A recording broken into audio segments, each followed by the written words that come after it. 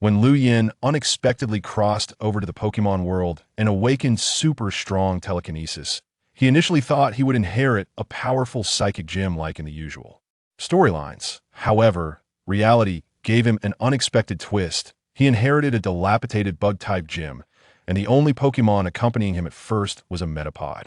While passers-by mocked it as the weakest gym in the league, encouraging everyone to come and take badges for free, they didn't know that powerful Pokémon like a Mega Beedrill, a Mega Scyther, and a Heracross were already lying in ambush within the gym, ready to teach a profound lesson to those who look down on bug types. Even more surprisingly, as the bug-type gym leader, Lu Yin ultimately earned the title of champion with his expertise and psychic abilities. When faced with everyone's doubts, he merely replied nonchalantly, "Who says a bug-type gym leader can't become a psychic champion?" This unconventional trainer was redefining the rules of the Pokémon world with his strength. Chapter 1. Bug-type Gym Leader. Lu Yin sat in a chair, staring at the yellow cocoon in front of him for quite some time. The yellow cocoon couldn't move but stared back at Lu Yin with wide eyes. The two of them just maintained this staring contest. Lu Yin really couldn't understand. He was at home eating ice pops, enjoying the air conditioning, and comfortably watching short dramas in bed. How did he suddenly cross over? It seemed he had crossed into the Pokémon world. Crossing over was fine. Lu Yin felt carefree and had nothing to miss. The differences between worlds weren't that significant. But the problem was, this big cocoon in front of him seemed to be his starter Pokémon. Even if the protagonist starter wasn't one of the 3 starters, it should at least be a popular type, like Fire or Dragon, right? A bug-type Metapod, the evolved form of a Caterpie. The key point is, the remnants of memories in his mind told him he didn't seem to be just an ordinary novice trainer. He appeared to be a gym leader. This made Lu Yin even more frustrated. Which gym leader only had a Metapod as their representative? Isn't this just a beginner trainer's dream gym, giving out experience and badges? But since he was here, he might as well make the best of it. Lu Yin quickly accepted the fact that he had crossed over and become a bug-type gym trainer. However, having only a Metapod as his Pokémon was really not enough. It seemed he needed to find opportunities to capture a few strong fighters. Otherwise, he would really just be treated as an experience pack by novice trainers. Ding! The strongest trainer system has been successfully bound. Ding! Mission issued. 1 month later, the League will conduct a gym inspection on the bug-type gym, where the host is located. Defeat the inspector to obtain League certification. Mission rewards. Evolution Stone X1. Mega Beedrill Stone X1. Newbie gift pack distributed. I knew that a traveler can't lack a golden finger. Just as Lu Yin was feeling elated, he suddenly felt a wave of clarity in his mind. Soon after, his consciousness began to rapidly expand outward. Whoa. After a while, Lu Yin slowly opened his eyes. The joy in his gaze flashed by. Yes, it was just a flash. Then it turned into complaints. System, your newbie gift pack is pretty good. The powerful telekinesis does ensure my safety. But the problem is, why am I a bug-type gym trainer? Shouldn't I be a psychic gym trainer? System, can I change the type of my gym? I think a psychic gym is much more prestigious than a bug gym. Lu Yin kept complaining about the system in his mind. However, the system remained silent, either pretending to be deaf or too aloof. After complaining for a while, Lu Yin felt bored that a bug-type gym trainer is fine. He could always switch careers later if he had the chance. While venting, Lu Yin also briefly understood the system's functions. In addition to issuing missions, the system had 2 other functions. Point 1 was Pokémon enhancement. The other was a reputation shop. Pokémon enhancement allowed the use of enhancement points to boost a Pokémon's 6 attributes: HP, attack, defense, special attack, special defense, and speed. It could also modify a Pokémon's ability using enhancement points. The reputation shop was even simpler. It sold items. From Pokeballs and healing potions to evolution stones and move tutors, it had everything. Lu Yin even saw Arceus's type plates. However, seeing the long string of zeros made Lu Yin very wisely retract his gaze. He couldn't look. Staring too long would make his heart ache. At this moment, both enhancement points and reputation values displayed as 0 on the system panel. System, how can I obtain enhancement points and reputation values? Lu Yin asked. This time, the system finally responded, defeating Pokémon can earn enhancement points. Defeating trainers can earn reputation values. The level of the Pokémon and trainers differs, so the obtained enhancement points and reputation values will also vary. Understood. Lu Yin nodded. Indeed, the strength required to defeat a Caterpie and a Rayquaza would definitely be different. After getting a simple understanding of the system, Lu Yin decided to familiarize himself with all the assets he currently had. Actually, there wasn't much to familiarize himself without a gym located in the mountains, which seemed to have not yet received official league certification. Behind the gym was a small two-story building, which could be considered his residence. Strictly speaking, this could also be considered a small countryside setting. This was the one thing Lu Yin was most satisfied with. Aside from these properties, Lu Yin had a few Pokeballs, some healing potions, and antidotes, and there was the Metapod, which was presumably his starter Pokemon. Alright, it's better than having nothing. System, can you detect Pokemon attributes? Lu Yin asked.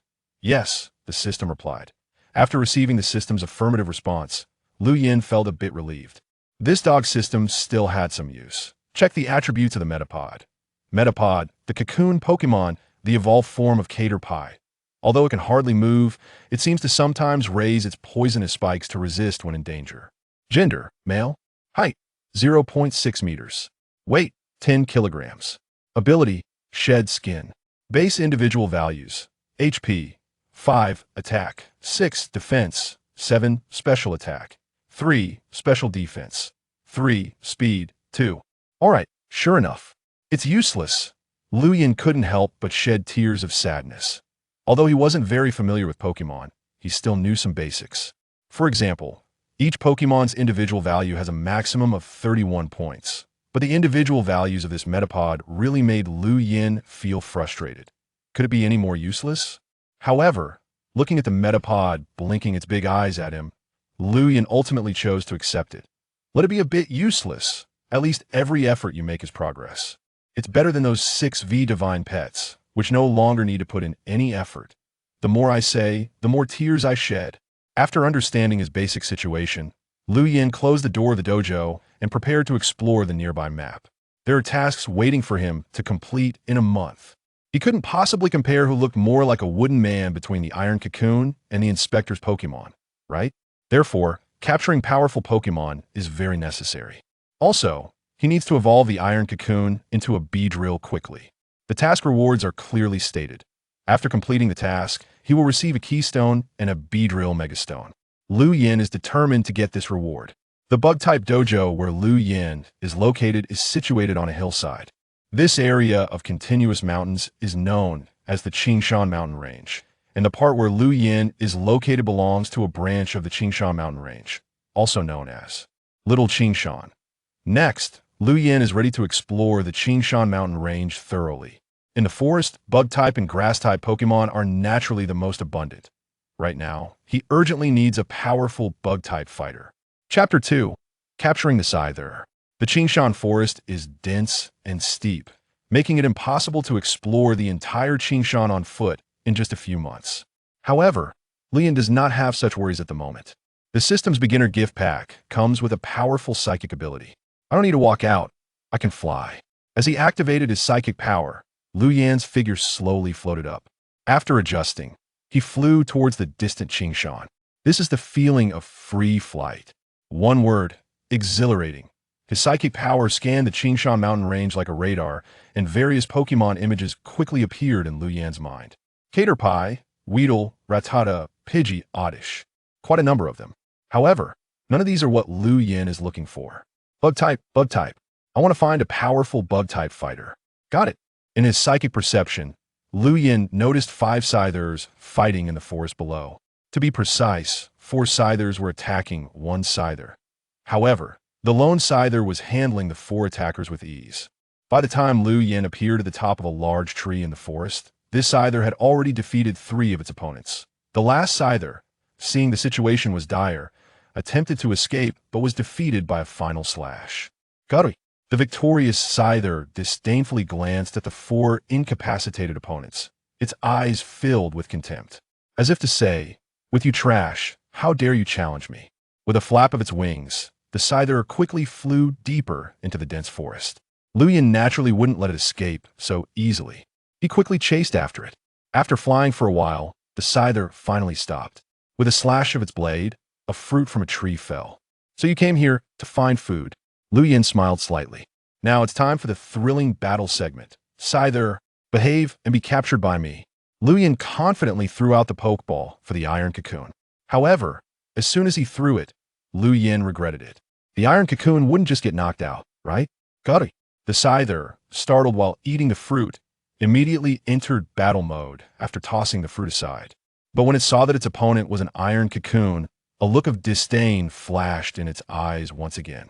Lu Yin felt his anger rising at the Scyther's attitude. Little Mantis, let me show you your place. Soon you'll know why the flowers are so red. Iron Cocoon, go for it. Don't let it look down on you. Lu Yin shouted at the Iron Cocoon. The Iron Cocoon's eyes began to sharpen. Very good. Iron Cocoon, use Harden to increase your defense. Lu Yin commanded. The Iron Cocoon silently responded, shining with light as it used the Harden move. Got it. The Scyther let out a low growl and lunged at the Iron Cocoon. It slashed with its twin blades. Schwa, schwa, schwa.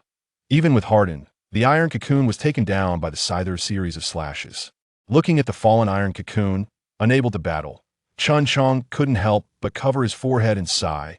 I really overestimated the strength of the Iron Cocoon. But next, it's my turn, Chun Chong said, his gaze becoming serious. Got it. The Scyther once again displayed a look of disdain. You think your Pokémon are my opponents? Let alone you. Prepare to die. Just as the Scyther charged towards Lu Yin, he slowly extended his right hand.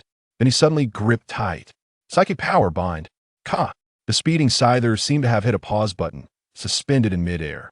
No matter how it struggled, it all seemed so futile. Don't worry, we have plenty of time.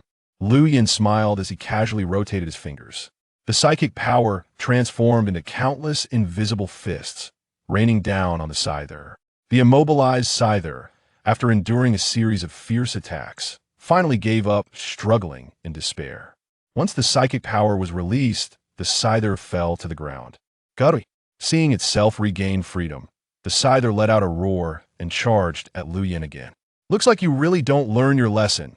Lu Yin chuckled lightly as he activated his psychic power again. Psychic Iron Fist. Bang, bang, bang. After a session of tough love from Lu Yin, the Scyther finally realized its mistake. It simply collapsed to the ground, unable to get up. Indeed, capturing it still requires me to take action myself. Go Pokeball. Lu Yin threw the Pokeball in his hand. The Pokeball perfectly hit the Scyther, instantly transforming it into a ball of red light and capturing it inside. The Pokeball shook violently upon landing, and finally, with a soft bang, it stopped. Scyther captured. System. Check Scyther's attributes. Scyther, Mantis Pokemon. It can use sharp size to cut through prey. Gender, male height, 1.6 meters weight. 58 kilograms ability. Technician base individual values. HP, 23 attack, 24 defense, 16 special attack, 18 special defense, 15 speed, 26 not bad. Not bad. This is a proper Pokemon. Just as Lu Yin was satisfied with Scyther's attributes, the previously defeated Iron Cocoon emitted a burst of white light. In the glow, a gap opened in the back of the Iron Cocoon. The gap widened, and a form slowly broke free from it. Beedrill. After gaining some experience points, the Iron Cocoon evolved into Beedrill. Buzz, buzz, buzz. Looking at the Beedrill buzzing around him, Lu Yin nodded in satisfaction. This is the good thing about bug-type Pokemon. Their evolution speed is fast. Although Beedrill is not particularly strong among bug types, it is definitely much stronger than Iron Cocoon. Moreover, there's a Beedrill Megastone as a reward for the task in a month. Mega Beedrill and Beedrill are two completely different Pokemon. At that time, it can also serve as a facade for the dojo. After capturing Scyther, Lu Yin also noticed that his enhancement points increased by 5 points. Without hesitation, he allocated these 5 enhancement points to Scyther Speed. Each Pokemon has a maximum base individual value of 31 points. The speed of the Scyther is 26, and increasing it by 5 points brings it to exactly 31 points. As for Beedrill, there's no need to worry. Lu Yin will definitely enhance its strength. Although it may seem a bit weak now, the future is promising. Next, Lu Yin continues to wander in the Qing Mountain. Whenever he encounters a Pokemon, he chooses to battle. The main goal is to increase Beedrill's battle experience and strengthening points. Time quickly passed for more than half a month. Aside from going back to the gym to sleep at night, Lu Yin has spent most of this time in the Qing Mountain. Chapter 3 New Challenger Beedrill. Use Twin Needle Attack. Buzz. Beedrill transformed into a yellow flash and charged towards the Pidgey in front of it. Pidgey let out a strange cry and also used Peck against Beedrill. However, Beedrill's speed was too fast. Although Pidgey had a type advantage over Beedrill, it was useless if it couldn't land a hit. Bang! Bang! The twin needle attack hit perfectly, and Pidgey fell helplessly to the ground. "Well done, Beedrill," Lu Yin said with a smile. Buzz. Beedrill happily flew around Lu Yin once. Being recognized by its trainer made it very happy. After defeating Pidgey, Lu Yin gained 2 enhancement points. After adding these 2 points to Beedrill's special defense, Lu Yin happily put away his hands. Over the past half-month, he had finally maxed out the individual values of Beedrill and Scyther. With these 2 Pokémon, the League's inspection task would surely be no problem. After recalling Beedrill into its Pokeball, Lu Yin returned to the gym. During this time, although Lu Yin had been training Beedrill and Scyther in the Green Mountains, he also took the opportunity to browse various materials online. For example, the country he was in was called the Great Flame Nation. The Great Flame Nation has 34 provinces, cities, and autonomous regions. He was in the Qianyang province, Tonling City of the Great Flame Nation. Tonling City already had an official gym of the League, a grass-type gym. His bug-type gym had not yet been certified by the League. Only by passing the League's inspection could it be recognized as an official gym. This was also why Lu Yin had been wandering in the Green Mountains for over half a month without worrying about the gym. Because even if a trainer successfully challenged an unofficial gym, they wouldn't receive a badge. At most, they would gain a little battle experience. Beedrill and Scyther had already been honed quite well. To continue growing stronger, the 2 Pokémon could only accumulate experience over time or evolve. But there was no rush. They could take their time. Next, all he needed to do was wait in the gym for a few days for the League's inspectors to conduct the gym inspection. Lu Yin had already logged onto the Pokémon League to check the relevant information about gym inspections. The League generally conducts a 2-on-2 Pokémon battle for newly certified gyms. Defeating the inspector indicates passing the inspection. Some gyms even have a chance of passing if they draw against the League inspector. Therefore, Lu Yin was not worried at all about the gym certification. After returning to the gym and preparing some food, Lu Yin fell asleep. The next day, facing the morning glow, 2 young figures were climbing the small green mountain. "Oh, Bai, is there really a gym here?" Lin Xing said, panting. "Of course there is," Xiao Bai replied confidently. "I checked on the League's official website, and there's an unrecognized bug-type gym on this small green mountain. Let's scout the way first and see how strong this gym is." "Not recognized by the League? Then what's the point of coming here? Even if we win, there's no badge." Lin Xing's mood immediately deflated upon hearing this. "You can't say that." Xiao Bai shook his head and smiled. "For newcomers like us, directly challenging an official gym is still too difficult. This unofficial gym is just right for us to practice. Besides, this bug-type gym might get League certification soon. If it passes, we'll be the first to try it out. Even if it doesn't pass, gaining some practical battle experience isn't a loss." Lin Xing thought for a moment, and Xiao Bai seemed to have a point. Since they were already here, they might as well challenge it. Hopefully, this gym could provide a bit of challenge. Lin Xing and Xiao Bai were both recent high school graduates from Qianyang province. In this world, students didn't study subjects like math and English. They studied Pokemon battles. Both did well in their entrance exams and were accepted into Pokemon universities. With summer vacation approaching before starting their college lives, they planned to begin their training challenges. They might not be able to defeat an official gym, and failing could lead to embarrassment. This kind of unrecognized gym was their first choice. If they succeeded, they could show off to their friends. This was also why Xiao Bai chose to bring Lin Xing here. After climbing for quite a while, they finally arrived at the gym entrance. "Finally here. I'm exhausted." Lin Xing sat down on a large tree stump in front of the gym, panting heavily. Xiao Bai was about the same. Although he wasn't as exaggerated as Lin Xing, he was also out of breath. While resting, they couldn't help but observe the gym in front of them. The main door was open, with intermittent sounds of insects and birds surrounding them. If it weren't for the special sign of the bug-type gym standing at the entrance, they wouldn't have thought this was a gym. It looked more like a vacation cabin. "Are you here to challenge the gym?" Lu Yin had already sensed their presence and walked out of the gym. Lin Xing and Xiao Bai, who were resting, couldn't help but stand up. "Hello, let me introduce myself. I'm Lu Yin, the trainer of the bug-type gym, Lu Yin said with a smile. "Hello, I'm Lin Xing. I'm Zhao Bai." The two hurriedly greeted Lu Yin. Although he hadn't received the league's inspection certification yet, Lu Yin was actually eager to welcome challengers, because only by defeating trainers could he gain prestige points. Watching various items in the system store every day without being able to buy anything was truly torturous. "Come on in." Lu Yin waved to the two and then turned to walk into the gym. Lin Xing and Zhao Bai exchanged glances and quickly followed. They were here to challenge the gym, so naturally, they wouldn't hesitate. "Are you planning to rest for a bit, have some tea, or start the challenge directly?" Lu Yin led the two to the battle arena. "Gym leader, let's start the challenge right away," Lin Xing said first. "You both look like fresh graduates this year. You really have a lot of energy," Lu Yin said with a smile. Lin Xing thought Lu Yin was underestimating him and immediately said with a serious face, "Humph. Don't think that just because we are new trainers, you can look down on us. We did our homework before coming here. Don't lose too badly." After hearing Lin Xing's words, Lu Yin wasn't angry. He didn't believe these two new trainers could defeat him single-handedly. After all, he was a transmigrator with a built-in golden finger. If he could be defeated by them, he might as well delete his account and start over. "All right, then let's see what you've got." Lu Yin smiled and stood on one side of the battle arena. After nodding to Zhao Bai, Lin Xing quickly walked to the other side of the battle arena. Chapter 4 Battle against new trainers. Since my gym hasn't received league certification yet, there are no official referees, so the result of the match will be determined by ourselves. "No objections?" Lu Yin asked Lin Xing. "No problem." Lin Xing nodded. "Okay, now let's begin the match for trainers challenging the Shaoqing Mountain Bug Gym. The match will follow a 2-on-2 relay format.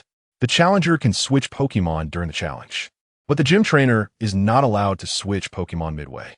The match starts now." As Lu Yin's voice fell, he immediately threw out the Pokeball in his hand. Beedrill. Sure enough, it was the bug-type Beedrill. Don't underestimate me." Lin Xing confidently tightened his grip on the Pokeball and shouted, "Go, my loyal partner." Beep. Lin Xing sent out his first Pokemon, Beedrill. "You're the challenger, so you can attack first," Lu Yin said with a smile. "Then I won't hold back. Beedrill, use Gust." Lin Xing's expression turned serious as he shouted, "Beep." It seems he's not a mindless novice trainer, knowing to use a flying-type move against a bug-type. That's a good thought. However, if you can't hit your opponent, no matter how strong the move is, it will be in vain. Lu Yin calmly smiled and said softly, "Beedrill, dodge. Then use Focus Energy. Buzz." Beedrill easily avoided Beedrill's Gust with a quick flap of its wings. "Damn, it's quite fast." Lin Xing hadn't realized that this match was actually over. Beedrill, turn around and counterattack. Use Fury Attack. Beep. Beedrill circled around the arena and charged towards Beedrill again. Beedrill, use Fury Attack. Lu Yin waved his hand and shouted, "Buzz." Beep. Beedrill was startled as the Beedrill in front of it suddenly vanished. Beedrill, danger. Lin Xing, commanding from behind, was surprised to find that Beedrill had suddenly appeared behind Beedrill with teleport-like speed. Lin Xing's shout was clearly too late. Beedrill couldn't react at all, and Beedrill's twin stingers quickly struck. Swish, swish, swish, swish. A perfect 5-hit combo. Beep. Due to Beedrill using Focus Energy first, the Fury Attack took Beedrill out in one go. Beedrill, Lin Xing shouted anxiously. However, Beedrill, which had already lost its fighting ability, obviously couldn't respond to Lin Xing. "Lin Xing, your Beedrill has already lost its fighting ability," Lu Yin kindly reminded him. "Damn it." Lin Xing took out Beedrill's Pokeball and recalled it. Immediately, Lin Xing took out another Pokeball and threw it. "Go, Tylo." Tail. A cute Tylo appeared on the field. Lu Yin raised his hand to signal Lin Xing to continue attacking first. Lin Xing was fuming inside and shouted at Tylo, "Tylo, use Quick Attack." Tail. Tylo began to charge towards Beedrill rapidly. The speed increased, finally turning into a flash of lightning. I said before, if you can't hit your opponent, no matter how strong the move is, it's useless. Beedrill, use Twin Needle. Buzz. Beedrill performed a graceful side maneuver to avoid Tylo's quick attack. The twin stingers in its hands suddenly glowed with a purple light. Swish, swish. Both stingers struck Tylo simultaneously. Tylo. Lin Xing shouted again. Tylo, hit by the Twin Needle, did not immediately lose its fighting ability, but instead lay panting on the ground, already showing signs of poisoning. "Tylo, can you hold on?" Lin Xing yelled. "Tail!" This time, Talo's cry also began to weaken. Lin Xing gritted his teeth and ordered again, "Tylo, use quick attack again." "Tail!" The weakened Tylo responded and charged towards Beedrill once more. Lu Yin shook his head in disappointment. "You're still too young, Lin Xing. Your Talo's condition is already poor. Everything you're doing now is just in vain." As Lu Yin spoke, Beedrill easily dodged Talo's quick attack again. Beedrill strolled leisurely, but Tylo was different. It was suffering from pain every moment due to the poison. "Beedrill, give it the final blow," Lu Yin shouted. "Buzz!" Beedrill showed no mercy, and its twin stingers struck Tylo again. Tylo, already in a severely weakened state, was no match for Beedrill. After a hit, it directly lost its fighting ability. I lost. Although unwilling to accept this reality, Lin Xing helplessly recalled Tylo into its Pokeball. He didn't expect that this small bug-type gym, which hadn't even been certified by the league, would be so strong. It was even stronger than the grass-type gym in Toneling City. "Now it's my turn." Zhao Bai, who had witnessed the entire battle, confidently walked over. He believed he fully understood Beedrill's move trajectory and that he could definitely win with his own strength. "Be careful, this gym leader is something," Lin Xing whispered as he brushed past Zhao Bai. "Don't worry, I'll definitely help you get your revenge," Zhao Bai said confidently. Lu Yin raised an eyebrow, signaling Zhao Bai to send out his Pokemon. "Then I won't hold back. Go, Cyndaquil." Zhao Bai threw out the Pokeball in his hand. "Oh, I didn't expect it to be one of the starter Pokemon, Cyndaquil," Lu Yin said with some interest.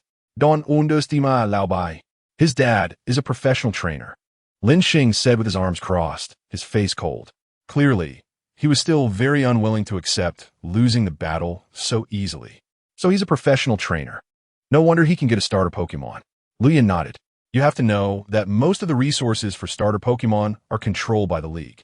Besides some special secret realms, it's rare to encounter wild starter Pokemon outside. Cyndaquil is my first partner. You better be careful." Zhao Bai smiled on the surface, but his eyes had become focused. Similarly, Lu Yin signaled for Zhao Bai to attack first. Zhao Bai was not one to hesitate, and quickly commanded Cyndaquil to attack. "Cyndaquil, use Ember." Woof! A series of dense sparks poured towards Beedrill. "Beedrill, dodge. Use Fury Attack."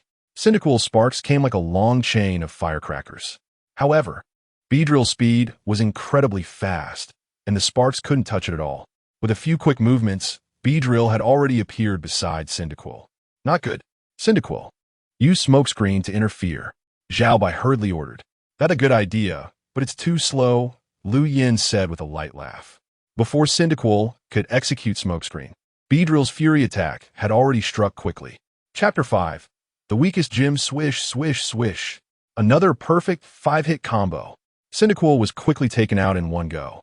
Zhao Bai's originally confident face instantly turned dark. He didn't expect this Beedrill to be so strong. Is this really a gym that hasn't been certified by the league? The difficulty is a bit beyond expectations. However, it was too late to regret now. Zhao Bai recalled his defeated Cyndaquil. The gap can't be this big with another Beedrill. "Go, Beedrill." Zhao Bai sent out his second Pokemon, which was also a Beedrill. "Oh, this is interesting," Lu Yin said with a hint of amusement on his face. "He's preparing to clash head-on with me. But unfortunately, my Beedrill is not an ordinary Beedrill." "Beedrill, use Rage," Zhao Bai shouted loudly. "You want to use the passive effect of Rage to increase your attack power? But you might not get that chance." "Beedrill, use Pursuit." Lu Yin waved his hand. The two Beedrills flapped their wings simultaneously and charged at each other. But it was obvious that Lu Yin's Beedrill was several times faster than Zhao Bai's. It was too late for Zhao Bai to try and have his Beedrill dodge. The effect of Pursuit doubles the move's power when the opponent switches in a new Pokemon. Bang! Lu Yin's Beedrill's twin stingers instantly struck Zhao Bai's Beedrill. Zhao Bai's Beedrill didn't even have a chance to react and fell to the ground, losing its fighting ability. To know that apart from a few bug-type Pokemon like Beedrill and Scyther, most bug-type Pokemon do not have particularly high HP, physical defense, or special defense. Therefore, under the double damage of the Pursuit, Zhao Bai's Beedrill was instantly knocked out. So strong, the once confident Zhao Bai was now left with only surprise. His father is a professional trainer, and he has naturally seen his father train Pokémon. Comparing the two, he found that Lu Yan's displayed strength did not seem to be much weaker than his father's. Could it be that this bug-type gym leader also has the level of a professional trainer? However, Xiaobai thought for a moment and understood. Although this Zaiqingshan bug-type gym has not yet been certified by the league, the fact that it can operate as a gym means its strength cannot be too weak. Otherwise, they wouldn't have the face to open a gym. No one likes to be beaten every day. I lost. Although Xiaobai was unwilling, he still accepted the result calmly. Beedrill, you did well. Lu Yan smiled and patted Beedrill to encourage it. Buzz. Beedrill happily flew in circles around Lu Yan. Gym leader, your strength is really impressive. I believe this gym will definitely pass the league's certification. At this moment, Xiaobai walked over and extended his hand to Lu Yan. Lu Yan, with a smile on his face, shook hands with Xiaobai and said, "Thank you for your kind words." Lin Xing also came over at this time to wish the gym success in passing the league's review and certification. After some casual conversation, Lin Xing and Xiaobai said their goodbyes and left. Before leaving, Lu Yan handed Lin Xing a bottle of antidote. Your Tylo was poisoned by Beedrill. This is my specially made antidote. It works quite well, Lu Yan said. Thank you, gym leader. You are such a good person, Lin Xing said with gratitude on his face. He was originally troubled about using his savings for Talos treatment. He did not expect Lu Yan to send an antidote. If the poison is cured, then recovering some stamina won't cost much. As Lu Yan saw them off, Lin Xing and Xiaobai went down Zaiqingshan. Lao Bai, this gym leader is really nice, Lin Xing said with emotion. Who says otherwise? The Pokemon strength is also very strong. In the future, this Zaiqingshan bug-type gym will definitely become famous. Xiaobai also felt deeply about this. Lin Xing suddenly had a mischievous look and said with a smile, Lao Bai, what do you think about us posting something online about the Zaiqingshan bug-type gym? Writing about how we were completely defeated by a Beedrill? I think there's no need for that, Xiaobai said with a bitter face. No. Lin Xing shook his head with a smile. Lu Gym leader's strength is so strong, and Zaiqingshan bug-type gym is so low-key. I have also received Lu Gym leader's kindness, so I decided to post something to promote this weakest bug-type gym. As he spoke, a sly expression appeared on Lin Xing's face. Lin Xing, you mean? Xiaobai seemed to understand Lin Xing's intention, and his expression began to turn interesting. We were almost questioning life after being defeated by Lu Gym leader. How can such a wonderful experience be something only the two of us endure? This good place, Zaiqingshan bug-type gym, should be known to more trainers. I believe Lu Gym leader will appreciate us, Lin Xing said with a smile. Exactly, Xiaobai nodded and smiled slyly, saying, such a wonderful experience, how can it be something only the two of us feel? I will first recommend Zaiqingshan's weakest bug-type gym in our class group. I believe those aimless guys will definitely be interested. And so, Lin Xing and Xiaobai left the mountain with sly smiles on their faces. If Lu Yan knew what Lin Xing and Xiaobai were up to, he would definitely reward them well. You two are really little geniuses. After defeating Lin Xing and Xiaobai, Lu Yan gained 12 enhancement points and 10 prestige points. Beedrill and Scyther have already maxed out their 6 attributes, so the enhancement points are temporarily useless. The 10 prestige points can only buy 2 healing potions or 2 Pokeballs in the system shop. Regular evolution stones require 500 prestige points. Skills like Swords Dance require a whopping 1,000 prestige points. The system shop also has Mega Stones and Keystone. However, the prices start at 100 prestige points. This is simply... Lu Yan was about to complain when he remembered the prices of Keystones and various Megastones online. Each one costs no less than 10 million League coins. Items like the Charizard Megastone, which are popular, are even inflated to over 50 million League coins. There's a price, but no market. Looking at it this way, the system shop seems to be quite reasonable. However, the gym is still not well known. There are only a few trainers coming to challenge it. But once it passes the league's review and certification, this situation should improve. As long as he persists, Lu Yan believes he can gather enough prestige points. While Lu Yan was thinking about the bright future, Lin Xing and Xiaobai had already begun to plan their weakest gym project.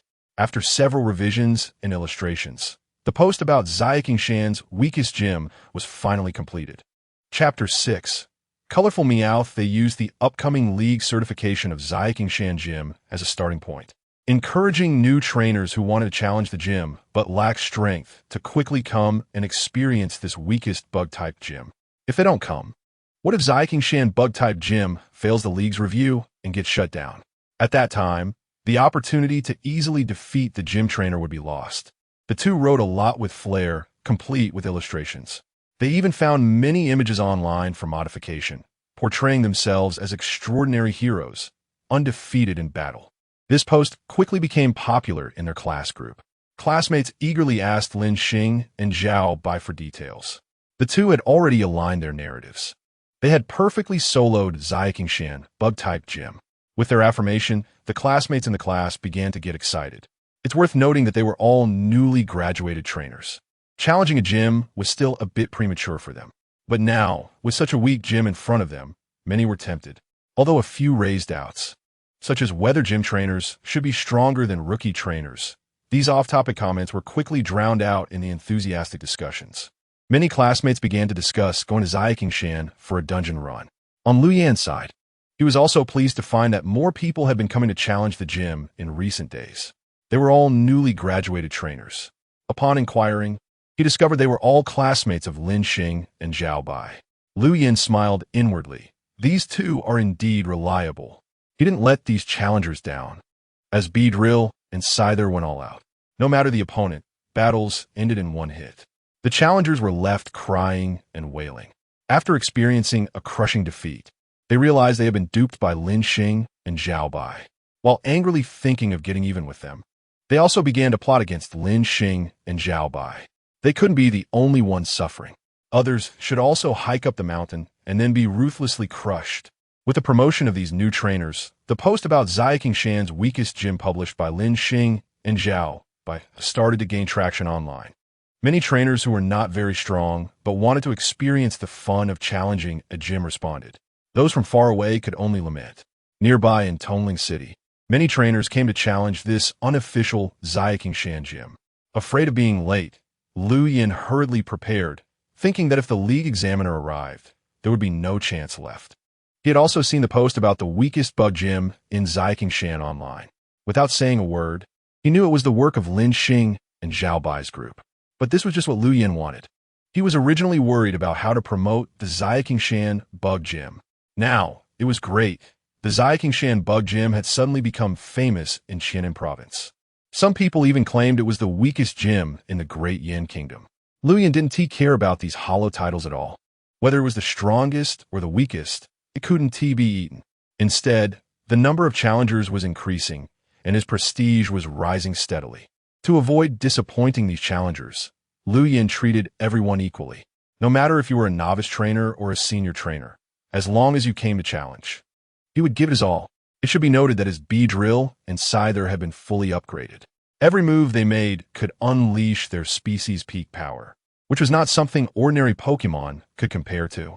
Naturally, those who had been misled couldn't swallow this insult. They came in excitedly, ready to bully weak Pokémon, only to be bullied themselves. How could they endure this?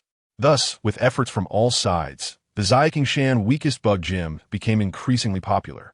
Tomorrow was the day the league would conduct an inspection and certification of the Shan bug gym. As long as they passed the league's inspection, the Shan bug gym would be an officially certified gym. Trainers who defeated the Shan bug gym would also receive a special bug badge. However, none of this was the main focus. What Lu Yan was really concerned about was the league's subsidy. Certified gyms could receive a monthly subsidy of 100,000 league coins, primarily for the operation and maintenance of the gym. Moreover, gym trainers would directly join the league and enjoy elite trainer benefits. Not only would they have a decent high salary and benefits, but they would also receive discounts on league merchandise. Of course, regional gyms also had the responsibility to maintain safety in their area. If a nearby city experienced a Pokémon riot or other dangerous incidents threatening public safety, gym trainers were obligated to respond first and assist local police in handling the crisis. Thus, being a gym trainer was a profession that involved both responsibility and obligation. That night, As Lu Yin was sleeping, he suddenly opened his eyes. Interesting. He chuckled lightly, sat up, and began to get dressed. The noise Lu Yin made as he got up startled his resting Beedrill and Scyther. Buzz. Beedrill flitted over to ask Lu Yin what was wrong. It's nothing.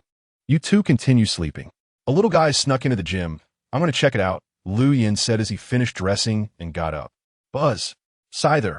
Beedrill and Scyther naturally wouldn't let Lu Yin go alone. The two Pokemon guarded Lu Yin's side as they stealthily made their way to the kitchen downstairs. The kitchen was making very slight noises in the dark. If one wasn't careful, they might not notice these faint sounds at all.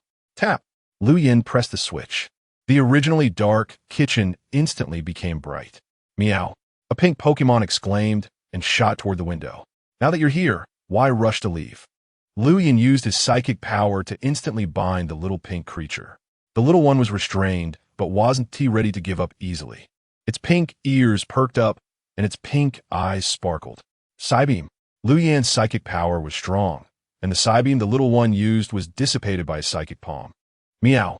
The little one was both angry and anxious, wanting to use its psychic moves again. At this moment, Lu Yin increased his control over the psychic power, and the little one instantly fell silent. Is this a shiny Meow?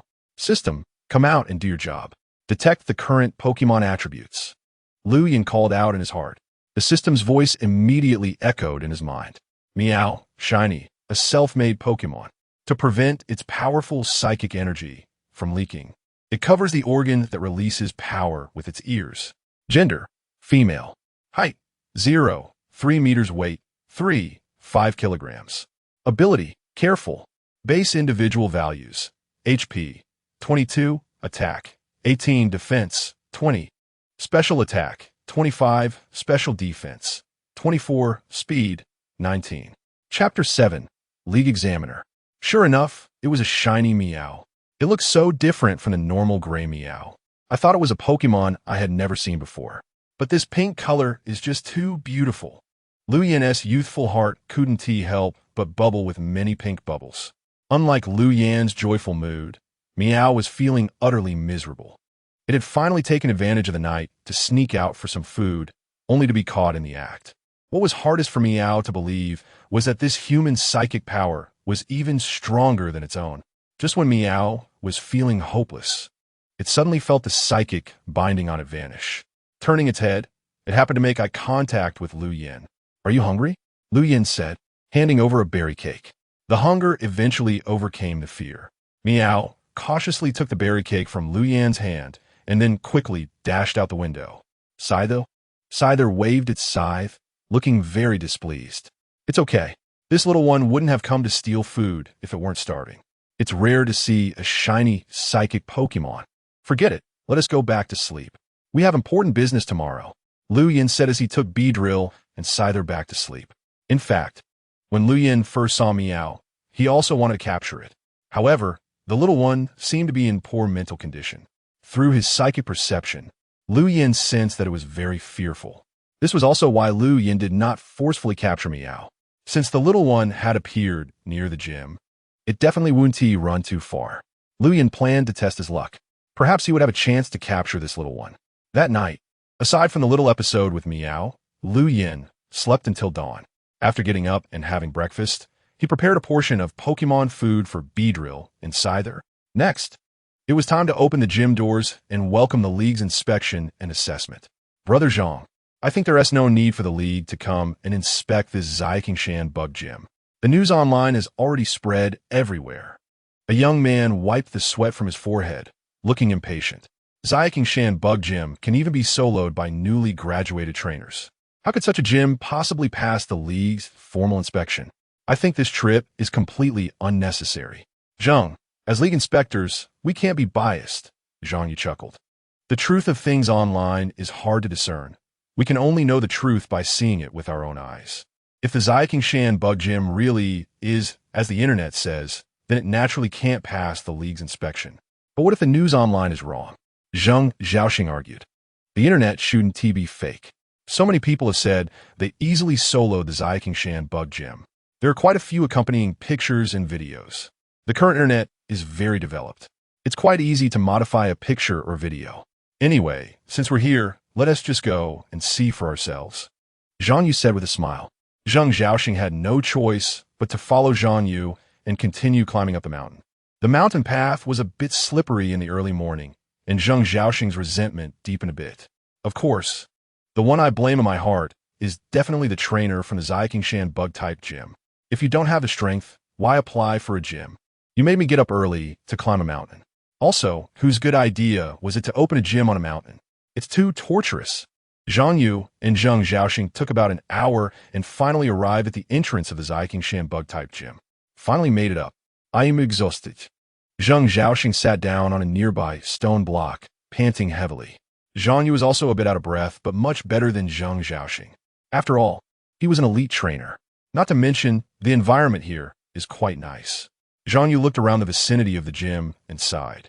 During this time, Lu Yin had not only been leveling up his Beedrill and Scyther, but also used telekinesis to move beautiful flowers and plants to the area around the gym. Now, the Zaiqingshan bug-type gym was surrounded by lush green trees and blooming flowers, presenting a unique natural beauty. The gym focuses on the trainer's strength, and the environment has nothing to do with it. Zhang Xiaoxing, resting while sitting, interjected at an inappropriate time. That's true. Zhang Yu chose not to debate with Zhang Xiaoxing. He was here for the league inspection. No matter whether the Zaiqingshan bug-type gym could pass the inspection or not, he didn't care much. It was just his duty, acting on orders. When Zhang Yu and Zhang Xiaoxing arrived, Lu Yin already knew someone was coming. Once the two had rested enough, Lu Yin leisurely walked out and said, "You two must be the league inspectors, right? Welcome, welcome. Come in and have a drink. Even if you put on a show without real strength, we won't let your gym pass the inspection certification," Zhang Xiaoxing said with an annoyed expression upon seeing Lu Yin come out of the gym. Hearing Zhang Xiaoxing's words, Lu Yin chose to ignore him. Just a stinky bug, seeing too much has hurt my eyes. Zhang Yu, however, smiled and extended his hand, saying, "League Inspector Zhang Yu." Zaiqingshan bug-type gym trainer Lu Yin. Lu Yin also smiled and walked over to shake hands with Zhang Yu. After a brief greeting, Lu Yin led Zhang Yu into the gym, while Zhang Xiaoxing followed behind with an unhappy face. He felt that the people online had made it very clear. This gym was weak and could not possibly pass the league's inspection certification. "Brother Zhang, since you've come from afar, take a break first. The inspection isn't that urgent," Lu Yin said with a smile. "No need to rest. I have other things to do later. The sooner the inspection is over, the sooner I can go back," Zhang Yu replied. Zhang Xiaoxing thought that Lu Yin knew his strength was lacking and was trying to pull some tricks to delay time. "If you can't do it, just admit it early. Don't waste our time," Zhang Xiaoxing said coldly. Lu Yin admitted he wasn't a person with a good temper. If it were at another time, he wouldn't mind crushing a clown like Zhang Xiaoxing trying to show off in front of him. But now it was different. Zhang Yu was the league inspector, and he had to give him some face. "Xiao Zheng, say less," Zhang Yu said, looking a bit displeased. "Oomph." Zhang Xiaoxing huffed in annoyance. "Since Brother Zhang has said so, let's start now," Lu Yin said. He wanted to complete the certification quickly so he could finish his task. He had been coveting the Mega Stones for Beedrill and the Keystone for a long time. Chapter 8. Lu Yin and Zhang Yu. Lu Yin and Zhang Yu had already taken their positions on opposite sides of the arena. Zhang Xiaoxing reluctantly walked to the edge of the arena. The assessment match between Lu Yin, the trainer of the Zaiqingshan bug-type gym, and Zhang Yu, the Pokémon League Inspector, was about to begin. The assessment requirements are that both sides would use 2 Pokémon. The gym trainer could switch Pokémon during the match, while the inspector was not allowed to switch. If both of the inspector's Pokémon lost all their combat power, it would mean passing the assessment. Conversely, if the gym trainer's Pokémon lost, it would mean failure. "Now, please send out your battling Pokémon," Zhang Xiaoxing shouted.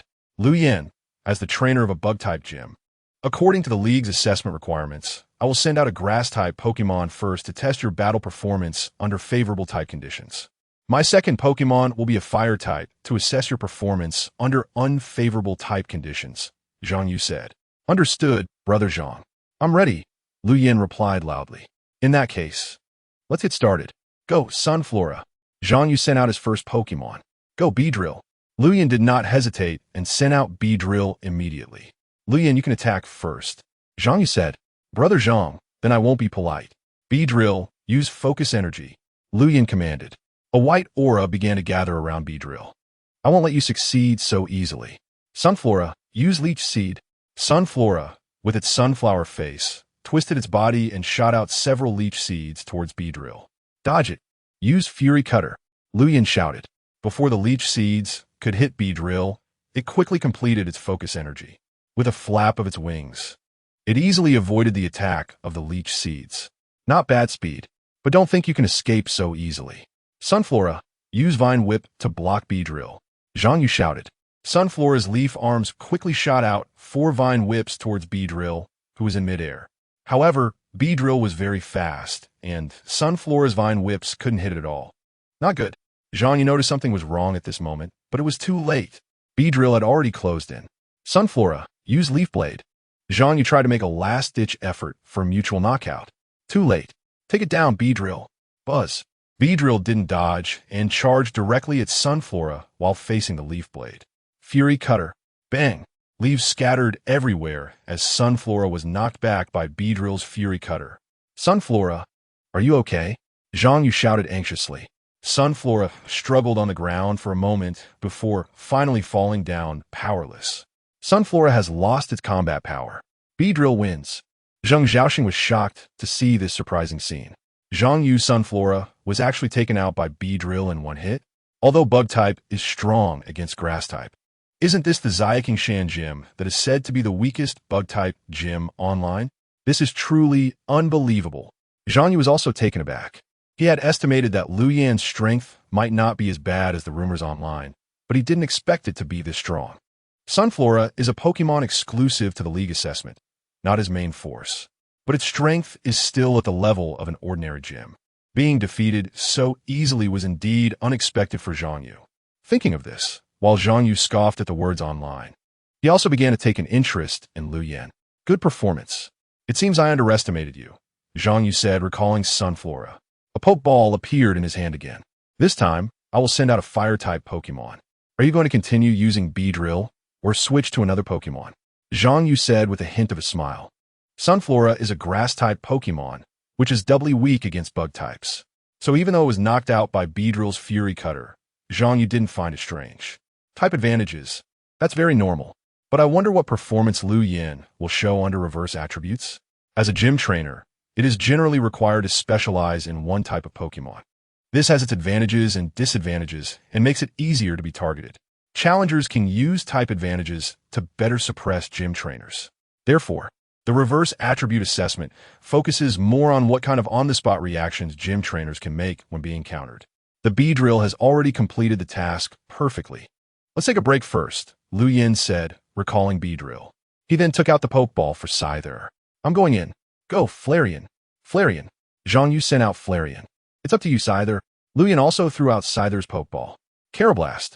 Scyther, wielding its twin blades, was full of fighting spirit. You attack first, Zhang Yu said. Then I won't hold back. Scyther, use Quick Attack. Carablast. Scyther's eyes sharpened, instantly turning into a streak of lightning as it charged towards Flareon. What incredible speed. Zhang Yu was also startled by Scyther's speed. He had been a trainer for many years and had never seen such a fast Scyther, but now wasn't the time for him to be shocked. Flareon, use Sand Attack to block Scyther's vision. Zhang Yu shouted. Flareon. Flareon kicked off with its hind legs, and a cloud of dust concealed its fiery red body. Lu Yan knew that Zhang Yu was definitely different from the rookie trainers who had challenged the gym before. However, these moves were not very effective against Scyther. Scyther used Fury Cutter, cut through the dust along with Flareon. Lu Yan shouted without hesitation. Since you're using dust to block my vision, I'll cut through both you and the dust. Carablast. Oh no. Flareon, use Flamethrower. Zhang Yu suddenly realized the situation was dire. But Scyther was too fast. By the time Flareon reacted, Scyther was already in front of it. Flamethrower, fire. Scyther's fighting spirit surged. A mere flamethrower? Watch me cut you down. Carablast. Swish. A flash of blades slashed through, and Flareon's flamethrower was split in two. Flareon was also sent flying. Flareon. Zhang Yu was shocked. He didn't expect Scyther's strength to be so terrifying. Scyther, use Fury Cutter again.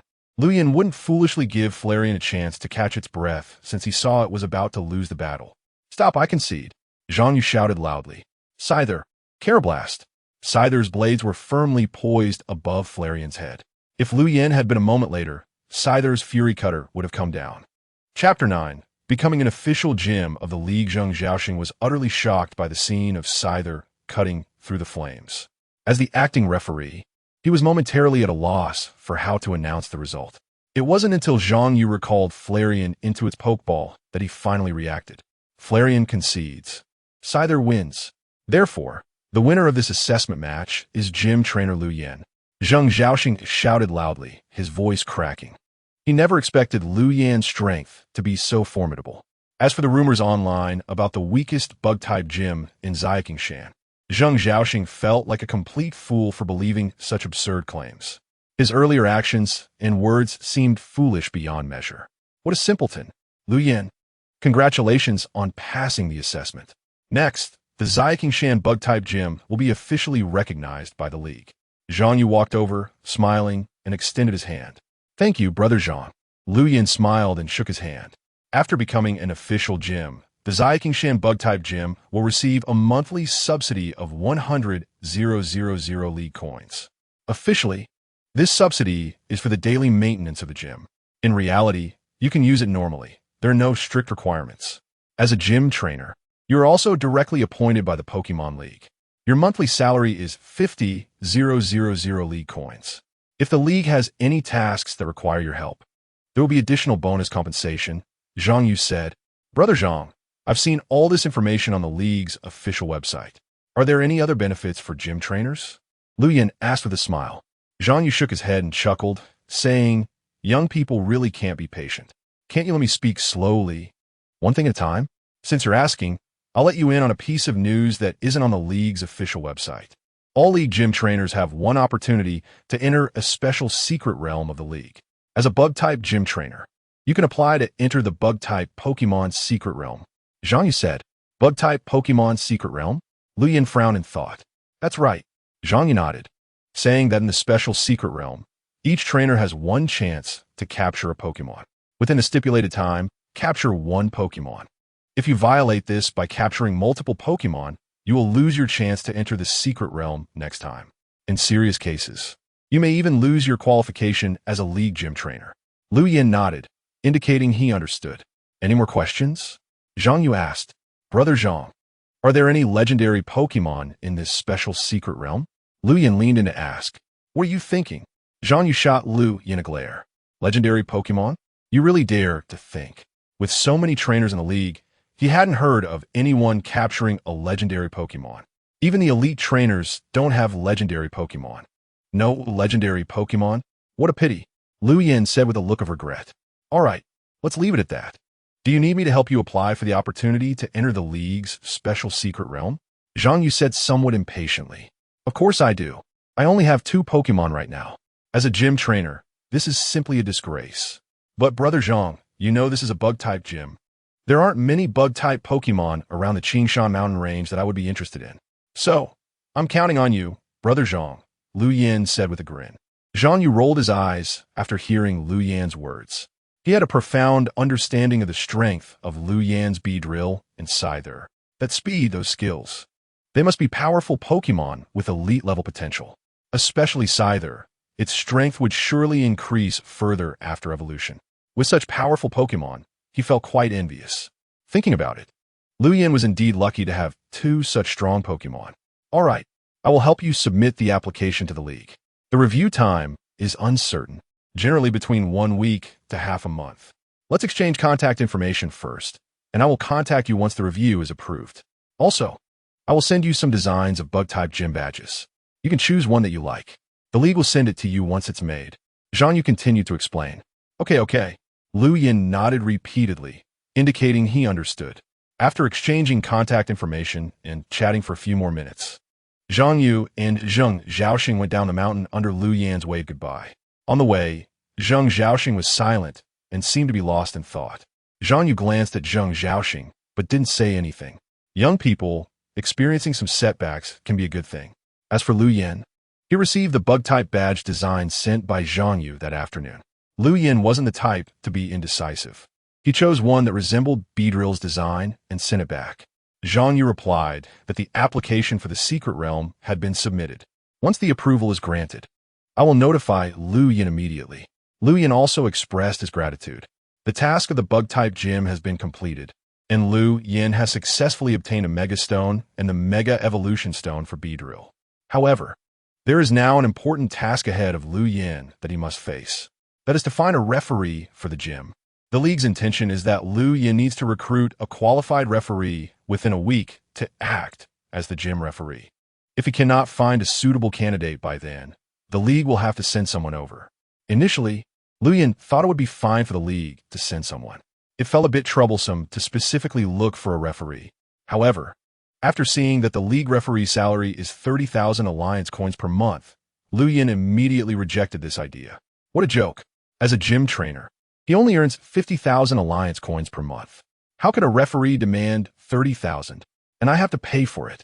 No way. I need to find someone myself. Lu Yin then posted a recruitment ad online. Xiaoqingshan Bug-type Gym is hiring a referee. Age and gender are not restricted. Must have league-certified referee qualifications. Physically fit and responsible. Salary, 8,000 to 10,000 alliance coins. No accommodation provided, one meal included.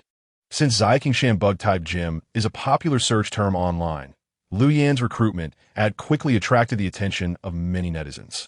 Informal gyms do not require having a referee. Only formally recognized gyms by the league have a strict requirement for a referee. Does this mean that Xiaoqingshan Bug-type Gym has passed the league certification? Isn't it said to be the weakest Bug-type gym? How could it pass the league certification? Or is it that the trainer of Xiaoqingshan Bug-type Gym used backdoor connections? Speculations about Lu Yin using backdoor connections were widely confirmed by many netizens. After all, the reputation of Xiaoqingshan Bug-type Gym as the weakest gym had spread far and wide. If it weren't for backdoor connections, such a weak gym would not be able to pass the league certification. Chapter 10. Meow and the injured Eevee. Not long after Lu Yin posted the recruitment ad, he received many comments from applicants. However, most of them requested Lu Yin to increase the salary. The salary of 8,000 to 10,000 alliance coins is considered low in the market. It should be noted that formal league referees earn over 30,000 alliance coins per month. Lu Yin rejected all those who requested a salary increase. He was also aware of the job market. In Tonling City, the average salary is around 5,000, and offering 10,000 is already considered a high salary. After a round of screening, Lu Yin helplessly discovered that not a single person met the requirements. This is bad. Am I really going to have to hire a league referee? Lu Yin thought with a distressed expression. Ding. Task released. Find a qualified gym referee within a week. Task reward. Metal Coat 1.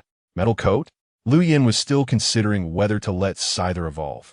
He felt that while Scyther would have significantly increased attack power after evolving into Scyther, its weight would also increase due to the Metal Coat, which would reduce its speed. However, after thinking about it, Lu Yin felt that from a long-term perspective, it might be better for Scyther to evolve. Scyther using a Mega Evolution Stone to evolve into Mega Scyther would also look very cool. Alright, no matter what, I need to find a referee. The Metal Coat can be considered a bonus. Night fell again. After spending an entire day online without any success, Lu Yin went to bed feeling frustrated. While dreaming, Lu Yin was once again awakened by the faint sounds coming from the kitchen. Here we go again. Lu Yin carefully got up and put on his clothes. Beedrill and Scyther also opened their eyes. Lu Yin signaled for the two Pokémon to continue resting and not to follow him. Beedrill and Scyther nodded slightly and closed their eyes quietly. Lu Yin was very confident in his own strength. The telekinesis granted by the system was very powerful, and ordinary Pokémon were no match for him. Moreover, his telekinesis was rapidly strengthening. He believed that it wouldn't be long before he could probably challenge a level 1 deity. This time, Lu Yin did not go to the kitchen to catch the Meowth that was stealing. Instead, he used telekinesis to fly out of the window and waited outside for Meowth to come out. He didn't have to wait long. The pink Meowth, under the cover of night, jumped out of the kitchen window holding 2 small berry cakes. These 2 berry cakes were deliberately left by Lu Yin because he suspected that Meowth might come back again. Lu Yin originally thought he would have to wait a couple of days longer. He didn't expect the little guy to come back so quickly. Lu Yin did not make a sound and cautiously followed behind Meowth. He wanted to see where this little guy was hiding. Meowth was very alert and made several turns before finally squeezing into a hidden large tree hole. So this is where you are hiding? Knowing the hiding place makes it much easier to capture you. Lu Yin carefully pushed aside the vines at the entrance of the tree hole, and his telekinesis probed inside. Huh. To Lu Yin's surprise, there was not only Meowth's presence inside, but also the presence of another Pokémon. Based on the aura, Lu Yin found that the condition of that Pokémon was not good. When Lu Yin pushed aside the entrance vines, it made a noise, naturally alerting Meowth inside the hole.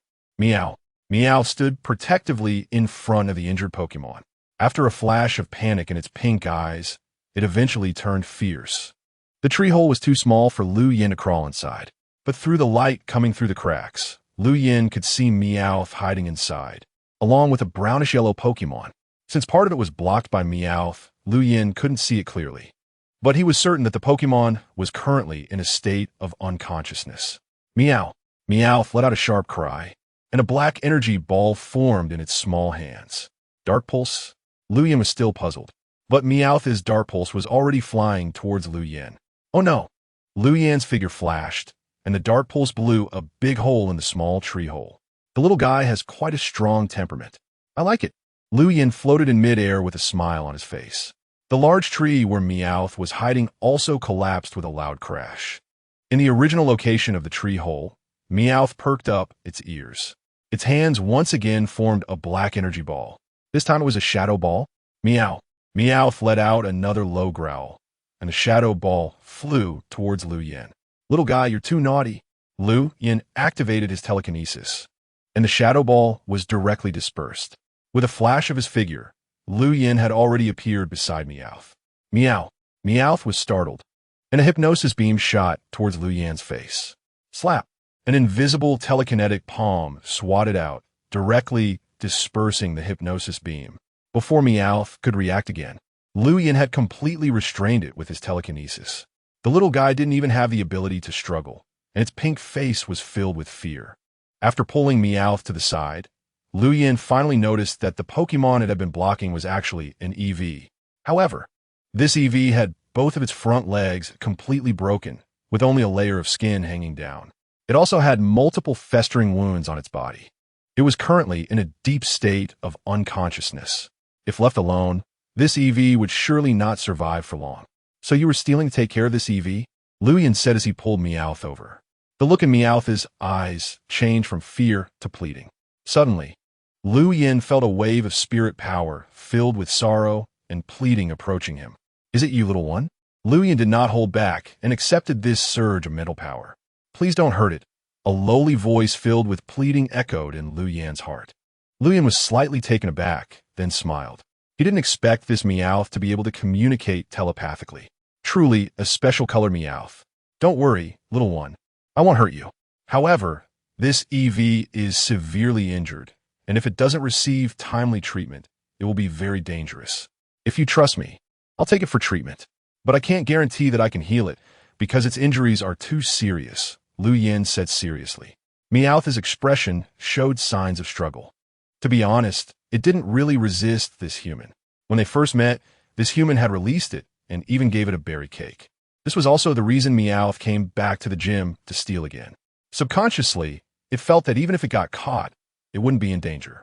Seeing Meowth fall into silence, Lu Yin spoke, "If you don't say anything, I'll take it as your agreement."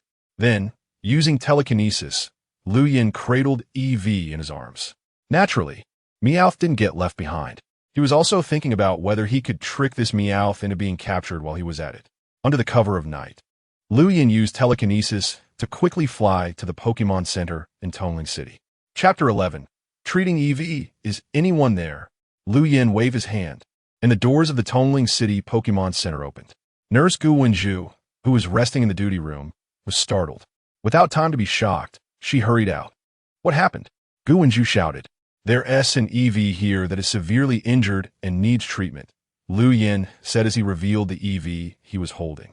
Gu Wenju quickly walked over and looked at the EV in Lu Yin's arms. Its fur was dirty and messy, with large areas of rotten flesh. Its forelimbs were drooping, and even in a coma, Its body was twitching involuntarily. Clearly, this EV was enduring immense pain every moment. Gu Wenju had been a Pokémon nurse for several years, but she rarely saw Pokémon with such severe injuries. Although she was reluctant to accept it, she looked at Lu Yin and said, "This EV is beyond saving. The injuries are too severe. I can only help alleviate its pain at most." "Just alleviate?" Lu Yin asked, somewhat unwilling. Gu Wenju actually wanted to say that she had a way to treat it, but this EV's injuries were too severe. It was clear that it had been suffering for a long time. If it had come in earlier, she might have had methods to save it. But now, seeing Gu Wenju's helpless expression, Lu Yin felt a wave of helplessness as well. He had originally thought there might be a chance to capture an EV along with a special colored Meowth. It seemed there was no opportunity now. Meowth, who had been floating behind Lu Yin due to telekinesis, let out a mournful sound upon hearing this. Originally focused on the injured EV, Gu Wenju then noticed the special colored Meowth floating in midair. Wow, what kind of Pokemon is that? So cute. For girls, a pink Meowth was simply a deadly weapon. Normal females couldn't escape its charm. "Is this your Pokemon?" Gu Wenju asked Lu Yin. Lu Yin glanced at the sad Meowth and shook his head no. After saying this, Lu Yin turned around and walked away while holding EV. Since there was no way to help, he wasn't prepared to waste time here. As for alleviating EV's pain, it was just a matter of using sedatives or similar medications. There just happened to be a little stock left in the gym. "Hey, why did you leave?" "I wanted to hold that Pokemon for a bit longer," Gu Wenju mumbled quietly as she watched Lu Yin's departing figure. Lu Yin heard her, but didn't turn around to respond. He had no time to waste here. Meowth, being dragged by Lu Yin's telekinesis, leaned over to gently touch EV. The sadness in its eyes was hard to hide. Sigh. Lu Yin swallowed slightly. He was feeling quite helpless at this moment too. If possible, he also wanted to heal this EV. On one hand, EV had 8 possible evolutions, and any direction it evolved into would be a great discovery. More importantly, he could use EV to capture this special colored Meowth. If this EV died, then his chance of capturing Meowth would become slim. Of course, Lu Yin could forcibly capture Meowth with his strength. But what would be the result? Meowth might not really be willing to obey. A Pokemon that wouldn't listen to him had no need to be captured. Just as Lu Yin was about to give up, he suddenly thought of the system. "System, do you have any special potions that can be used to treat this EV?" Lu Yin asked in his heart. "No," the system replied very straightforwardly. "Then what else can you do?" Lu Yin thought sarcastically in his heart. "I can use reputation points to treat EV," the system said again. "What?" Lu Yin almost thought he misheard and hurriedly asked again. "You mean you can heal EV?" "Yes, as long as you spend 1,000 reputation points. The system can perform a full treatment," the system said. Lu Yin opened the system interface and found that he had just over 1,000 reputation points. He had originally thought of using this 1,000 points to exchange for the Move Swords dance for his Scyther. It seemed he had no choice but to use it now. "Meowth, maybe I have a way to heal it," Lu Yin said. "Meow?" Meowth suddenly raised its head, and telepathy sent another request to Lu Yin. Lu Yin naturally did not block it and accepted the telepathy transmitted by Meowth. "Are you serious?" Meowth's lowly voice trembled slightly. "Yes." Lu Yin nodded seriously. He also added in his heart, "As long as the system doesn't fail." "System, hurry. You need to save it. As long as you can save it, I can." Meowth hesitated for a moment. What could he use to repay? Its only value might be being captured. Thinking of this, Meowth fell silent. Being captured and saving its best friend. After a slight hesitation, Meowth chose without hesitation to save its best friend. "Please save it. As long as you bring it back to life, I am willing to follow you," Meowth said. Hearing Meowth's words, Lu Yin's heart filled with joy. Meowth was already unable to escape from his grasp.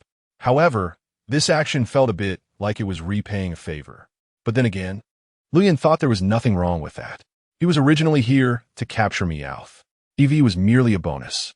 "All right, I'll help EV heal right now." Lu Yin nodded and said. In front of the Tonling City Pokemon Center was a city park.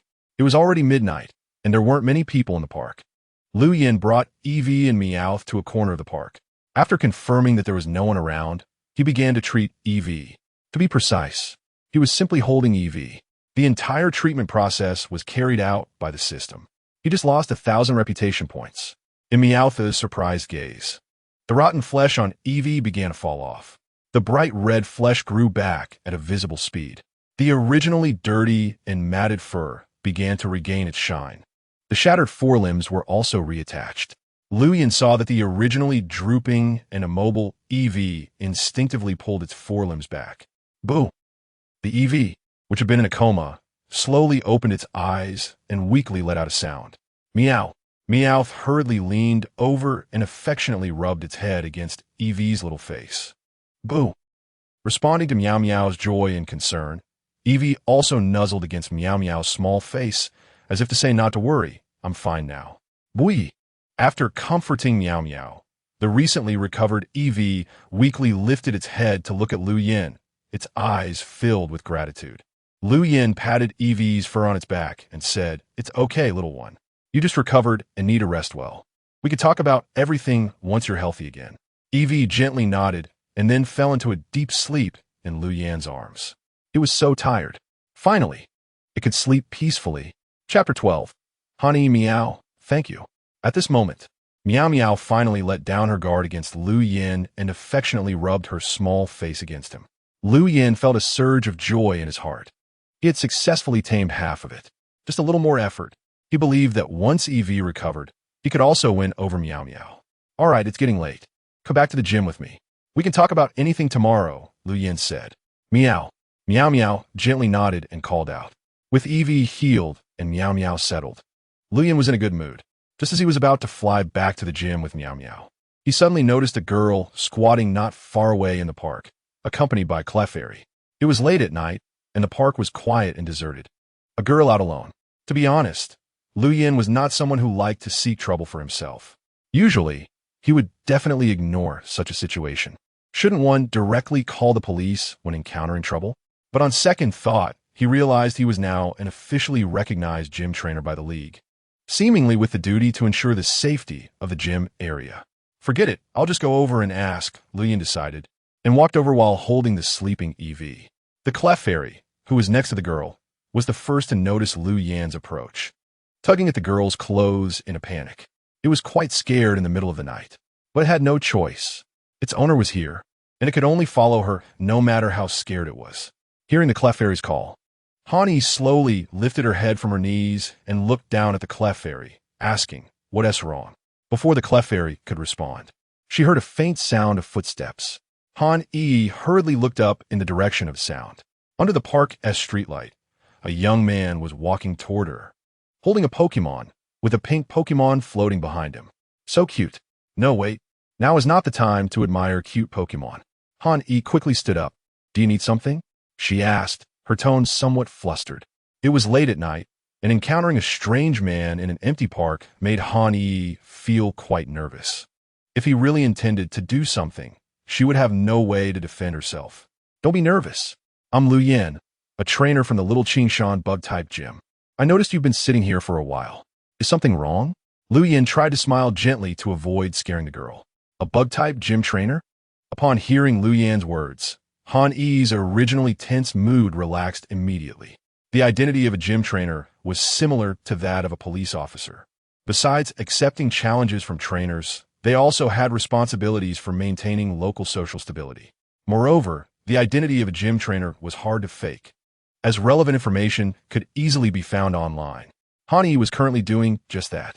Luyan did not stop her, simply watching as she operated on her phone. Soon, information about the Little Qingshan bug-type gym appeared on Han-E's phone, along with details about trainer Luyan. The weakest bug-type gym? Looking at the most eye-catching post, Han-E was taken aback. It seemed that the Little Qingshan bug-type gym did not have a very good reputation. However, according to the information online, the Little Qingshan bug-type gym had passed the league's review and certification and was already an official gym of the league. After switching to the league's official website, Han-E also saw Luyan's photo and basic information. That's right, Luyan shrugged. At this moment, Han-E felt a little embarrassed. She had actually searched for information about him right in front of him. Although he didn't say anything, she still felt shy, her fair face turning slightly red. It's not safe in the park at this hour. If there's nothing wrong, you should head home early, Luyan advised. Hearing Luyan's words, Han-E instantly stopped feeling embarrassed and lowered her head, remaining silent. Lu Yin noticed that Han Yi seemed a bit off and asked, "Do you need my help?" "No need." Han Yi quickly rejected. After saying that, she regretted it. After hesitating for a moment, Han Yi cautiously asked Trainer Lu, "I saw that the Little Qingshan bug-type gym is recruiting referees. Do you know if you've hired anyone yet?" "Not yet." When it came to referees, Lu Yin felt a bit of a headache. Those guys one by one were mindlessly asking him for higher salaries. What the heck? Lu Yin complained inwardly. "Trainer Lu, if you don't mind, what do you think of me?" Han Yi asked cautiously. "You?" Lu Yin looked Han Yi up and down. She was not very tall, but quite pretty. She looked like she was under 20. It wasn't that Lu Yin looked down on Han Yi. The point was that the referees he needed for the gym must have league certification. If it were just a simple referee, he could just throw a Pokémon over to act as one. Seeing that Lu Yin's eyes showed a lack of trust, Han Yi couldn't help but feel a little annoyed. "Trainer Lu, don't look down on me just because I'm young. I've already passed the league referee qualification test. I'm also a league-certified intermediate breeder." As she spoke, Han Yi turned around and rummaged through her small bag. Soon, she handed 2 small booklets to Lu Yin. Lu Yin was holding the sleeping EV and couldn't free his hands. Using telekinesis, the 2 booklets floated up in front of Han Yi's surprised eyes. The booklets flipped open, revealing the information inside. Lu Yin didn't expect that this girl named Han Yi was indeed as she said. At just 18 years old, she had already obtained both the league referee and intermediate breeder certificates. This girl was quite diligent. After looking at Han Yi's 2 certificates, Lu Yin used telekinesis to return them to her hands. "Han Yi, you're very impressive. However, you also saw the recruitment information I posted online. The salary I offer isn't high." So, Lu Yin's meaning was clear. He could only offer this price. If she minded, he wouldn't raise the salary either. But what Lu Yin didn't expect was that Han Yi smiled and said, "Trainer Lu, I don't mind the salary. I have just one request. If you can meet it, I can voluntarily lower my salary." "Lower your salary voluntarily? Is there such a good thing?" Hearing Han Yi's words, Lu Yin's eyes lit up. "Go on," Lu Yin said. "I have no place to stay. If Trainer Lu can help me arrange accommodation, I can lower my salary requirement. 6,000. I only need 6,000 league coins." Han Yi extended her hand and said. Chapter 13. Gym referee task completed 6,000? Lu Yin couldn't help but ponder. As long as a place to stay is arranged, the salary will only be 6,000. There's a room on the first floor of the dojo. If she doesn't mind, she can stay there. Plus, staying in the dojo means that even if someone comes to challenge in the middle of the night, they can be received at any time. With the title of intermediate breeder, a salary of 20,000 is not unreasonable. Lu Yin knew that he had picked up a great bargain this time. Seeing that Lu Yin seemed to be thinking, Han Yi thought he found the salary of 6,000 alliance coins too high. 5,000. Han Yi lowered the price again, but Lu Yin smiled and said, "I'm not complaining about the salary being high. I'm thinking about where to arrange for you to stay." Hearing this, Han Yi's heart, which had been hanging in the air, finally relaxed. "How about this? There is a 2-story small building behind my dojo. I live on the 2nd floor. If you don't mind, there is a room on the 1st floor. The bedding is all ready, so you can move in without bringing anything." Lu Yin said, "Okay." Han Yi nodded without hesitation. Just like that, the 2 people, each with their own needs, reached a consensus. Lu Yin was not really planning to give Han Yi a salary of 5,000. An alliance-certified referee plus an intermediate breeder could easily find a job with a monthly salary of over 15,000. So Lu Yin planned to offer 10,000 alliance coins, and not a cent more. After talking to Han Yi, Lu Yin originally planned for her to come to the dojo tomorrow. However, seeing Han Yi looking homeless, he sighed and said, "Forget it, just come with me." Han Yi was first startled, then happily nodded and said, "Thank you, master." Pikachu, who had been following Han Yi, was also infected by her joy and jumped up happily. Looking at Pikachu, Lu Yin smiled and said, "Let's go." After that, he activated his psychic power. Han Yi was lifted up in surprise. "Don't be scared. I'm taking you back to the dojo," Lu Yin said. "Okay." Although she said that, Han Yi still nervously hugged Pikachu tightly. Pikachu was just as scared as its owner and clung to her. The 2 of them held each other tightly. Lu Yin didn't intend to give Han Yi a chance to get used to it. With a turn of his psychic power, he took her and Meowth away, disappearing into the vast night. Han Yi was frightened by the sudden feeling of weightlessness and closed her eyes. Fortunately, it was dark, as she could see nothing. She could only hear the sound of the wind whistling in her ears. After a while, Han Yi felt that the wind seemed to lessen. She cautiously opened her eyes and found that her feet were already on the ground. This room downstairs will be yours from now on. I live upstairs. It's too late now, so let's sleep first. We'll talk about anything tomorrow. Lu Yin yawned and said, Okay, thank you, master. Han Yi bowed and thanked Lu Yin while holding Pikachu. Don't be like that. We're going to work together in the future, so there's no need to be so formal. Lu Yin said as he took Eevee and went upstairs with Meowth. He wanted to take advantage of the time to increase his intimacy with Eevee and Meowth. Sleeping together was a great opportunity. Thank you. Han Yi silently thanked Lu Yin as she watched his departing figure. She had run away from home, thinking she would end up on the streets. She didn't expect to meet Lu Yin. Not only did she find a place to stay, but she also got a job. In Tongling City, a job with a monthly salary of over 10,000 is not easy to find. Although both Alliance-certified referees and intermediate breeders have good treatment, she had just obtained these 2 certificates and had no practical work experience. A monthly salary of 10,000 was already a high salary. Pikachu. The Pikachu in Han Yi's arms called out twice, bringing her thoughts back. Pikachu, thank you for sticking with me. Let's sleep first, Han Yi said, looking at Pikachu with concern. Pika. Pikachu nodded. Just as Lu Yin said, the room on the first floor was clean and tidy, with a new set of bedding on the bed. She could move in without bringing anything. Just like that, Han Yi finally fell asleep peacefully, hugging Pikachu. On Lu Yan's side, he placed the sleeping Eevee on one side of the bed. Meowth naturally leaned against Eevee and fell asleep. Seeing this scene, Lu Yin thought, it seems these 2 little guys must have some stories. Otherwise, their bond wouldn't be so deep. Forget it, let's sleep first. I'm too tired. Ding. The task of recruiting a dojo referee has been completed. Metal film 1 has been placed in the system backpack. Just as Lu Yin was about to sleep, he heard the system's notification sound. Completed is completed. Lu Yin muttered, then fell asleep. After a night of tossing and turning, he was quite tired. The next morning, when Lu Yin opened his eyes, he heard a clattering sound of pots and pans coming from downstairs. Lu Yin's first reaction was that there was a thief. Then he remembered that Han Yi had come back with him last night. Could it be that Han Yi was busy in the kitchen downstairs? Eevee and Meowth were still asleep, so Lu Yin naturally didn't wake them up. He thought they must not have had a good time while wandering outside. Master. Seeing Lu Yin come down from upstairs, Han Yi, who was busy in the kitchen, smiled and said, I saw some flour in the kitchen, so I made some steamed buns with fruit filling. I also cooked some millet porridge. You can cook? Lu Yin asked with some delight. Yes, my family was poor, so I learned these things when I was very young. Han Yi said naturally, but a hint of sadness flashed in her eyes. It seemed she was reminded of something unpleasant.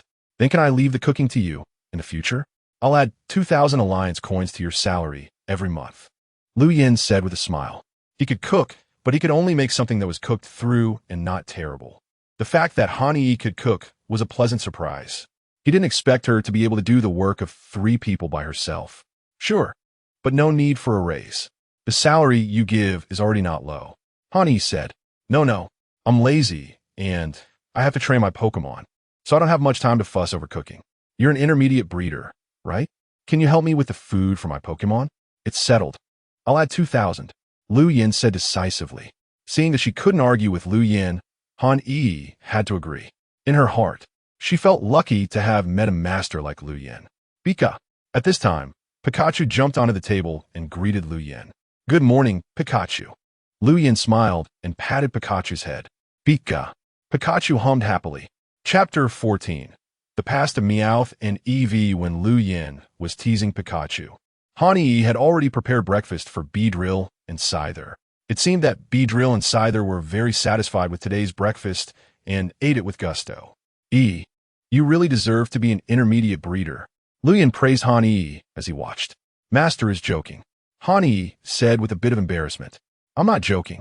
Lu Yin shook his head and said, Usually, I prepare the food for Beedrill and Scyther. They just eat normally. Occasionally, they eat some fruits too. But today they are really happy. Obviously, this breakfast suits their taste. Lu Yan's words happened to hit Han Yi's expertise. Hani smiled and said, Master, both Beedrill and Scyther are bug-type Pokémon, and they prefer a slightly sweet and sour taste. I just added some lime pulp to their Pokémon food, so that's how it is. Lu Yin nodded, indicating that he truly did not know about this. After finishing breakfast, Hani 主动过来收拾碗筷. This made Lu Yin feel a bit embarrassed. However, Hani insisted on taking the bowls and chopsticks, claiming that Lu Yin was the owner of the restaurant and paid her salary. Lu Yin thought that this reasoning seemed acceptable. After arranging self-training programs for Beedrill and Scyther, Lu Yin returned to the room. Eevee was still asleep. Meowth had already woken up and was sitting on the bed, watching the sleeping Eevee. Hearing Lu Yin's entrance, Meowth called out softly, I brought you breakfast. Eat a little, Lu Yin said, handing over the breakfast that Han Yi had prepared for Meowth. Meowth did not refuse and sat on the bed to start eating. System, how much longer does Eevee need to sleep? Lu Yin asked the system, looking at the still sleeping Eevee. The system replied, Eevee had severe damage to its origin before. The system has healed Eevee's injuries and replenished its origin. However, the mental fatigue cannot be restored by the system. According to the assessment, it should be able to wake up in about a day. Under normal circumstances, its mental state will fully recover in 3 to 5 days. All right, you can go, Lu Yin said. The system, Meowth ate quickly and soon finished a bowl of Pokémon food. Do you want more? Lu Yin asked. Meow. Meowth gently shook its head. Thank you. Meowth's telepathy echoed in Lu Yin's mind again. No need. This is what I should do, Lu Yin said with a smile. Meowth said nothing, and both of them fell into silence again. After a moment's hesitation, in order to get closer to Meowth, Lu Yin initiated a conversation. Meowth, how did Eevee get such serious injuries? With your strength, did you encounter a group of Pokémon attacking? Meowth did not answer immediately, but fell silent again. The flickering light in its eyes told Lu Yin that it seemed to have gone through a lot of torment with Eevee. Seeing that Meowth had not responded for a while, Lu Yin spoke up, forget it. Let's not talk about that topic. You just take care of it for now. At that moment, Meowth spoke, I escaped from a human laboratory with it. To survive, over a dozen Pokémon escaped together from the laboratory. In the end, only Eevee and I were left. Meowth's words startled Lu Yin, who was about to get up, and he sat back down. Meowth looked down at the still sleeping Eevee and continued, I was born in a forest. But because my fur was different from other Meowths, I was often ostracized by them. Even my parents didn't really like me. Later, while playing in the forest, I was captured by a group of humans. When I woke up again, I was already locked in a laboratory. There were many other Pokémon like me who had been captured. Although we had different attributes and species, we had one thing in common. We all had some unusual traits. For example, I was born with a different color and could use telepathy. There was a Geodude that could use Water Gun. There was a Charizard that was immune to Water-type attacks. And then there was Eevee, whose attribute was unstable and could use moves of multiple attributes. Meowth looked at Eevee, and a look of fear flashed in its eyes. Lu Yin did not urge it, but waited for Meowth to continue. We were all test subjects. Every day, we were subjected to various experiments. Every day, new Pokémon were captured, and every day some Pokémon died. Those who couldn't withstand the experiments would die. I originally thought my fate would be the same as the other Pokémon, that death was my destiny. Until one day, there was a huge explosion in the laboratory due to an accident. A Pokémon I had never seen before was rampaging through the laboratory. Many people died, and many Pokémon died too. We managed to escape during the chaos. However, the people in the laboratory did not let us go easily. Soon someone was chasing us. They either got caught again or were killed. Only Eevee and I managed to escape. Eevee's injuries were also caused while saving me. As Meowth spoke, it lowered its head and fell silent again. Its weak body trembled slightly, whether from fear or something else. Lu Yin felt a tremor in his heart. He had originally thought that Eevee's injuries were caused by fighting with other Pokémon. He did not expect it was because of fleeing from pursuit. Lu Yin was also very angry at those humans who treated Pokémon lives like grass. This world does not belong solely to humans. It also belongs to Pokémon. Pokémon are partners and comrades, not tools for experiments. With this thought, Lu Yin gently bent down and picked up Meowth. Meowth instinctively struggled for a moment, but upon meeting Lu Yin's gentle gaze, it stopped moving. You're different from them. "You're a good person," Meowth said, curling up in Lu Yan's arms. Lu Yan had originally intended to get closer to Meowth to increase their intimacy, but did not expect to hear about Meowth and Eevee's tragic past. "It's all in the past. From now on, you'll follow me. I will definitely protect you," Lu Yan said. "And those heartless guys, if I encounter them, I will not let them go," Lu Yan said through gritted teeth. This was not just empty talk from Lu Yan. He truly felt a murderous intent, not for Meowth and Eevee, but simply because he felt that these heartless people should not exist in this world. Chapter 15. Eevee's abnormal trait. Meowth lay peacefully in Lu Yan's arms. Perhaps because it had shared its feelings, the invisible pressure on it had been released somewhat. Before long, it fell into a deep sleep. After holding Meowth for a while, Lu Yan used telekinesis to gently place Meowth beside Eevee. "Rest well, you two poor little ones." He planned to let Han Yi make some Pokémon food that could help restore energy. From now on, Meowth and Eevee would be under his protection. When Lu Yan left the room, he gently closed the door. The originally sleeping Meowth slightly opened its eyes, looked at the departing Lu Yan, and then fell back into a deep sleep. Only the corners of its mouth involuntarily curled up slightly. In the following days, Lu Yan began his normal life as a gym trainer. He trained Pokémon when he had nothing to do or received challenging trainers. Han Yi also truly realized the strength of Lu Yan, the so-called weakest bug-type gym trainer, who posted the news online. "This is too ridiculous. Such a strong gym leader is actually called the weakest gym? Isn't this just a scam?" In fact, those trainers who came to challenge had the same thoughts. They initially came with a mindset of picking up a bargain, thinking they could easily get a badge from the bug-type gym. But who would have thought that they would encounter a true powerhouse instead? Beedrill and Scyther made the challengers cry out in despair. Often, as soon as Han Yi announced the start of the match, it would end immediately. No trainer could withstand a single hit from Beedrill or Scyther. Naturally, these trainers who were misled by online information were not willing to accept it. "Damn it, I was fooled," and others couldn't escape either. Then, the rumors about the low strength of the bug-type gym spread louder and louder. Lu Yan's strength was belittled to the point where even new trainers were stronger. It's like capturing a green caterpillar from the bushes by the roadside can easily defeat the bug-type gym leader. As a result, more and more trainers are coming to challenge. This has created a very good positive cycle. Lu Yan is also very happy because both his reinforcement points and reputation are steadily increasing. Although these challengers are not strong, there are just so many of them. At this rate, Lu Yan feels that it won't take long for him to obtain a Mega Evolution Stone for his Scyther. Eevee and Meowth have also gradually let their guard down and started to get used to life in the gym. With Han Yi's help, Eevee has fully recovered its health. Lu Yan feels that the time is right. "Eevee, Meowth, I want to capture you both," Lu Yan said seriously to the two Pokémon. "Eevee, Meow." In fact, these two little fellows had already recognized Lu Yan. Although they had suffered under human experimentation, their pure nature made them not resist Lu Yan that much. Plus, after spending these days together and being taken care of, they subconsciously acknowledged Lu Yan as their master. Seeing that both Pokémon did not object, Lu Yan happily took out two Pokeballs. Eevee and Meowth exchanged glances and then bumped into the Pokeballs in front of them. The Pokeballs opened, and Eevee and Meowth turned into two beams of red light and were captured inside. The two Pokeballs didn't shake or vibrate with a soft sound. It indicated a successful capture. Han Yi, who witnessed the whole process, felt a wave of envy. The gym leader is really lucky, capturing two Pokémon at once, especially Meowth. Psychic-type Pokémon are already quite rare, and with its shiny characteristic, it's even more so. How enviable. However, Han Yi also knows her own abilities. She is not cut out to be a trainer. Otherwise, she wouldn't have become a league referee and breeder. System. Check Eevee's attributes. Lu Yan called out to the system.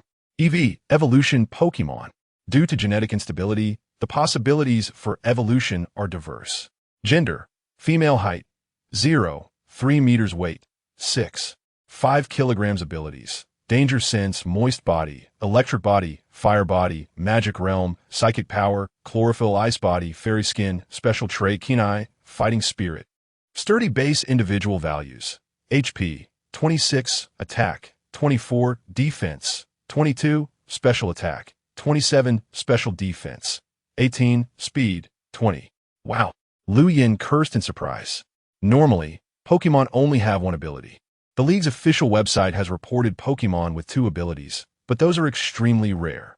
It's hard to even find one in 1,000. But what is up with this EV? 13 abilities? ISNT, that like cheating? What a big win. Lu Yin felt that if he reinforced EV a bit and trained it up a little, this EV could potentially have god-slaying abilities in the future. That's terrifying. He initially thought EV was just a bonus, but unexpectedly, EV turned out to be his biggest gain. Although Meowth's attributes are also quite good, compared to EV, it really falls short. Lu Yin suddenly understood why EV and Meowth were chased by those from the laboratory when they escaped. A specimen this powerful getting away is a huge loss. There's a high chance that those people's ultimate goal was to capture EV again. They didn't expect it to escape and ended up being picked up by him. However, Lu Yin doesn't consider himself a benevolent person. As a gym leader, he has the duty to protect the town and safeguard the league. Capturing Pokémon for experiments is strictly prohibited by the league. Lu Yin wouldn't specifically go looking for those people, but if he encounters them, he wouldn't mind eliminating threats for the league. With his current psychic abilities, he doesn't even need Pokémon to help. He is confident he could handle it alone. I'm going to the Pokémon Center in Tonling City. If any challengers come, just give me a call, Lu Yin said to Hanyi beside him. Okay, gym leader, Hanyi nodded while holding her baby Pokémon. Lu Yin is the gym leader of the Bug-type gym and also a Pokémon trainer. The league has regulations that league trainers must register their captured Pokémon at a league-affiliated Pokémon Center after capturing them. Only registered Pokémon can be used in official competitions. If a trainer uses unregistered Pokémon in official competitions, they may face fines and suspensions or even disqualification from the league. The league does this to eliminate the underground trading of Pokémon. However, where there is light, there is darkness. The Pokémon black market still exists. It's just that most people are unaware of it. Previously, Beedrill and Scyther had already completed their registration with the league. Now that he has captured EV and Meowth, he naturally needs to make a trip to the Pokémon Center. There are actually no restrictions on what Pokémon gym leaders can capture. However, when accepting challenges, gym leaders can only use Pokémon that represent their gym's type. Otherwise, if reported, they too will face league penalties. Chapter 16. The hidden bug-type Pokémon flying to the Pokémon Center in Tonling City using psychic powers during the day is too conspicuous. Lu Yin, in a rare good mood, decided to walk down the mountain. Even without using psychic powers, Lu Yin is quite fast on foot. It didn't take long for him to arrive at the Pokémon Center in Tonling City. Compared to the quietness of the night, the Pokémon Center during the day is much more lively. Most people are there to register their Pokémon or to have them treated. Lu Yin did not use his identity as the gym leader to cut in line, but instead took a number and waited patiently. After all, he wasn't in a hurry. While waiting for his number, he overheard 2 people nearby discussing something. Initially, he didn't pay much attention, but when he heard the mention of bug-type Pokémon, his eyes lit up. As the gym leader of the bug-type gym, he currently only has 2 bug-type Pokémon. That is simply a disgrace. It's not that Lu Yin doesn't want to capture bug-type Pokémon. It's just that there aren't many that catch his eye. Recently, he only found Scyther to be impressive during his trip around the Qing mountain range. Most other bug-type Pokémon are rather lackluster. This is also related to the nature of bug types themselves. Bug types are doubly weak against fire, flying, and rock types. The key point is that fire and flying are both popular types, making the survival environment for bug types quite challenging. Lu Yin has always believed that capturing Pokémon is a matter of fate. Without fate, everything is in vain. In normal gym battles, both sides usually send out 3 Pokémon to battle. Even 6 full battles are possible. 2 exists, but it's not the main battle format. However, how the battles are conducted is entirely up to the gym leader. The league does not enforce strict regulations. Lu Yin has even seen online where some gyms have trainers and Pokémon coordinate to dance together. As the name implies, it's about bonds. Lu Yin scoffed at this. Pokémon are partners, no doubt, but primarily, Pokémon are meant for battling. Coordination? Dancing? Are you kidding me? Although there have been quite a few challengers coming lately, Lu Yin has always maintained an equal attitude, giving his all to every challenger. He is determined to ensure that no one leaves with regrets. As a result, he has not given out a single badge sent by the league. That is just the strength of our gym. If you don't have the ability to earn a badge, can you blame me? However, while defeating those challengers, Luyan also knows the shortcomings of his bug-type Pokémon. Thus, when he heard them discussing bug-type Pokémon, he couldn't help but perk up his ears. I don't know what's going on either. The surveillance doesn't show what it is. All I can hear in the video is a heavy, buzzing sound. That's why I suspect it's a bug-type spirit, said a middle-aged man with a frustrated expression. A young man next to him asked, "Have you called the police?" The middle-aged man nodded and replied, "As soon as I saw it, I called the police. They even brought a police dog to search. It's the scent left by the spirit. But I'm not sure which spirit it is. What should we do?" The young man asked anxiously. "What else can we do? We can only consider ourselves unlucky." The middle-aged man said helplessly, "At the very least, I want to know which spirit did it." The two looked at each other in silence. At this moment, Luyan couldn't help but lean over and ask, "Big brother, can you tell me in detail what happened?" "Huh? What happened?" The middle-aged man was startled by Luyan's question and asked in confusion, "I accidentally overheard you mentioning a suspected bug-type spirit. Can you elaborate?" Luyan said with a smile. Seeing the middle-aged man looking at him warily, Luyan scratched his head and said, "I forgot to introduce myself. Big brother, my name is Luyan. I'm the gym leader of the bug-type gym in Scyther. You're the gym leader of the weakest gym in Scyther?" Before the middle-aged man could react, the young man had already exclaimed loudly. This shout was quite loud, and many people around heard it and turned to look. Is he really the gym leader of Scyther? The weakest gym trainer? Finally, I see him in person. I've heard he passed the league review through backdoor means. People nowadays really go to any lengths to achieve their goals. Surrounding people whispered various comments, looking at Luyan with strange expressions. Luyan didn't mind at all. He is who he is, a unique firework in the world. Being talked about wouldn't cost him anything. As long as no one provoked him, he was fine. Otherwise, Luyan wouldn't mind being ruthless. Sorry, the young man said, waving his hands in apology.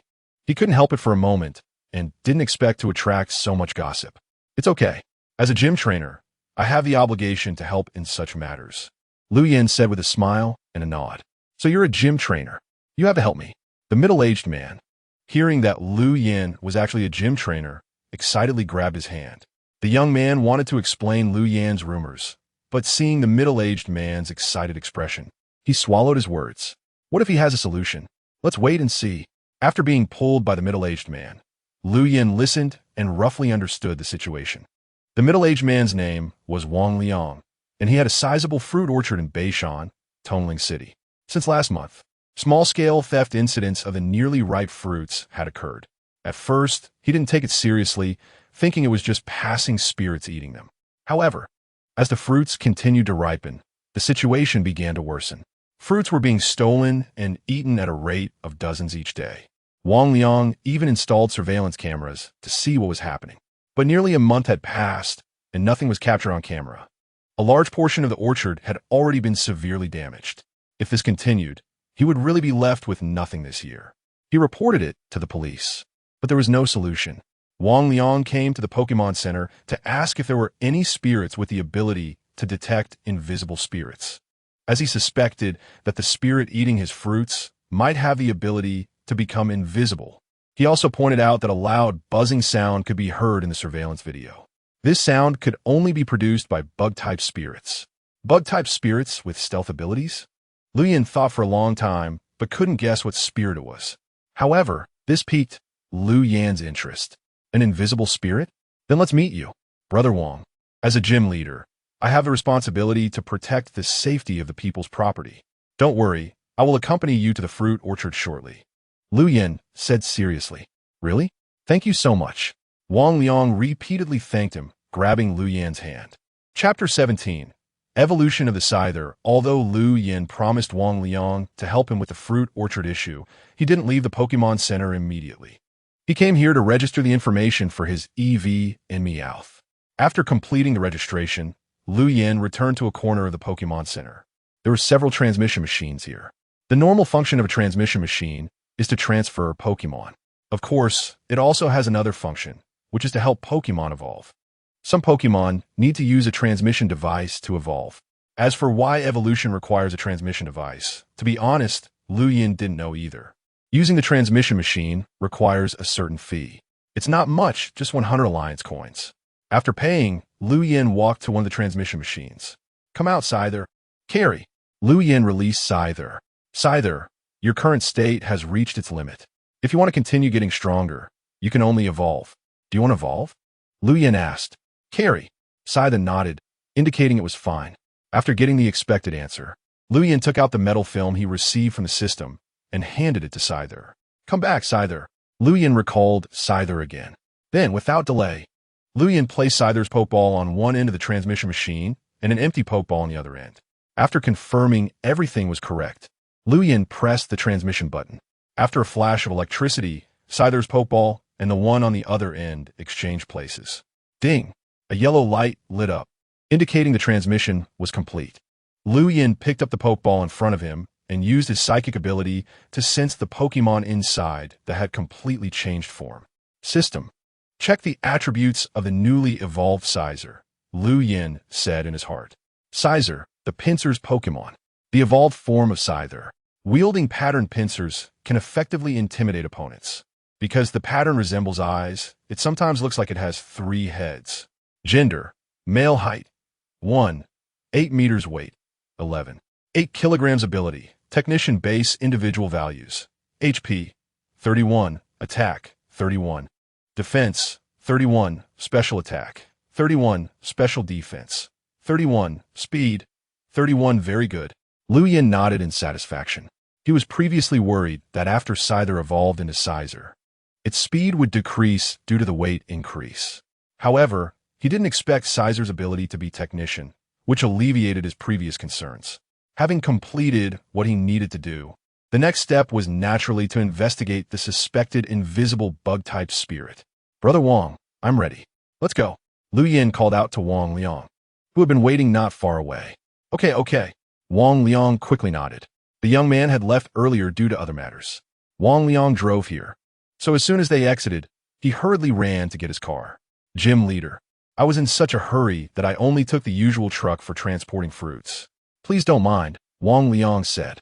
Soon, he returned to the Pokemon Center entrance, driving a small truck with an awkward smile on his face. It's okay. Lu Yin casually sat in the passenger seat. The vehicle started and headed toward Wang Liang's fruit orchard. Along the way, Wang Liang introduced his orchard, which covered several hundred acres. The varieties of fruits grown are also quite good. Common fruits on the market like peach berries, berry fruits, and orange fruits are all cultivated here. Lu Yin was also thinking that now, with Han Yi, a mid-level breeder, in the dojo, he could buy some fruits when he returned home. It would also be convenient to change the flavors for the Pokemon. Beishan is a suburb of Tongling City, and after leaving the downtown area, the road was bumpy. After driving for about an hour, Wang Liang's speed started to slow down. Master Lu, my fruit orchard is just ahead, Wang Liang said, pointing into the distance. Lu Yin looked up and saw a large expanse of orchards, with various fruits covering the hills. It was almost the season for the fruits to ripen, and even the air was filled with the sweet fragrance of ripe fruits. As soon as Wang Liang's car reached the entrance, the gate of the orchard opened. The car entered smoothly. After driving a bit further, the car stopped in front of several wooden houses. Master Lu, we've arrived, Wang Liang said as he turned off the engine and got out of the car. Lu Yin followed him out. Brother Wang, you really have a lot of fruit varieties. Lu Yin smiled and said, I took a quick glance along the way, and there are no less than 20 types, right? Master Lu, you really observe carefully, Wang Liang replied, but I have more than just 20 types in my orchard. My orchard supplies not only Tongling City, but also several surrounding counties.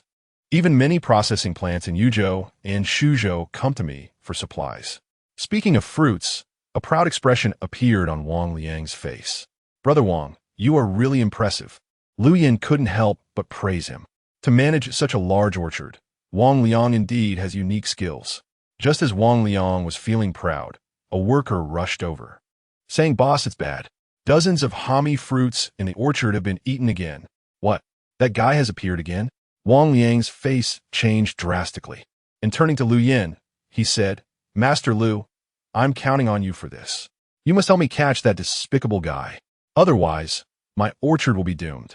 Don't worry, Brother Wong. I'll do my best, Lu Yin nodded. After saying that, Lu Yin closed his eyes and quickly spread his telekinetic power around. Wang Liang watched Lu Yin standing still and wanted to say something, but seeing Lu Yin with his eyes closed and a serious expression, he swallowed his words. He couldn't help but feel anxious. Can this young dojo master really do it? Is he being too hasty, trying to find a solution in a rush? Should he look for another dojo master to ask? Just as Wang Liang hesitated whether to speak up, Lu Yin, who had his eyes closed, suddenly opened them. Found you, Lu Yin said with a smile. Master Lu, what did you find? Wang Liang asked anxiously. Lu Yin smiled and said, Brother Wang, don't worry. I've already found the culprit eating the fruits. I'm going to catch it now. After finishing his sentence, Lu Yin soared into the air in front of Wang Liang and the shocked worker. Wang Liang's eyes widened, his mouth agape in disbelief. The worker beside him was similarly shocked. Chapter 18. Iron-faced ninja Lu Yin was already floating above a grove of orange fruits. The culprit causing the losses in Wang Liang's orchard was below. Initially, Lu Yin planned to catch the culprit using his telekinetic power, but then he thought that, as a dojo trainer, the normal procedure should be to send out Pokémon to battle. There should be a sequence. The underlings go first, and if they can't handle it, then it's his turn. Come out, Meowth. Lu Yin threw out Meowth as Pokeball. Meow. As soon as Meowth appeared, it used its psychic abilities to float in midair. What's going on? Meowth's cute voice echoed in Lu Yin's mind. There's an iron-faced ninja below. I need you to handle it, Lu Yin said. No problem, Meowth nodded. Let's go down first, Lu Yin said as he began to descend towards the orange fruit grove, with Meowth quickly following. An iron-faced ninja was lying on a fruit tree in the orange grove, resting. It felt a bit drowsy after just having a big meal. Suddenly, an instinctive sense of danger surged in its heart. Something dangerous was approaching. The iron-faced ninja abruptly flapped its wings and flew up. Used telekinesis to block its escape route. Lu Yin's voice rang out. Meow. As Lu Yin spoke, Meowth had already used telekinesis to seal off all escape routes for the iron-faced ninja. The iron-faced ninja was alarmed and hurriedly used shadow clone technique. Dozens of clones dashed around the orange grove, attempting to break through Meowth's telekinetic blockade. Meowth, tighten the telekinetic barrier to restrict the iron-faced ninja's movement, Lu Yin instructed.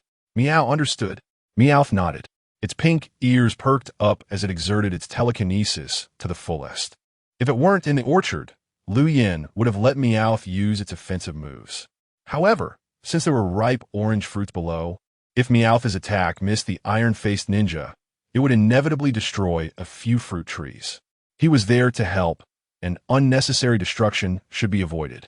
As the telekinetic barrier began to shrink, the iron-faced ninja's speed increased.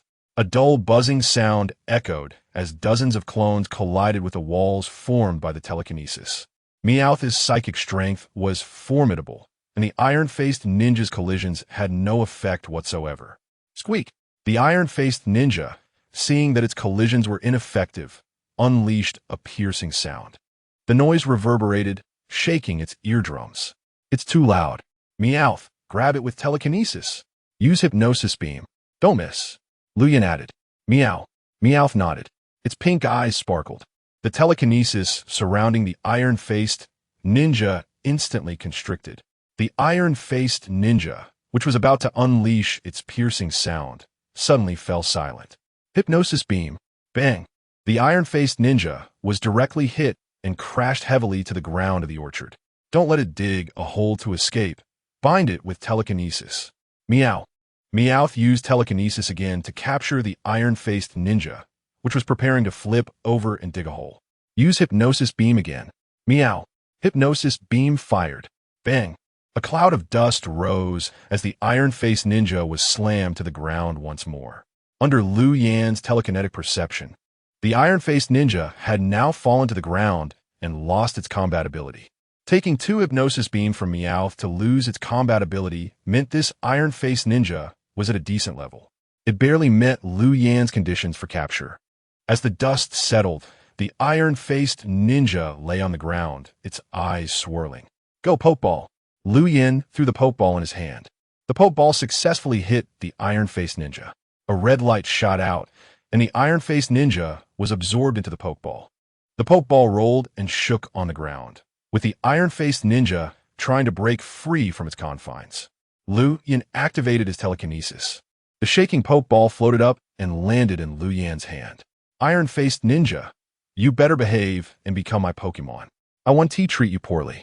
Don't anger me, or you'll get beaten again, Lu Yin said, gripping the shaking Pokeball with a stern expression. As he spoke, a powerful psychic force enveloped his body.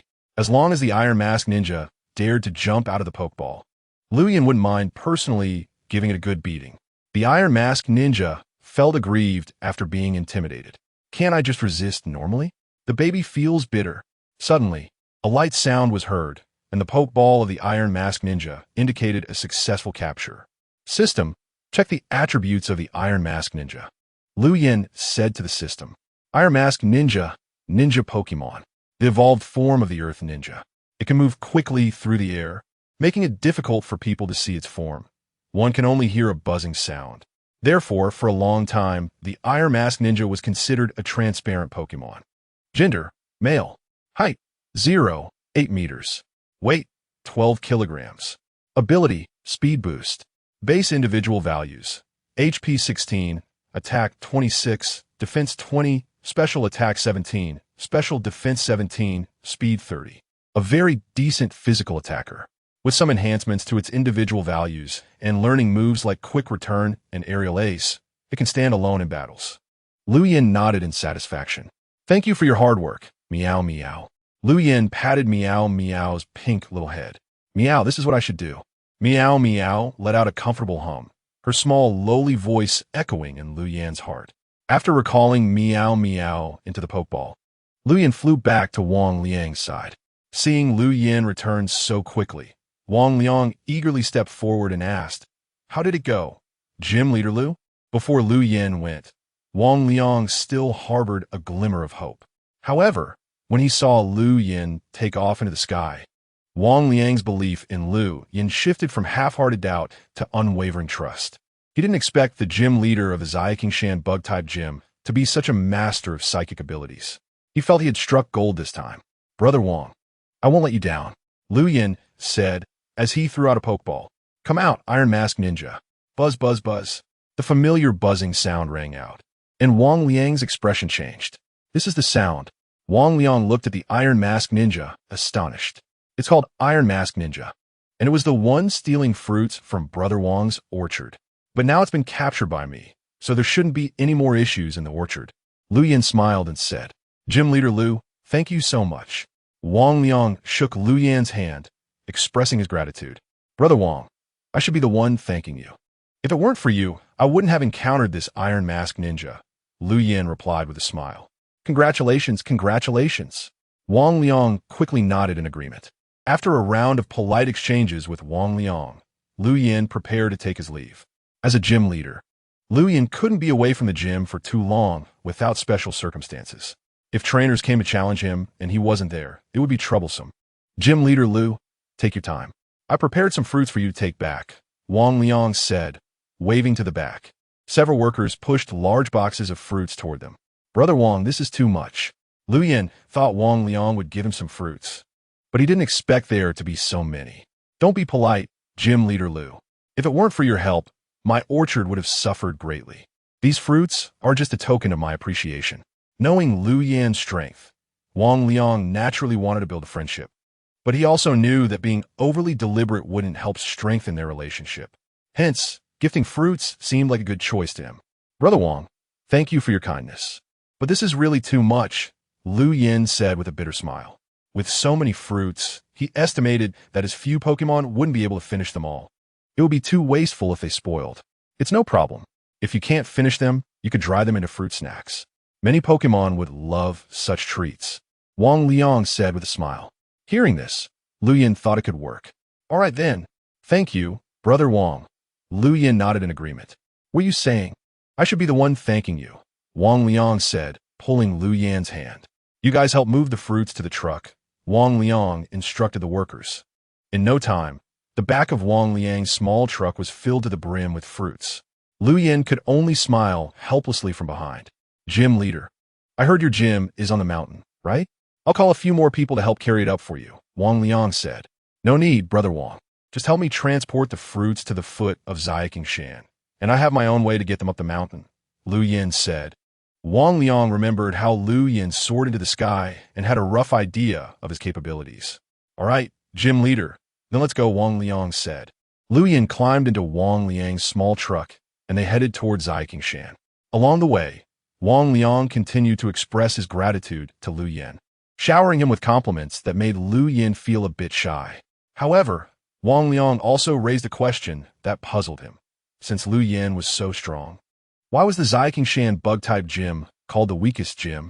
Earlier, while waiting at the Pokémon Center, a fellow trainer had specifically explained the situation of Lu Yan's Shan bug-type gym to Wang Liang. If it weren't for the previous invitation to Lu Yin, Wang Liang would have considered replacing him. But now, he felt fortunate he had hesitated. Otherwise, he would have missed out on a powerhouse like Lu Yin. Hearing Wang Liang's confusion, Lu Yin merely smiled and moved on. The various derogatory rumors online could have been a significant blow to other gyms, but for Lu Yin, they were rather beneficial. The more people looked down on his gym, the more trainers would want to take advantage of it, leading to more reinforcement points and prestige for him. Wang Liang's truck didn't head straight to the foot of Shan, but first made a stop at the Pokémon Center in Tongling City. Lu Yin needed to register the Iron Mask Ninja. Gym leader Lu, is this enough? Wang Liang asked as he parked the truck at the foot of Shan, looking over at Lu Yin. Yes, I'll take care of the rest myself, Lu Yin said, waving his hand. The psychic power activated, and the truckload of fruits floated up into the air. Although he was mentally prepared, Wang Liang was still stunned, his mouth agape. Brother Wang, I'll head up first. Thank you for the fruits. If you encounter any trouble next time, you can contact me right away, Lu Yin waved at Wang Liang. Okay. Wang Liang could only wave his hand in a daze. Lu Yin smiled slightly, floating upwards with a large pile of fruits, heading directly to the gym on Shan. Watching Lu Yin's figure disappear into the dense foliage, Wang Liang withdrew his gaze. The information online was indeed false. The gym leader had such powerful abilities, but was disparaged as worthless. Gym leader Lu is also such a good-natured person. If it were me, I would definitely have a good argument with those online trolls, Wang Liang said as he returned to his truck. He planned to help Lu Yin promote the Shan bug-type gym after he returned. Lu Yin was too low-key. This wouldn't do. For the gym to improve, its reputation needed to be loud. Wang Liang recalled that he had a niece who worked as a media journalist. He decided to ask her for help to conduct a special interview with Lu Yin. Thinking of this, Wang Liang pressed the accelerator with renewed vigor. Master, did you rob a fruit store? Looking at the floating fruits everywhere, Han Yi was so shocked she couldn't speak. They were given to me by a kind big brother, Lu Yin said while waving his hand. Many baskets flew out of the kitchen. After the various fruits were sorted and arranged, the baskets flew back into the kitchen. The kitchen, which was originally quite spacious, became crowded with so many fruits. Superpowers are really convenient. I wish I could use superpowers too, Han Yi said enviously, standing aside. It's just a natural talent, Lu Yin replied helplessly, shrugging his shoulders. Master, you're really something, Han Yi pouted, looking displeased. Ha, Yi, these fruits are yours now. Do whatever you want with them, just don't waste them. The weather has been nice these days, so any fruits we can't eat can be dried into fruit snacks. Lu Yin said. No problem, but I need the Scyther to help. Its size are perfect for slicing, Han Yi replied. About that. Hearing Han Yi's words, Lu Yin felt a bit awkward. Noticing Lu Yin's hesitation, Han Yi asked, what's wrong? Can we use the Scyther? My Scyther has evolved. Lu Yin scratched his head and said, that's fine. Actually, Beedrill can also help. As long as they can use slicing moves, it's good, Han Yi said. Lu Yin thought about how Beedrill could use Fury Cutter, which seemed to meet the requirement. Slicing fruits can also train their skills. It's perfect. Chapter 20. Secret Realm Approval. The final result was that the Scyther, Beedrill, and the newly arrived Iron Mask Ninja helped slice the fruits. Han Yi was also shocked. Not only did Lu Yin come back with so many fruits, but he also captured a powerful Pokémon. What luck! Eevee also wanted to join in to help. However, since it had just recovered from its injuries, Lu Yin still let it rest. This group activity didn't interest Meow Meow much. Plus, it wasn't very familiar with the Scyther and the others yet. Instead, it preferred to snuggle up next to Lu Yin. Hani's little skin baby was like a child who found a playmate, always sticking to Eevee. Eevee also liked the cute little skin baby. The two Pokémon played happily in the dojo every day. When they got tired, they cuddled up together to sleep, seeing the scene while slicing fruits. Hani felt increasingly calm. With the help of several Pokémon, more than half of the fruits were sliced and ready to be dried. The remaining fruits would be specially made into exclusive Pokémon food according to each Pokémon's taste. Can you make energy cubes? Lu Yin asked. Hani shook her head shyly and said, I can only make Pokémon nutrition meals with fruits right now. I'm still learning how to make energy cubes. Lu Yin nodded and said, well, there are plenty of fruits now, so feel free to experiment. But Han Yi felt these fruits belonged to Lu Yin. She could help dry them and make some food for the Pokémon, but using them for her experiments felt a bit inappropriate. It's fine. If you manage to make energy cubes, it would benefit me in the end anyway, Lu Yin said nonchalantly. There were just too many fruits, and they came easily, so Lu Yin didn't mind at all. In fact, there were also many wild fruits in the Qingshan Mountains. It's just that the variety and quality couldn't compare to those in the Wangliang fruit orchard. Lu Yin wasn't short on money either. The league subsidized him every month. And while he couldn't afford expensive items, buying some fruits for his Pokémon was no problem. Lu Yin lazily lay under the shade of a tree, basking in the sun. Meow Meow snuggled like a little baby in Lu Yin's arms. Eevee curled up by Lu Yin's feet. Hani's little skin baby lay in Eevee's embrace, covered by Eevee's fluffy tail. The little one was sleeping comfortably.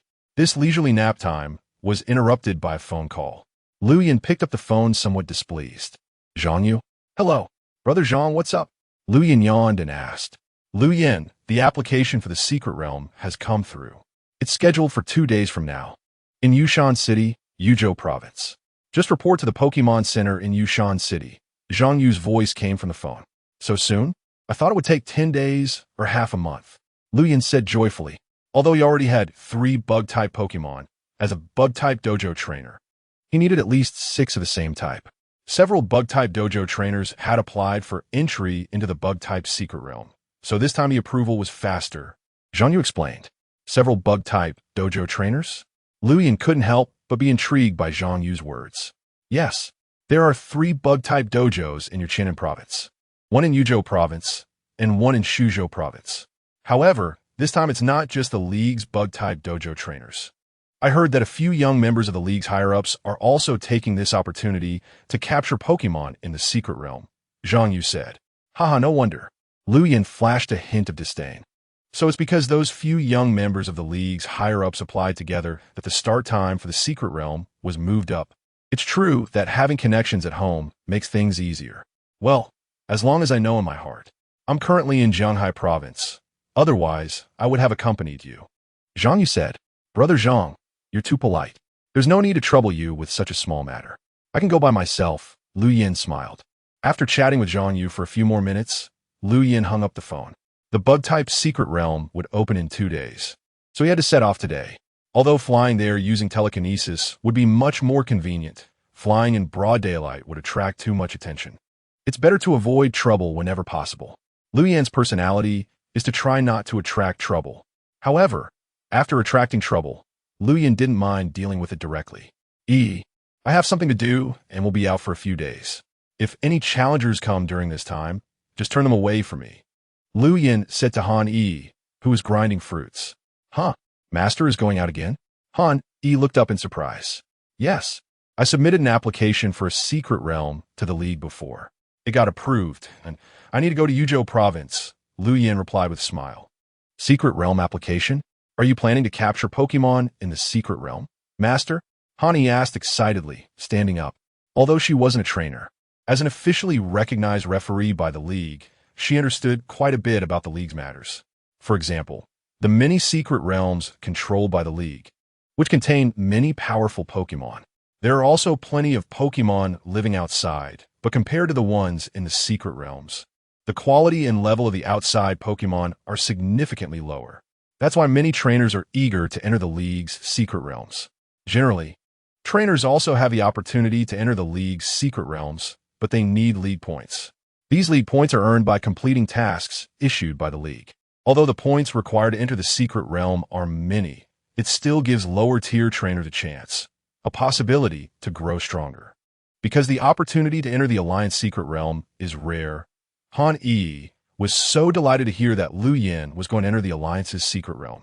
Indeed, as a bug-type gym trainer, I only have 3 bug-type Pokémon, which is really too few. I need to gather at least 6, right? Lu Yin chuckled. The gym leader is so strong. Even with just 3 Pokémon, you're much stronger than those gym leaders with 6 Pokémon. Han Yi now has a mysterious trust in Lu Yin. She has been a referee at the Xiaoqingshan bug-type gym for almost a week. During this week, dozens of trainers have come to challenge. No matter how confident they were before arriving, they all ended up being easily defeated by the Pokémon Lu Yin sent out. Unknowingly, Lu Yin's powerful image has been etched in Han Yi's mind. Chapter 21, Su Xuanyan. After settling the matters at the gym, Lu Yin boarded the bullet train heading to Yuzhou province.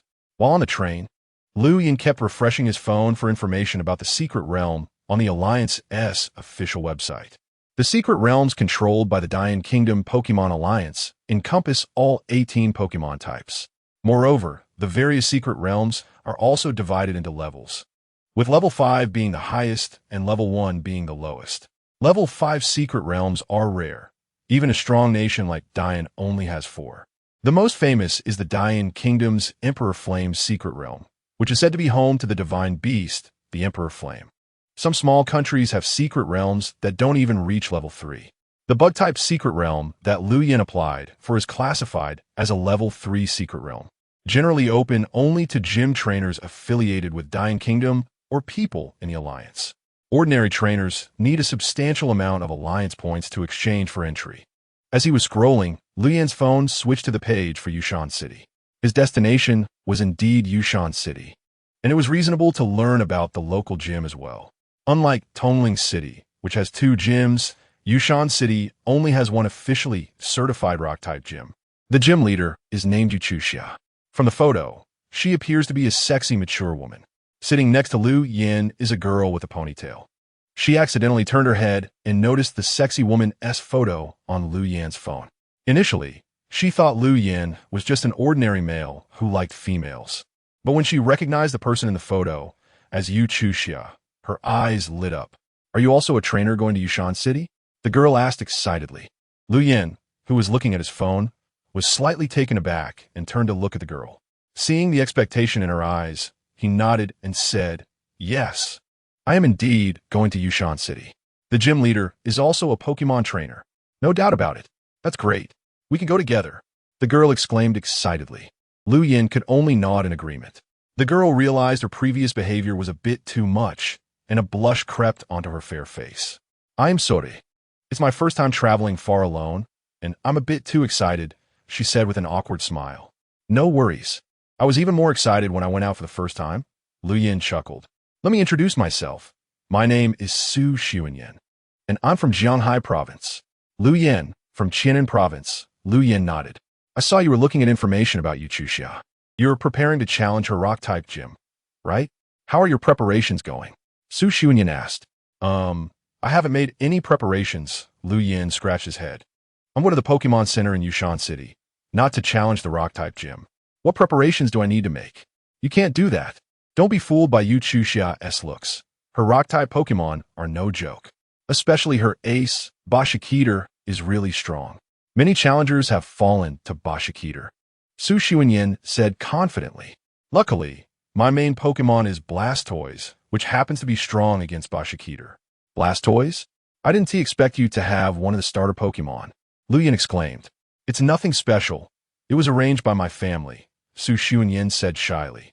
Noticing Lu Yin didn't respond, she continued to ask, "What about you?" "What about me?" Lu Yin asked curiously. "What types are your Pokémon?" Su Xuanyan inquired. "Oh, bug, psychic, and normal types," Lu Yin replied. "Beedrill, Scyther, and Kakuna are all bug types. Meowth is psychic, and EV is normal." That sounds very reasonable. However, upon hearing Lu Yin's words, Su Xuanyan was stunned. "Bug? Psychic? Normal? She echoed in disbelief. After receiving Lu Yan's affirmation, Su Xuanyin spoke with frustration. Haven't you studied Yu Chuxia's Pokémon seriously? Bug types are weak against rock types, and psychic and normal types can't deal much damage to rock types. If you challenge her recklessly, you'll definitely fail. What you said makes a lot of sense. But I'm not planning to challenge the rock-type gym in Yushan City, Lu Yin said with a smile. Huh? Su Xuanyin was dumbfounded. So after talking for so long, you're not going to challenge the gym in Yushan City. It turns out I was thinking too much. Su Xuanyin's face turned bright red again. Let me introduce myself again. I'm Lu Yin, a bug-type gym trainer from Xiaqingshan, Tongling City, Qianan Province, Lu Yin said with a smile. So you're a gym trainer? Su Xuanyin exclaimed. The people around were also drawn to Su Xuanyin's voice, all looking over in this direction. Knowing she had been too forward, Su Xuanyin buried her head again. So embarrassing. This is so embarrassing. Before leaving home, my parents reminded me not to shout or make a fuss when going out. I need to be serious and careful. I didn't expect to embarrass myself right after leaving home. Lu Yin didn't say anything, watching Su Xuanyin shyly lower her head. He found her to be quite charmingly silly. To avoid saying anything wrong again, Su Xuanyin cautiously glanced at Lu Yin. Seeing he was looking at her, she quickly took out her phone and began checking the Alliance's official website. Qianan Province, Tongling City, Xiaqingshan Bug-Type Gym. After entering these words, the information about the Xiaqingshan Bug-Type Gym and Lu Yan's basic profile immediately popped up. I didn't expect he really is a gym trainer, Su Xuanyin thought to herself. The Alliance's official website also listed Lu Yan's Pokémon information, Beedrill, Scyther, Kakuna. As the leader of a bug-type gym, he only has 3 bug-type Pokémon registered under his name. This made Su Xuanyin feel puzzled again.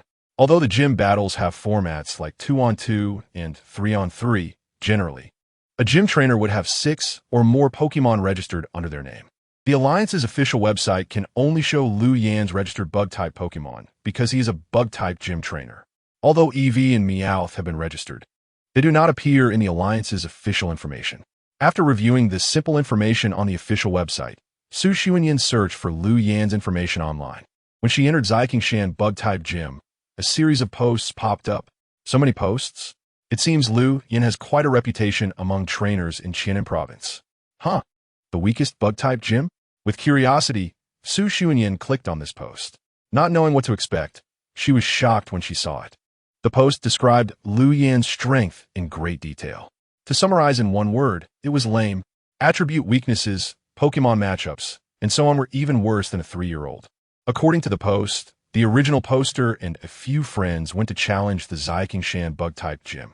As a result, the companions completely dominated Lu Yan, leaving him in tears and full of regret. Chapter 22. Arriving at Yushan City, Su Xuanyin read several posts online consecutively. However, these posts were all quite similar. The trainer Lu Yan from the Xiaqingshan Bug-Type Gym was described as very weak. This was the consensus online. They might as well have written that his gym badge was as easy to get as picking it up off the ground. When Su Xuanyin looked up, she happened to meet Lu Yan's gaze. Are you looking at posts about me? Lu Yan said after glancing at Su Xuanyin's phone. Awkward. It's really too awkward. Su Xuanyin thought to herself, feeling so embarrassed that she could dig out a big villa. Actually, I think what people say online is all fake. Su Xuanyin tried to salvage the situation. She didn't know what was true or false. However, with the person involved right in front of her, she felt she should give him some face. Lu Yan nodded slightly and turned away to rest his eyes. This made Su Xuanyin even more confused. What does mean? Is he agreeing with my attempt to save face? Or what does he think what those people online said is correct? Can you explain a bit? But Su Xuanyin could only say this in her heart. Unconsciously, she felt a strange awkwardness with Lu Yan. It was just as well that he was ignoring her. Su Xuanyin silently leaned back and began searching for information about the Yushan City Rock-Type Gym. Before arriving in Yushan City, it was better to know a bit more to increase her chances of success. The high-speed train soon stopped at Yushan Station. Lu Yan and Su Xuanyin got off together. Are you going directly to the Rock-Type Gym in Yushan City? Lu Yan asked Su Xuanyin beside him. No, I'm planning to take a taxi to the Pokémon Center in Yushan City first. I want to adjust my Pokémon's condition first and then have a good rest for a night. Tomorrow, when my mental state is stable, I will challenge the gym. Su Xuanyan said. Then let's hope we meet again by chance. Bye. After saying this, Lu Yin walked toward the person outside holding a sign. I have so much luggage. I don't know if someone can help me carry it. Su Xuanyan muttered discontentedly. Fortunately, Lu Yin was already far away. However, even if Lu Yin had heard it, he wouldn't have paid any attention to such a request. Lu Yin, the gym trainer from Tongling City, Qianan Province. Lu Yin sat in front of a man wearing an alliance uniform. You are the gym leader, Lu. Nice to meet you, the staff member said with a smile. What should I call you, brother? Lu Yin asked. You can call me Xiao He. Xiao He replied while leading Lu Yin out of the station. A dedicated vehicle had already stopped at the exit. After Lu Yin got in, Xiao He also took the driver's seat. The car started and quickly drove towards the Pokémon Center in Yushan City. Once in the car, Lu Yin didn't speak and kept his eyes closed to rest. The staff member named Xiao He glanced at Lu Yin in the rearview mirror a few times and then focused on driving. Lu Yin was not asleep. He was thinking about what Pokémon he could capture in this bug-type secret realm. After learning telepathy from Meow Meow, Lu Yin could communicate with Pokémon using his psychic abilities without needing to speak. This was a form of unspoken understanding. Because of this, Beedrill was already able to achieve Mega Evolution. Scyther learned the sword dance that Lu Yin had been thinking about, raising its power to a new level. Porygon Z had also completed its enhancement. If it wanted to, ordinary people wouldn't be able to see its trace at all. However, the buzzing sound it made while flying could never be concealed. A determined strong person could still judge the location of Porygon Z from the sound. So, Lu Yin was currently training Porygon Z to reduce its noise when flying until it could do so silently. In that case, Porygon Z would really become an invisible stealth Pokémon. Various bug-type Pokémon flashed through Lu Yin's mind. There really weren't many powerful bug-type Pokémon, which troubled him greatly. In the end, Heracross, Scorch, and Drapion became Lu Yin's target candidates for capture. Heracross, needless to say, is known for its thick skin and great strength. Beedrill, Scyther, and Porygon Z are all speed-focused, so adding a sturdy tank is also very necessary. Another reason is that Heracross can undergo Mega Evolution. Gathering some prestige points is also not a bad idea. Scorch is both bug and poison type. It has high attack and speed with decent defense. It is the ideal bug-type Pokémon for Lu Yin. Drapion, to be precise, belongs to both poison and dark types. However, its unevolved form, Skorupi, is bug and poison type, but they all belong to the bug egg group, so it's reasonable to categorize Drapion as a bug type. The car was driving fast, and soon they arrived at the entrance of the Pokémon Center in Yushan City.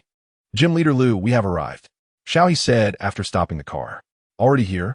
Thank you, Lu Yin said as he opened his eyes. Xiao He hurriedly got out of the car to open the door for Lu Yin.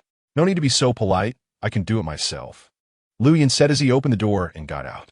The Pokémon Center in Yushan City was similar to the one in Tongling City, except for some differences in design. Many people were coming in and out. Gym Leader Lu, the gathering place is inside the Pokémon Center. Someone will come to greet you once you go in. I have things to attend to, so I want to accompany you in, Xiao He said to Lu Yin. That's fine. I can go in by myself. You go ahead with your business. Lu Yin waved his hand dismissively. Afterward, Lu Yin nodded to Xiao He and walked towards the Pokémon Center in Yushan City. The weakest gym trainer? Is he really as useless as the rumors online say? Xiao He muttered to himself as he watched Lu Yin leave. After saying this, he immediately snorted with laughter. Why am I worrying about this? No matter how useless he is still a gym trainer. I am just an ordinary employee under the Alliance. What qualification do I have to worry for others? When Lu Yin entered the Pokémon Center, he saw a sign standing nearby, Gym Trainer Gathering Area. Following the sign, Lu Yin found a resting area in a corner of the Pokémon Center. There were already 5 or 6 people sitting there. A few of them were chatting enthusiastically. When they saw Lu Yin walk over, the chatting group also stopped. Are you also a bug-type gym trainer? A young man wearing glasses asked. I am Lu Yin, a trainer from the Xiaqingshan bug-type gym in Tongling City, Qianan Province. Lu Yin introduced himself with a smile. The young man smiled back and said, I am Jiang Chong, a bug-type gym trainer from Fuchuan City, Yuzhou Province. Chapter 23. Chatting at the Pokemon Center, the people beside them also stood up to introduce themselves. Huang Xiao from Dan City, Shuzhou Province. Lu Jingxue from Longtan City, Beichong Province. Kong Qinglai from Jingjiang City, Tianming Province. In addition to these bug-type gym trainers, there were also a man and a woman. The man was named Feng Rue, and the woman was named Li Yining. Both of them got this opportunity to enter the secret realm through the Alliance's connections. Therefore, in the eyes of these bug-type gym trainers, these two were seen as people who got in through the back door. These two had also been born into wealth, so they looked down on Jiang Chong and the others who didn't treat them well. After Lu Yin sat down for a short while, a woman in professional attire walked over. "Everyone is here. Come with me," the woman said, and without waiting for a response, she turned and left. "Hey, this girl has quite the attitude," Huang Xiao chuckled. She does have a personality," Kong Qinglai also said. But despite their comments, the group still got up and followed the woman. Su Xuanyan, who had just arrived at the Pokemon Center and was about to take her Pokemon for a recovery, noticed a few people walking through the hall. Among them was someone familiar. "Isn't that Lu Yin, who sat next to her on the train?" Lu Yin also saw Su Xuanyan standing in the hall and smiled, giving her a nod. "What is up?" Jiang Chong asked curiously. "Just greeting an acquaintance," Lu Yin replied. "Aren't you from Xinan Province? You have acquaintances in Yuzhou Province?" Jiang Chong looked in the direction Lu Yin was looking. There were many people in the Pokemon Center Hall, and he didn't know which one was Lu Yin's acquaintance. "Just someone I met on the way," Lu Yin said, and he didn't continue the conversation. He and Su Xuanyan were merely coincidental encounters and couldn't be considered close.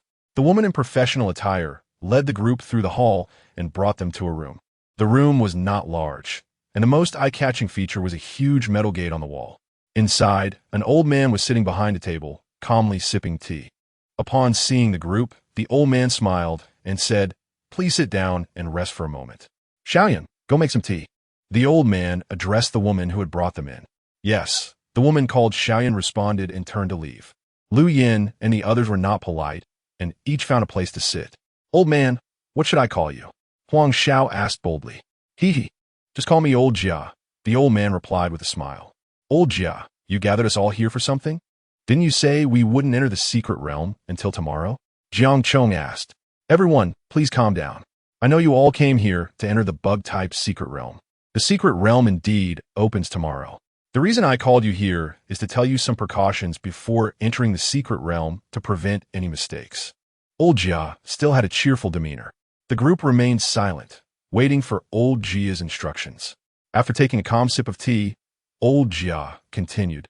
"I believe you all have some understanding of the bug-type secret realm. I won't repeat the information available online. What I want to discuss are some precautions inside. The Pokemon living in the bug-type secret realm are all related to bugs. You will have 3 hours to explore the secret realm. If you don't capture any Pokemon within those 3 hours, you will be forcibly expelled from the secret realm. Each person can only use a specially designated bug-catching ball in the secret realm, not the Pokeballs they brought. Successfully capturing a Pokemon or breaking the bug-catching ball means you have used up that opportunity. To enter again, you'll have to wait for the next chance. When capturing Pokemon in the secret realm, you cannot use lethal force. You can only defeat the Pokemon, not kill them without reason.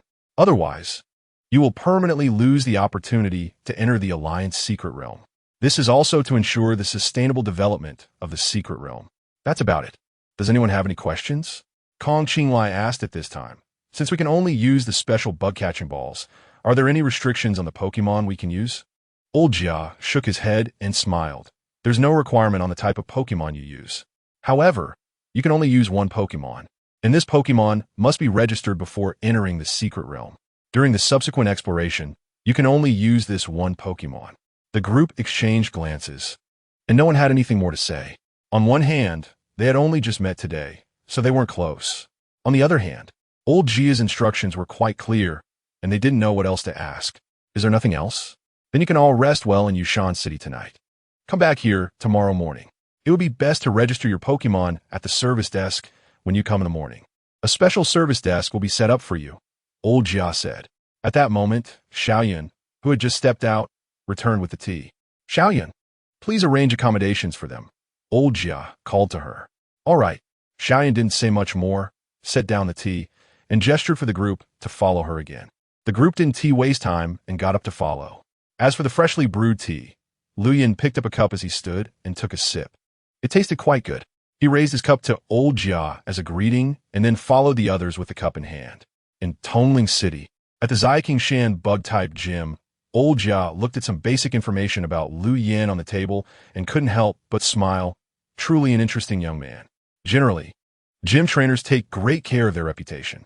They usually refute any bad rumors. This kid is quite interesting. The weakest bug-type gym trainer?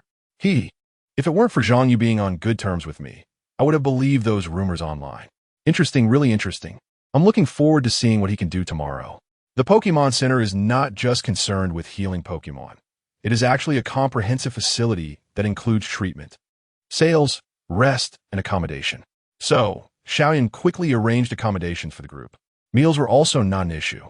The Pokémon Center had a self-service cafeteria that provided various meals for free 24 hours a day. There were options for trainers, as well as matching Pokémon food. Chapter 24. The Secret Realm opens. Lu Yin, with a mindset of taking advantage of a good deal, sneaked into the Pokémon Center's cafeteria for a late-night snack around 10 o'clock. He initially thought there wouldn't be many people, but to his surprise, it was quite crowded. Lu Yin, over here. As he was looking for a place to sit while holding his food, he heard someone calling him. Turning around, he saw Huang Xiao and Kong Qinglai. I didn't expect you two to be here for a late-night snack as well, Lu Yin said with a smile as he sat down. I'm hungry. Just came out to grab a bite, Huang Xiao said with a laugh. It's free anyway, Kong Qinglai said, appearing completely unconcerned. That makes sense. It's free after all, Lu Yin laughed. The three of them chatted casually while eating. Lu Yin, I accidentally saw a post about you online, Huang Xiao suddenly said. Oh, is there a problem? Lu Yin asked nonchalantly. I find you quite interesting, Huang Xiao replied. Interesting? I think you're mistaken. I'm a very boring person, Lu Yin waved his hand. The posts about you online are all one-sided. Belittling your strength. Don't you want to explain? Kong Qinglai chimed in, clearly having seen the posts about Lu Yin as well. Why explain? Lu Yin countered. This left the two of them momentarily dumbfounded. Well said, why explain? Ha. Huang Xiao was the first to burst into laughter. After a couple of laughs, he felt it was inappropriate to laugh like that in public, and quickly restrained himself. Lu Yin, I believe your strength is definitely not as the rumors online suggest. Kong Qinglai took a sip of his drink and said, what if you misjudge him? Lu Yin replied, impossible. Kong Qinglai shook his head. He wasn't flattering Lu Yin. It was just that anyone with insight could tell that the posts online about Lu Yin were impossible. How could a formal dojo that passed the league's review be completely defeated by a rookie trainer? Are you kidding? Kong Qinglai is a dojo trainer under the league, and he understands rookie trainers' abilities very well. In his eyes, those rookie trainers are just insignificant. Just one of his main Pokémon could sweep them away. He didn't know Lu Yin's true strength, but anyone who could pass the league's review wouldn't be too weak. Such a person, how could they not be a match for a rookie trainer? So it's obvious that the posts online are just slandering and defaming Lu Yin. However, what puzzled Kong Qinglai was why Lu Yin wouldn't explain himself. As long as he slightly showed his strength, he could easily clarify things. Every dojo actually needs some notoriety. On the one hand, the strength of a dojo significantly boosts the local economy. More challengers naturally drive the surrounding economy. On the other hand, it relates to the league's subsidy allocations. Although every dojo receives a monthly subsidy from the league, it's only a guaranteed 100,000 league coins. No one worries about having too much money. The rumors online are not wrong. My strength is indeed quite average. Lu Yin continued eating the pancake in his hand. It tasted pretty good. When I get back, I'll have Hani make some for me. While eating, Lu Yin mumbled to himself. Reputation, black or red, is still red. The more people come to challenge me, the faster my reinforcement points and prestige will increase. I just need to ensure my strength is strong enough. The best way to shut someone up is to make them unable to speak. A few sarcastic comments won't cost me anything. If others like to talk, let them talk. Seeing that Lu Yin didn't care at all, Huang Xiao and Kong Qinglai exchanged glances, both seeing disdain in each other's eyes. The son of a concubine is not worth strategizing with. They had intended to bring him along, but unexpectedly found him to be an aimless and incompetent fool. Lu Yin, you just keep eating. I'm full and going back to sleep, Huang Xiao said as he stood up. Kong Qinglai also stood up and said, I'm full too. See you tomorrow. Lu Yin smiled and waved at the two. They didn't respond and turned to leave the cafeteria. Just a dojo trainer. And he wants to play politics? Don't these people ever feel tired? Lu Yin quietly muttered as he watched the two leave. He then continued to focus on his late-night snack. After eating and drinking enough, he also packed a lot of Pokémon food. He couldn't just focus on feeding himself, right? His Pokémon also needed late-night snacks. After a night passed, Lu Yin got up energetically. He had already decided that for this bug-type secret realm, he would send out Eevee to capture Pokémon. It was a good opportunity to see how it had recovered recently and also test its strength. When he arrived at the Pokémon Center lobby, he found that Jiang Chong, Huang Xiao, and others had already completed their registration. Hey, you guys are up early. Lu Yin greeted them with a smile. Yeah, I was thinking of going to the secret realm early to catch Pokémon, Jiang Chong replied with a smile. However, Huang Xiao and Kong Qinglai were indifferent towards Lu Yin. After a little probing last night, the two felt that Lu Yin was completely aimless. There was no need to befriend someone like that. Lu Yin didn't mind. You walk your own sunny path, and I'll cross my own single-plank bridge. As long as we don't interfere with each other, it's fine. After handing the Pokeball containing Eevee to the staff at the service desk for registration, Lu Yin and the others were taken to Old Jia's office by Xiaoyan again. Old Jia, we're all ready. When will you take us to the bug-type secret realm? Kong Qinglai asked loudly. I was thinking of letting you rest a bit longer. Since you're all ready, I won't waste any more time, Old Jia said, waving his hand behind him. Two sturdy staff members walked in. Open the secret realm, Old Jia instructed the two. They didn't waste any words and walked straight behind Old Jia. Behind Old Jia was a huge revolving gate. With the two staff members working together, the massive gate began to turn. Creak, creak, the sound of metal grinding came as the huge gate slowly opened. Is this? Everyone in the office was shocked. They hadn't expected the mysterious secret realm to be right behind Old Jia's office. Surprised, huh? Hee. Besides being the head of the Yushan City Pokémon Center, I also have another identity as the head of the Yushan City Bug-type secret realm. So it's quite reasonable to have the secret realm entrance in my office, right? Old Jia said proudly. Lu Yin couldn't help but laugh at Old Jia's words. However, he agreed with Old Jia. Placing the secret realm entrance inside the Pokémon Center was indeed something few people would think of. Chapter 25. Entering the Bug-type secret realm, come over and collect your bug-catching balls. Old Jia pointed to several prepared bug-catching balls on the table. The group stood up one by one to pick up a bug-catching ball. Before you enter the secret realm, I will reiterate one last time. You only have 3 hours in the secret realm. When the time is up, regardless of whether you have successfully caught any Pokémon, you will all be forcibly expelled from the secret realm. Also, you can only use registered Pokémon. If you use any unregistered Pokémon, I don't need to say what the consequences will be, Old Jia said with a smile. Old man, you're really a bit long-winded, a girl named Li Yinyin said dissatisfiedly. Haha. Old Jia wasn't annoyed and replied with a smile. Maybe I'm getting old, and I've become more talkative. I wish you all a bountiful harvest, Old Jia said. After he finished speaking, Feng Rue and Li Yinyin rushed into the entrance of the bug-type secret realm behind Old Jia. Clearly, they already knew some things about the secret realm. Huang Xiao and the others, fearing that Feng Rue and Li Yinyin would capture powerful Pokémon first, hurriedly followed them into the secret realm. Lu Yin, let's hurry, Jiang Chong called to Lu Yin and quickly followed. Lu Yin responded, but didn't rush like the others. After nodding at Old Jia, he slowly walked towards the secret realm entrance. Old Jia smiled slightly. Just as Lu Yin was about to enter the secret realm, Old Jia spoke up. Lu Yin, right? Hearing this, Lu Yin stopped and turned to look at Old Jia, who was still sitting in his chair. The bug-type secret realm is quite large, and there are many dangers inside. I suggest you head east after entering. There are a group of Heracross and a group of Scyther there. There are some good leaders among them. If you're interested, you can go take a look. Don't go west. That's a desert terrain, and further in is a lava volcano, Old Jia said slowly. Thank you, old man, Lu Yin said with a smile, cupping his hands in gratitude. Go ahead, Old Jia waved his hand. Lu Yin nodded and stepped into the bug-type secret realm. After Lu Yin entered, Xiaoyan finally asked, Uncle Jia, do you have high hope for this, Lu Yin? I can't say I have high hopes, but I just feel that he is different from the others. Old Jia replied, "What's so different? I have investigated the profiles of several of them, especially this Lu Yin. In terms of overall evaluation, his strength is the weakest among them," Xiaoyan said with a serious face. "Overall evaluation? Ha ha ha, Xiaoyan. You must have read those posts online about the Zaiqingshan bug-type gym, right?" Old Jia said with a smile. Xiaoyan nodded in acknowledgement. "I knew it." Old Jia leaned back a bit to make himself more comfortable. After taking a sip of water, he slowly opened his mouth and said, "Hearing is false, seeing is real.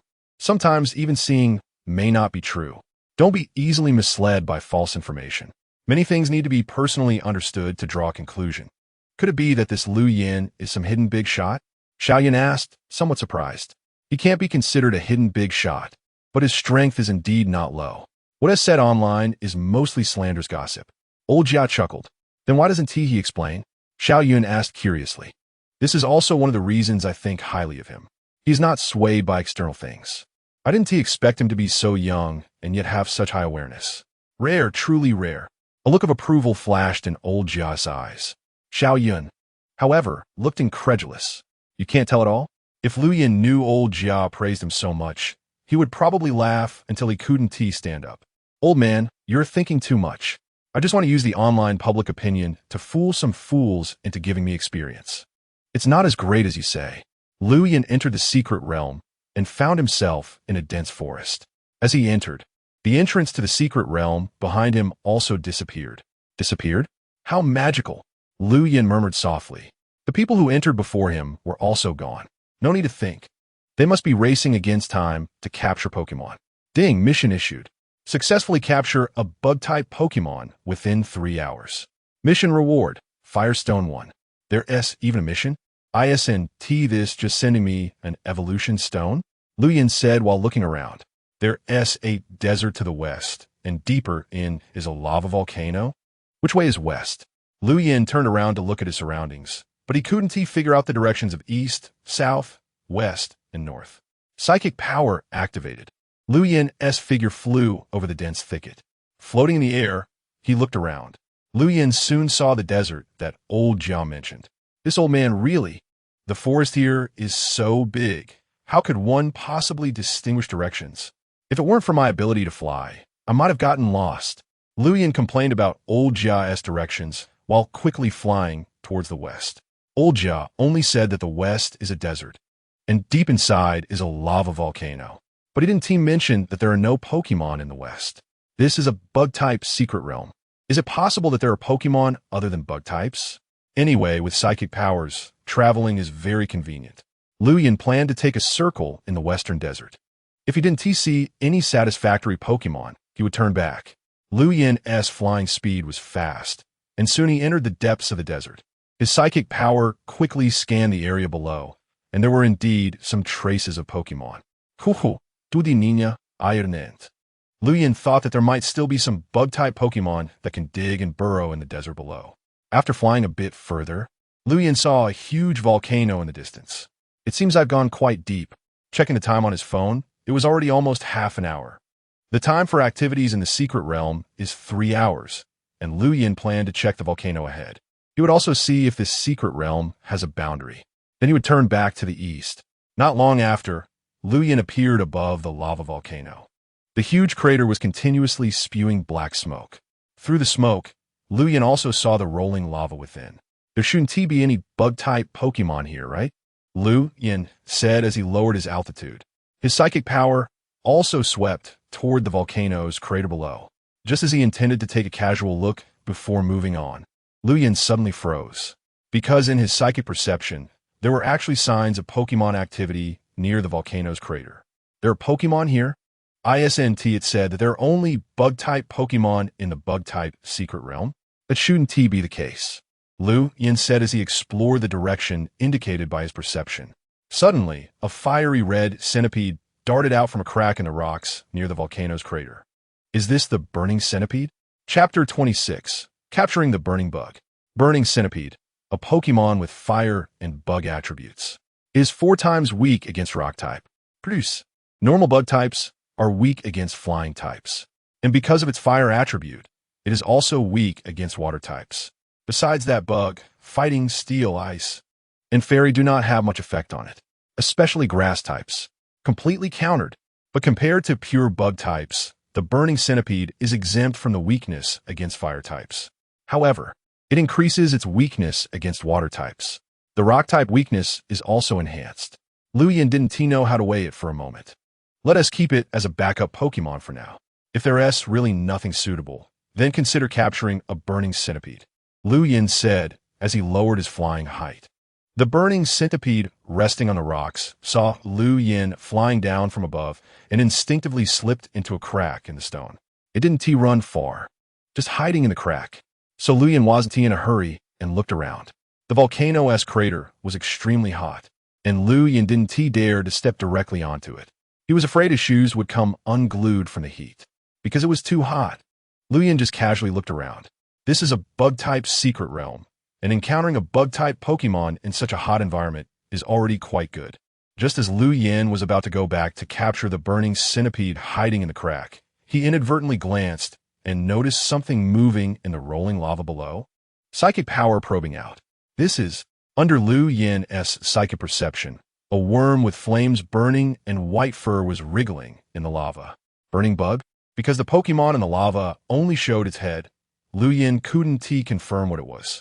But it didn't matter. The system would provide the answer. System. Detect the attributes of the Pokemon below. Luyan said to the system. Burning bug, torch Pokemon. Believed to be a Pokemon born from the sun. Gender, female, height, 11 weight. 288 special ability. Flame body basic individual values. HP, 25, physical attack, 13, physical defense, 17, special attack, 23, special defense, 23, speed, 22. It really is the burning bug, Luyan said joyfully. Compared to the burning centipede, the burning bug is much stronger. The evolved form of the burning bug, the fire god moth, is also exceptionally powerful. However, after the burning centipede evolves into the burning centipede, it can also Gigantamax. For a moment, Luyan was caught in a dilemma. Because he only had one bug-catching ball, should he choose the burning bug or the burning centipede? Damn old Jia. If only I had 2 bug-catching balls, Luyan said with a frustrated expression. Never mind, let us choose the burning bug first. Although the burning centipede can Gigantamax after its subsequent evolution, the Gigantamax items in the shop are all exorbitantly priced. Luyan felt it was unnecessary to add psychological burdens to himself. Psychic power activated. The burning bug that was strolling in the lava was pulled up. Before the burning bug could react, it was already pulled out of the volcano by Luyan using psychic power. Squeak! The burning bug just landed and immediately shot a series of sparks in Luyan's direction. Wow, quite the temper. Luyan gently waved his hand, creating an invisible psychic barrier that blocked a series of sparks. Your opponent is it. Go for it, EV. Luyan threw the Pokeball in his hand. EV. EV jumped out of the Pokeball, shaking its glossy fur. EV, this is your first battle. You need to take it seriously, Luyan said. EV. EV nodded earnestly, eyes alert as it stared at the burning bug in front of it. Gee! The burning bug let out another cry and charged quickly at EV. As it moved, flames ignited around its body, engulfing it in a fire wheel. A fire wheel? This burning bug is no ordinary opponent. However, you've underestimated my EV. It's not just an ordinary EV. EV, dodge and use water gun, Luyan commanded. EV. EV skillfully avoided the burning bug's fire wheel attack. Turn around and use water gun. Boom. The water gun hit the burning bug directly, sending it crashing into a rock. EV, don't stop. Keep using water gun. Luyan wasn't planning to play tag with the burning bug, trading hits back and forth. Real battles were about seizing opportunities and decisively overpowering the opponent. EV unleashed another water gun. The burning bug, just recovering, was blasted against the rock again. Keep the pressure on. Don't give a chance. Luyan floated behind EV with his arms crossed. G. The continuously attacked burning bug was unwilling to be defeated so easily and let out a piercing sound. The intense noise attack forced EV to stop its water gun. Fortunately, Luyan was prepared and used psychic power to block his ears. G. Seeing that the piercing sound worked, the burning bug unleashed its bug buzz again. The sound waves attacked once more. This is quite tricky. EV, hang in there. Use water gun again. EV. Phew. A powerful water gun shot out from EV's mouth. The burning bug was sent flying again. This time, after crashing through a rock. The burning bug fell heavily to the ground, losing its fighting capability. Go, bug catcher ball. Lu Yin seized the moment and threw the bug catcher ball. Bang! The bug catcher ball accurately hit the burning bug, enveloping it in a red light. The bug catcher ball shook violently after landing.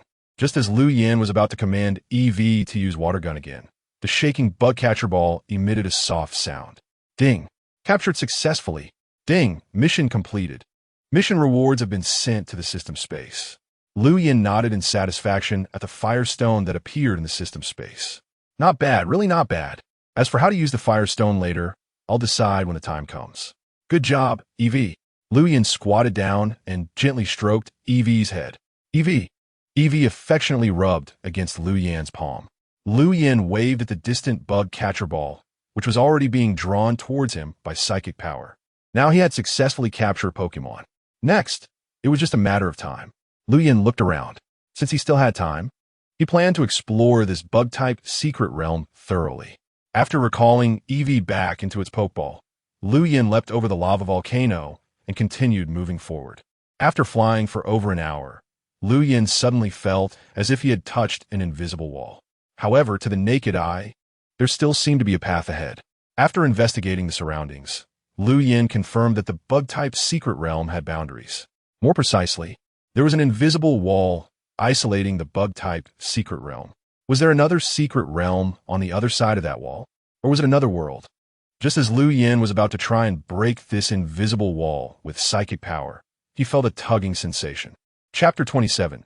Encountering Su Xuanyan again, Lu Yin's psychic power was strong, and this slight tugging sensation was easy for him to shake off. However, glancing at the time on his phone, it was exactly 3 hours. If he missed this chance to leave, he didn't know if he would be trapped in this secret realm. So, he followed the tugging sensation and allowed it to lead him out of the secret realm. In a flash, Lu Yin reappeared in old Jia's office. Congratulations, everyone. You all returned safely. Judging by your expressions, it seems you've all captured satisfactory Pokémon. Old Jia said with a smile. Lu Yin scanned the faces of Jiang Chong and the others, noticing they didn't look well. Huang Xiao and Kong Qinglai were glaring angrily at Feng Rui and Li Yining. Meanwhile, Lu Jingxue, a bug-type gym trainer from Longtan City in Beichang Province, had quietly positioned herself next to Li Yining. What's going on? It seemed these individuals had some small conflicts without his knowledge. Old Jia had been in the alliance for most of his life and could tell what was happening without needing to guess. It seemed Jiang Chong, Huang Xiao, and Kong Qinglai had clashed with Feng Rui, Li Yining, and Lu Jingxue. 3 against 3. Quite fair. As for the reason for the conflict, it was merely over the ownership of a powerful Pokémon. Everyone, we agreed to rely on our abilities, Li Yining said cheerfully while holding her bug catcher ball. Damn, if it weren't for your tricks, this rain moth would be mine.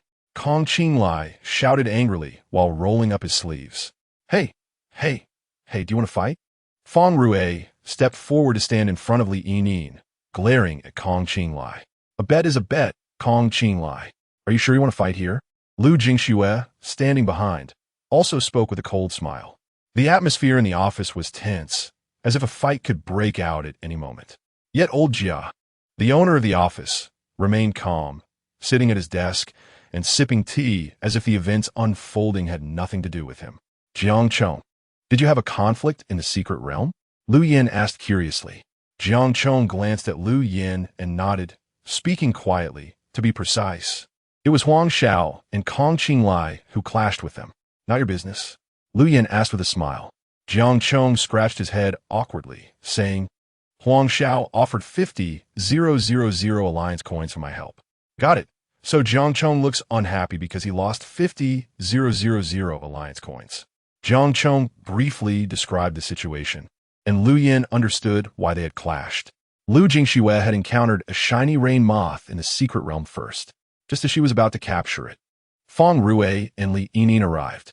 Ultimately, the 3 agreed on a price, with Feng Rui and Li Yining assisting Lu Jingxue in capturing another decent bug-type Pokémon.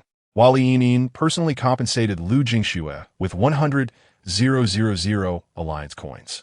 The shiny rain moth was then given to Li Yining. Just as these three were finalizing their terms, Huang Xiao and Kong Qinglai coincidentally showed up.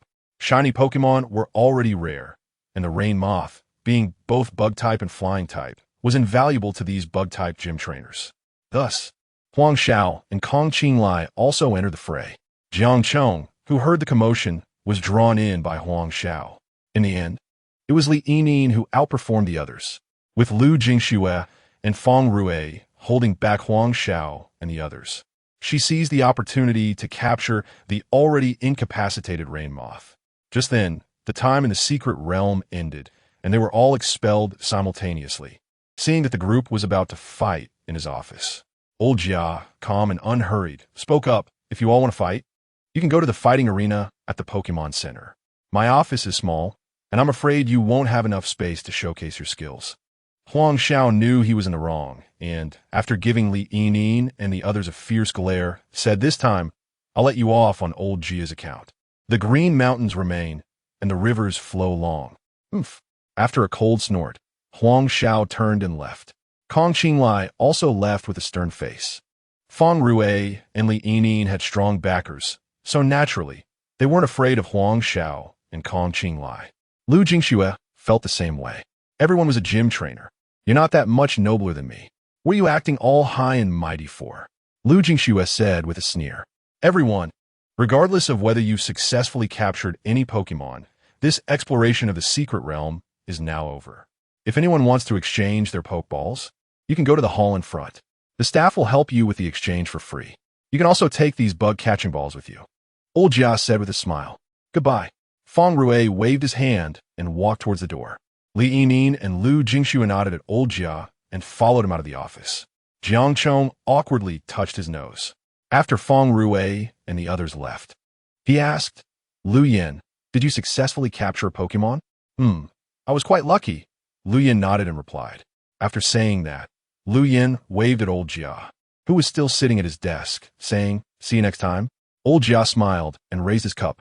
Lu Yin and Jiang Chong walked together to the Pokemon Hall to get their Pokeballs. While processing, Lu Yin glanced over and saw that Jiang Chong had captured Scyther. Lu Yin, aren't you coming to play in Fuchuan City? Jiang Chong invited. No, I still have to hurry back to the gym.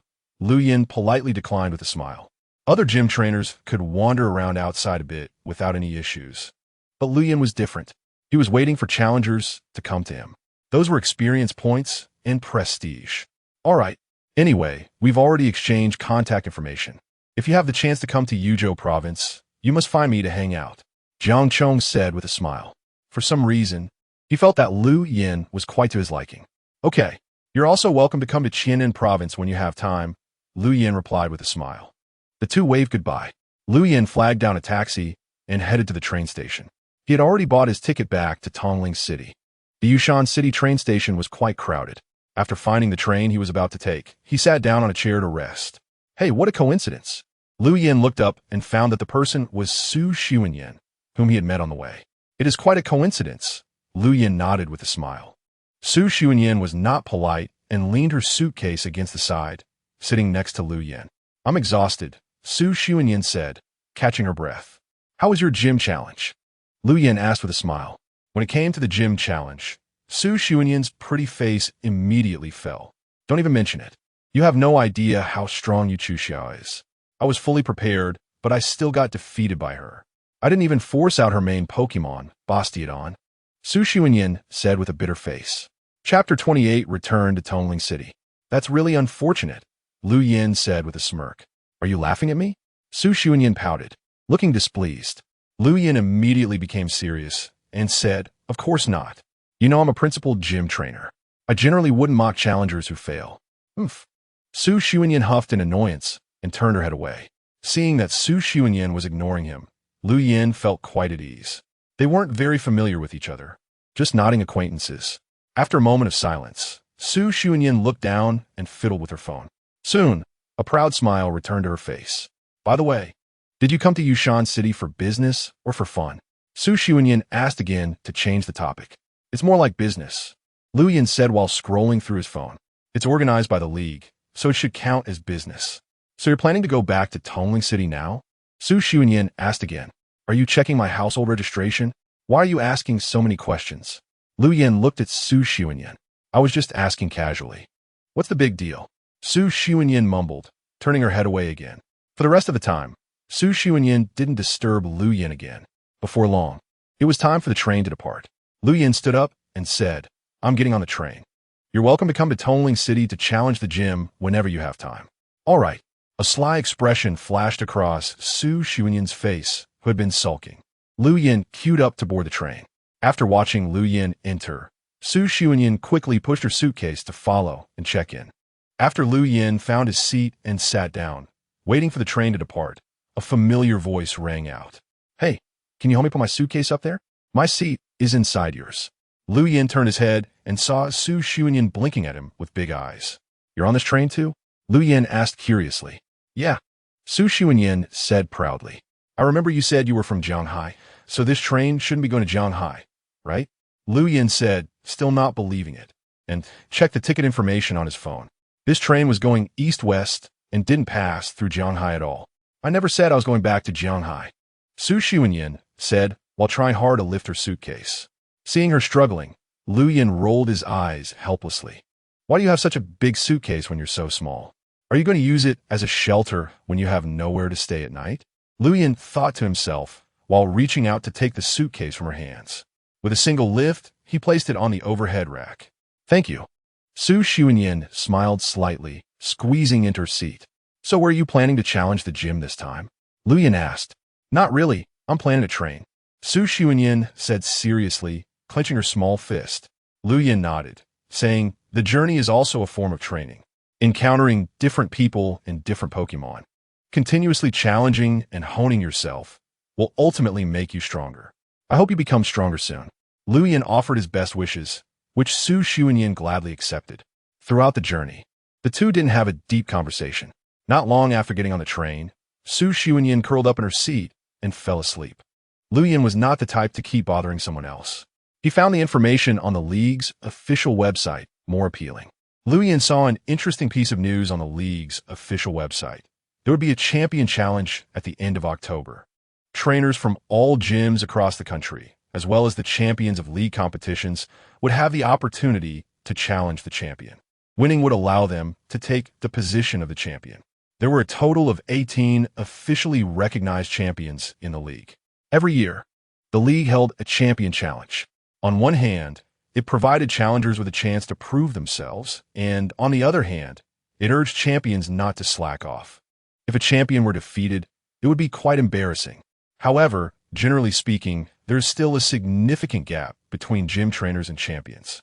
In the many years since the league's establishment, there had only been a few instances of champions being defeated. A champion challenge? It sounds quite interesting. Lu Yin planned to join in the fun when the time came. It was only early May, so there were still 5 months left. There was no rush on this. As for which champion to challenge, Lu Yin hadn't thought about it yet. However, becoming the king of superpowers is a predetermined goal for Lu Yin. With his strong telekinesis, it is reasonable for him to aim for that title. However, he currently only has one psychic attribute Pokémon, Meowth. Let's see how it goes. The high-speed train soon arrived at Tongling Station. Lu Yin didn't bring much with him, so he got off the train as soon as it stopped. Su Xuanyan was still comfortably asleep in her seat. Since they were not very familiar with each other, Lu Yin had no intention of greeting her, so he simply left. Hello, miss. This seat is mine. A middle-aged man gently tapped Su Xuanyan and said. Su Xuanyan was startled awake. Seeing that she was awake, the middle-aged man repeated himself. Huh, did we arrive? Su Xuanyan finally realized what was happening. Wait, I'm not off yet, she shouted in a panic. Just as the train doors were about to close, Su Xuanyan hurriedly pulled her large suitcase off the train. Damn Lu Yin, he didn't even call me when he got off. I almost missed my stop. Su Xuanyan complained angrily. Although she was upset, Su Xuanyan quickly left the train station with her suitcase, thinking about whether she could catch Lu Yin at the exit. However, unfortunately, Lu Yin had already taken a taxi back to the gym by that time. After confirming the location of the Xiaoqingshan bug-type gym on the map, Susunjam Bukdao Den Nurvai, The defeat in Yushan City left her feeling unwilling to accept it, and she recognized her lack of strength. So she planned to go back and train hard. Once she became stronger, she would challenge the Yushan City gym again. Initially, she intended to go to Shuzhou Province. But after seeing Lu Yin, she inexplicably changed her plans. Aren't they saying online that the Shan bug-type gym is weak? I'll just get the badge from Shan gym along the way. Thinking about how miserable Lu Yin would look after being defeated by her, Su Xianyan couldn't help but feel better. She decided to take out her phone to capture this memorable moment. Let us see who will cry in the end. Lu Yin, of course, had no idea that Su Xianyan had followed him to Tongling City. He also didn't know that she wanted to challenge his gym. Even if he did know, he wouldn't care. Just a free experience point. Chapter 29. Challenger approaches. Lu Yin had already notified Han Yi in advance while on the road.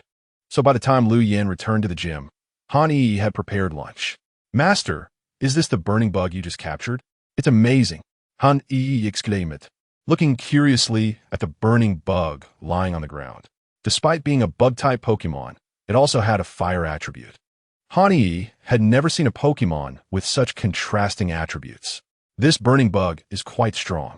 After some training and evolution, it will definitely become my main force, Lu Yin said with satisfaction as he looked at the burning bug. The fire god moth is already synonymous with power. With the enhancement of its individual values, the fire god moth will surely perform extraordinarily in the future. Lu Yin didn't have enough enhancement points at the moment, so he could only max out the individual values of each Pokémon. When he has more enhancement points later, he will also max out the effort values of each Pokémon. Lu Yin felt that by then, each of his Pokémon would have the ability to compete with legendary Pokémon. Han Yi had prepared various Pokémon food according to each Pokémon's preferences. Lu Yin's Pokémon began to feast. After tasting it a little, the burning bug also started to eat heartily. It really eats, Han Yi exclaimed excitedly. It was her first time preparing Pokémon food for a bug type with a fire attribute. So she tried adding spicy chili fruit to the sweet and sour food that bug types love. To her surprise, the burning bug liked it very much. Seeing that his Pokémon enjoyed the food prepared by Han Yi, Lu Yin felt that he was really lucky to have an employee like her. After they finished eating, Han Yi went to clean up the dishes as usual, while several Pokémon rested beside the gym. The newly arrived burning bug took a nap under a large tree. Curious, the skin baby approached, wanting to play with the burning bug. However, the burning bug's body temperature was too high, and the skin baby felt uncomfortable as soon as it got close, so it could only run to EV to complain. After lunch, Lu Yin appeared quite lazy, lying on a recliner and looking drowsy. At that moment, someone was panting as they climbed up from Shan. Damn it, who would build a gym on a mountain? Su Xianyan sat on the steps of the mountain path, panting heavily, looking at the faintly visible building ahead. That should be the Shan bug-type gym. Once I get up there, I'm going to give that Lu Yin a good beating. He needs to know how powerful I am. After giving herself a pep talk, Su Xianyan gritted her teeth and continued to climb the mountain. Half an hour later, Su Xianyan finally arrived at the entrance of the Shan bug-type gym. I made up my mind. I'm going to give it my all. I'm so angry. Su Xianyan gritted her teeth, glaring at the gym entrance. At that moment, Han Yi happened to come out holding some tree fruits to dry. Seeing Su Xianyan resting at the entrance, she was slightly taken aback, then immediately smiled and said, "You're here to challenge the gym, right? Our master is resting inside. Please come in." Han Yi waved to Su Xianyan. Su Xianyan was filled with anger towards Lu Yin, but Han Yi was cute and welcomed her with a smile, making her anger subside a bit as she followed Han Yi into the gym. "Are you one of the people in the gym?" Su Xianyan asked from behind. "Yes, I'm a referee for this gym," Han Yi replied with a smile. "Oh, so you're the referee here. I didn't expect that," Su Xianyan said in surprise. She thought the girl in front of her had some connection with Lu Yin. "Master, someone is here to challenge."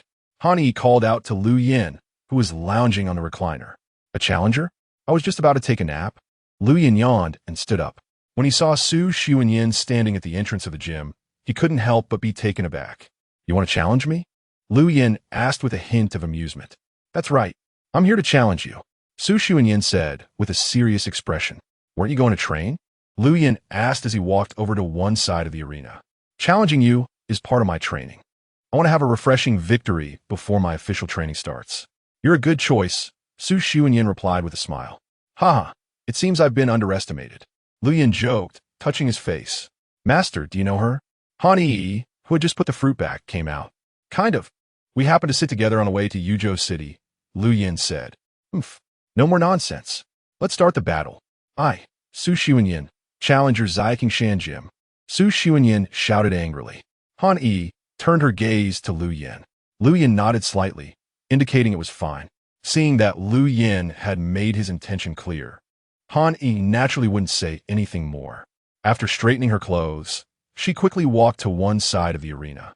Now starting the match between challenger Su Xianyin and gym trainer Lu Yin. The match will follow the 3v3 format. Challengers can change their Pokémon during the match, but gym trainers cannot. The match ends when one side's 3 Pokémon are all unable to battle, resulting in a loss. Does either side have any questions? Han Yi asked. I have no questions, Su Xianyin said loudly, gripping her Pokeball tightly. I have no questions either, Lu Yin smiled. Since both sides have no questions, let the match begin. Han Yi raised a small flag to announce the start of the match. Go, Growlithe. Go, Iron Mask Ninja. Su Xianyin and Lu Yin threw their Pokeballs at the same time. The first Pokemon sent out was the Fire-type Growlithe. It seems you came prepared, Lu Yin said with a smile. Oomph. Don't underestimate me. I'm not some rookie trainer who knows nothing. I'll attack first. Growlithe, use Spark Attack. Su Xianyin shouted.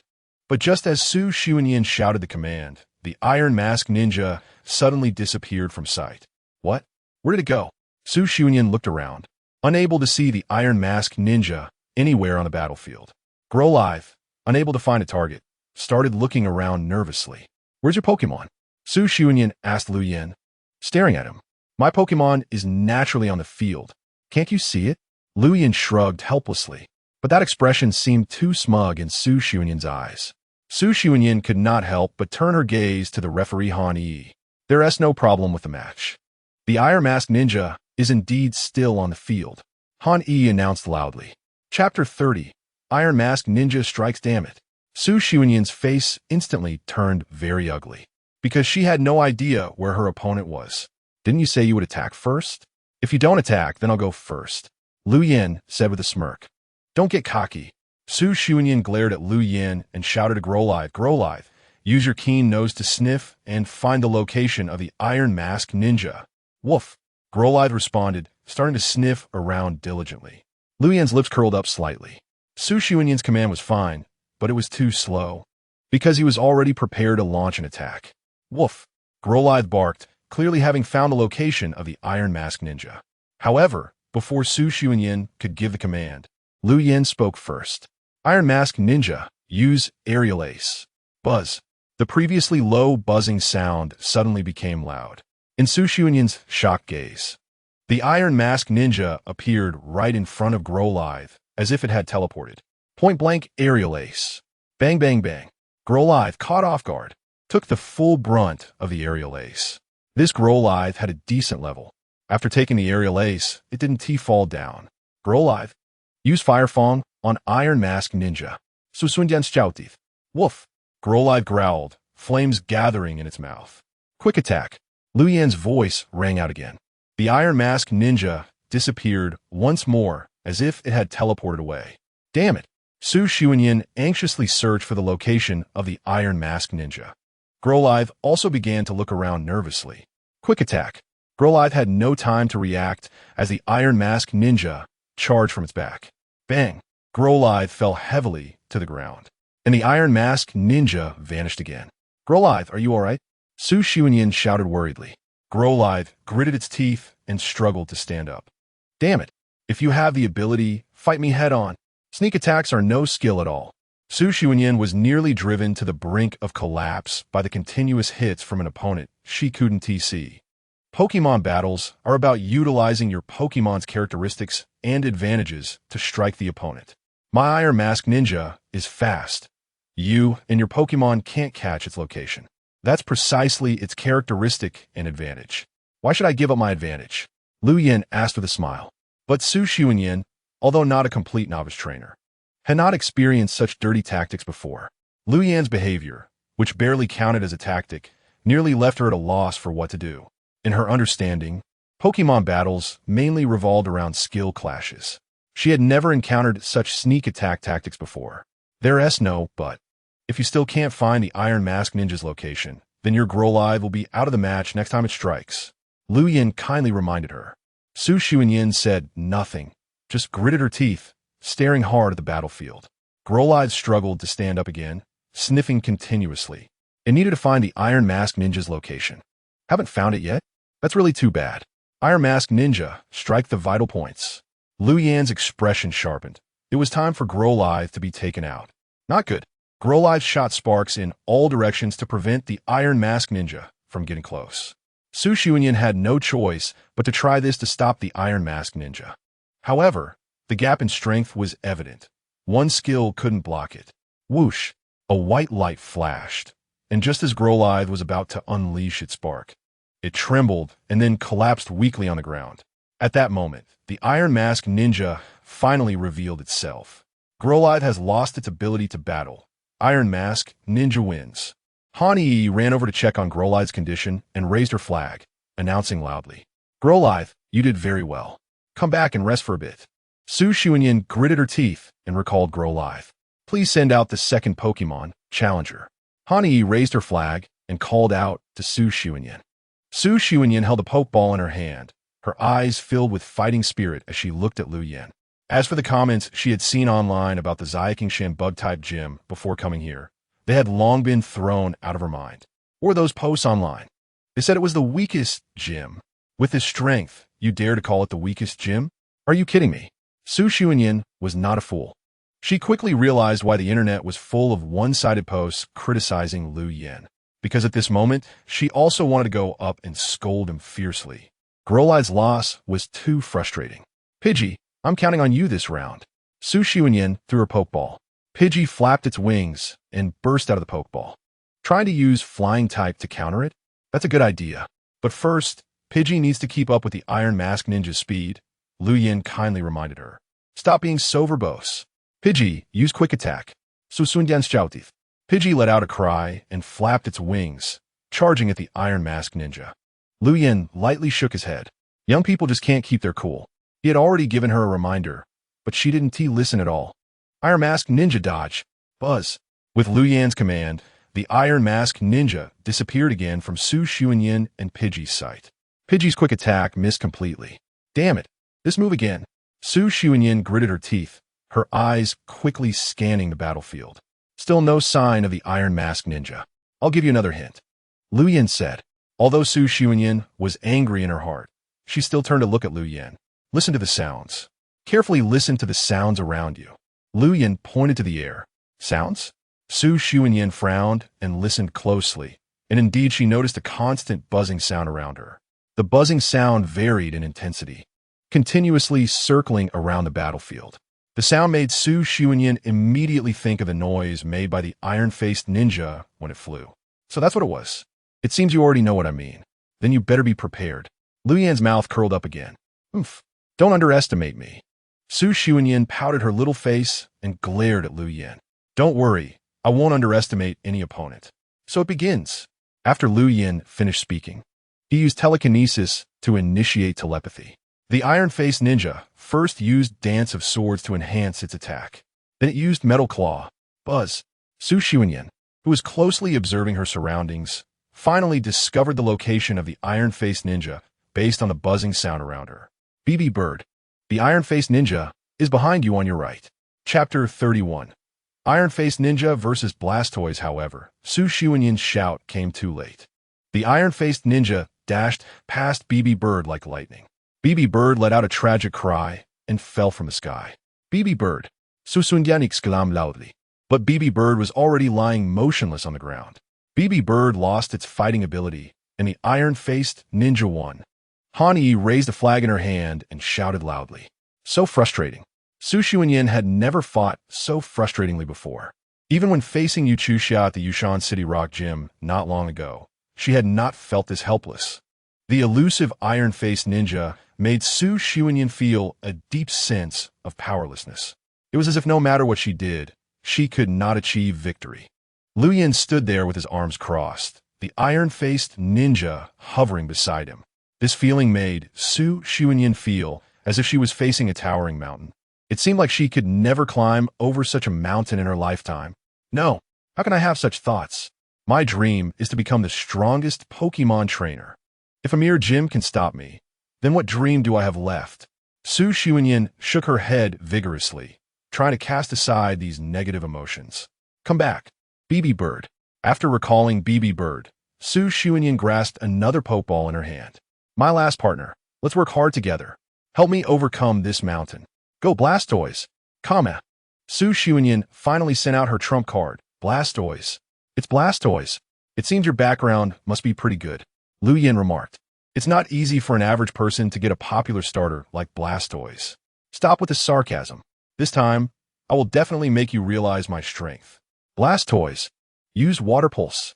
Su Xuanyin took the initiative to attack again. Gamek. The two cannons on Blastoise's back aimed at the direction of the iron-faced ninja, and Water Pulse was launched. Two powerful streams of water transformed into a large curtain of water, pressing toward the iron-faced ninja. Su Xuanyin's strategy was that since it was difficult to pinpoint its location, she would directly attack in an area. However, Su Xuanyin forgot one thing: the qualifications of Pokémon. Even the same Caterpie can have a gap between ordinary and extraordinary qualifications. People also have a chasm between ordinary individuals and geniuses. Lu Yan's Pokémon were strengthened in their individual values from the beginning. So although Blastoise's strength was good, there was still a considerable gap between it and the iron-faced ninja. After Lu Yan gave the iron-faced ninja a command to act freely through telepathy, the iron-faced ninja disappeared again from the arena. The water pulse landed nowhere. When the surging water hit Lu Yan, he simply waved his hand to block the residual force of water pulse. Su Xuanyin did not notice this miraculous scene at that moment. Her eyes were still scanning the arena, trying to find the location of the iron-faced ninja. Suddenly, the iron-faced ninja appeared behind Blastoise. Its two forelimbs were rubbing a purple-black energy ball. Shadow Ball. Blastoise, retract into your shell. Susunjan Heridlischautif. Blastoise did not immediately detect the location of the iron-faced ninja, but upon hearing Su Xuanyin's shout, it quickly reacted. Boom! The Shadow Ball exploded on Blastoise's back. However, Blastoise had timely retracted into its shell, so it did not suffer too much damage. When Blastoise poked its head out of the shell again, the iron-faced ninja had vanished once more. What a despicable tactic. Su Xuanyin felt angry, but had to admit that she really did not have a good countermeasure. Blastoise, use Iron Defense. There was no choice. She could only increase her defense for now and look for opportunities later. You have some ideas, but if you can't catch the iron-faced ninja, even increasing your defense will only slow down your defeat. Lu Yan said with a smile. You talk too much. Su Xuanyin coldly snorted at Lu Yan and focused her gaze tightly on the arena again. Buzz, buzz, buzz. Blastoise continuous water gun to the left back. Su Xuanyin suddenly shouted. Trusting Su Xuanyin completely, Blastoise quickly turned around, and its two cannons shot out two powerful streams of water. The iron-faced ninja appeared, but its speed was quick, easily dodging Blastoise's continuous water gun. To the right. Water Pulse. Comma. Blastoise did not hesitate and unleashed Water Pulse to the right side. The iron-faced ninja's figure appeared again. However, it still avoided the attack of Water Pulse. Very good. She really detected the iron-faced ninja's position. Lu Yan nodded with some appreciation. Since becoming a gym leader, he had faced dozens of challengers, but none of them had truly used their brains. Gym trainers are not only there to sharpen challengers, but also to teach them. The league sets up different gyms in every city, not just for gym trainers to beat up novice kids. Their original intention was to let rookie trainers recognize their shortcomings through gym challenges to fill those gaps and then grow. Lu Yan didn't know about other gyms, but his little Caterpie gym had not issued a single badge since its official certification because none of the challengers had passed Lu Yan's teaching battles. If Lu Yan really just enjoyed bullying kids, the easiest way would be to send out Beedrill and then proceed to unilaterally slaughter them after evolution.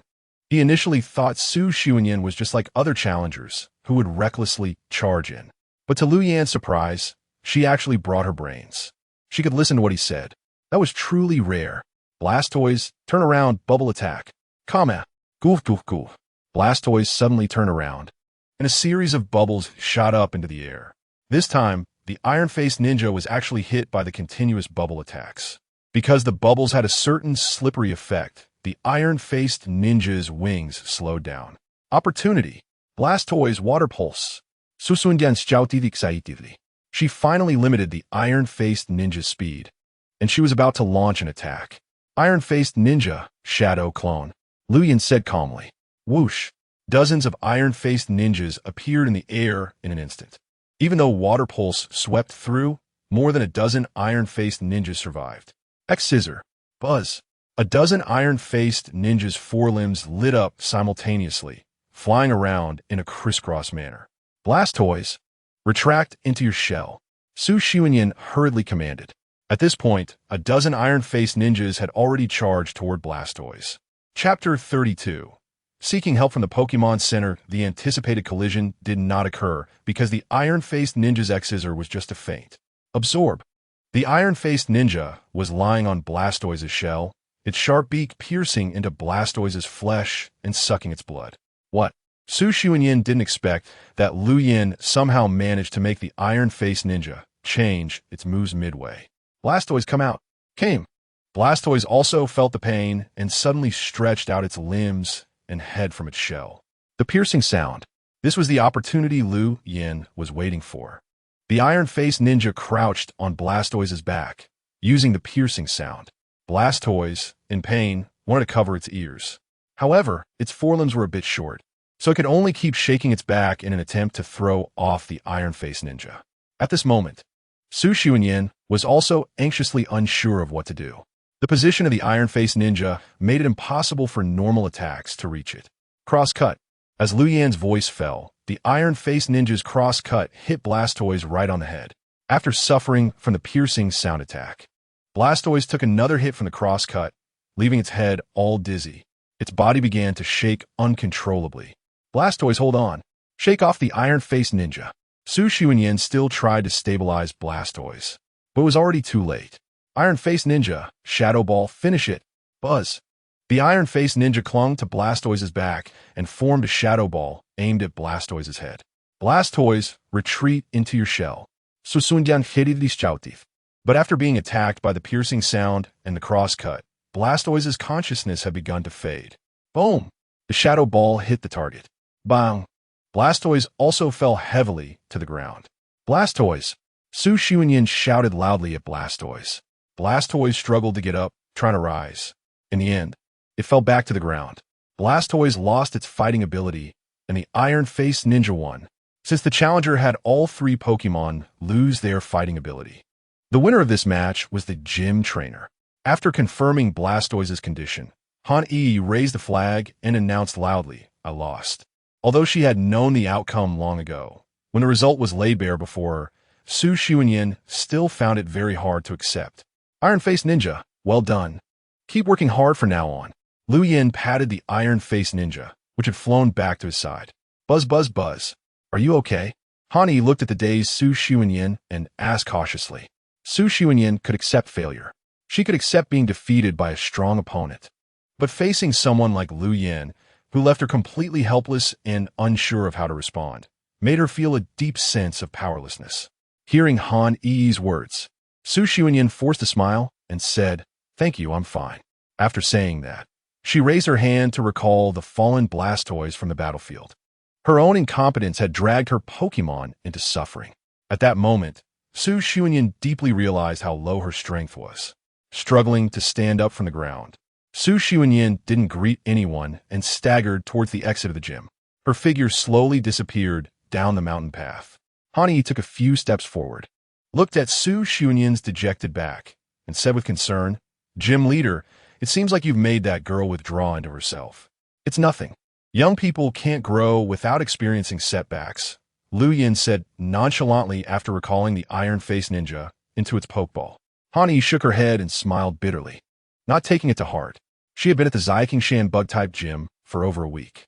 During that time, dozens of trainers had come to challenge, and she hadn't seen a single trainer leave the gym normally. Each one had been defeated to the point of withdrawal. Therefore, she had long since become accustomed to it. Lu Yin was the gym leader. Whatever he said went.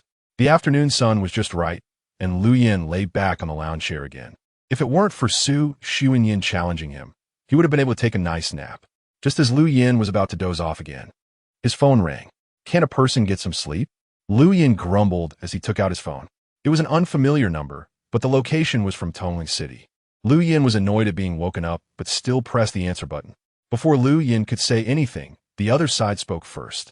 Is this Lu Yin from the Xikingshan gym? This is the Pokémon Center in Tongling City. We need your help. An urgent voice came from the phone. Lu Yin, who had been drowsy, immediately woke up and sat up straight. Speak, Lu Yin said in a deep voice. A rift to a secret realm has appeared behind the Pokémon Center. Many poison-type Pokémon are running out and attacking everything around them. Many Pokémon at the center have been injured. Before the person on the other end could finish, Lu Yin interrupted, I'll be there in 5 minutes. After saying that, he hung up the phone. Ding. Task issued. Stop the rampaging Pokémon from destroying the Tongling City Pokémon Center. Drive these Pokémon that rushed out from the secret realm back. Task reward. 1 Mega Evolution Stone for Scyther. Han Yi, who was drying fruit sticks, turned to look at Lu Yin and asked, Gym leader, what's wrong? There's trouble at the Tongling City Pokémon Center. I need to go take a look. As Lu Yin spoke, he had already soared high into the air. Before Han Yi could respond, he quickly cut through the sky toward Tongling City below. No matter how many times I see it, psychic abilities are so cool. Han Yi said with a look of envy. The backyard of the Tongling City Pokémon Center was a rehabilitation area used for Pokémon that had been severely injured. However, right now it was in chaos. Ekans, Arbok, Grimer, Weezing, and Ariados. Numerous poison-type Pokémon were continuously rushing out from a rift in the secret realm. As soon as these poison-type Pokémon emerged, they began to attack everything around them madly. The Pokémon in the backyard of the center, which were originally injured and recovering, were naturally no match for these numerous poison-type Pokémon. In no time, many of these Pokémon were poisoned and injured, and various cries of agony filled the air. Many trainers and staff from the Pokémon Center heard the commotion and rushed over. Upon seeing this scene, they were also shocked. Trainers who tried to stop these poison-type Pokémon sent out their own Pokémon to battle. However, their strength was lacking, and they kept being defeated by the attacks of the poison-type Pokémon. Many trainers also suffered poison damage. The Pokémon Center immediately called the police. At the same time, they contacted 2 gym trainers from Tongling City for assistance.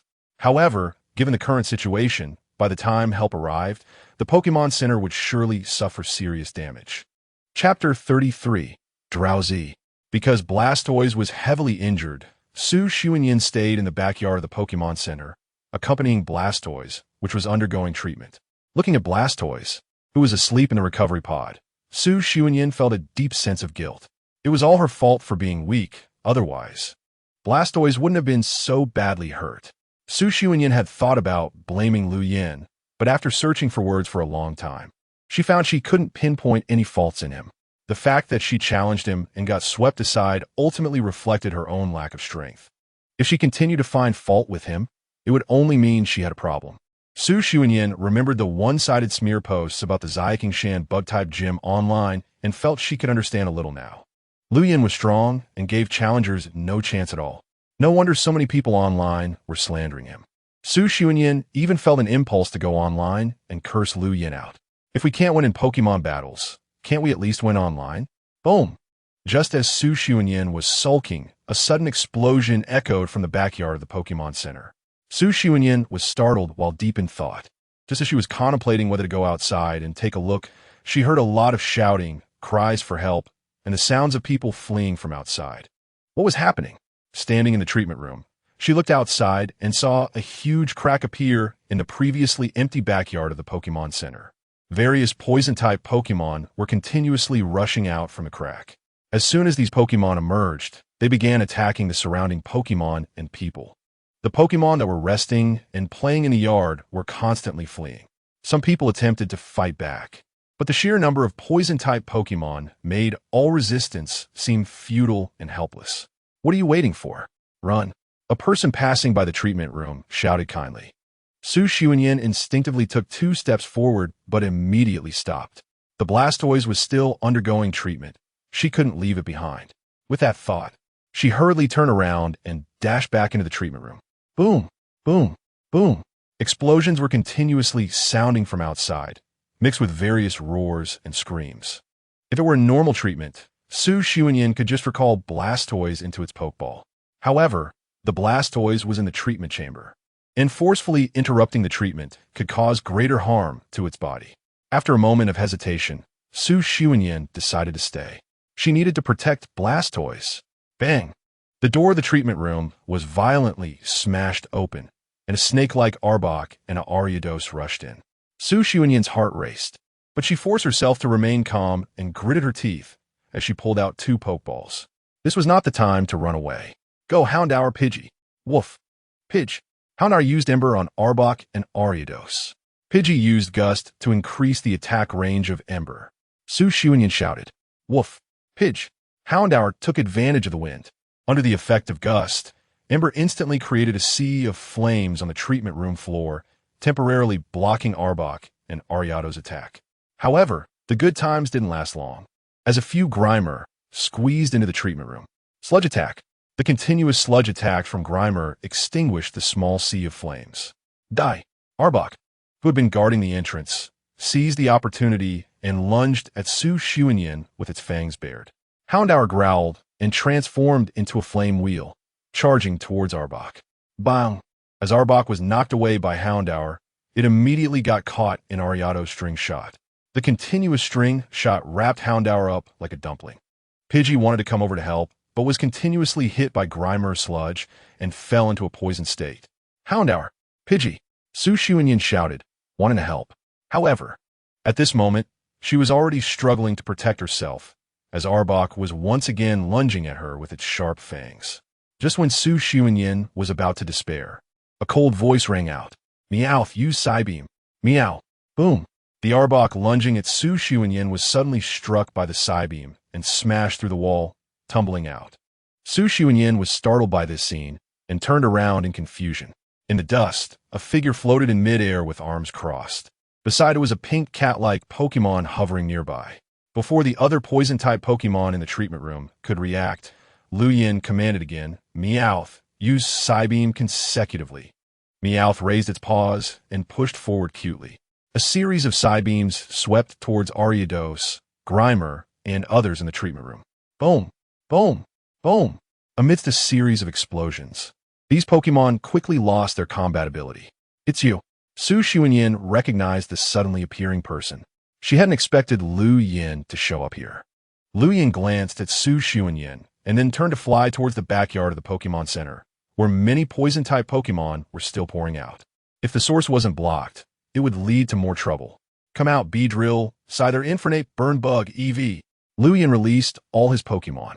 As soon as these Pokémon came out, they began to use their abilities to attack the poison-type Pokémon rushing out from the crack in the Secret Realm. Although these poison-type Pokémon were numerous, their overall strength was not very strong. Under the assault of Lu Yan's many Pokémon, they were steadily suppressed. The poison-type Pokémon that had rushed into the Pokémon Center were also defeated with the cooperation of some trainers and arriving police officers. Just when everyone thought the situation was looking good, another Pokémon squeezed out from the shattered crack in the Secret Realm. Die! A Drowsy with a purple-black spiral shell growled as it walked out from the crack. Regional form Drowsy. Rare. Lu Yin smiled slightly, his expression showing interest. With Drowsy's roar, the poison-type Pokémon, which had already been on the verge of collapse, regained their footing. So you're their leader. It seems I need to deal with you first. Just as Lu Yin was preparing to take action against this Drowsy, a young man appeared in the backyard of the Pokémon Center with a Venusaur. Don't panic, my friend. I'll handle this Pokémon. Venusaur, use Seed Bomb. Wow. Venusaur roared, and a gigantic Seed Bomb was shot from the huge flower on its back towards Drowsy. Die. Drowsy's eyes flashed with a fierce light. With just a wave of its hand, the Seed Bomb was sent flying back towards Venusaur. Boom. The Seed Bomb exploded, causing Venusaur and the young man to stumble back. Chapter 34. Capturing Drowsy Tang Xiuqing, who originally wanted to show off. ended up with a face full of dirt from his own Venusaur seed bomb. Bro, it seems like you had a rough start, Liu Yin said with a smile. Although Liu Yin was seeing this person for the first time, he had already seen him on the Alliance's official website. Tang Xiuqing, a grass-type gym trainer from Tongling City. So, Liu Yin was not at all surprised to see him here. Can you handle it? Don't mess this up. Tang Xiuqing wiped his dark face, looking skeptical. Hee. Whether I can or not, we'll find out after a battle. As he spoke, Liu Yin revealed the wristband on his right hand, which had a glazed stone, a keystone, embedded in it. Beedrill. Buzz. The Beedrill that had been prepared long ago flew in front of Liu Yin. This Drowsy looked quite strong at first glance. Liu Yin was confident he could forcibly capture it, but it seemed that his Pokémon were not strong enough to defeat it alone. With so many onlookers around, Liu Yin couldn't act personally, so he planned to use Mega Evolution. Who is this person? I've never seen him before. He might be a new trainer. You guys, who lack experience, better step aside. This is Liu Yin, the trainer from the Xiaoqingshan Bug-type gym. Wait, he's the trainer from the weakest gym? What gives him the courage to fight Drowsy with Beedrill? The weakest gym trainer is this brave? Rumor has it that his strength is lacking, but I see he's quite courageous. The main duty of a gym trainer is to protect the lives and property of citizens. Not bad, not bad. Amidst the discussions of the onlookers, Su Xuanyin also squeezed over. She also wanted to see what Liu Yin's true strength was like. Liu Yin paid no attention to the surrounding discussions. His eyes were only on that regional form Drowsy. The normal form of Datawang is water and psychic type, while this regional form is poison and psychic type. This is exactly what Liu Yin was hoping for. He plans to participate in the champion tournament in 5 months. This Datawang is just the powerhouse he needs for his team. Beedrill, are you ready? Liu Yin called out loudly. Buzz. Responding to Liu Yin was Drill's fierce gaze. Come on, show your true strength. Beedrill evolve. Amidst the shocked gazes of everyone around, Beedrill's form began to change. The original 2 stingers turned into 4. The poison stinger at the tail became exceptionally sharp. The black stripes on its body became more prominent. Mega Beedrill Malicious Pursuit. Buzz. The Mega Beedrill suddenly vanished, as if teleporting. Just as everyone was searching for Mega Beedrill's position, a loud crashing sound was heard. Boom! Datawang was sent flying as if it had been hit by a speeding truck, landing heavily on the ground. Die! Just as Datawang was trying to get up, Mega Beedrill reappeared in front of it. Malicious Pursuit struck again. Bang! Bang! Bang! Datawang, being poison and psychic type, was weak against dark-type moves. Moreover, the effect of Malicious Pursuit was a second attack, dealing double damage. In just 2 hits, Datawang was already left with very little health. Die! Datawang struggled to stand up and let out a low growl. It used Psychic Headbutt towards Mega Beedrill. However, Mega Beedrill's speed was too fast, easily dodging the attack as if teleporting away. Mega Beedrill, give it the final blow. Scyther. Buzz. Mega Beedrill vanished once more. Die. Datawang's psychic energy suddenly erupted, attempting to use a wide-range telekinetic grip to catch Mega Beedrill. However, Mega Beedrill was as fast as lightning. Although Datawang's telekinetic interference did affect it, the speed was too great for it to have much effect. Bang! The Scyther struck Datawang's head. After swaying a few times, Datawang weakly fell down. Go Pokeball! Liu Yin seized the moment and threw the Pokeball. The Pokeball accurately hit Datawang, and a red light shot out, pulling Datawang into the ball. The fallen Pokeball shook violently as Datawang struggled within. Mega Beedrill was watching the Pokeball closely, ready to strike with its stinger should Datawang escape. Ding! With a crisp sound, the Pokeball indicated a successful capture. Clap! Liu Yin snapped his fingers, and the Pokeball floated up, landing steadily in Liu Yin's hand. At this moment, Mega Beedrill had also reverted from its Mega form. As Datawang was captured, other Poison-type Pokémon hurriedly retreated into the rift. With the help of other trainers around, it didn't take long for all the Poison-type Pokémon in the Pokémon Center's backyard to be driven back into the rift. Just as Liu Yin was pondering how to repair the rift, something miraculous happened. The rift began to heal itself slowly until it disappeared completely. Great! We're safe. Thanks to everyone's hard work. No, we should thank the trainer who captured Datawang. That's the trainer from the Xiaoqingshan Bug-type gym. Didn't they say he's weak? You call a trainer who can master evolution weak? Dude, you're brave. No, I've seen many people online saying his strength isn't strong. As the rift disappeared, Liu Yan's task was also completed. The hot Mega Sizer Mega Stone was temporarily stored in the system space. Dude, you're amazing. Tang Xiuqing walked over, patting Liu Yan on the shoulder. It's just average, Liu Yan replied, while recalling his Pokémon into their Pokeballs. I know you, Liu Yan. Let me introduce myself. I'm Tang Xiuqing, he said, extending his hand. Nice to meet you, Liu Yan replied, shaking Tang Xiuqing's hand. Dude, I have a question. Before Tang Xiuqing could finish, Liu Yan interrupted him. I understand. I know what you want to ask. But what they say online is their business. It doesn't concern me. Liu Yan waved his hand dismissively. Brother, you have great integrity. Tang Xiuqing gave Liu Yan a thumbs up. He felt he could never be like Liu Yan, who seemed completely unfazed by other slander and belittling. He suddenly felt as if he had encountered a hidden master. After a brief chat with Tang Xiuqing, the two headed towards the lobby of the Pokémon Center. Many people around wanted to greet Liu Yan, but they retreated under the aura of Liu Yan and Tang Xiuqing. Is this the power of a strong trainer? It's terrifying. Chapter 35. I want to apprentice under you looking at Liu Yan who is leaving. Su Xuanyan's gaze shifted from confusion to determination. He is the goal she wants to pursue. The reason Liu Yan and Tang Xiuqing went to the lobby of the Pokémon Center was naturally to restore their Pokémon's condition. Liu Yan also needed to register Dataway. Thank you so much. As Liu Yan and Tang Xiuqing entered the lobby, a balding middle-aged man, wiping the sweat from his forehead, quickly approached them. Liu Yan paused briefly to let Tang Xiuqing step forward. The middle-aged man grabbed Tang Xiuqing's hand and kept thanking him, making Tang Xiuqing feel a bit embarrassed. Actually, I didn't help much, he said, touching his face. Not at all. You help a lot. Both of you are the great contributors to stopping this Pokémon riot. I will report everything that happened here to the Alliance. The middle-aged man excitedly shook Tang Xiuqing's hand. Tang Xiuqing, who was not good at socializing, helplessly looked to Liu Yan for assistance. But at that moment, Liu Yan had quietly turned to the service desk. Hello, can you restore my Pokémon's condition? Also, please register this Pokémon under my name, Liu Yan said, handing over his Pokeballs and trainer qualification certificate. The young lady at the service desk recognized Liu Yan as the trainer who had just saved the day by stopping the Pokémon riot. You're the trainer from the Shan Gym? You are actually the trainer from Shan Gym, the young lady exclaimed upon seeing Liu Yan's information, attracting the attention of those around them. Realizing she had caused a stir, the young lady quickly blushed and hurriedly processed Liu Yan's request. Liu Yan felt a bit helpless about her surprise. The information online was a double-edged sword. On one hand, it helped attract many trainers wanting to take advantage of him. On the other hand, it made many people think the Shan bug-type gym was weak, making it hard to connect Liu Yan with the gym. However, these were minor issues.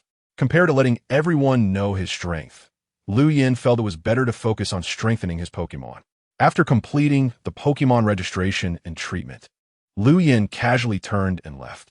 Before leaving, he noticed Tang Xiuqing being interrogated by the middle-aged man at the Pokémon Center, looking somewhat uncomfortable, possibly due to an upset stomach for breakfast. As Liu Yan exited the Pokémon Center, he saw many reporters and trainers rushing over. To avoid unnecessary trouble, Liu Yan chose to take a taxi back to the foot of Shan. After confirming there was no one around, he flew back to the gym. The owner, I just saw the news. A rift to a secret realm appeared in the backyard of the Pokémon Center. This is really terrifying. What's the situation now? Seeing Liu Yan return, Han Yi hurriedly asked in a rapid-fire manner. It's a small matter, all resolved. Liu Yan waved his hand dismissively. As he spoke, he was already back on a lounge chair. So tired. Lying down is really the most comfortable. Owner, did you solve it? Han Yi leaned over and asked. I guess so, Liu Yan said as he closed his eyes. Without a nap at noon, he felt sleepy. Plus, he had just been to the Pokémon Center to stretch his muscles, which made him even sleepier. Seeing that Liu Yan was really going to sleep, Han Yi didn't press further. She could check the news online later. The news should report on it. When Liu Yan stretched and woke up, the sky was already getting dark. What are we having for dinner? Liu Yan rubbed his eyes and got up while heading towards the kitchen. But just as he reached the kitchen door, he saw someone who shouldn't be there. Su Sun-yin. What are you doing here? Lu Yin asked with a slight frown. Su Sun-yin was momentarily speechless. She couldn't just say she came to ask to be his disciple. Could she? Owner, she said she wants to be your disciple. I saw you were still sleeping, so I didn't call you. He poked her head out from the kitchen and said, then retreated again. Having her secret exposed, Su Sun-yin stopped pretending and boldly said to Lu Yin, That's right. I want to be your disciple. Master, please accept me. As she spoke, Su Sun-yin tried to grab Lu Yin's arm. Wait. Lu Yin raised his hand to stop Su Sun-yin from getting closer. He pointed with his finger, signaling her to stand still. Why do you want to become my disciple for no reason? Besides, I have no intention of taking on disciples. If there's nothing else, you should head down the mountain. It's getting dark, and a mountain road won't be easy to navigate. Lu Yin said, starting to waver off. Su Sun-yin's excited little face immediately fell. Tears of grievance began to well up in her eyes. Hey, let's talk this out. Don't just cry. It makes it seem like I'm bullying you. Lu Yin hurriedly took 2 steps back, creating distance from Su Sun-yin. This woman is a troublemaker. Back off. Su Sun-yin stood there with her head down in silence, stubbornly gripping her hands. Hearing the commotion, Han Yi poked her head out of the kitchen again. She wanted to say a few words to help Su Sun-yin, but the words were stuck in her throat. She was just working at the gym. Besides, if Lu Yin hadn't kindly offered her a job, she wouldn't even know where she would be right now. So, knowing when to keep quiet is important. Seeing Su Sun-yin standing still, Lu Yin couldn't be bothered to deal with her anymore and walked past her into the kitchen. Han Yi had already prepared dinner. Whether it was because Su Sun-yin was there or not, tonight's meal was quite sumptuous. Owner, dinner is ready. Han Yi brought out the last plate of stir-fried meat. Lu Yin was not polite, picking up a bowl and starting to eat. He had been living with Han Yi for almost half a month, so there was no need to pretend to be polite. Han Yi also didn't say anything, quietly eating her own bowl of rice. Su Sun-yin stood there at the kitchen door, not moving. Lu Yin finished a bowl of rice and noticed that Su Sun-yin was still standing there. This is annoying. Lu Yin felt a headache coming on. He was most troubled by women with such stubborn personalities who wouldn't listen. Tell her to come in and eat. Lu Yin said helplessly. Okay. Han Yi quickly responded, putting down her bowl and chopsticks to go call Su Sun-yin in for dinner. Su Sun-yin hesitated at first. She didn't know what Han Yi said to her, but the little girl followed Han Yi into the kitchen with her head down. You sit here. I'll get you some bowls and chopsticks. Han Yi pressed Su Sun-yin onto a stool and turned to get the utensils. Su Sun-yin looked up just in time to meet Lu Yin's gaze. Well, in the awkward atmosphere, Lu Yin finished his dinner. After eating, he decisively got up and left. Han Yi and Su Sun-yin were still quietly eating. However, after Lu Yin left, the two began to whisper to each other. Lu Yin couldn't hear clearly and didn't want to eavesdrop. He didn't need to guess. What they were talking about was most likely related to him. Arriving in his room, Lu Yin lay down on the bed. System, check the attributes of King Dada. King Dada, regional form, cursed Pokémon, evolved from Dada using a Galarian Loranis flower crown. Affected by the shock of evolution and toxins, the intelligence of the large-tongued shell on its head soared to the level where it could control King Dada. Gender, male height, 1, 8 meters weight, 80. 5 kilograms ability, stubborn basic individual values. HP, 23, attack, 16, defense, 17, special attack, 25, special defense, 23, speed, 9. The data for King Dada is quite average, but Lu Yin didn't mind at all. In the afternoon, he received over 100 enhancement points from the Pokémon Center, enough to max out King Dada's individual values. King Dada also had a very wide skill pool.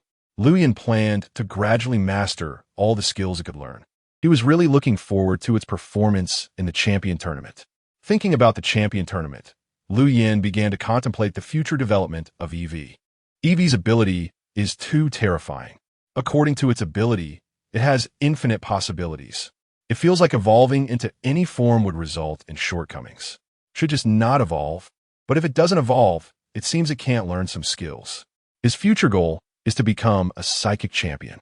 Should he let Eevee lean towards a psychic direction? High potential in Pokemon is also a problem, because it feels like no matter how well it's trained, it still seems insufficiently comprehensive. Ultimately, Luyan decided to find time to ask EV what it thinks. As for Meowth, Luyan planned to slowly raise its level. Evolving into a psychic Meowth is when it can truly showcase its strength. And he couldn't neglect his main profession either. Beedrill no longer needed his concern. For Scyther, having obtained the Mega Evolution Stone, he just needed to spend some time to strengthen it again. As for the Iron-Faced Ninja, to become stronger, he could only continue to stack skills and slowly build up effort values. Burning Bug also needed to be gradually leveled up. When it evolves into a Fire God Moth, that will be the time it truly starts to show its prowess. Just as Lu Yin was dreaming about the future, there was a knock at the door. Knock, knock, knock. Using telekinesis, Lu Yin discovered that it was Han Yi and Su Sunyan outside. Why hasn't this girl left yet? It seems Han Yi has been swayed by her, a traitor. What to do now? This is even more of a headache. Come in, the door's not locked. Lu Yin sat up straight, saying helplessly. Han Yi pushed the door open and peered in. Seeing Lu Yin and shyly smiling said, Owner, I really think Xiao Yin is very sincere about wanting to be your disciple. Why don't you try teaching her? Su Sun Yin also walked in at this moment and said, Lu Guanzhu, I know I'm nothing in front of you, but please believe me, I will definitely be a qualified disciple. Please give me a chance. Su Sun Yin said as she bowed to Lu Yin. Han Yi also looked at Lu Yin with a pitiful expression. I knew it. Lu Yin covered his forehead with his hand. This is a headache. Really a headache. He was someone who disliked trouble. If it weren't for the system, he would think that training Pokémon is a troublesome task. Fortunately, his Pokémon are quite motivated. He usually assigns them training tasks, and they complete them diligently. Now, with the addition of Su Xuanyan, when will he have time to sleep? Seeing Lu Yin silent, Han Yi continued her pitying stare. Su Xuanyan, however, began to feel disheartened and lowered her head. She had never begged anyone in such a humble manner. Being turned down by Lu Yin had dealt a significant blow to her self-esteem. At this moment, Han Yi's Pokémon also walked in from outside the door. It waddled over to Lu Yan's feet. The little Pokémon tugged at Lu Yan's pant leg, its tiny eyes full of a pitiful plea. Its pink little face was all about grievance. Originally determined, Lu Yin was suddenly overwhelmed by the little Pokémon's cuteness. Damn it, using adorable pets as an attack. Who can withstand this? Noticing that Lu Yin seemed to soften, Han Yi quickly said, Master, look, the little Pokémon is pleading for you. Just make an exception.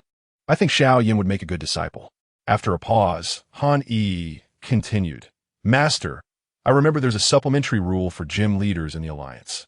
If a gym leader has disciples, when a leader is away or unable to attend, the disciple is allowed to substitute for the leader. In other words, if you take on a disciple, you can completely relax when you want to go out. Is there such a supplementary rule in the Alliance's gyms?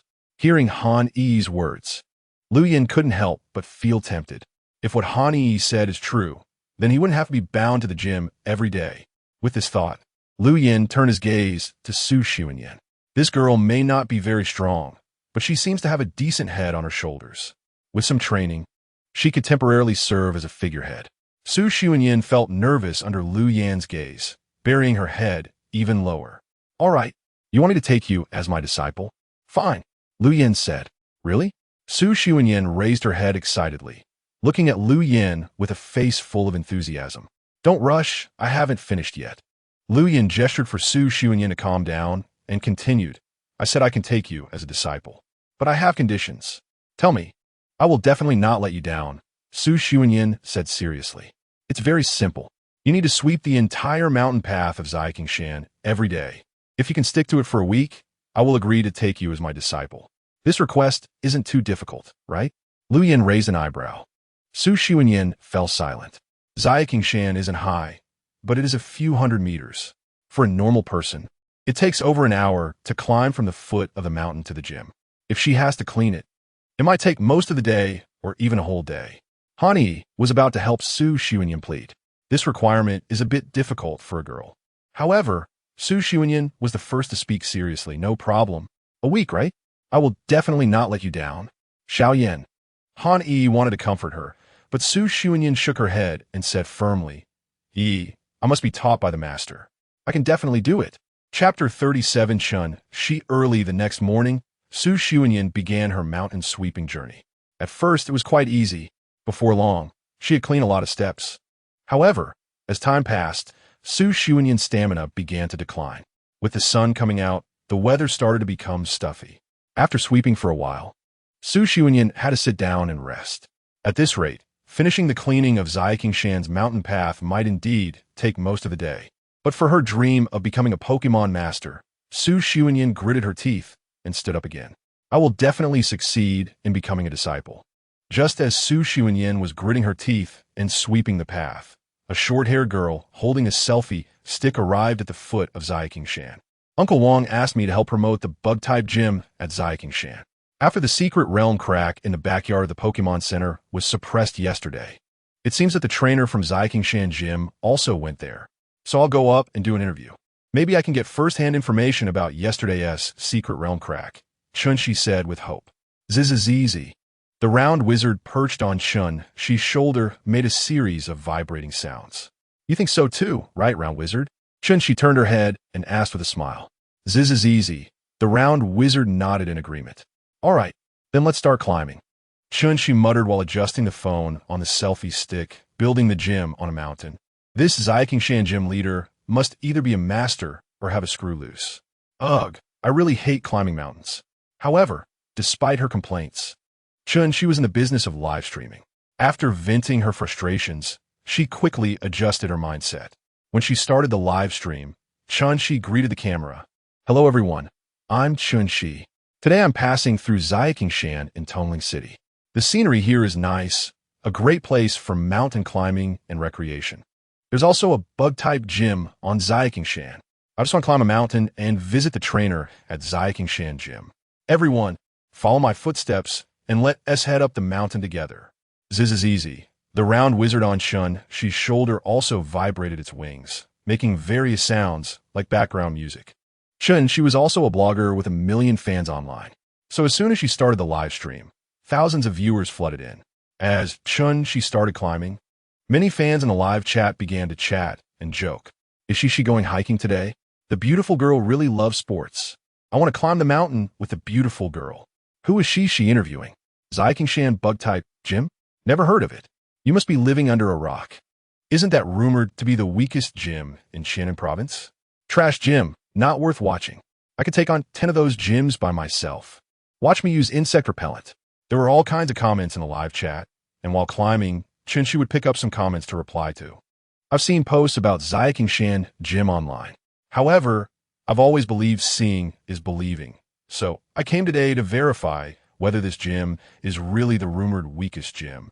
Chun-Shi said with a smile. Before leaving, Chun-Shi had already done a lot of research. She had read through various posts about Shan Gym online. She also confirmed with friends about the Pokémon Center incident yesterday. The trainer from Shan Gym, Lu Yin, did indeed appear at the Pokémon Center. However, it was unclear why there was no news coverage about Lu Yan's disappearance. Why did it feature Tang Xiuqing, the grass-type gym trainer from Tongling City? Moreover, her uncle Wang Liang said that Lu Yin, the trainer from Shan Gym, is a hidden strongman. A hidden strongman? How hidden could he be? Regardless of the posts online or the news or her uncle's words, Chun-Shi treated them all as references. She firmly believed that what she saw would be the truth. So she came today. Not long after Chun-Shi started climbing, she saw someone ahead on the mountain path who seemed to be sweeping the steps. This Shan Gym is quite particular. Everyone look, there's someone sweeping the steps on the mountain path. Chun-Shi said as she turned her phone camera. Under Chun-Shi's phone lens, Su Xuanyan's struggling action of sweeping the steps was captured perfectly. Looks like a beauty? No way it could be a beauty. It must be an old lady. If she is a beauty, I'll climb Shan upside down. Screenshot taken, waiting to see the upside down climb. It should be the staff of the dojo, right? This dojo is pretty good. Someone is specifically cleaning the mountain path. In a live stream room, a large group of people are expressing their opinions and discussing. As Chun-Shi gets closer to Su Xuanyan, her appearance is captured by the phone camera. Wow, she really is a beauty. That guy who wanted to do a handstand while climbing just came out. Hurry up and start climbing. Who said she was an old lady? You made me put my pants back on. The dojo master must be out of his mind to let a beauty clean the steps. Beauty, wait for me. I'll help you clean. Another wave of strange comments flooded in. Hearing someone approaching, Su Xuanyin instinctively stopped her actions and turned to look. She saw a short-haired girl with a round Pokémon standing on her shoulder, who had now walked behind her. "Hello. Are you a staff member of the Little Green Mountain Dojo?" She asked with a smile. "No, I'm just a helper for now," Su Xuanyin replied after thinking for a moment. "A helper?" She asked in surprise. "Are the requirements for helpers this high now? Or is the competition in the industry intense?" Meanwhile, the group in the livestream room started making noise again. "The dojo master of Little Green Mountain is coming out. I want to duel you. Beauty, come to my shop. I'll make you the boss." The upstairs calculator just fell all over my face. Hurry up and roll out. Such a beautiful girl is just a helper. This Little Green Mountain dojo has something. What something? It's the weakest dojo, just a boring gimmick. I know this dojo. I heard the master isn't strong. I have a friend who challenged him, and the master's strength is very poor. Su Xuanyin didn't continue to respond to Chen Shi. She still had to keep cleaning the steps. Seeing that Su Xuanyin ignored her, Chen Shi naturally wasn't prepared to keep asking her questions. They were just strangers meeting by chance. They weren't familiar with each other. After giving Su Xuanyin a nod, Chen Shi continued up the mountain. Chen Shi left, but the viewers in the live stream were not happy. "Host, hurry back. I want to see the beauty." "I just got here. Where's the beauty? Please give me the address. I want to help the beauty clean." "A simp is useless. Host, tell me the address, and I'll find you." Chapter 38. Then I challenged the dojo and the banter with the viewers in the live stream room. Chen Shi finally reached the entrance of the Little Green Mountain Dojo. "Oh, I haven't exercised in a long time. I'm exhausted." Chen Shi sat on the steps in front of the dojo, fanning herself with her hand while looking around. The area around the dojo was intentionally decorated with many large trees and greenery, along with several flowers scattered throughout. Just the scenery alone was a great place to escape the heat and relax. "Host, the scenery here is not bad. Is this really a dojo? I think this looks more like a summer resort. I'm a local from Tongling, and I'm sure this isn't Little Green Mountain. Even if I don't challenge the dojo, I think the scenery is enough to attract me to climb the mountain. I've challenged the dojo, and this is definitely Little Green Mountain Dojo. Nonsense, Little Green Mountain doesn't look like this at all." After resting for a while, She stood up and walked toward the dojo behind her. She hadn't forgotten her true purpose for climbing the mountain. Upon entering the dojo, the first thing that caught her was a standard-sized battle arena. By the side of the arena, a girl was bowing her head and grinding something. A bit further away, a young man was sleeping under a tree. A Flareon was curled up on him. The scene was quite harmonious, and that young man, she focused her gaze, looked like the person she wanted to interview. Are dojo trainers this relaxed now, sleeping during the day? Because she was lost in thought. She didn't hold her selfie stick correctly. The camera just happened to capture Lu Yin, who was sleeping. Is this the master of the Little Green Mountain Bug-type dojo? He looks so weak. I could take on 10 trainers like him. Anyone can brag. I could even take on a champion trainer. I've had the fortune of battling Master Lu. I can only say it's hard to describe. Hard to describe? This master looks decent from his side. Could he be a softie?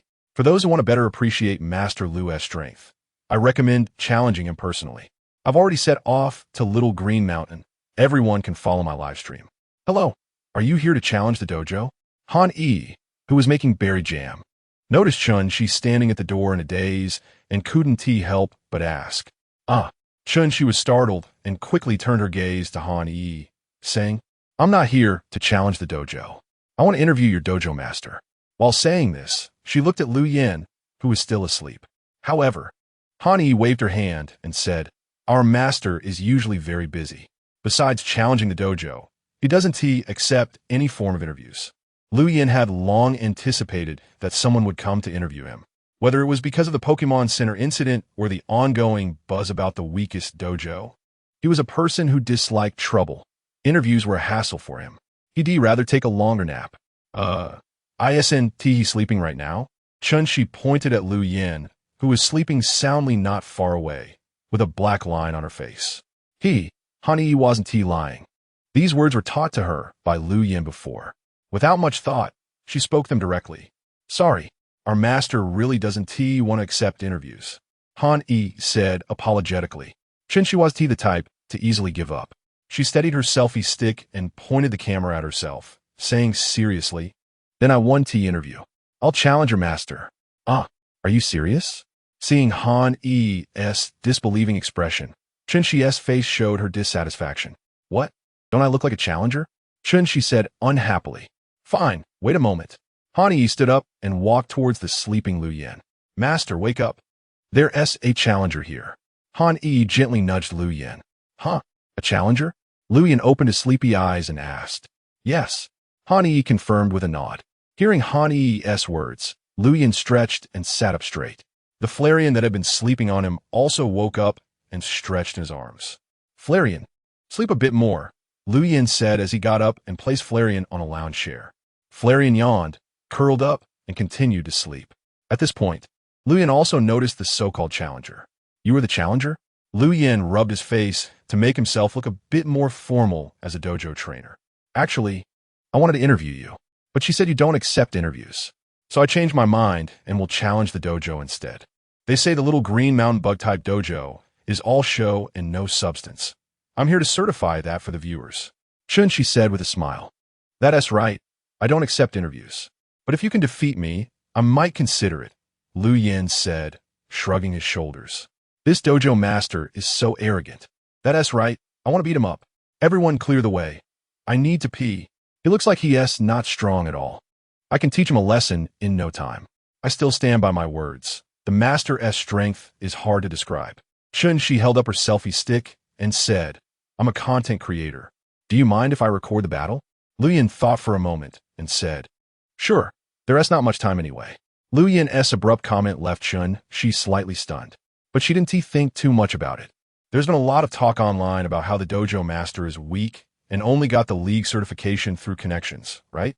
So, I'm going to live stream a battle against him myself, and regardless of the outcome, it will be clear as day. Chun Shi opened the stand of the selfie stick and pointed the camera at the competition area. "Brothers, I want to personally verify the strength of the Shan dojo. For those who want to see me beat up the dojo master, hurry up and send me gifts."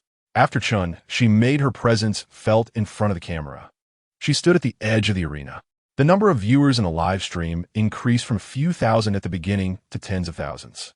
Many people wanted to see what the so-called weakest dojo was like. Many trainers who claimed to have passed the Shan dojo had a common refrain: "It's hard to describe." A few even jumped in to say that Lu Yan's strength was impressive. However, these comments were quickly pushed down and completely ignored by others. Both sides took their positions, and the match began. Next up is Challenger Chun Shi versus Shan dojo trainer Lu Yan. The match used a 3-on-3 format. Challenger Han Yi hadn't finished speaking when she was interrupted by Chun Shi. Excuse me," Chun Shi said apologetically. "Is there a problem?" Han Yi asked. I only have one Pokémon," Chun Shi said weakly. Han Yi Lu Kid confessed. "Only one Pokémon? Are you sure you're here to challenge the dojo?" Lu Yan's expression also changed. "One Pokémon? To challenge the dojo? Are you sure you're not joking?" Seeing the not-so-great expressions on Han Yi and Lu Yan's faces, Chun Shi hurriedly explained. "I originally just wanted to interview the dojo master.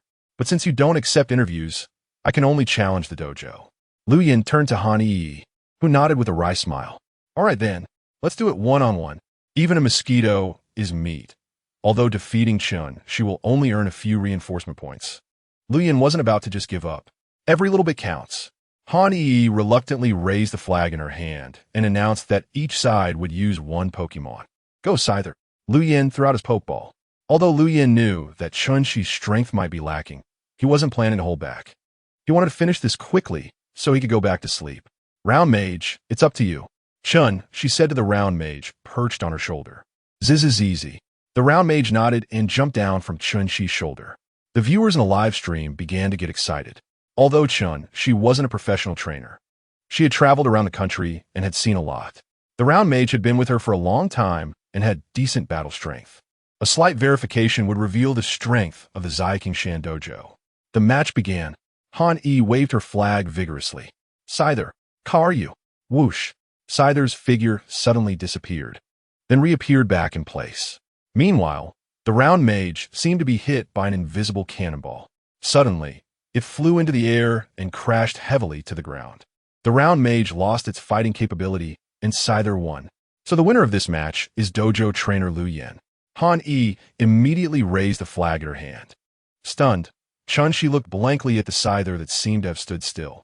Then she looked at the round mage lying on the ground, its eyes swirling as it lost its fighting capability.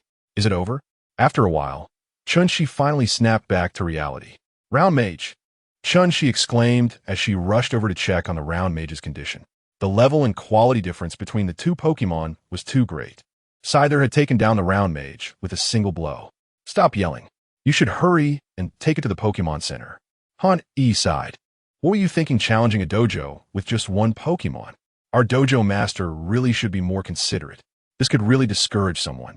Han Yi thought to herself with resignation. Meanwhile, the viewers in the live stream were stunned. Because Scyther's speed was too fast, the phone camera completely failed to capture its movements. To them, it looked like Scyther hadn't moved at all when the match started, while the round mage just fell to the ground like it was throwing a fake match. After a moment of silence in the live stream, it quickly became lively. What the heck? Is Scyther really that strong? Strong? What a joke. If the streamer wants to act, at least do it convincingly. Fake. Too fake. The streamer took bribes. Confirmed. I just can't even with this. This is so embarrassing. I suggest the streamer watch some acting tutorials. If you can't pull it off, don't force it. But I think Scyther seems really strong. Are you blind? You're the one who's blind. At this moment, Chun-Shi didn't care about the interview anymore. After recalling the round mage into its Pokeball, she grabbed the selfie stick beside her and hurriedly ran out of the dojo. Watching Chun-Shi leave, Han Yi sighed helplessly. Master, this girl is clearly a self-media streamer. You're not showing any mercy in front of her fans. You might get attacked online. Han Yi said worriedly, looking at Lu Yen, who had returned to his lounge chair. Attacked online? Let them attack if they want. A few idle remarks won't cost me anything. In fact, I hope they come and meet the real me offline. Then I can vent my frustrations. Lu Yen grinned. Master, you really aren't worried at all? Han Yi asked, puzzled. Worried? What do I have to worry about? Lu Yen said with a curious expression. Worried about the dojo's reputation. You should know that the dojo's reputation and word of mouth affect the league's funding every year. Han Yi said. I'm worried. Lu Yen said seriously. Then why? Han Yi frowned slightly. I'm worried that my reputation isn't loud enough, and more challengers don't know about the Shan dojo's fame. You should know that even bad publicity is still publicity, right? Lu Yen said with a smile, spreading his hands. Han Yi helplessly covered her forehead. She felt like her dojo master's way of thinking was different from normal people. Forget it. I'm just an employee. I'll do whatever the master says. Su Xiuyan had already cleared half of the mountain path. While she was resting on the steps, she heard a hurried sound of footsteps behind her. When Su Xiuyan turned around, she saw the short-haired girl who had just gone up the mountain rushing down. She didn't even look at Su Xiuyan as she passed by. What's going on? Su Xiuyan couldn't help but mutter in confusion. But then she figured it out. It must be that her future master got beaten up by someone. She's probably rushing down to the Pokémon Center now. Thinking of Lu Yan's strength, Su Xiuyan shook her head with a wry smile. At the same time, her determination to become his disciple grew even stronger. She had to succeed in becoming his disciple. Her arms, which had already felt weak, suddenly regained strength. Su Xiuyan gritted her teeth and stood up again, swinging the broom in her hand. Meanwhile, the internet exploded. Chun-Shi, after all, was a streamer with 1 million followers. Although there were only tens of thousands of viewers in the live stream at that time, many curious onlookers recorded and edited the live stream footage and posted it online. Before long, the 1 million-follower influencer challenging the dojo in a fake match became a trending topic. Most comments overwhelmingly accused Chun-Shi of taking bribes and staging a fake match, just that it was way too obvious. No matter what, you have to pretend to be incapable after a couple of skill exchanges, right? Of course, there are a few who hold different opinions. But in the eyes of the onlookers, the fake match involving 1 million internet celebrities is definitely more interesting, right? Who cares what the real level of the Shan dojo is? Just like that, the Shan bug-type dojo ended up trending. Even the previous posts about the weakest bug-type dojo were dug up. It became popular, and I also became an internet celebrity for a moment. That girl named Chun, she seems to be quite famous. Next time I see her, I need to thank her properly. Lu Yin said while scrolling through his phone and laughing heartily. Han Yi, who was applying medicine to Su Xuanyan's arm, rolled her eyes helplessly. It seemed that her dojo master really wasn't normal. Chapter 40. Starting Pokemon teaching, there were a lot of comments online slandering the dojo. As the dojo master, can't you clarify things? As long as you contact the league, they can help. Su Xuanyan, who was also reading the posts online, gritted her teeth and said to Lu Yin, "Clarify what? I'm busy all the time. Where do I have the leisure for that?"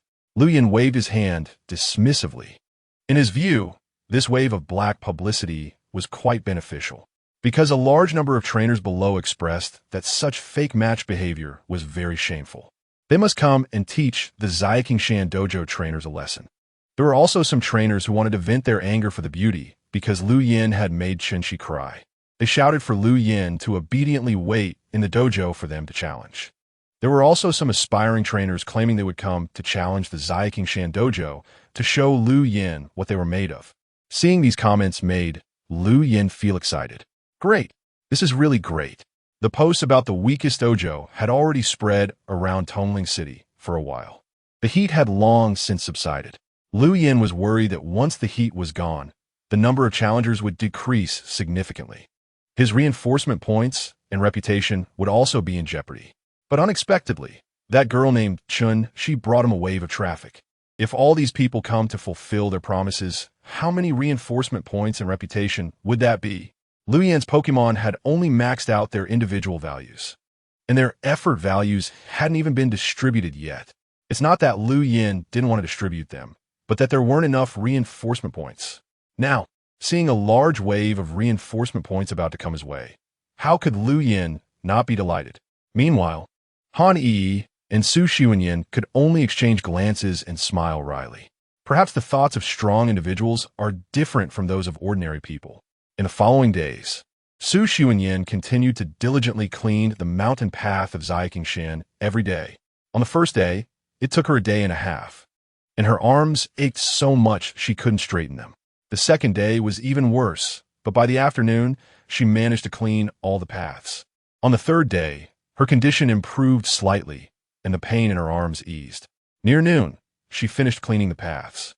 On the fourth, fifth, and sixth days, cleaning the mountain path became increasingly easier.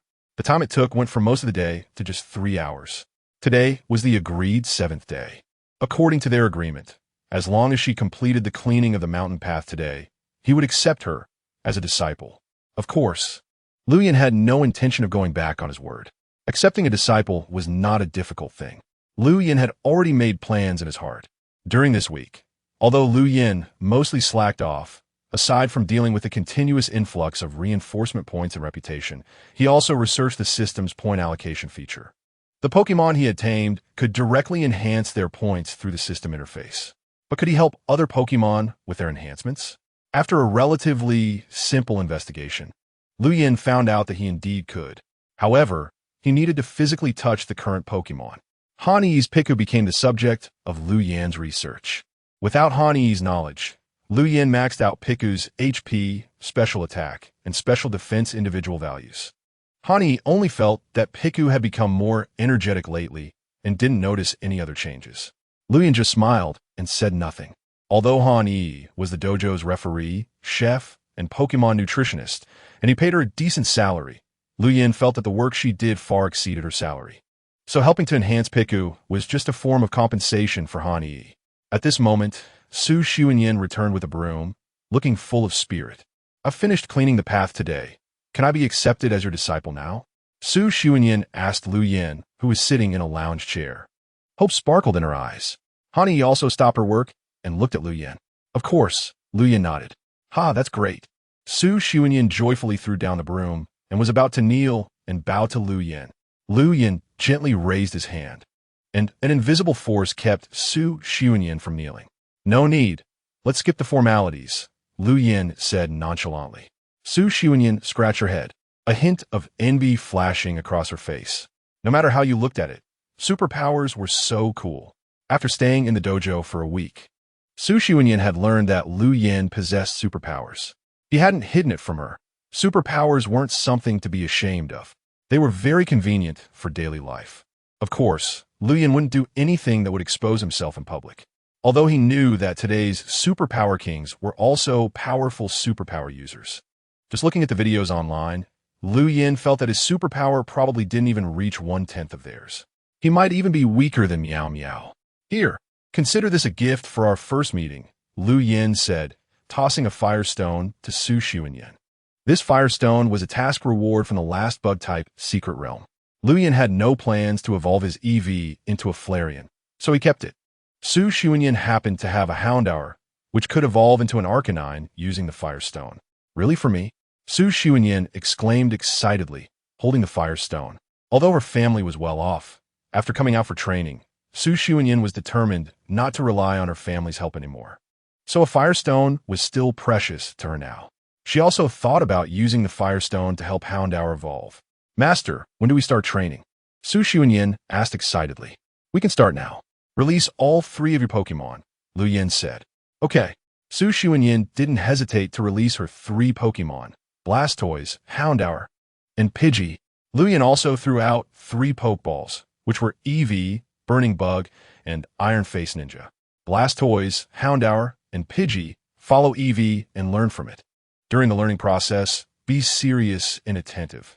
If anyone tries to slack off, don't blame me for being harsh, Lu Yin instructed Blastoise and the others. The 3 Pokémon nodded obediently. They had previously been schooled by Iron Face Ninja, so they naturally trusted the strength of EV and its companions. After Lu Yin finished speaking, he turned to EV and the others, saying, EV, teach Blastoise the Dark Pulse. Burning Bug, teach Houndour how to use Flamethrower and Fire Spin. Iron Face Ninja, teach Pidgey Quick Attack and Air Slash. EV and the others all nodded, indicating that it was no problem. Chapter 41, Su Xianyan's daily training. After arranging several teaching tasks for the elves, Lu Yin looked at Su Xianyan. Master, I'm going to help E. Su Xianyan said as she turned to leave. Help with what? Aren't you going to train? Lu Yin shot a glare at Su Xianyan. Me? Su Xianyan pointed at herself, asking in confusion, do I also need to train? Who told you that trainers don't need to exercise? Lu Yin retorted. You don't need to exercise. Of course. This was just what Su Xianyan muttered in her heart. She didn't dare to say it out loud.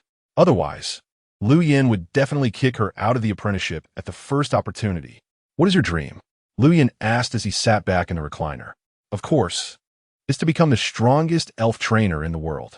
After saying this, Su Xianyan shyly scratched her face and said, Hee, actually that was my dream before. My current dream is to become the second best trainer in the world, because my master is the best.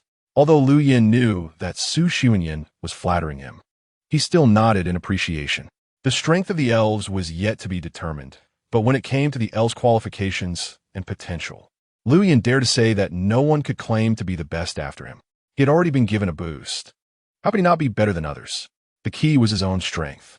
He was slacking off every day, yet his psychic power was still increasing at a considerable rate. Compared to when he first gained psychic power, his strength had multiplied several times. If this continued, he would soon be able to challenge the creator god Arceus. Take this, Lu Yin said as he pulled out a modified weighted vest from his system space. This was something Lu Yin exchanged for 10 points of reputation. Since it wasn't equipment related to elves, its value wasn't high. What is this? Su Xianyan asked, holding the weighted vest with a puzzled expression. Can't you tell this is a weighted vest? Put on. Then run to the Pokémon Center next to Tonling City and buy me a cup of normal iced lemon water with 5 parts sweetness. What are you waiting for? Hurry up. Lu Yin glared at Su Xianyan in dissatisfaction. Su Xianyan frowned, wanting to seek help from Han Yi. At this moment, Han Yi very wisely lowered her head. Can't see me, can't see me, can't see me. There was no other option. Su Xianyan could only put on the weighted vest and run down the small mountain. It wasn't until Su Xianyan went down the mountain that Han Yi tentatively asked, Master, do trainers also need to train? Lu Yin shot a glare at Han Yi and said, Do you also think I'm deliberately making things difficult for her? No. Han Yi quickly waved her hands. She didn't dare to say anything foolish. What if Lu Yin forced her to train with Su Xianyan? Lu Yin knew that Han Yi was just denying it verbally, but felt in her heart that he was indeed making things difficult for Su Xianyan. Her dream was to become the world's best elf trainer. In fact, every trainer has this dream when they receive their first elf. However, the world is so big. How many people can achieve this dream? Lu Yin looked at Han Yi and said, "You think I'm making things difficult for her. Even she thinks I'm making things difficult for her. But you all seem to have forgotten one thing. The trainers we know only battle elves in gyms and formal arenas. What about in the wild? If you encounter danger in the wild, will the elves or others abide by the one-on-one rule? Will they play a game where you hit me once and I hit you back?" The correct approach when encountering a rival trainer in the wild is to avoid the opponent's elves first and then directly eliminate the trainer themselves. If the trainer is dead, no matter how strong the elf is, it is not to be feared. Han Yi suddenly felt at a loss for words. Lu Yan's words were very blunt, but very real. Battles in the wild, and even in secret realms, are this direct. The top priority is to eliminate the trainer.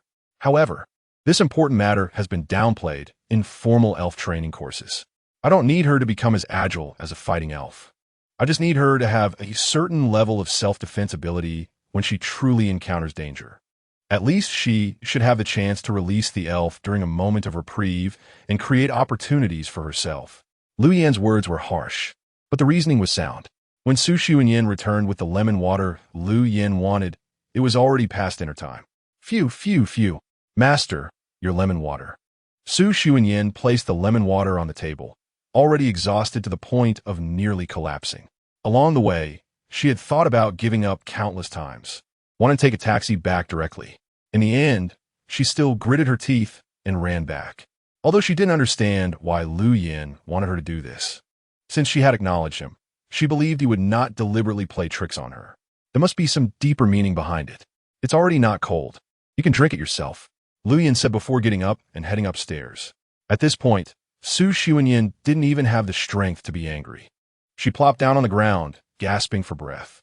"Xiaoyan, take off the weighted vest first," Han Yi said as she helped Su Xuanyin pull off the weighted vest. Without the weighted vest, Su Xuanyin could finally breathe freely. After resting for a while, Su Xuanyin finally regained her strength. "Xiaoyan, the master specifically told me to add some dishes for you. The food has all been warmed up. Come eat quickly." Han Yi called Su Xuanyin to eat. Su Xuanyin was so exhausted that her hands and feet were trembling, but she still gritted her teeth and walked to the dining table. The table was filled with dishes that Su Xuanyin liked. At this time, Han Yi also brought over a bowl of rice and placed it in front of Su Xuanyin, saying, "The master specifically asked me to warm up the food for you. Eat quickly." "Thank you, Yi." Su Xuanyin picked up the bowl of rice and said. Although her whole body was sore, she still made an effort to eat the food. She knew that if she didn't eat enough, she would definitely suffer tomorrow. After finishing the meal, Su Xuanyin took a quick shower and fell asleep. The next morning, as soon as Su Xuanyin got up, Lu Yin handed her a large broom. "Go sweep the path first. Remember to put on the weighted vest." After Lu Yin finished speaking, he turned and left. Su Xuanyin didn't say much, grabbing the steamed bun that Han Yi had prepared long ago and went down the mountain to sweep the steps. After Lu Yin finished breakfast, he began to study the rules of the Elf League and the Elite Challenge. The Elf League is where trainers who graduate from Elf School submit applications to the Alliance, and then complete challenges at 18 attribute gyms before October each year. After collecting all 18 attribute badges, they can participate in the annual Elf League held in Longdu, Dine Country. Chapter 42, The Upcoming Journey the League, is held on October 10th every year and lasts for 10 days. After the league ends, the Elite Challenge will immediately begin. The champions and runners-up of the Elf League, as well as trainers from various gyms in Dine Country, are qualified to challenge. However, there is still a significant gap between ordinary gym trainers and elite trainers. There have been precedents of gym trainers successfully challenging in the past, but the chances are very slim. As time goes by, the Elite Challenge has slowly turned into a performance. Gym trainers or several elite trainers engage in a performance-type elf duel, and then it's over. To outsiders, the Elite Challenge is a performance. But in Lu Yan's eyes, it is the path to becoming an elite trainer. The enhancement points and reputation gained from defeating ordinary trainers no longer satisfy Lu Yan's current needs. Only by defeating more and stronger trainers can he obtain more enhancement points. Lu Yan also had his own plans in mind. He would spend a month to thoroughly train Su Xuanyin. then let Su Xianyan take charge of the dojo for a month. During this month, Liu Yan planned to visit other dojos in different provinces and cities. He was a dojo trainer, and even though challenging dojos to win badges had little meaning, it was all about training points and prestige. So Liu Yan prepared to spend some time gaining experience. He aimed to max out the effort values of his Pokémon. If possible, he also wanted to capture a few Psychic-type Pokémon along the way. The elite competition required participants to have at least 6 Pokémon. Otherwise, they wouldn't qualify to compete. After sorting out the general situation, Liu Yan immediately began his preparations. The first step was to collect a large number of martial arts tutorial videos online. With the advancement of his psychic abilities, Liu Yan's brain was continuously being developed. By integrating various martial arts moves from the internet, he created a simple and effective fighting technique called the Black Tiger 18 styles. These 18 moves were straightforward and fierce, targeting vital joints. The second step was to plan how to visit as many cities and dojos as possible within a month, starting from Tonling City. For the next month, Liu Yan spent his mornings writing and sketching. On one hand, he was researching his travel plans for the upcoming month. On the other hand, he was studying the dojo trainers he might encounter. Liu Yan didn't plan to simply defeat 18 dojos of various attributes. Any dojo along the way was a target for him to challenge. In the afternoons, he taught Su Xianyan the Black Tiger 18 styles. Initially, Su Xianyan didn't understand why she needed to practice martial arts. In her view, Pokémon trainers only needed to stand behind and direct their Pokémon in battle, and there was no need to participate personally until Liu Yan had Su Xianyan's Blastoise battle against him.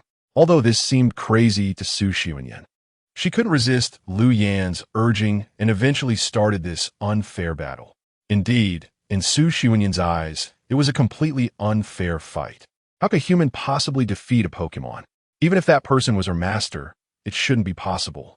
However, the result of the battle left Su Xianyan utterly shocked. Liu Yan didn't use psychic powers. He only engaged with Blastoise using the Black Tiger 18 styles. His swift moves and agile dodges actually defeated Blastoise. Surprised, Su Xianyan felt fortunate to have found a good master. She became very dedicated to practicing the Black Tiger 18 styles. Liu Yan didn't keep anything hidden and encouraged Han Yi to practice alongside Su Xianyan. Although it might not be useful, it was better to be prepared. A month quickly passed, and Su Xianyan had grasped the basics of the Black Tiger 18 styles. While she couldn't say, she could easily face several strong men. She no longer felt completely helpless in dangerous situations. Additionally, Su Xianyan's Pokémon made significant progress under Liu Yan's guidance. All 3 of her Pokémon learned a good number of new moves.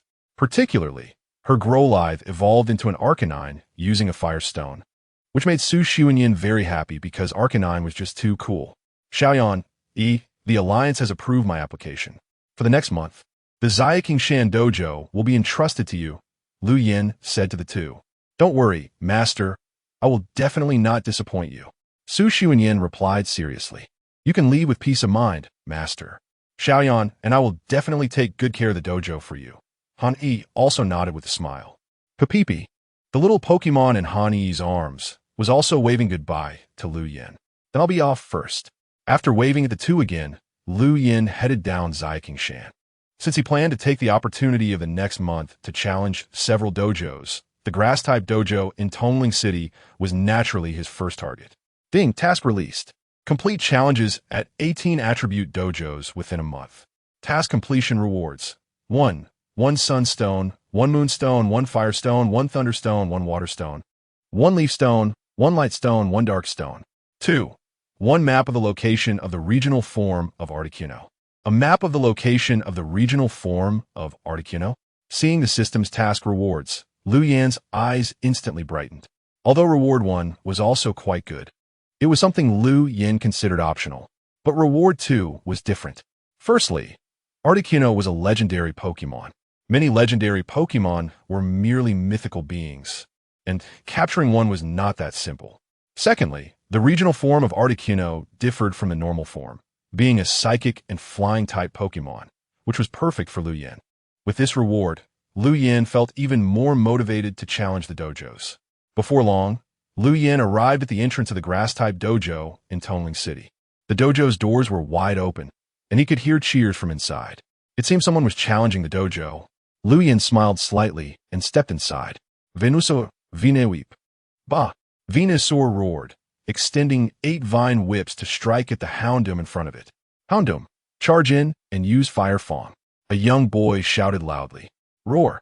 Houndoom also refused to back down.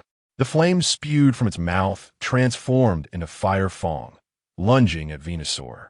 Bang! Bang! Bang! In the end, Venusaur proved to be stronger. Under the continuous lashes of the 8 vine whips, Houndoom was defeated. Houndoom lost its fighting ability, and Venusaur was the victor. Because the challenger's 3 Pokémon have all lost their fighting ability, the winner is the dojo trainer. The referee beside them raised his flag and shouted loudly. Chapter 43, Burning Bug Mushroom. The young boy dejectedly recalled Houndoom into its Pokeball. At this time, Tang Xiuqing also walked over. Your Houndoom is already quite good. If you work harder on developing Fire-type moves, you will definitely become stronger. Tang Xiuqing encouraged the boy. Yeah, I will definitely work hard. Wait for me. I'll come back to challenge you once I'm stronger. The boy said seriously. Okay, I'll be waiting for your challenge. Tang Xiuqing extended his hand towards the boy. The two shook hands to say goodbye, and everything seemed so harmonious. It was truly a passionate and touching scene. At this moment, Lu Yin walked out and said, sorry to make you laugh. Tang Xiuqing approached Lu Yin with a smile. What brings you here today? I took a month off from the Alliance to go out and explore. I thought I would come here first. After all, we're both dojo trainers in Tonling City. It would be too awkward not to visit each other's dojos, Lu Yin said with a smile. Bro, are you kidding me? Tang Xiuqing grinned. Ha ha ha. Lu Yin couldn't help but laugh out loud. Did you really take a month off from the Alliance? Tang Xiuqing asked, still incredulous. Yeah, is there a problem? Lu Yin countered. The Alliance stipulates that the maximum continuous leave time from January to October can't exceed 1 week. How did you manage that? Tang Xiuqing asked in confusion. He also wanted to go out and play, but as a dojo trainer, he mostly had to stay at the dojo. He could only wait until October when the Pokémon League ended, and the dojo would close for 2 months for maintenance. At that time, dojo trainers would also have time to relax. I nominally took on a disciple. She barely reached the level to be competent as a dojo master. So I submitted an application to the Alliance to let her help manage the dojo for a month, Lu Yin said, spreading his hands. No wonder. Tang Xiuqing nodded thoughtfully. Seeing him silent, Lu Yin knew he must be thinking about whether to take on a disciple to help him with his gym duties. Stop thinking about it and focus on business first. Lu Yin interrupted Tang Xiuqing's thoughts. Business? I knew you weren't just here to chat. What is it? Tang Xiuqing asked. I want to challenge a grass-type gym. Come on. Lu Yin flipped his hand and grabbed a Pokeball. Wait, why is a gym trainer like you challenging another gym? Are you bored? Tang Xiuqing had just completed a challenge match and wasn't in the mood to continue fighting. That's right, I'm bored. You aren't scared, are you? Lu Yin teased. Bro, don't provoke me. I get hooked easily when provoked. Tang Xiuqing laughed. I know you're tired from just finishing a gym match. I don't need a full 3-on-3, just a 1-on-1 will do. Lu Yin said. All right, actually, I'm quite interested in your strength. Last time during the Pokemon Center incident, you ran away so fast that I ended up being nagged by that bald uncle for a long time. I kept saying it wasn't my problem, but who knew the reporters ended up reporting it randomly. Tang Xiuqing tried to clarify. Those are small matters, I don't mind. Lu Yin waved his hand. Being on the news really doesn't mean much to Lu Yin. What he hopes for is to meet more challengers. He needs to boost his points and reputation. The two stood firm, and the match began. Next up is the match between the Grass-type gym leader and the Bug-type gym leader. Each side will use 1 Pokemon. Let the trainers send out their Pokemon. The referee raised the flag and announced loudly. Go Shroomish. Let us go Combustion Bug. What? You actually caught a Combustion Bug. You lucky guy. Tang Xiuqing looked at the Combustion Bug with envy. Who wouldn't like a rare and powerful Pokemon like the Combustion Bug? I was lucky to catch it in the Bug-type Secret Realm. Lu Yin said with a smile. Bro, you're too humble.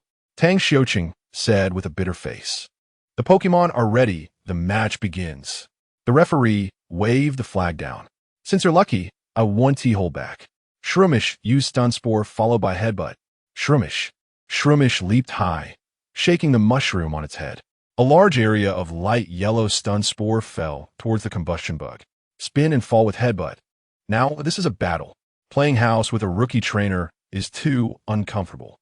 While Lu Yin thought this, he shouted to the combustion bug, use flamethrower. Whoosh! A large flame ignited on the combustion bug. Flamethrower launched. The powerful flames instantly cleared the stun spore away. Shroomish dodged quickly. Tang Xiuqing exclaimed anxiously. The combustion bug was fast. Before Shroomish could turn its body in the air, the flamethrower was already sweeping over. Shroomish was directly hit by the flamethrower and fell from the air. Combustion bug, fire spin. The combustion bug didn't stop, and the flames it shot out twisted in the air to form a huge vortex. The fire spin trapped the fallen Shroomish in the center. That was a quick move. Shroomish used energy ball to disperse the fire spin. Tang Xiuqing wouldn't just wait for the fire spin to finish. Too late. Combustion bug, fire wheel. Boom! The flames that were already burning on the combustion bug surged even more. The raging flames wrapped around the combustion bug's body as it charged towards Shroomish. Bang! The energy ball shockwave dispersed the fire spin that was bothering Shroomish. Just as Shroomish tried to break free from the fire spin, the combustion bug's fire wheel had already charged over. Boom! Shroomish was heavily knocked down to the ground by the combustion bug. Shroomish, hold on. Use double edge. Tang Xiuqing was also taken aback. He didn't expect Lu Yan's combustion bug to be so strong. His Shroomish was completely suppressed and had no power to fight back. Combustion bug, close-range flamethrower. Boom! The intense flamethrower erupted on the battlefield, and the scorching air waves spread outwards. Tang Xiuqing and the referee standing by were pushed back repeatedly by the heat wave. Lu Yan remained calm, arms crossed. When the heat wave rolled towards him, it was blocked by an invisible wall. As the flames dissipated, the battlefield still fell hot. The combustion bug slowly crawled off Shroomish. The referee immediately stepped forward through the heat wave to check on Shroomish's condition. Shroomish lost its fighting capability. The combustion bug wins. Thus, the winner is Bug-type Gym Trainer Lu Yan. Chapter 44. Early Summer Ding. Strength points 70 Ding. Reputation points 120 comfortable. Each challenger who comes to the door can only provide Lu Yan with a few strength points. Reputation points are only in the teens or 20s. Indeed, challenging gym trainers directly is much more satisfying. After Tang Xiuqing recalled Shroomish, he walked over and smiled. I knew all those comments online about you were fake. The weakest bug-type gym, I don't know what those people were thinking. And so many people believe it. You too. Won't you clarify it? Why clarify? Lu Yan asked back with a smile.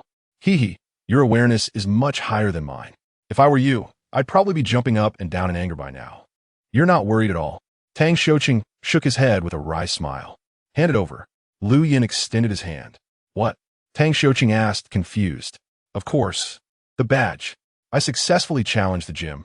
You should give me the badge. Lu Yan said seriously. Wait, are you serious? You're a gym trainer. Getting the badge doesn't mean anything to you. Tang Xiuqing said, while pulling out a small box from his pocket. I can keep it as a souvenir. Lu Yan said as he directly snatched the badge from Tang Xiuqing's hand. This badge was originally prepared for that kid earlier. I didn't expect him to fail. Oh well. If you want it, take it. Tang Xiuqing said helplessly. After receiving the grass-type badge from Tang Xiuqing, Lu Yan turned and left. Aren't you going to sit for a while? Tang Xiuqing shouted. No. I have to catch a train to Yuzhou province. Let's sit next time. Lu Yan waved his hand behind him, and before he knew it, he had already walked out of the gym. This guy really has a personality. Tang Xiuqing held back for a long time, wanting to say that Lu Yan is quite reckless. He had never seen a gym trainer who collects badges. Those things really mean nothing to gym trainers. They can only be kept as souvenirs. After getting the grass-type badge from Tang Xiuqing, Lu Yan planned to head to Yushan in Yuzhou province first. There's also a rock-type gym there. Then he would stop by Fuchuan City. Last time he promised Jiang Chong that when he came to Yuzhou province again, he'd visit him, and he might as well have an intense and exciting battle with him. On the train, Lu Yan sat quietly with his eyes closed. There were a few young people next to him discussing something fiercely. Have you all heard? Someone discovered an unknown Pokémon in the mountains near Yushan. A young man with glasses said, What unknown Pokémon? I've seen that video. The distance is too far and too blurry. But based on my guess, It should be a Ponyta. Another boy said. No way. It's definitely an unknown Pokemon. The glasses-wearing youth retorted. I've seen that video you guys are talking about too. Indeed, the shooting distance was too far. The unknown Pokemon is still up for discussion. My personal opinion is that it might be a Pokemon similar to Little Fire Horse and Spotted Horse. It could just be a differently colored Spotted Horse, who knows. Another person nearby said, I still think it's an unknown Pokemon. The bespectacled youth at the beginning held onto his thoughts. Sitting beside him, Lu Yan's lips curled up slightly. Is it near Yushan City? However, Lu Yan was completely indifferent to this. He wasn't the lucky type of person who would encounter unknown Pokemon. After getting the badge from Yushan City, he planned to head to Fuchuan City. The train sped along, and soon he arrived at Yushan City. Last time someone picked him up, but this time he didn't have that treatment. He took a taxi straight to the entrance of the Rock Gym in Yushan City. It was close to noon, but fortunately, the weather wasn't too hot. Lu Yan planned to grab a meal near the Rock Gym first. There was a restaurant nearby that specialized in rice bowls. Simple and delicious. It was lunchtime, and quite a few people were there. After placing his order, Lu Yan looked around and found no separate seats available. Is there anyone here? Lu Yan walked over to a table and asked. Sitting across from him was a long-haired lady. Many people's gazes were directed at them, clearly drawn to something beautiful. The lady smiled slightly and said no one. Hearing this, Lu Yan sat down and fiddled with his phone while waiting for his meal. The restaurant was quite fast with serving, and soon, both Lu Yan's and the lady's meals were brought over. Lu Yan wasn't the type to be distracted by beautiful women. He was in a hurry to finish his meal and challenge the gym. So he picked up his portion and started eating. In no time, he finished a bowl of rice. Putting down his chopsticks, he stood up to leave. The lady watched Lu Yan leave, her eyes showing a thoughtful expression. When Lu Yan arrived at the Rock Gym, he was told that the gym leader had gone to eat. There was no choice but to wait in the rest area at the entrance of the gym for a while. With some time to spare, Lu Yan opened the Alliance's official website. He found the information about the Rock Gym in Yushan City. The gym leader's name was Yu Xia, who was skilled in using rock and ground-type Pokemon. Why does the gym leader's photo look so familiar? Isn't that the lady who just sat across from me having a meal? Just as Lu Yan marveled at how wonderful the world is, he suddenly felt a shadow loom over him. He looked up and found a figure standing in front of him. Because of the backlight, he couldn't see the person's face clearly. It's you. Are you here to challenge the gym? Yu Xia smiled, flipping her hair. That's right. I happened to be passing through Yushan City with nothing to do, so I came to challenge the Rock Gym, Lu Yan said as he stood up. I didn't expect a bug-type gym trainer to be so free, Yu Xia said, already stepping toward the gym. Have you recognized me? I'm bored hanging around the gym, so I came to see how strong my peers are. Lu Yan followed her and said. Although Yu Xia had never seen Lu Yan in person, she felt he looked somewhat familiar. She logged into the Alliance's official website, searched casually, and found Lu Yan's photo and information. Practicing with peers can be considered mutual progress. Yu Xia said, It's not really mutual practice. My current identity is a challenger. I'm here to challenge the gym, Lu Yan replied. Oh, interesting. What? Do you want to participate in this year's Pokemon League? Yu Xia asked with a smile. There's no need for the Pokemon League. But I am somewhat interested in the Champion Tournament, Lu Yan said solemnly. Champion Tournament? Yu Xia, who was walking in front, suddenly stopped, looking at Lu Yan with a strange expression from head to toe, making him feel uncomfortable. You want to challenge the champion? Yu Xia asked in a probing tone. Is that not allowed? Lu Yan raised an eyebrow in response. Of course it is. You're impressive. Yu Xia gave a thumbs up.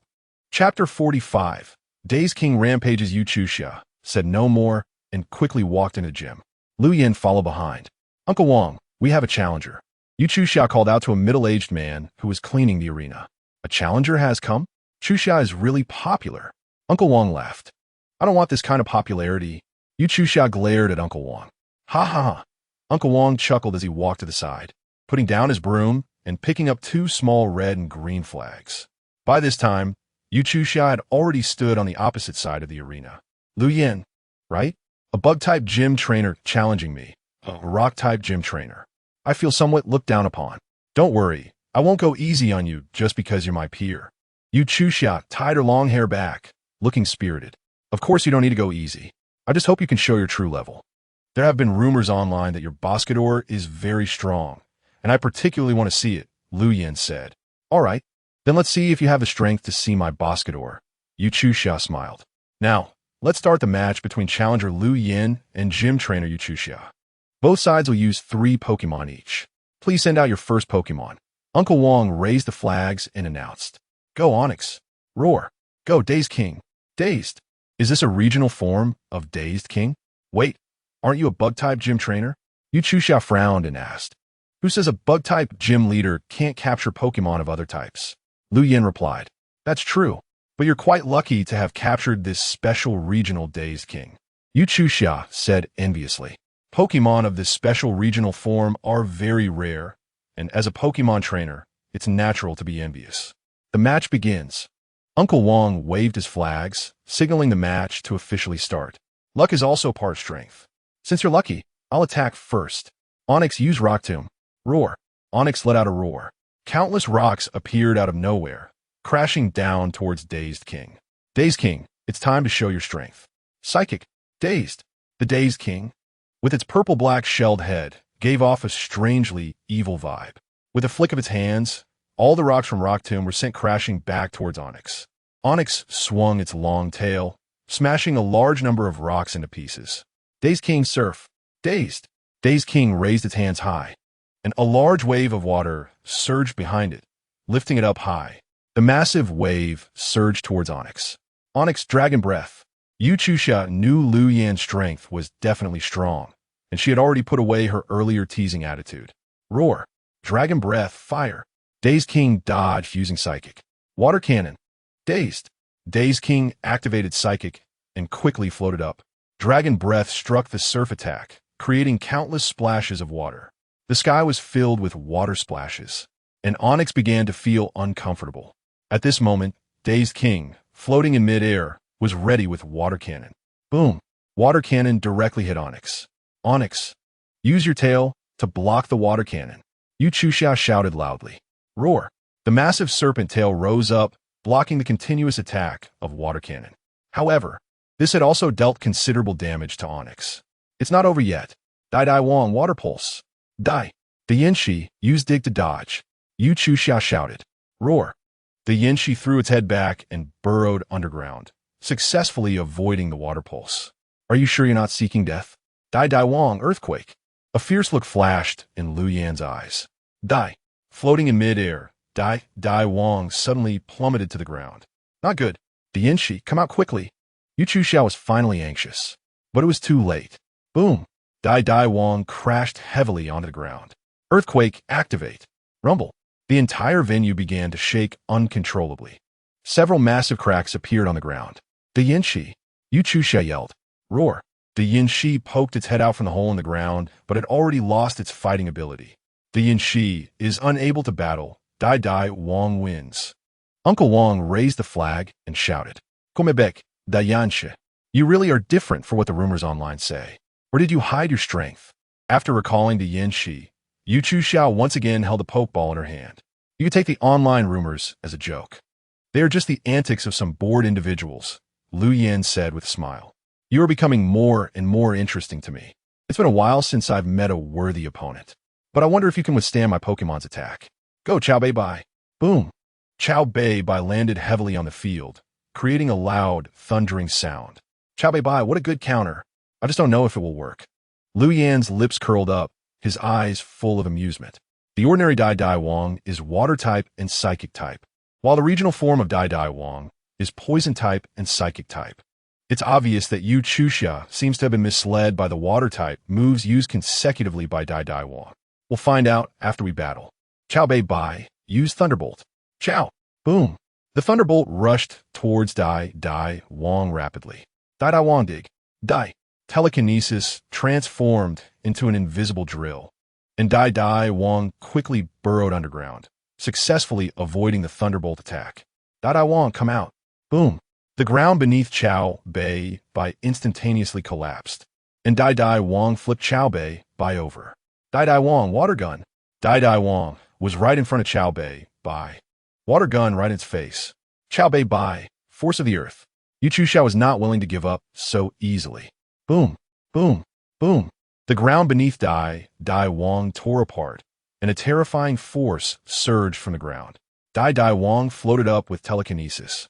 Lu Yin commanded in time. Despite this, Dai Wong still suffered considerable damage. Meanwhile, after being hit in the face by Dai Wong's water gun, Chao Bei Bai had already fallen to the ground and lost its fighting ability. Chao Bei Bai is unable to battle. Dai Wong wins. Uncle Wong raised the flag again and announced, Chapter 46, Pokémon Poacher. Come back, Chao Bei Bai. After recalling Chao Bei Bai, Yu Chuxia's expression finally darkened. You are stronger than I expected. If I underestimate you again, I might really lose. Yu Chuxia said, switching to another Pokeball in her hand. Didn't you say you wanted to see my Boscador? I'll fulfill that request now. Holding the Pokeball, Yu Chuxia's previously anxious mood began to calm down. My closest partner. Come out. Boom. Roar. Weighing nearly a ton, Boscador landed heavily on the field, causing more cracks to expand on the already damaged ground. Judging by the momentum, it really is strong. Dai Wong, don't let me down. Use Earthquake. Dai Wong, already floating in midair, dove towards the ground. Boscador, let S counter with Earthquake. Roar. Boscador jumped up and then landed heavily on the ground. Rumble. The shockwaves of both earthquakes collided, and the competition venue was instantly torn apart. The entire arena began to shake violently. Lu Yin lightly tapped his feet and floated a few inches off the ground, avoiding the impact of the earthquake shockwaves. Yu Chuxia and Uncle Wong were not so lucky. The strong earthquake shockwaves made it difficult for them to stand. Because Boscador is 4 times weak to ground-type moves, and the regional form of Dai Wong is double weak to ground-type moves. In this collision, although the earthquake moves were mutually weakened, Boscador took more damage. Seizing the opportunity, Lu Yin would not easily give Yu Chuxia another chance. Dai Wing, Stomp. Dai Wong, slightly shaken by the earthquake, steadied itself and then jumped towards Boscador. Stomp. Boscador, Flamethrower. Yu Chuxia, who was already swaying from the earlier quake, gritted her teeth and shouted. Roar. Dai Wong's stomp came crashing down as Boscador's Flamethrower also rushed towards Dai Wong. Boom. The explosion sent dust flying, instantly enveloping the field. Boscador. Yu Chuxia shouted anxiously. Lu Yin waved his hand, and telekinesis swept through. The dust covering the field was blown away in an instant. In Yu Chuxia's shocked gaze, the situation on the field became clear. Both Boscador and Dai Wong lay on the ground. Uncle Wong hurried over to check on the 2 Pokemon. Boscador and Dai Wong both lost their fighting ability. Since all 3 Pokemon of the gym trainer have lost their fighting ability, the winner is the challenger.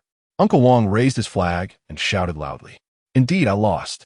I was pressured and beaten from start to finish. It was too uncomfortable. Yu Chuxia said while recalling Boscador. With the end of the match, the system prompt also arrived as expected. Ding! Enhancement points 356. Ding! Reputation points 210. Yu Chuxia was much stronger than Tang Xiuqing. It was truly a fruitful harvest. Come back, Dai Wong. Lu Yin also recalled Dai Wong. It was just luck, Lu Yin said with a smile. Oomph. Don't act coy after taking advantage. Although you had the type advantage, I really am not as good as you.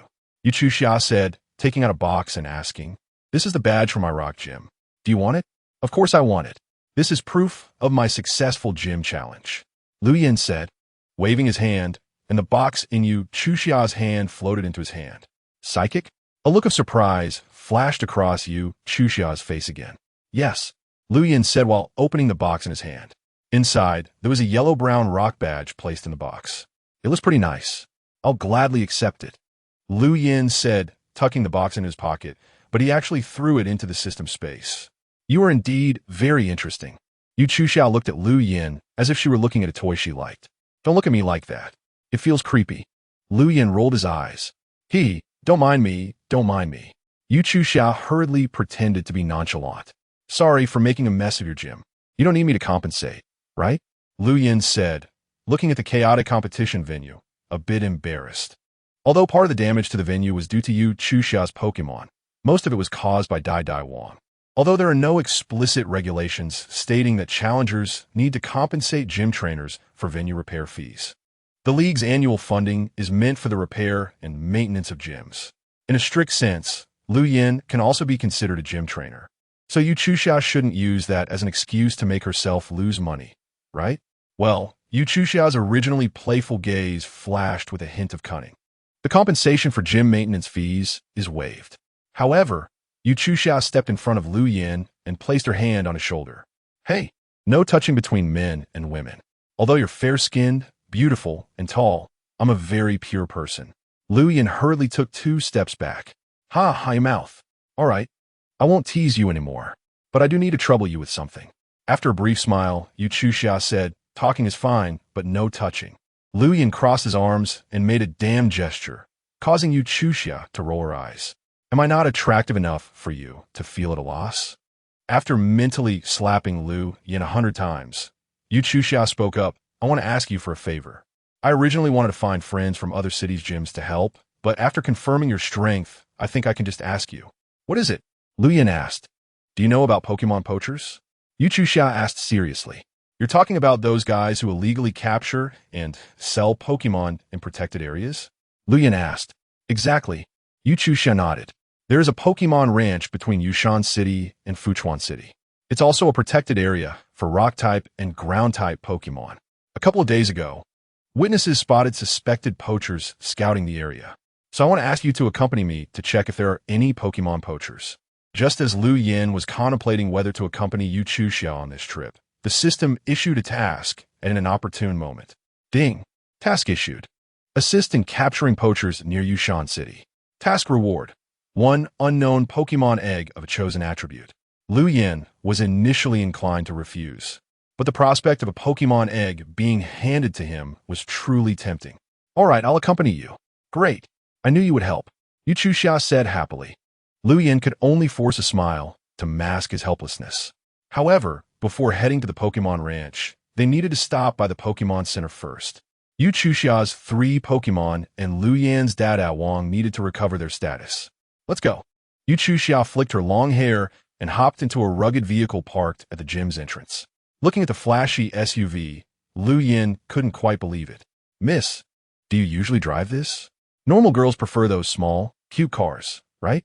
This SUV is definitely a style favored by men. Who says beautiful girls can't drive SUVs? Get in. Yu Chuxia leaned out of the car. Lu Yin stopped talking, opened the passenger door, and got in. Buckle up. Yu Chuxia grinned mischievously as Lu Yin settled in. Floor it. A rush pushed Lu Yin back in his seat. I mean, do you really need to drive like this? Lu Yin said helplessly, rolling his eyes. What's wrong? Can't I vent a little after losing a match? Yu Chuxia retorted. All right. Lu Yin turned his head away, not wanting to look at her smug expression. He feared he might not be able to hold back and argue with her. Yu Chuxia drove very fast. Fortunately, there weren't many people on the road. Otherwise, Lu Yin felt there would definitely be an accident. Before long, the vehicle came to a screeching halt in front of the Pokemon Center.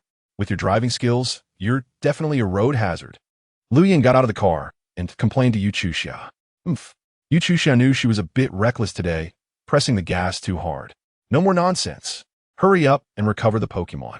Yu Chuxia strode towards the Pokemon Center. Rolling my eyes. Lu Yin followed behind, rolling his eyes dramatically. Give me your Dada Wong so it can recover faster. Upon entering the lobby, Yu Chuxia suddenly turned to Lu Yin and said. Lu Yin didn't hesitate and handed his Dada Wong's Pokeball to Yu Chuxia. This is confidence and strength. Lu Yin didn't worry that anyone would dare to snatch his Pokeball because the consequences would be severe. You trust me enough to hand it over? Aren't you afraid? I'll take your Pokeball and run? Yu Chuxia asked with a smile. You don't have the guts, Lu Yin replied. TCH, you're really boring. No fun.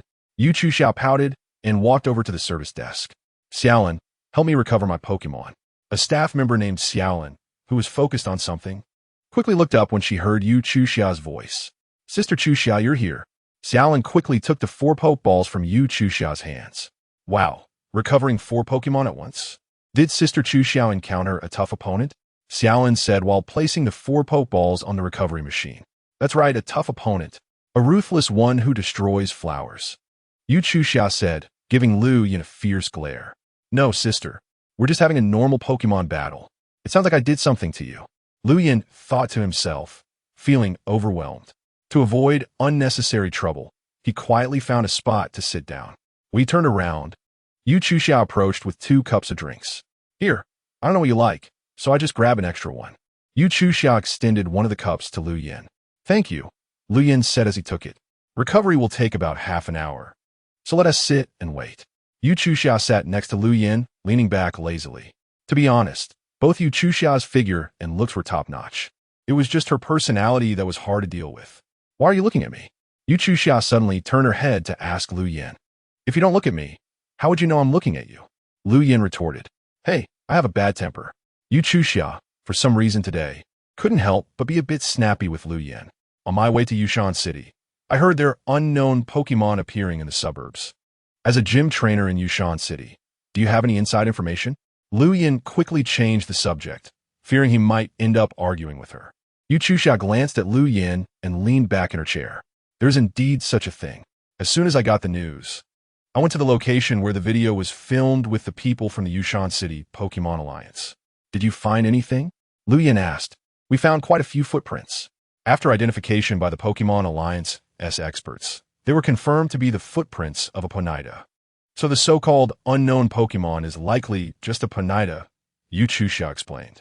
The video was too blurry, so it could be a shiny Ponyta or one that was purposely disguised. I see. Lu Yin nodded silently. He initially thought there might be some unknown Pokémon. He didn't expect it to just be a Ponyta. It seemed those kids on the train guessed pretty accurately. Thus, Lu Yin and Yu Chuxia chatted casually. Sister Chuxia, your Pokémon have been restored. Xiaolin approached with a tray in her hands. Thanks, Xiaolin. I'll treat you to a meal next time. Yu Chuxia smiled as she packed her 3 Pokeballs into her bag and handed Lu Yin his Dadawan's Pokeball. Sister Chuxia, this is Xiaolin, who was observing the interaction between Chuxia and Lu Yin with an ambiguous gaze. Friend, Chuxia simply said. Hello. Lu Yin also nodded at Xiaolin. I understand. Male friend, right? Xiaolin's face was full of ambiguous smiles. You little girl, be careful or I'll hit you. Chuxia pretended to be angry and raised her fist. Haha, Sister Chuxia. I won't dare anymore. However, Xiaolin's running posture showed no signs of fear. Let us go, we're in a hurry, Chuxia said as she strode toward the Pokemon Center exit. As they turned around, Lu Yin saw Xiaolin, who had returned to the service desk, giving him a thumbs-up gesture. Lu Yin chuckled bitterly, feeling like he was misunderstood to have some relationship with Chuxia. Forget it. Misunderstandings are just misunderstandings. Some things don't need to be explained. The more you explain, the more unclear it becomes. After getting in the car, Chuxia stepped on the gas. The SUV sped toward the outskirts of Yushan City. Chapter 48. Chuxia Wants a Hug. Chuxia drove in silence. After more than half an hour, the car entered the forest area, and the speed slowed down. After driving for a while, Chuxia stopped the car. Get out, Chuxia said, and turned off the engine, getting out of the car. Lu Yin didn't say much and followed her out.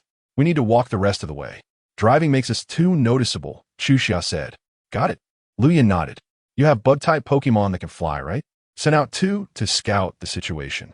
We'll follow behind and move slowly, Chuxia said. No problem. Lu Yin nodded.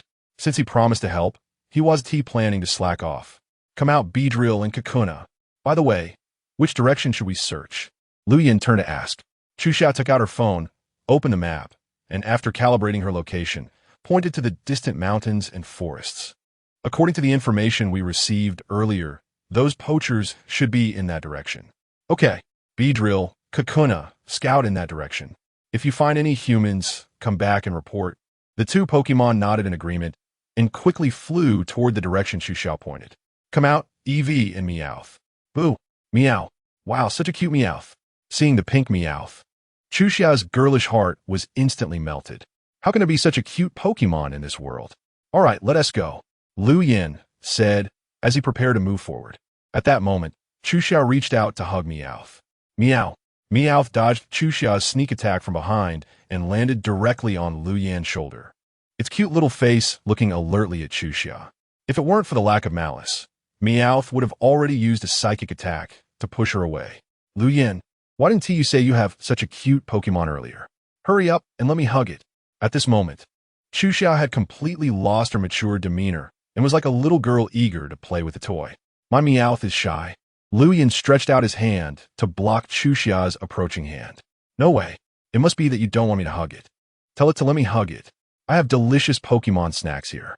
As Chuxia spoke, she really took out a Pokemon snack from her small bag and waved it in front of Meowth. Meow.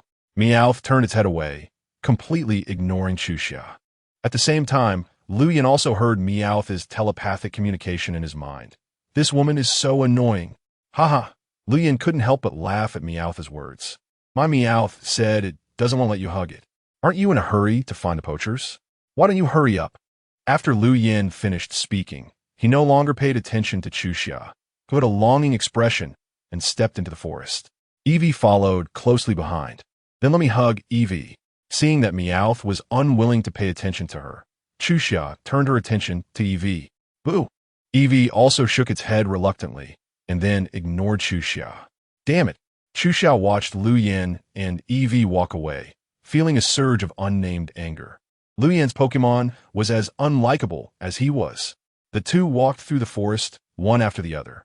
After walking for a while, Chuxia began to struggle to keep up with Lu Yin's pace. Slow down, I can't keep up, Chuxia panted. The path through the forest was not smooth. Even though Chuxia usually exercised, her legs felt weak. After glancing at Chuxia, Lu Yin said, then let us take a break. After speaking, Lu Yin suddenly produced a bottle of chilled drink, as if performing magic. Here, looking at the chilled drink handed to her, Chuxia was momentarily stunned. Where did this come from? Chuxia said as she reached out to take it and opened it. Ah, refreshing. Chuxia wiped her lips and said comfortably. Lu Yin also took out a bottle of cold drink and drank it in big gulps. Eevee and Meowth sipped on some cool water. Many human foods are still a burden for Pokemon. Here, have a piece of dark chocolate. Another piece of chocolate was handed to Chuxia. A bright smile spread across Chuxia's face. I find you increasingly pleasing to the eye. Chuxia tore open the chocolate wrapper and bit off a piece to chew. No, bro is not a man you can easily get. Lu Yin quickly put on a look of disinterest toward Chuxia. You seeing Lu Yin's indifferent expression, Chuxia felt a little upset again. With her looks, figure, and strength, she could easily pursue any man. There were several women after Lu Yin too. Chuxia didn't actually like Lu Yin.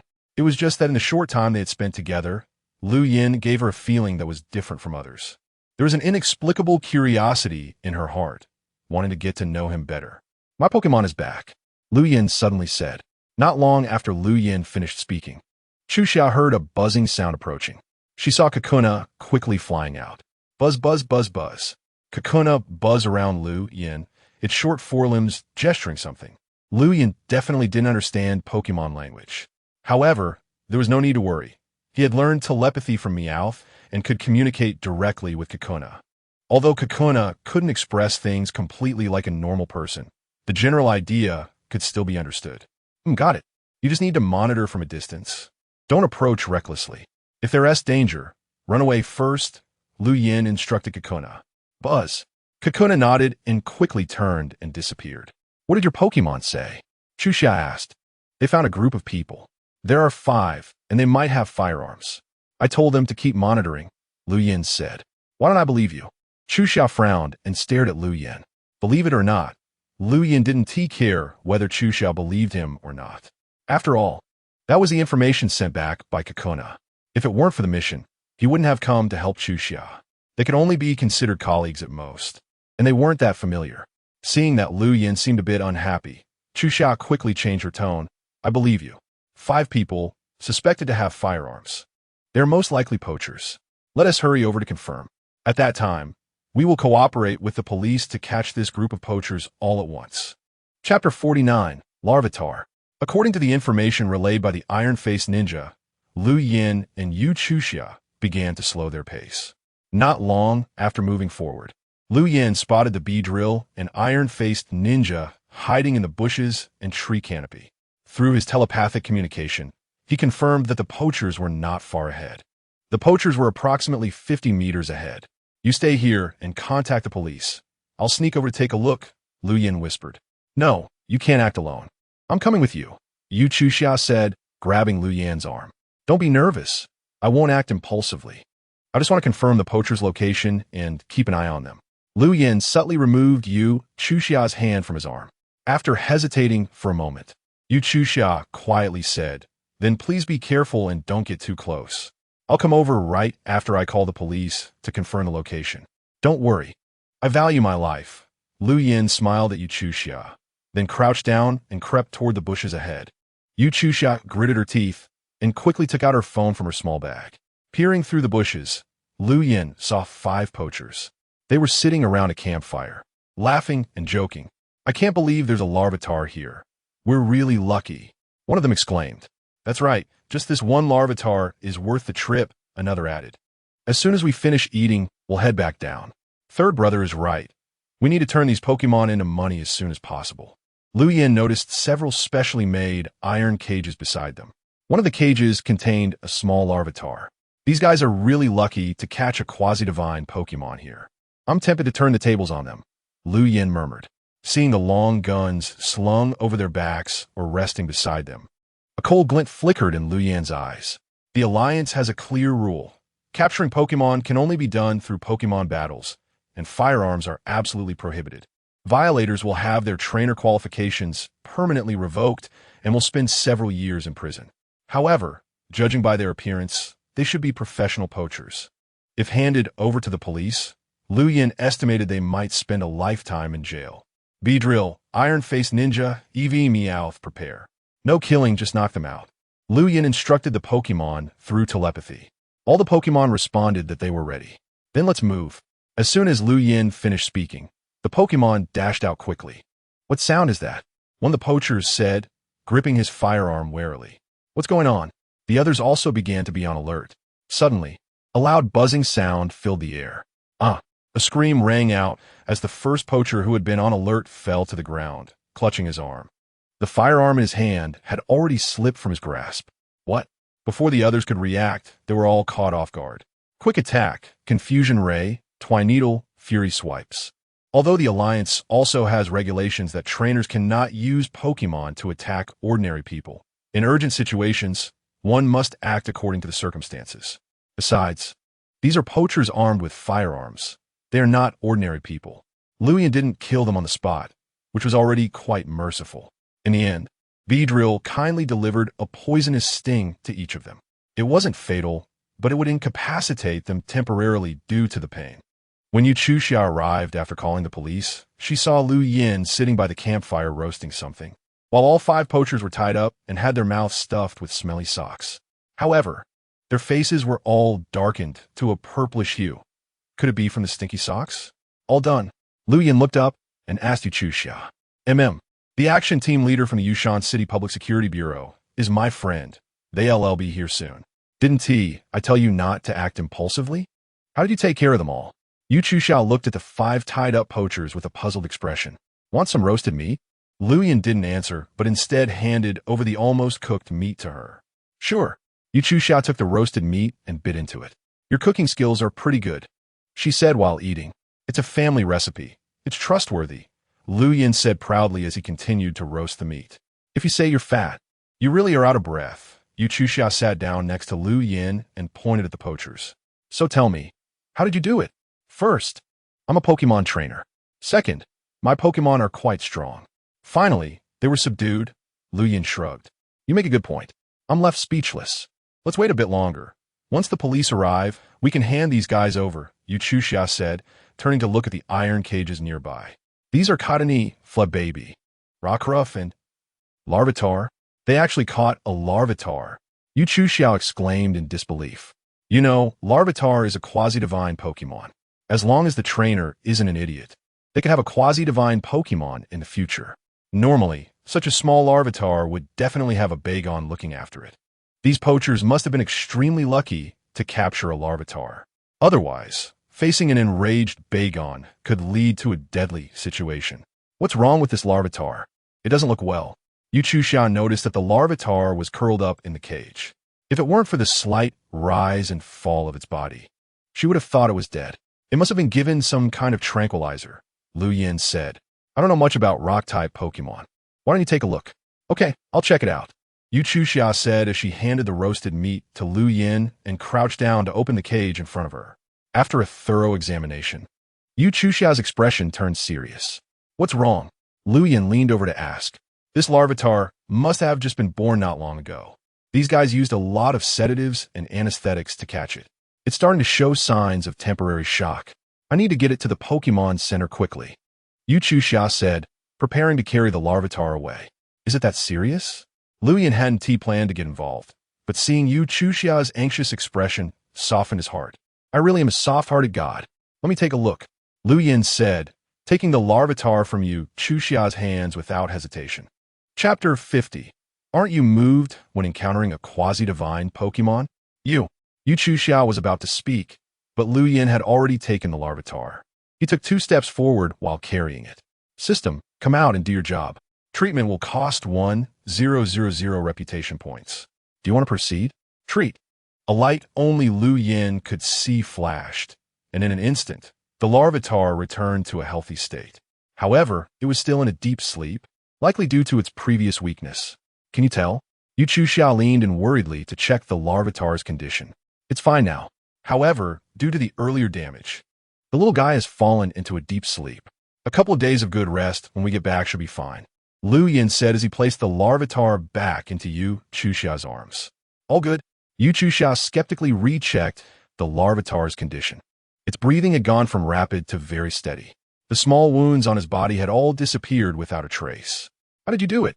Yu Chuxia looked at Lu Yin, her eyes filled with uncontainable surprise. It's a secret, Lu Yin said with a smile. Oomph. If you won't say it, then forget it. Yu Chuxia huffed. However, she paused for a moment and then said again, Lu Yin, thank you. It's just a small effort. Lu Yin waved his hand dismissively.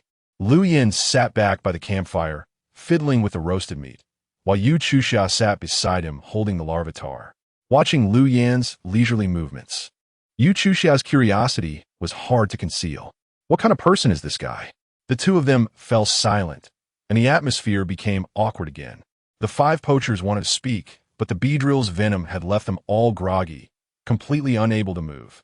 To break the awkwardness, Lu Yin took the initiative to say, I see you seem to care about this Larvitar quite a bit. Do you like it? Of course I like it.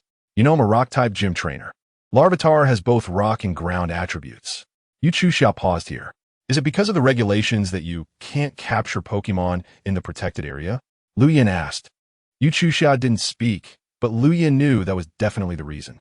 You could just capture directly. No one would know. Lu Yin said with a smile. No way. I'm a gym trainer of the Alliance. How could I do something like that? Yu Chuxia suddenly looked up, her face serious. What a hassle, Lu Yin muttered. Then suddenly he turned his attention to the poachers lying on the ground. He waved his hand, and one of them floated over. The stinky sock that was stuffed in his mouth was pulled out. Telekinesis transformed into a large slap and struck. Smack! With a crisp sound. The person finally regained consciousness from his dazed state. Help! The poacher struggled in fear. However, bound by ropes and restrained by telekinesis, he was completely futile in his efforts. Stop screaming. I have a question for you, Lu Yin said impatiently. Please let me go. I can give you all my money. You're a Pokemon trainer, right? I also know a lot about the habitats of rare Pokemon. If you let me go, I'll tell you where these Pokemon are. The poacher said with a fawning expression. Don't give me that nonsense. Just tell me the important stuff. Honestly, tell me, and you'll suffer less, Lu Yin said. You ask, and I will tell you everything. The poacher nodded repeatedly. Where did you catch this Larvitar? Lu Yin asked, pointing at the Larvitar in Yu Chuxia's arms. Larvitar, when the poacher's gaze shifted to the Larvitar, a greedy glimmer flashed in his eyes instinctively. Smack! Hurry up! Another telekinetic slap. The poacher's face instantly reddened and swelled at a visible speed. I'll tell you. It was caught just below the mountain ravine near the Pokemon ranch over there, the poacher hurriedly said. Did you only encounter it? Lu Yin asked. Yes. We only encountered this Larvitar. If there had been a Tyranitar nearby, we wouldn't have dared to target it, the poacher said. Lu Yin looked at Yu Chuxia, his eyes conveying unspoken meaning. The stinky sock was shoved back into his mouth. With a flick of telekinesis, the poacher was thrown back to the ground. So, what do you think? Lu Yin raised an eyebrow and asked. Hee, thank you, Yu Chuxia said, her face full of bright smiles. Lu Yin's meaning was clear. The Larvitar had been captured in the mountain ravine outside the Pokemon ranch. Strictly speaking, It didn't belong to the protected area as defined by the Alliance. At the same time, it also indirectly told Yu Chuxia to rest assured and capture it boldly. For the first time, Yu Chuxia felt such care. Although Lu Yin didn't say much, his actions made Yu Chuxia feel very comfortable. Besides, you a rock-type gym leader, don't even have a legendary Pokémon to show off. That's just too embarrassing. Once you train this Larvitar well, we'll have a match. At that time, I'll let you know that I'm a mountain you can never climb over. Yu Chuxia listened to Lu Yan's earlier words with a smile. But suddenly, the latter part didn't sound right. What do you mean I'm a mountain you can never climb over? Are you asking for a beating? I admit I'm not as good as you in Pokémon battles, but I've also practiced martial arts. Be careful, or I'll hit you. Yu Chuxia glared at Lu Yan, gesturing with her fists, her face full of fierce expression. But no matter how you looked at it, it felt cute. Wait, why do I think it's cute? Lu Yan shook his head vigorously, trying to shake off the ridiculous thought in his mind. All right, you should capture this Larvitar now. Otherwise, it'll be unclear when the police arrive, Lu Yan said. However, Yu Chuxia smiled and shook her head, saying, let us wait for the police to come. Also, even if I want to capture this Larvitar, I have to respect its own wishes, right? Fine, do as you please. Since Yu Chuxia said so, Lu Yan no longer said anything more. Not long after, the police arrived at the location Yu Chuxia provided. The poachers were all escorted away. The captured Pokémon were also taken back to the police station as evidence. After the subsequent conviction, these Pokémon would be returned to the ranch in the protected area. Originally, Lu Yan also needed to go back to file a report, but with Yu Chuxia vouching for him, he was spared from doing so. I want to take your car back. I've looked at the map. Just ahead is Fuchuan City. I plan to walk there, Lu Yan said. All right then. Next time you come to Yushan City, remember to find me, Yu Chuxia said reluctantly. Of course. I'll let you treat me to a big meal then, Lu Yan said with a smile. Okay, I'll treat you to a big meal then. Yu Chuxia nodded with a smile. Well, goodbye then. Lu Yan waved to Yu Chuxia and walked along the mountain path into the distance. Yu Chuxia hesitated for a moment, but ultimately ran after Lu Yan. Chapter 51. Regional form of Ponyta. Lu Yan. Wait a minute. Yu Chuxia ran up. What's the matter? You're not going to give me a passionate farewell kiss, are you? Lu Yan pretended to be scared and covered his chest. Go away. Yu Chuxia shot Lu Yan an annoyed glare. After looking back to see that the police were already gathering, Yu Chuxia leaned closer and whispered, do you remember when you asked me about the unknown Pokémon at the Pokémon Center? I did accompany an Alliance Pokémon expert for a visit. The expert did indeed identify it as Ponyta. However, the expert mentioned that this Ponyta's hoof prints are somewhat different from those of a normal Ponyta. It might be a regional form Pokémon. The expert publicly referred to it as Ponyta. If you're interested, you can go take a look. I'll send you the possible activity range of that Pokémon on your phone later. Oh, a playful smile appeared on Lu Yan's face as he said, this information should be confidential, right? Are you sure it's okay for you to tell me? It's no problem. That area isn't a protected zone. It's possible that it has already been captured by other passing trainers, Yu Chuxia said, holding her head high. Thanks. Lu Yan smiled. All right, let's leave it at that. Next time you come to Yushan City, remember to find me. Otherwise, I might just hit you.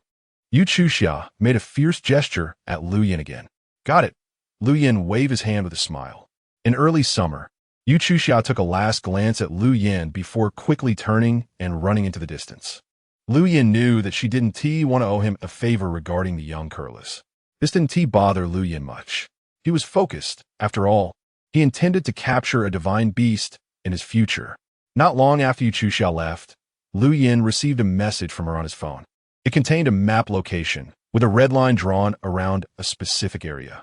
Coincidentally, this area was precisely on the way to Fuchuan City. Lu Yan smiled as he looked at the message on his phone and replied with a thank you. Some things are about fate. Since Yu Chuxia sent him the location, he might as well pay attention to it. It should be around here somewhere. Lu Yan used his psychokinesis to float in midair, continuously scanning the mountain forest below. He did not find the little Ponyta that Yu Chuxia mentioned. It seems my luck isn't that good. Forget it. Let us go down and take a break.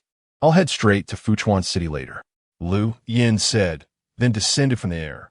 Let us all get some fresh air, Lu Yan said as he released all the Pokémon he had with him. It quickly became lively. Is anyone hungry? Luyan asked. Meow. The burning bug, Eevee, and Meowth expressed that they were hungry. All right, then I'll give you a simple snack. Once we reach the Pokemon Center in Fuchuan City, I'll treat you all to a proper meal. You guys can go around and move a bit, but don't wander too far. Beedrill and Iron Mask Ninja nodded, quickly flying into the forest. Scyther rested under a nearby tree, while Drowsy waddled around with its short arms. After preparing the Pokemon food for the burning bug, Eevee, and Meowth, Luyan took out a bottle of water and sipped it. After looking at the Pokemon egg he received as a system task reward, Luyan put it back into the system space. According to the system, this Pokemon egg could hatch into an unknown Pokemon of a chosen attribute. Luyan hadn't decided what attribute to hatch yet, so he decided to leave it for now. After a while, Beedrill and Iron Mask Ninja buzzed back, holding a good number of ripe berries. I thought you guys had gone off to play, Luyan said, taking the berries from their hands. Although Luyan wasn't a professional Pokemon breeder, he had learned a thing or two from watching Han Yi. He cut some of the orange berries Beedrill and Iron Mask Ninja brought back into pieces and mashed some. Then he mixed them with Han Yi's special bug-type Pokemon food. The Beedrill and Iron Mask Ninja, who had initially claimed they weren't hungry, suddenly brightened their eyes. This was originally prepared for you, so hurry up and eat, Luyan said, handing the 2 portions of Pokemon food to Beedrill and Iron Mask Ninja. Drowsy waddled over. Wanted to try the taste of the orange berries. Here you go. Luyan tossed an orange berry to Drowsy. Everything around seemed so harmonious. At this moment, Scyther, who had been resting against a big tree, suddenly opened its eyes wide. At almost the same time, Eevee and Meowth, who were eating, stopped and looked towards the depths of the forest. Beedrill and Iron Mask Ninja were a bit slower, but also sensed something unusual. Only the burning bug and Drowsy continued eating, seemingly unaware of anything. Interesting, is my luck this good? Luyan smiled and turned to look into the depths of the forest. In the darkness, a small shadow slowly emerged. It really was a regional form of Ponyta. Surprise flashed in Luyan's eyes. The regional form of Ponyta looked entirely different from the usual one. Its white body, the flames on its head, hooves, until it all turned into pink and blue fur. At first glance, it looked like a cute Pokemon that had stepped out of an anime. It seemed hungry, Meowth. Why don't you give it some Pokemon food? Luyan said. Meow. Meowth nodded and slowly approached with a portion of Han Yi's special psychic Pokemon food. The Ponyta initially took 2 steps back in fright. However, as it smelled the Pokemon food, its hunger eventually overcame its fear. Meowth didn't get too close. Just placed the Pokemon food on the ground and backed off. Seeing Meowth retreat, the Ponyta mustered its courage and stepped forward to nibble at the food. Watching its tail wagging, it seemed to really enjoy the taste of the Pokemon food. System. Check the current Pokemon. Regional form of Ponyta, a 1-horned Pokemon. The small horn on its head contains healing power. If it's just a small wound, it can heal it by gently rubbing the horn against the injury. Gender. Female. Height. 1 meters. Weight. 28 kilograms. Ability. Pastel Veil. Base individual values. HP. 15. Attack. 20. Defense. 17. Special attack. 16. Special defense. 15. Speed. 23. The attributes are a bit lacking, but considering you belong to a rare regional form Pokemon, I'll reluctantly accept you. Luyan did not rush to act. He quietly waited for Ponyta to finish the Pokemon food and prepare to leave when he called out to it. Ponyta, let us battle. If you lose, you'll become my Pokemon. Go, Beedrill. Luyan, the old fox, didn't wait for Ponyta to respond and immediately sent out Beedrill. You ate my Pokemon food. Is it too much to ask for a battle? Ponyta neighed and tried to run. How could it eat someone else's food and then run away? Beedrill used Twin Needle. The regional form of Ponyta is a psychic type, which is doubly weak against bug, ghost, and dark types. Buzz. Beedrill swiftly appeared in front of Ponyta. Twin Needle attack. Bang bang. After being hit twice, Ponyta quickly used Quick Attack to create some distance. Angered by the sudden attack, Ponyta shook its pink and blue fur, sending a wave of pink fairy wind towards Beedrill. Beedrill dodged and used X-Scissor. Buzz. Beedrill easily avoided the fairy wind attack and reappeared in front of Ponyta, as if teleporting. Close range X-Scissor. Bang. Ponyta fell heavily to the ground, its big eyes rolling back as it lost combat capability. "Well done, Beedrill," Lu Yin said, preparing to take out a Pokeball to capture Ponyta. Huh. Just as Lu Yin was about to throw the Pokeball, he suddenly sensed a malicious aura rapidly approaching. "Stop!" An angry roar came. A person riding a Charizard rushed over quickly. As he got close, he took out a Pokeball and threw it at Ponyta. "Umph! You dare to try to steal my Pokemon. You're looking for death." Lu Yin used his psychokinesis to send the Pokeball back, hitting the person squarely in the face. Ouch! The person cried out in pain, nearly falling off Charizard. Lu Yin didn't intend to hesitate either. He threw the Pokeball, hitting Ponyta. The shaking Pokeball was manipulated by Lu Yin's psychokinesis and landed in his hand. Dong! With a soft sound, the capture of the regional form of Ponyta was successful. Lu Yin flipped his hand, and Ponyta's Pokeball was already tossed into the system space. "Damn you, kid." The person rubbed his red face, glaring at Lu Yin, and said, "You dare to steal my Pokemon. Do you know who I am?" He. Lu Yin was amused by his shamelessness. "I really don't know where you crawled out from, but since you are so self-aware, you might as well introduce yourself properly." Lu Yin crossed his arms and looked coldly at the middle-aged man riding on the Charizard. Beedrill, Iron Mask Ninja, and Meowth gathered around Lu Yin. At Lu Yin's command, they would immediately launch an attack on the man before them.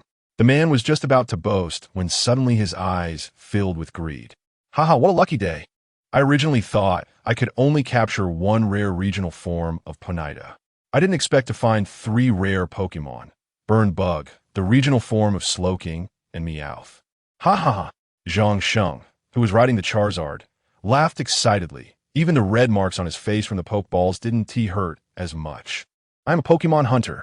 Kid, if you know what's good for you, leave those rare Pokemon and get lost. I might spare your life. Otherwise, it's perfectly normal for someone to die in this desolate place." Zhang Sheng's face showed a fierce expression. Lu Yin was already furious at this point, leaving only disdain and a faint murderous intent. "Since you want to forcibly take my Pokemon, then be ready to die." "What? You unwilling?" Zhang Sheng's face was full of amusement. He had seen many low-level trainers like this, relying on their wealthy backgrounds to go out and train, lacking real-world experience. He thought he would let Lu Yin broaden his horizons, but whether he could survive this would depend on his own fortune. "I'll give you a piece of advice," Lu Yin suddenly said with a smile. "Get down immediately and give me a few bows, then hand over your Charizard to me. I'll spare your life. You got guts." Zhang Sheng was furious after hearing Lu Yin's words. Usually, he was the one bullying others, but today he encountered a reckless kid. "I was thinking of sparing your life, but since you want to seek death, then I'll fulfill your wish. Come out, Manectric, Houndoom, and Cacturn. Manectric, use Thunderfang. Houndoom, use Dark Pulse. Cacturn, Seed Bomb. Charizard, use Flamethrower." Zhang Sheng ordered fiercely. "You strike first, and I'll retaliate in self-defense." Lu Yin no longer concealed his murderous intent. Telepathy activated. Beedrill, Iron Mask Ninja, Scyther, Burn Bug, Eevee, Meowth, and Slowking received the command simultaneously. Attack with full force.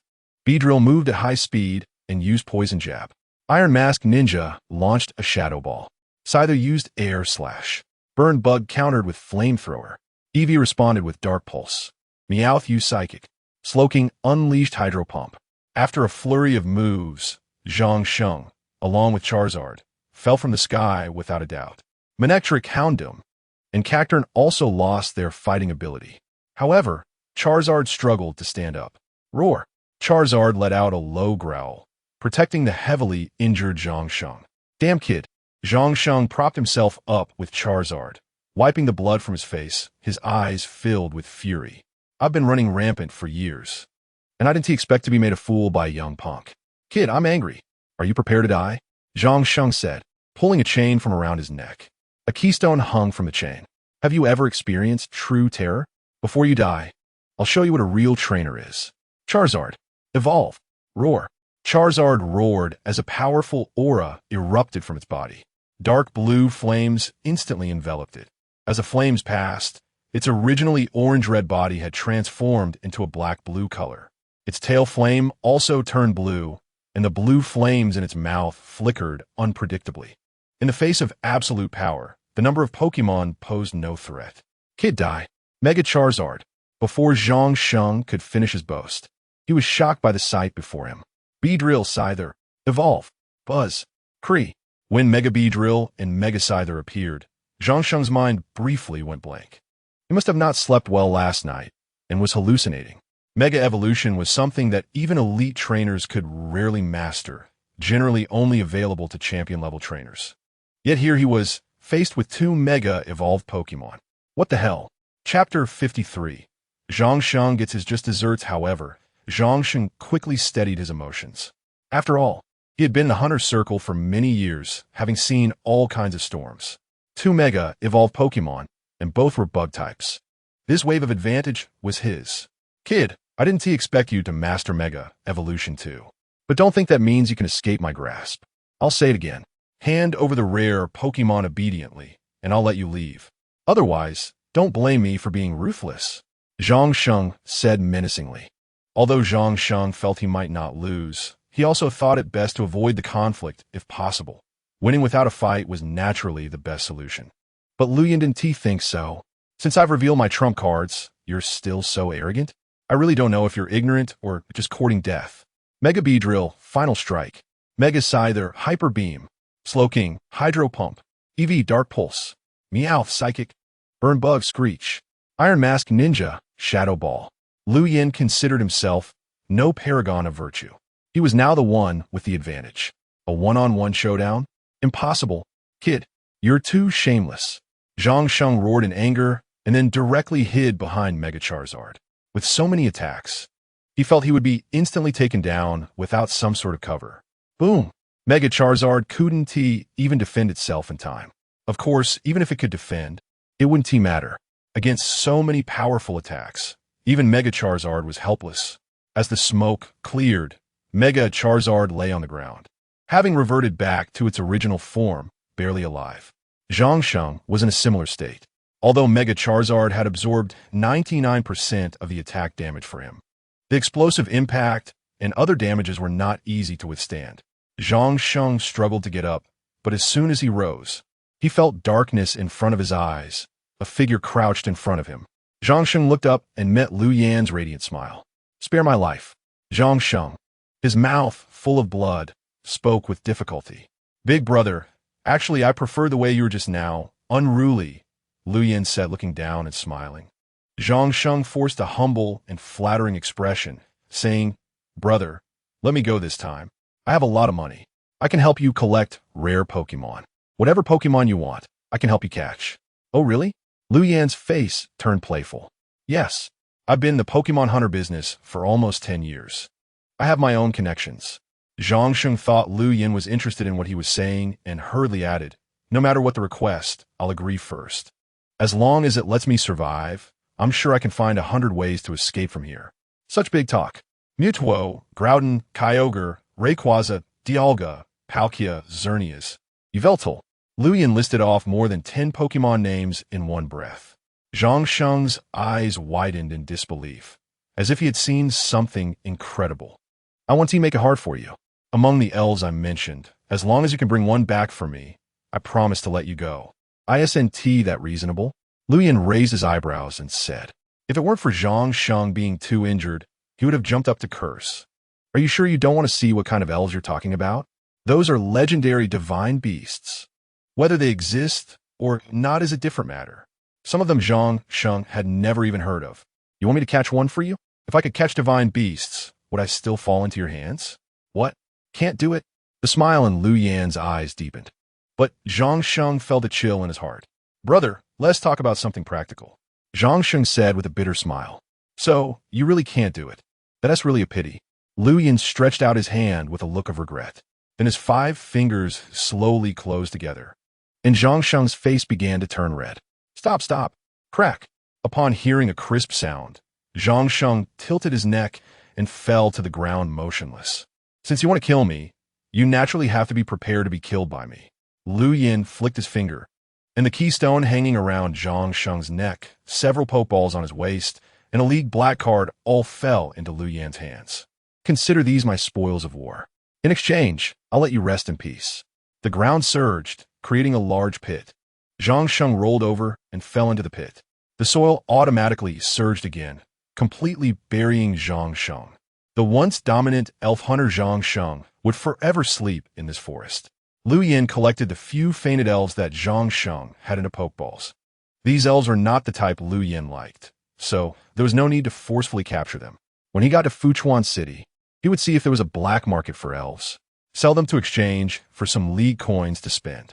Although the League strictly prohibits the trade of elves, where there is light, there is always darkness. The elf black market persists despite bans. Gradually, the League also turned a blind eye. In fact, many people in the League would secretly go to the black market to sell stolen goods or purchase items. As long as such matters aren't brought to light, they're easy to discuss. It's also a tacit secret among many people. Lu Yin turned and walked over to the barely breathing Charizard. Compared to the fainted elves, this Charizard was at great risk of dying if not treated quickly. "Hey, Charizard, how about becoming my elf, and I'll save your life?" Lu Yin asked with a smile. A fully evolved starter Pokemon is quite valuable. This Charizard from Zhang Sheng was larger than a typical Charizard, and it even came with a Charizard Mega Evolution Stone, which multiplied its value several times. Even Lu Yin couldn't help but want to forcibly capture this Charizard. Although capturing such an elf is difficult, Lu Yin didn't think it would be a big problem. The reason others find it hard to capture is due to their own lack of strength. With Lu Yin's strong psychic power, he could easily overpower the Charizard. "If soft tactics don't work, I can always come in hard. I'll beat you until you submit." Although the Charizard was already extremely weak, it still disdainfully turned its head away, closing its eyes. Even if it died, it would not submit to the human who killed its master. "Not willing, huh? Very well. Please remember your defiant appearance now. Don't give in too quickly later," Lu Yin said, reaching out to press on the Charizard's body. System. Spend 1,000 prestige points to treat the Charizard. When Lu Yin defeated Zhang Sheng, the system page prompted that he had received 850 reinforcement points and 2,500 prestige points. So spending 1,000 prestige points to heal the Charizard didn't bother Lu Yin at all. Chapter 54. Capturing the Charizard. The system's healing was very fast. The Charizard lying on the ground, waiting to die, hadn't even reacted when the treatment was complete. "Hey, get up. Stop playing dead." Lu Yin directly gave a heavy slap on the Charizard's forehead. "Roar." Instinctively, the Charizard raised its head and opened its mouth to roar angrily at Lu Yin. From its open mouth, flames were about to erupt from its throat. Too aggressive. This is not how a good elf should behave. Lu Yin pressed down with his hand, forcefully suppressing it with psychic power. The Charizard's mouth was instantly pushed back. Cough, cough. The flames the Charizard was about to shoot were trapped in its mouth, and a lot of sparks and black smoke were forced out from its nostrils. Lu Yin floated back, creating some distance from the Charizard. "Come on, big lizard. If you can hit me, I'll let you go. Otherwise, you'll obediently become my elf." Lu Yin beckoned to the Charizard with his fingers. "Roar." The Charizard roared, and flames could be seen in its eyes, about to erupt. "Roar." Flamethrower. A surge of flames erupted from the Charizard's mouth, and Lu Yin clearly felt the surrounding temperature rise significantly. Eevee, Meowth, and several other elves immediately wanted to rush in front of Lu Yin to shield him, but they were all pushed aside by Lu Yin with psychic power. "You all step aside. I'll handle it myself," Lu Yin said, bringing his hands together. The flamethrower was entirely wrapped and compressed into a small fireball by psychic power. "Here you go." Lu Yin pushed his hand, and the small fireball gently flew toward the Charizard. Boom! Like a missile explosion, flames and smoke mixed with countless dust. With a flick of psychic power, the thick smoke and dust instantly vanished. The Charizard, which had just recovered, was once again covered in wounds. This reignited the Charizard's ferocity. Roar! The Charizard roared, flapping its wings and charging at Lu Yin. Dragon Claw. Bang! The Dragon Claw, filled with the Charizard's full fury, came to a complete stop just a few centimeters away from Lu Yin. "Your strength is still too weak. Try harder," Lu Yin said, flicking his fingers toward the Charizard's head. Bang! The powerful psychic force exploded on the Charizard's head. The Charizard was sent rolling dozens of meters away, crashing into several large trees before finally coming to a stop. "Are you angry because I killed your previous master? Or do you not want to be captured by me?" Lu Yin floated up slowly, hovering in front of the Charizard. The Charizard couldn't get up for a moment and could only glare at Lu Yin with hate-filled eyes. Your previous master was not a good person. He stole other people's elves and even tried to kill them. Neither of those actions is something a normal person would do. As his elf, you must have done many of these things together with him. Or do you think those actions were right? Lu Yin said with a smile. The Charizard's originally angry gaze began to shift, showing signs of contemplation and confusion. Lu Yin was not in a hurry, continuing to speak slowly. Actually, I don't think your previous master cared about you that much. You see, during the battle just now, he instinctively hid behind you. He didn't command you to fight at the first moment. This alone shows that in his heart, his own safety is much more important than you. Without giving the Charizard too much time to think, Lu Yin continued.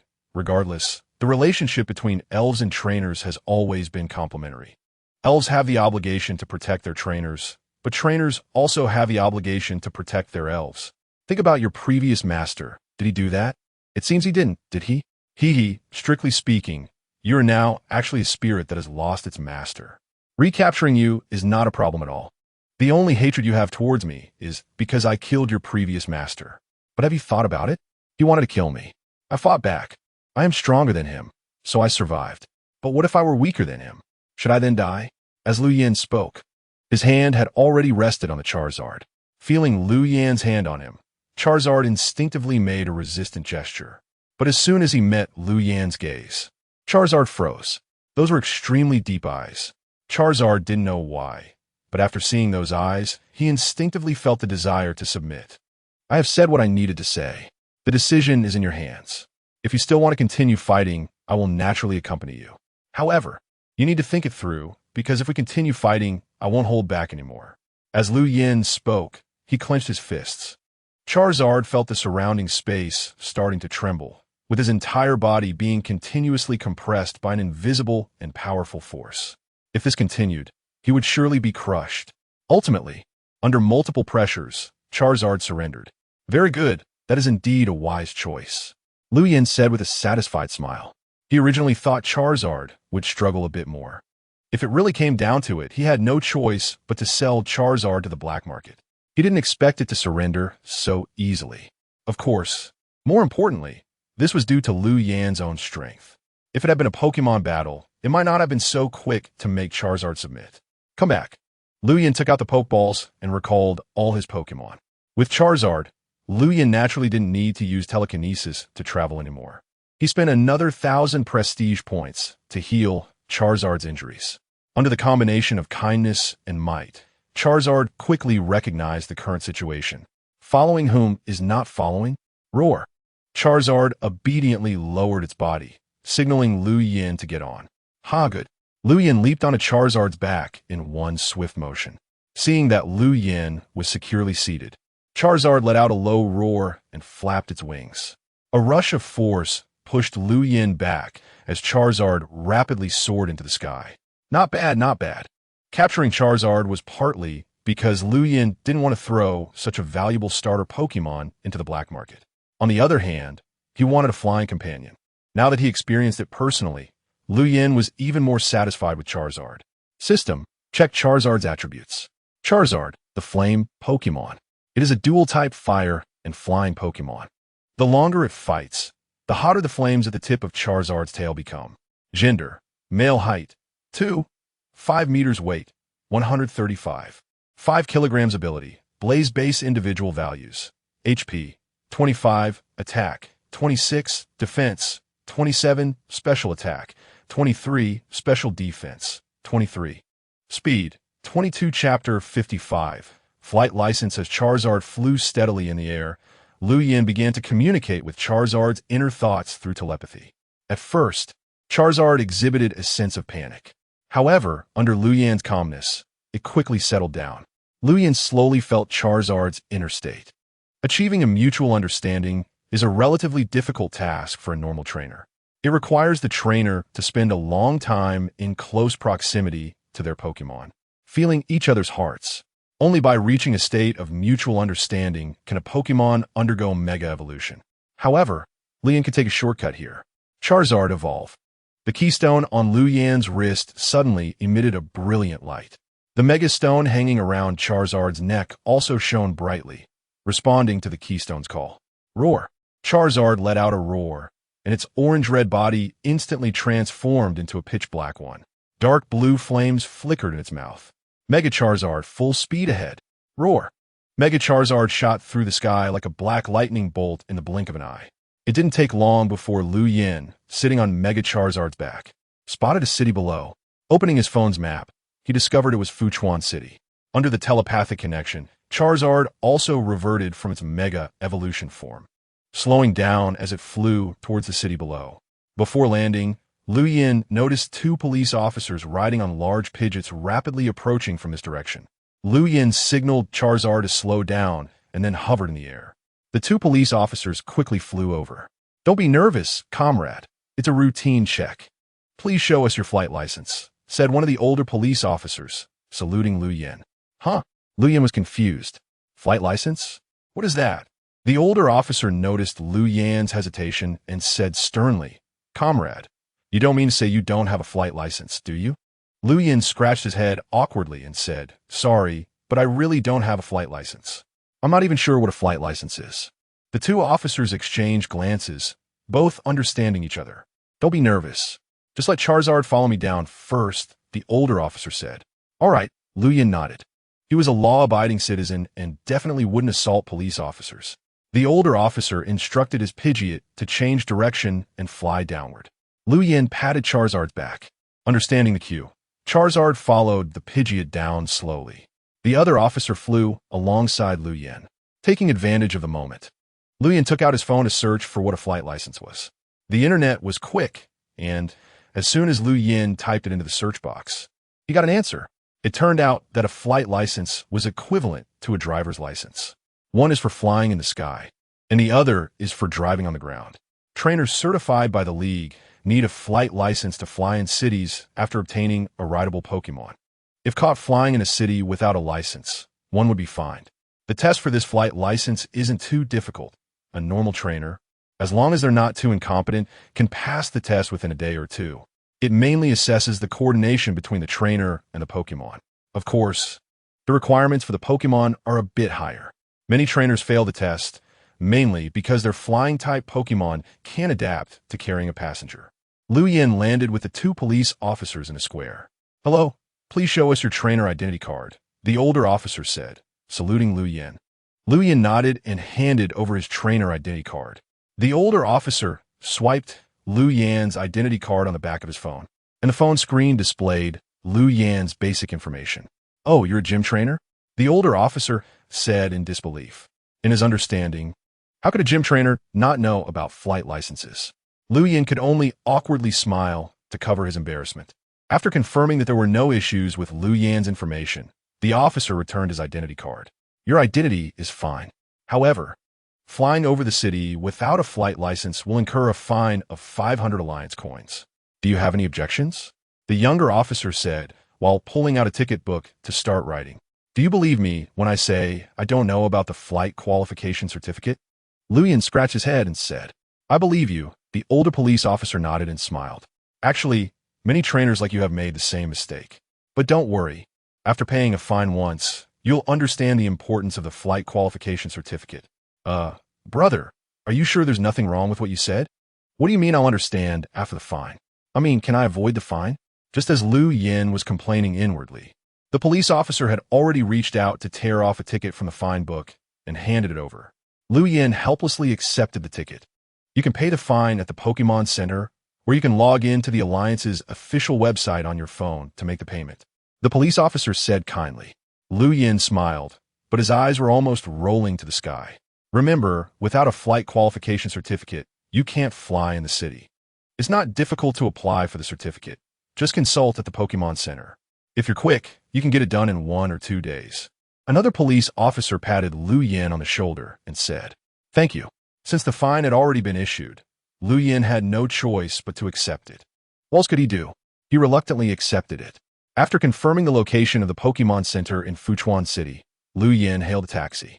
The taxi quickly took Lu Yin to the entrance of the Pokémon Center. "Hey, get out." Besides paying the fine for flying without a license, Lu Yin also planned to consult about registering for the flight qualification assessment. Of course, he also needed to register his Ponyta and Charizard under his name. The payment of the fine and the Pokémon registration were completed quickly. The flight qualification assessment wasn't difficult either. After paying a registration fee of 1,000 Alliance coins, Lu Yin began his study for the flight qualification. To Lu Yan's surprise, the person giving the lecture was actually Jiang Chong. Jiang Chong was also quite surprised when he saw Lu Yin. However, there were still many people attending the class, so the two just nodded at each other as a greeting. Jiang Chong officially started the lecture, and Lu Yin sat in the back and listened attentively. Chapter 56. Meeting Jiang Chong again. The theoretical course was very simple. Jiang Chong just explained for a little over half an hour before wrapping it up. Next was the theoretical assessment. All the students could answer questions on the computer. The questions weren't difficult. There were just some precautions for riding flying mounts. Unsurprisingly, Lu Yin passed with full marks. Today was mainly about learning theoretical knowledge. The actual flying practice would take place the next day. After the other students left, Jiang Chong smiled and walked towards Lu Yin. What made you think of coming to Fuchuan City to take the flight qualification assessment? Or do you know I'm teaching here and want to take a shortcut? Jiang Chong said with a smile. Yes, seeking a shortcut. Lu Yin followed Jiang Chong's words and replied with a smile. Ha, that's fine. Jiang Chong laughed. After a light-hearted joke, Jiang Chong became serious and said, on a serious note, what brought you here? Actually, I came to Fuchuan City for you. Lu Yin replied with a smile. For me? Jiang Chong asked curiously. That's right. Lu Yin nodded. I had some free time, so I took a month off in the Alliance. I want to use this month to collect all 18 attribute badges. The bug-type badge you have is one of my targets. You're a gym trainer. Why do you need badges? Are you bored? Jiang Chong rolled his eyes. Can't I? Do you think I want to participate in the Alliance conference? Lu Yin said playfully. Jiang Chong was taken aback. He certainly didn't think Lu Yin was serious about participating in the Pokémon Alliance conference. But then he realized what Lu Yin meant. You brat want to participate in the Champions League? Jiang Chong asked tentatively. Lu Yin nodded. Wow, brother, are you that stubborn? There's still a big gap between champion trainers and regular gym trainers. The reason they become champions is that they fought their way through millions of people. Have you ever thought about why, in our great Yin country with so many people, there are only 18 attribute champions? Our country's champions are not comparable to those of small countries. To put it bluntly, sending one champion from our country to a small country would be catastrophic. Jiang Chong said with excitement. Isn't life about having dreams? What if I make it? Lu Yin raised an eyebrow. Seeing that Lu Yin seemed serious, Jiang Chong's originally excited expression turned serious as well. Brother, I can only say you're really impressive. I wish you success. If you dare to compete, I'll cheer you on. Jiang Chong said. Great. Make sure to cheer loudly when the time comes. Lu Yin joked. Haha, definitely. I have a naturally loud voice. Jiang Chong laughed. By the way, I almost got sidetracked. You were going to tell me why you came to Fuchuan City, right? Jiang Chong said. I'm here to challenge the gym. You're my target. Lu Yin replied. As for why I came to get the flight qualification certificate, that's something to ask your police officers. I flew without a license and got stopped by the police as soon as I entered Fuchuan City.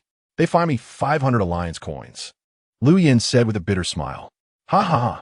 Jiang Chong laughed heartily at Lu Yin's story. Stop laughing. The problem is, I didn't even know what a flight qualification certificate was until today. You can't blame me.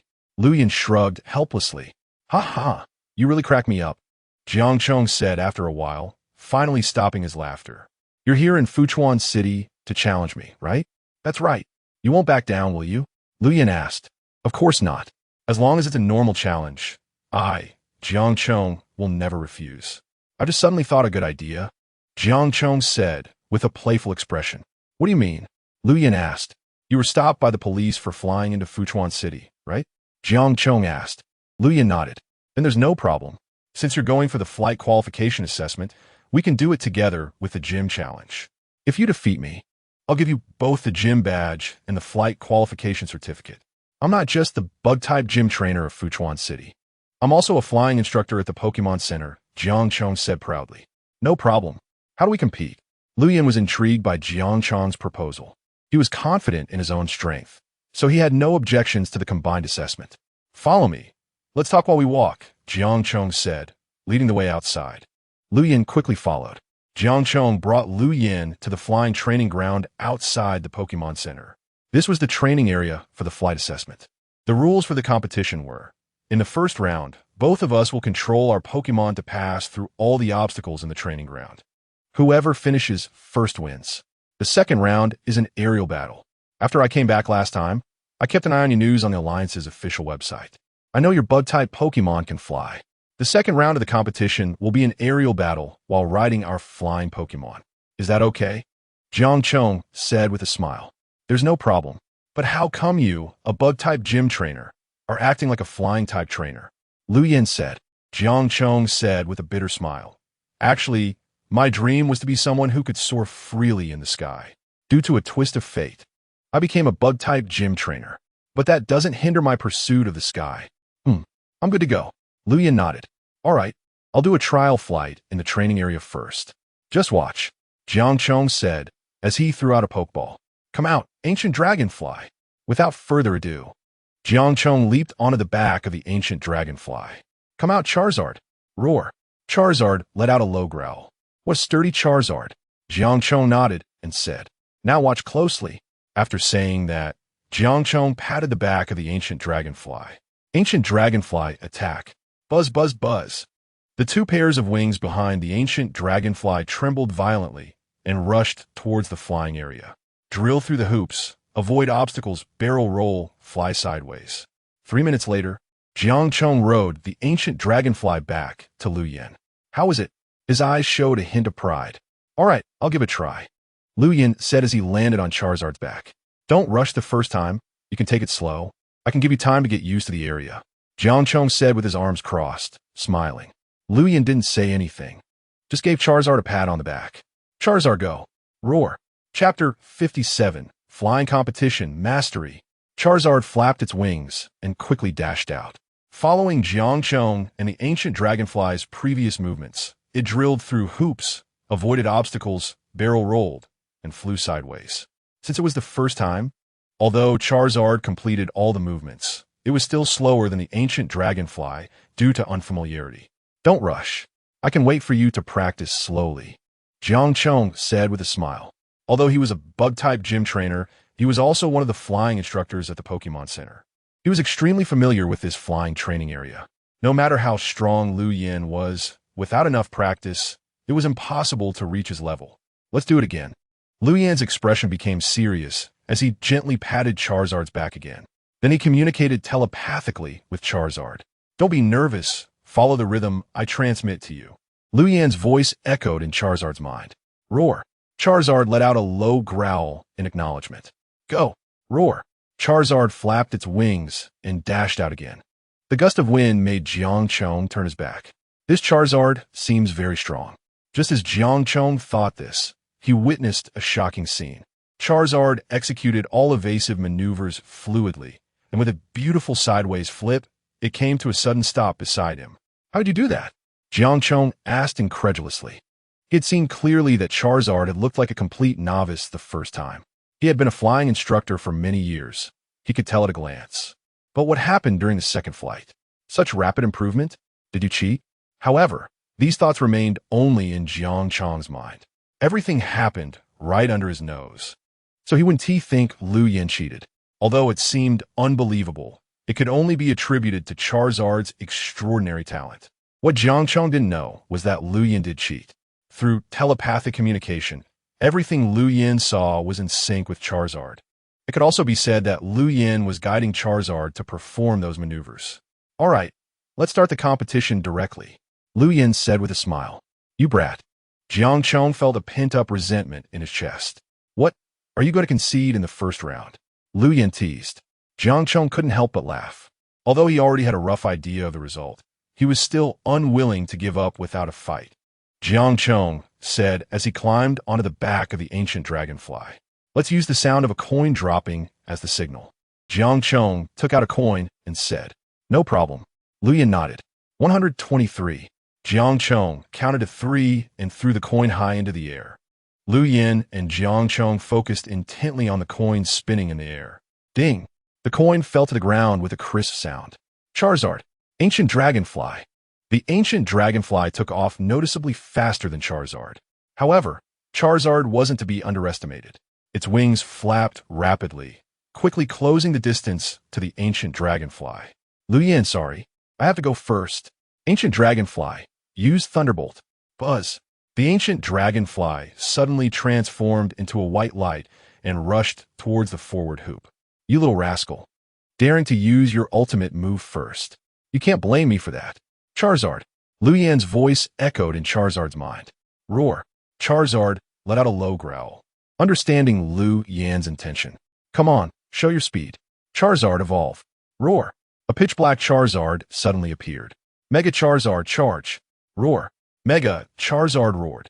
Flames of blue erupting from its mouth and tail. Its black body was enveloped in a faint layer of blue flames as it sped towards the Ancient Dragonfly. How is that possible?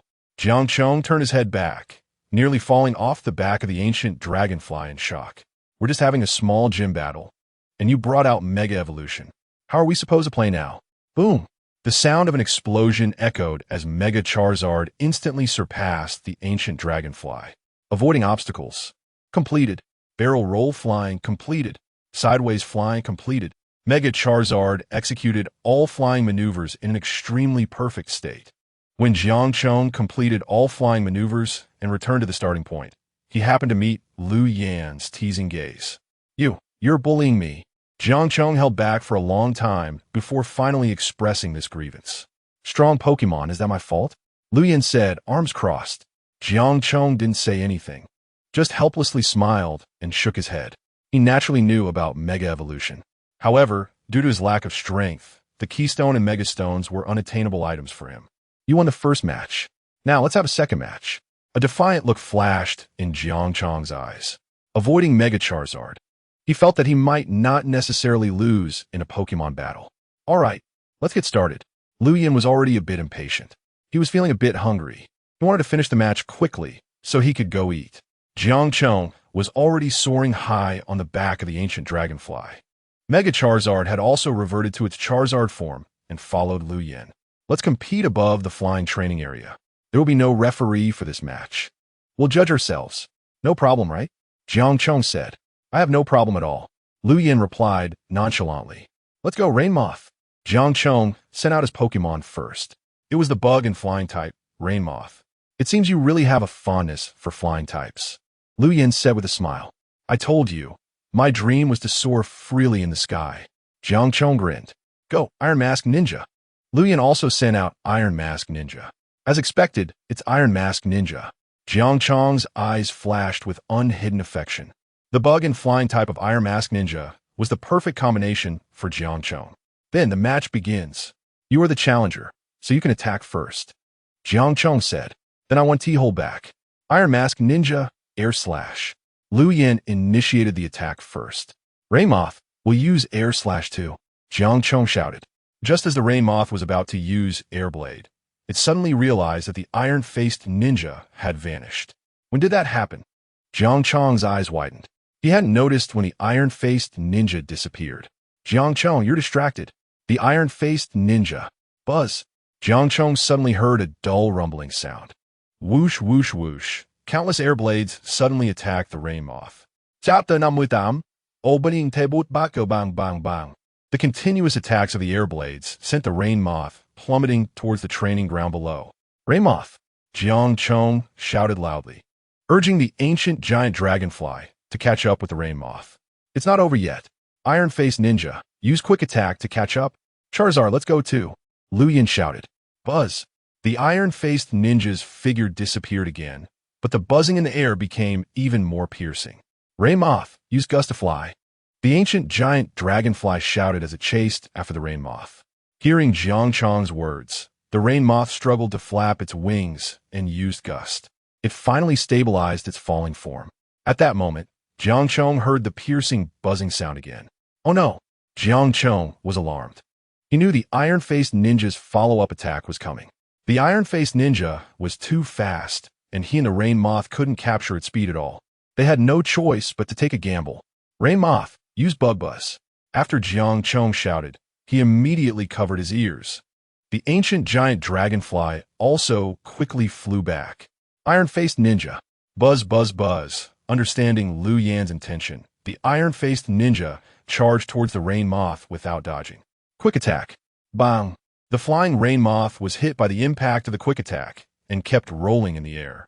Bug Buzz was a signature move of the bug type, which didn't do much damage to the iron-faced ninja. However, the annoying noise made the iron-faced ninja momentarily dazed. Rain Moth, stabilize. Take this chance to use Airblade. Jiang Chong shouted. The Rain Moth had already taken damage from 2 rounds of flying-type attacks. One more hit would surely cause it to lose its fighting capability.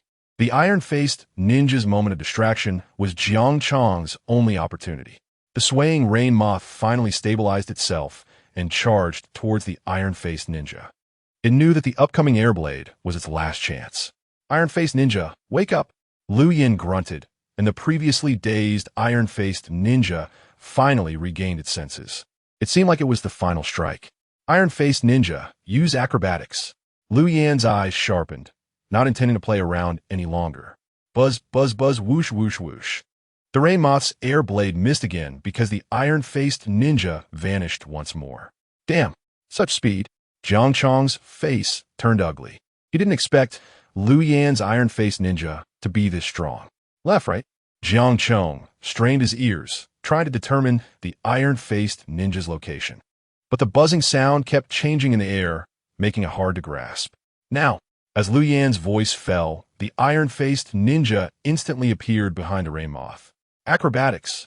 Rain Moth, behind you. Jiang Chong shouted in alarm, but it was too late. Bang. The Rain Moth was hit again, and this time it had no strength left to turn back. The Rain Moth, having lost its fighting ability, fell straight to the ground. Rain Moth. Jiang Chong rode the ancient giant dragonfly and chased after the Rain Moth. When he got close, he took out a Pokeball to recall the Rain Moth. At that moment, Liu Yan was also brought over by Charizard. So does this mean I win? Liu Yan said with a smile. Hee hee. Jiang Chong shook his head and smiled bitterly. Do you know how bad your reputation is online? I know that those who criticize your strength online are definitely trolls. I also overestimated your strength, but I didn't expect to still underestimate you. You won. This bug badge is yours. As Jiang Chong spoke, he threw a box to Liu Yan.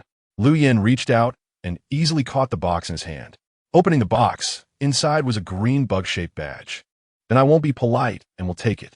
Liu Yan smiled, flipping his hand and tossing the badge box into his system space. The flying qualification certificate will be ready by tomorrow at the earliest. You should be in no rush to leave today, right? Jiang Chong said. Of course. I was thinking of mooching a few meals off you. Liu Yan laughed. Mooching meals is definitely fine. Let's go now, Jiang Chong said with a smile. The two landed back at the flying training ground of the Pokémon Center. Under Jiang Chong's lead, they left the Pokémon Center. Not far from the door, they turned into a small shop. Jiang Chong, familiar with the place, started ordering food. While waiting for the dishes to be served, Jiang Chong said, Old Liu, don't be fooled by how this shop looks. The taste here is, I dare say, the best in Fuchuan City. Jiang Chong said as he gave a thumbs up. Haha, it's not as exaggerated as you say. The dishes would take a while, and the boss brought out 2 portions of cold dishes with a smile.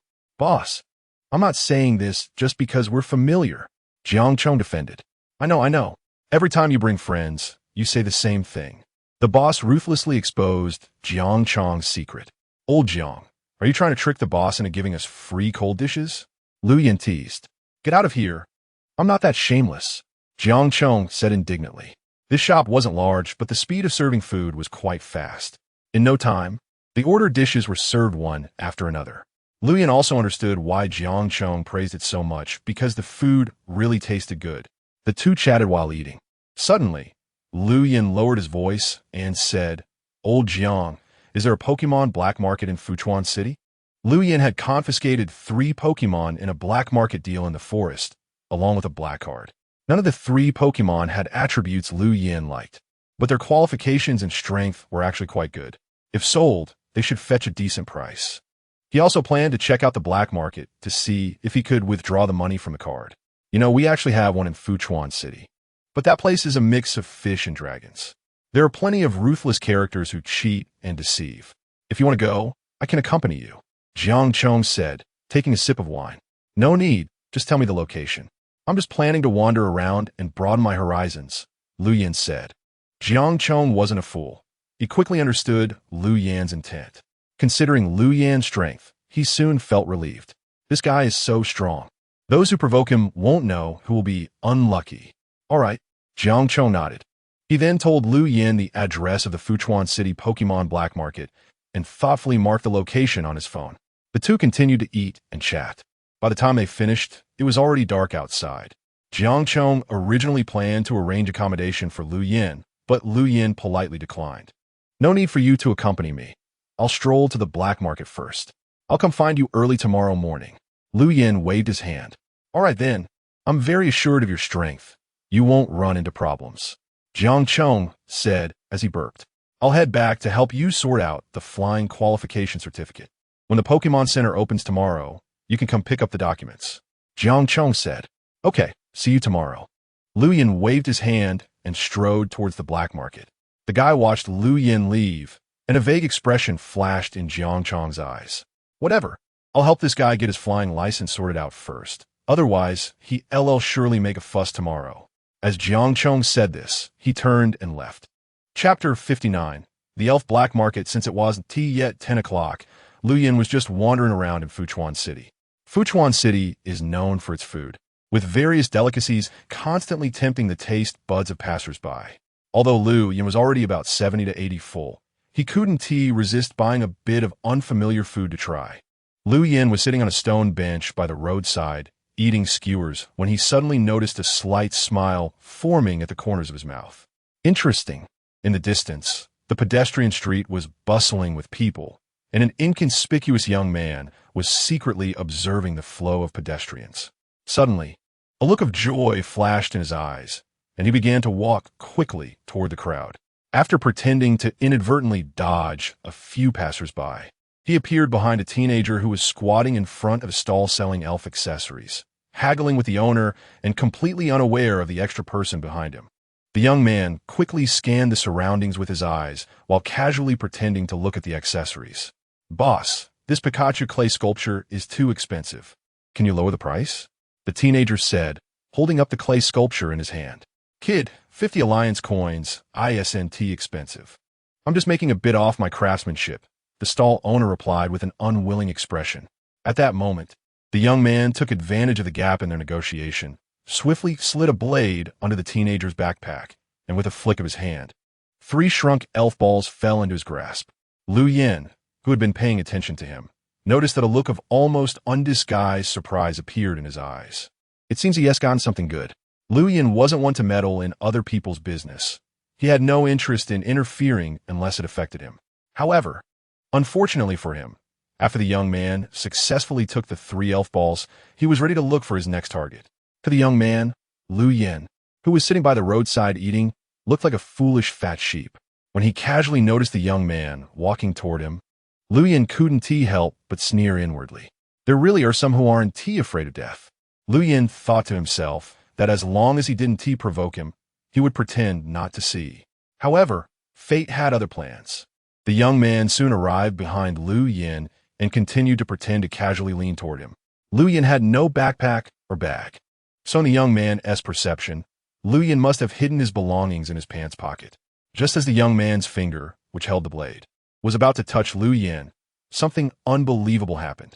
The blade he was holding suddenly floated up uncontrollably.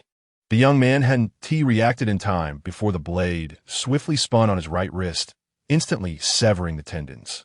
The young man clutched his wrist, lying on the ground and howling in pain. The surrounding onlookers were frightened and retreated. At that moment, Lu Yan was beside the teenager who had been pickpocketed, holding the 3 elf balls. He had just paid for the Pikachu clay sculpture he wanted to put into his bag. Damn, where are my elf balls? The teenager suddenly realized, noticing a large hole in the bottom of his backpack and that the 3rd elf ball was missing. Just as the teenager felt helpless, a large hand suddenly reached out in front of him, holding the 3 elf balls. Are these the elf balls you lost? Lu Yan asked. You. The teenager was startled, but quickly reached out to confirm the 3 elf balls. It turned out they were indeed the ones he had lost. His almost dead heart suddenly came back to life. Great. The teenager hurriedly stuffed the 3 elf balls into his pocket and gratefully said to Lu Yin, "Big brother, thank you so much."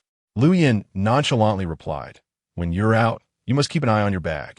After saying that, he turned to leave. "Big brother, let me buy you a drink." The teenager quickly caught up and said, "No need." Lu Yin walked away decisively, leaving the teenager with a stylish back. The teenager could only silently be grateful in his heart, feeling he had encountered a good person today. Meanwhile, the young man who was lying on the ground and continuously howling could only grit his teeth and stand up to seek medical help. If it got any later, it wouldn't just be a wrist problem. He could bleed out and die. As for the bizarre scene that had unfolded before him, he could only chalk it up to kicking a big iron plate. It's all fate. The elf black market in Fuchuan City was originally a commercial city. Due to economic downturns, the commercial city gradually fell into disrepair. At some point, some second-rate vendors and shady characters began to set up stalls and sell things here, eventually evolving into the elf black market.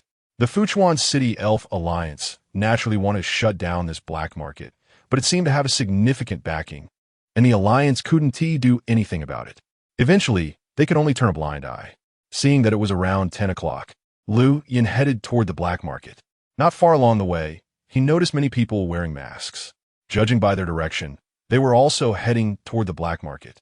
Do you need to wear a mask to enter the black market? But Lu Yin quickly figured it out. The items appearing in the black market often had questionable origins, and the transactions involved were illegal. Many people wanted to maintain their upright public image, so what could they do if they wanted to go to the black market? Wearing a mask was the simplest solution. Thinking of this, Lu Yin casually bought an animal mask from a roadside shop and put it on. Following the flow of people entering the black market, Lu Yin slowly walked in. Various elf evolution stones, cheap sale, elf eggs, elf egg blind boxes, skill move teaching, guaranteed to teach you everything. The sounds of vendors calling out filled the air. Lu Yin even saw someone selling the starter Pokémon by the roadside. A dozen people were gathered, bidding, and in the end, a man wearing a clown mask bought a small alligator for 500,000 Alliance coins. After watching, Lu Yin silently sighed at how many wealthy people there were. After wandering around the black market for a while, Lu Yin arrived at a shop selling elves. A young man wearing a mask was lying on a chair sleeping, but upon hearing someone enter, he opened his eyes. "Just browsing. We have a wide variety of elf species here," the young man said in a deep voice. "Do you buy elves here?" Lu Yin asked. "Of course, but this shop only buys quality elves. Don't bother bringing any subpar ones," the young man replied with an indifferent expression. "Just these 3. Take a look for yourself," Lu Yin said as he took out 3 elf balls and placed them on the counter. These 3 elves were the Manula, Big Dog, and Dream Cactus that he had taken from Zhang Sheng. Chapter 60. The extremist ranked Ralts. The young man slowly got up and picked up the 3 elf balls from the counter. The young man's previously relaxed expression suddenly turned serious. "Brother, are you sure you want to sell these 3 elves?" He looked up at Lu Yin to confirm again. "Yes." Lu Yin nodded. "All right, please wait a moment. I'll use a machine to properly test the qualifications of these 3 elves." To ensure nothing went wrong, the young man decided it was better to use a machine for testing. "Although I've already sensed something, I still find it hard to believe." "It's okay," Lu Yin said as he sat down on a chair nearby. "Brother, we have quite a few nice Pokémon here. If you're interested, you could take a look," the young man said as he pulled out a tablet and handed it to Lu Yin, which displayed various Pokémon illustrations. "We have all the Pokémon listed in the tablet in stock at our store," the young man added. Lu Yin replied in a calm tone as he took the tablet and began to look through it slowly. It was just a way to pass the time. Meanwhile, the young man quickly walked to a corner of the shop and placed one of the Pokeballs into a Pokémon detection device. As the device's lights flickered, the screen displayed the Pokémon's qualities and images. Soon, all 3 Pokeballs were tested, and the young man's initial uncertainty turned into delight. However, after sneaking a glance at Lu Yin, his expression returned to a neutral one. "Brother, all 3 have been tested. Their qualities are quite average. For these 3 Pokémon, I can offer you a fair price, 1 million Alliance coins. I'm telling you, only my store can offer such a fair price. If you go to other stores..." "Hey, wait. The young man continued to chatter, but Lu Yin stood up and slightly curled his finger. The Pokeball that had been in the young man's hand flew back into Lu Yan's grasp. Since they are just average, I won't trouble you any further, Lu Yan said as he lifted his leg to walk out. Brother, wait. Just a moment. I misjudged earlier. Actually, the qualities of your 3 Pokemon are quite good. The young man hurriedly changed his words, beads of sweat beginning to form on his forehead. A psychic master? This could be tricky. Then please give me a new price, Lu Yan said, crossing his arms and looking at the young man. Although Lu Yan's face was obscured, the eyes behind a mask made the young man feel a slight chill. He had initially intended to negotiate further, but under the gaze of those eyes, he ultimately backed down. 3 million Alliance coins. The young man gritted his teeth and said. However, Lu Yan was not satisfied with this price. Not enough. Lu Yan gently shook his head. Brother, this time I'm really offering a fair price. 3 million is the maximum I can manage. If you want to raise the price, I'm really sorry, the young man said with a bitter smile. The 3 Pokemon Lu Yan had brought out were top tier among top tier. Not only were their levels high, but their qualities were also quite good. Although it would be somewhat difficult to recapture such Pokemon. Once captured, they could immediately form a strong combat force. Many trainers would want to take such shortcuts. Pokemon of this quality could yield at least double the profit upon resale. If they happened to meet a suitable buyer, the price could even go up. Lu Yan had never been to the black market and was not very familiar with the prices there. However, Lu Yan had the ability of telepathy. He didn't need to communicate with the young man's thoughts. He just needed to feel his emotional fluctuations. Through Lu Yan's perception, the price the young man quoted was indeed the lowest he could go. At a female Ralts, Lu Yan said. The young man's face instantly fell. Brother, Ralts is a psychic-type Pokemon. You know, the price of popular psychic-type Pokemon is even higher than the usual starters. This really won't work. At 200,000 Alliance coins, Lu Yan said coldly. If that doesn't work, I'll just go to another store. I don't believe there's no one in the black market who can offer a reasonable price. As Lu Yan spoke, he pretended to leave. Fine, I'll take a loss and go with what you say. The young man finally agreed through gritted teeth. In fact, based on normal prices, the value of the 3 Pokemon Lu Yan was selling far exceeded 1 million Alliance coins. But this was the black market, where everything was devalued due to their questionable origins. Both the young man and Lu Yan knew this. So adding a Ralts was Lu Yan's compromise. Lu Yan's future goal was to become the Psychic King. How could the Psychic King not have a beautiful and lovely Gardevoir? Brother, wait a moment. I'll go get the Pokemon, the young man said as he turned to walk toward the back room. This store indeed had a good stock of Pokemon, including the Ralts Lu Yan wanted. However, when selecting the Pokemon, the young man played a trick. You want a Ralts, right? They'll give you a Ralts. But this Ralts has a bit of a special issue. I'm giving you the Pokemon, but if there are any problems later, you can't blame me. The young man soon came back holding a Pokeball. Brother, I'm also doing this because we have a connection. If there's another opportunity next time, you should come find me, the young man said as he handed Lu Yan the Pokeball containing Ralts. Of course. Lu Yan smiled as he handed the 3 Pokeballs back to the young man. System, check Ralts attributes. Ralts, the emotion Pokemon. It can sense people's emotions with the horn on its head and will actively approach those with positive emotions. Gender, female height, 0, 64 meters weight, 6, 5 kilograms ability, telepathy base individual values, HP, 1, attack, 3, defense, 3, special attack, 31, special defense, 3, speed, 3. Seeing the system's display, Lu Yan almost cursed. It was a pity that he encountered this Ralts. If it were any other trainer, they might not be able to handle its stats. Special attack, full value. HP 1. 1 touch and would die on the spot. Noticing that Lu Yan was silent, the young man hurriedly spoke up. Brother, this Ralts is the best psychic Pokemon in my store. Its psychic abilities are extremely strong. As long as it is well trained, it can definitely reach king-level strength. I'm also giving this Ralts to you as a friend because of our connection. Watching the young man continue to chatter, Lu Yan couldn't help but find it amusing. If it weren't for his system, he might have really been fooled by him. Chapter 61, Robbery.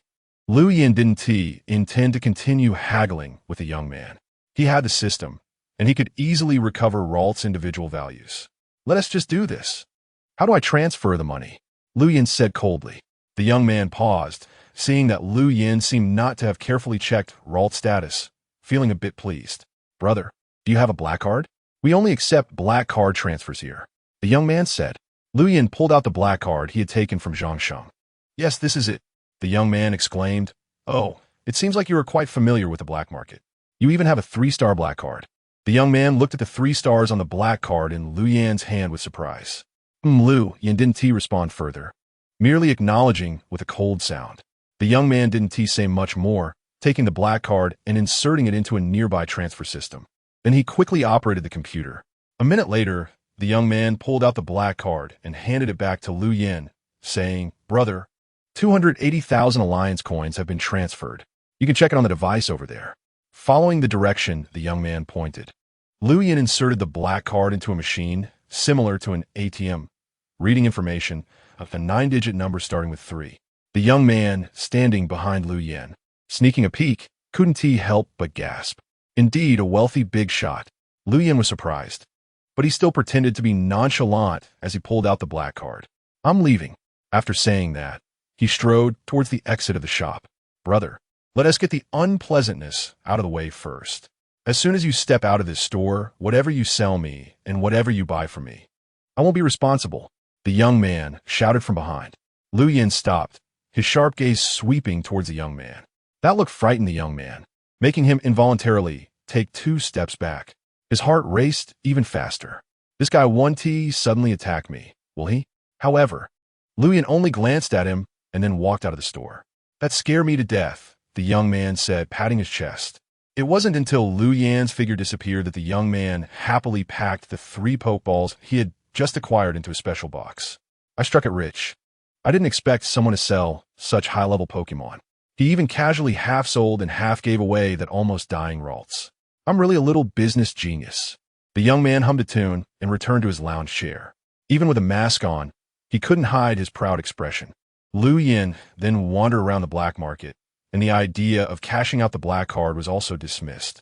The main purpose of the black card is to trade in the black market. At the same time, black market transactions can only use the black card. The money in the black card can be withdrawn, but each withdrawal incurs a 20 fee. For Lu Yan, that 20 fee was almost killing him. Although the money in the black card was free, now it was all his, so how could he let others benefit? Next came the procurement time. In the end, Lu Yan spent half of his current wealth to buy a life gem, 2 fire stones, 3 bug stones, 5 psychic stones, a black sludge, and a mega evolution stone for Galade. Psychic stones were too rare. Lu Yan searched the entire black market and only managed to collect 5. 5 should be enough now, as each psychic-type Pokemon can get 1. The Mega Evolution Stone for Galade was also considered a scarce item. Lu Yan found it only after a long search in the black market of Fuchuan City. Lu Yan's extravagant purchasing method quickly drew the attention of some interested parties. Many people followed him, trying to probe into his background. Some were more direct, wanting to rob him. However, the black market has its own rules, which state that no one is allowed to act violently within it. This is an unspoken rule, but outside the black market, it would depend on whose fist is bigger. Those who were tailing Lu Yan were too blatant. He couldn't help but notice them. However, these were just small fry, and Lu Yan didn't take them seriously at all. After buying most of what he needed, Lu Yan wasn't planning to continue browsing. It was time to deal with the small fries trailing behind him. A cold glint flashed in Lu Yan's eyes as he walked towards the exit of the black market. The small fries following him quickly caught up. They saw clearly that he was a generous target. If they pooled together, each of them could get 1 or 2 good items. As soon as Lu Yan stepped out of the black market, this group quickly surrounded him, trapping him inside. Brother, we're a bit tight on cash. We want to ask you for a favor. The leader, a burly man wearing a wild boar mask, said slowly while playing with a butterfly knife. He looked completely confident that he had Lu Yan under control. Help! I love helping. How do you want me to help? Lu Yan replied with a cold smile. We don't want much. Just hand over everything you bought in the black market. And also fork over 50 million alliance coins, and we'll consider it done, the wild boar man said. All right. Lu Yan nodded. The wild boar man didn't expect Lu Yan to agree so readily. He thought he would have to put in some effort. We're losing out here. The wild boar man glanced at his small brothers for a signal. One of the younger brothers, understanding the leader's hint, spoke up, saying, If you want to help my big brother, you can't forget to help us little brothers, right? Yeah, yeah. You need to help us out too. Exactly. We just need a little help. The dozen or so younger brothers chimed in, clamoring together. All right. Lu Yin nodded. But beneath the mask, his face was already icy cold. Are you in such a hurry to die? Then I'll grant you your wish. Actually, I also want to ask you guys for a favor. Lu Yin waved the black card in front of them. The eyes of the younger brothers lit up. What do you want help with? As long as you give me that black card in your hand, I can help with anything. A 3-star black card. That is a high-level black card that only big shots worth billions can obtain. This guy's so rich. The younger brother's eyes were filled with desire for the 3-star black card. Unlike the inexperienced younger brothers, the wild boar man suddenly felt a twinge of fear. Someone who owns a 3-star black card is definitely not an easy target. Just as the wild boar man was contemplating whether to let this fat sheep go, Lu Yin's voice came like ice. As long as you all leave your lives behind, I'll give you this black card in exchange. The younger brothers, who had been shouting just moments ago, all fell silent. After a moment of silence, they yelled, "Find death! Get him! Kill him!" The younger brothers swung their fists and iron rods at Lu Yin. The wild boar man was also enraged. But in an instant, a sense of primal fear rose in his heart. Run! Just as that thought came to him, the wild boar man witnessed a terrifying scene. Chapter 62. Help me with a gym match. The dozen or so younger brothers charging at Lu Yin, wielding sticks, suddenly froze in place. Their faces were filled with shock and fear. Spare me. Save me. Crack, crack, crack. The sharp sounds of bones breaking echoed, and all the younger brothers collapsed to the ground, motionless. The wild boar man trembled in fear, his hands and feet cold. He wanted to escape, but his legs felt as heavy as lead. He didn't even have the strength to lift them. Do you need my help? Lu Yin turned to look at the wild boar man and said blandly, "Big brother, I'm sorry I was wrong." Thud. The wild boar man quickly knelt on the ground.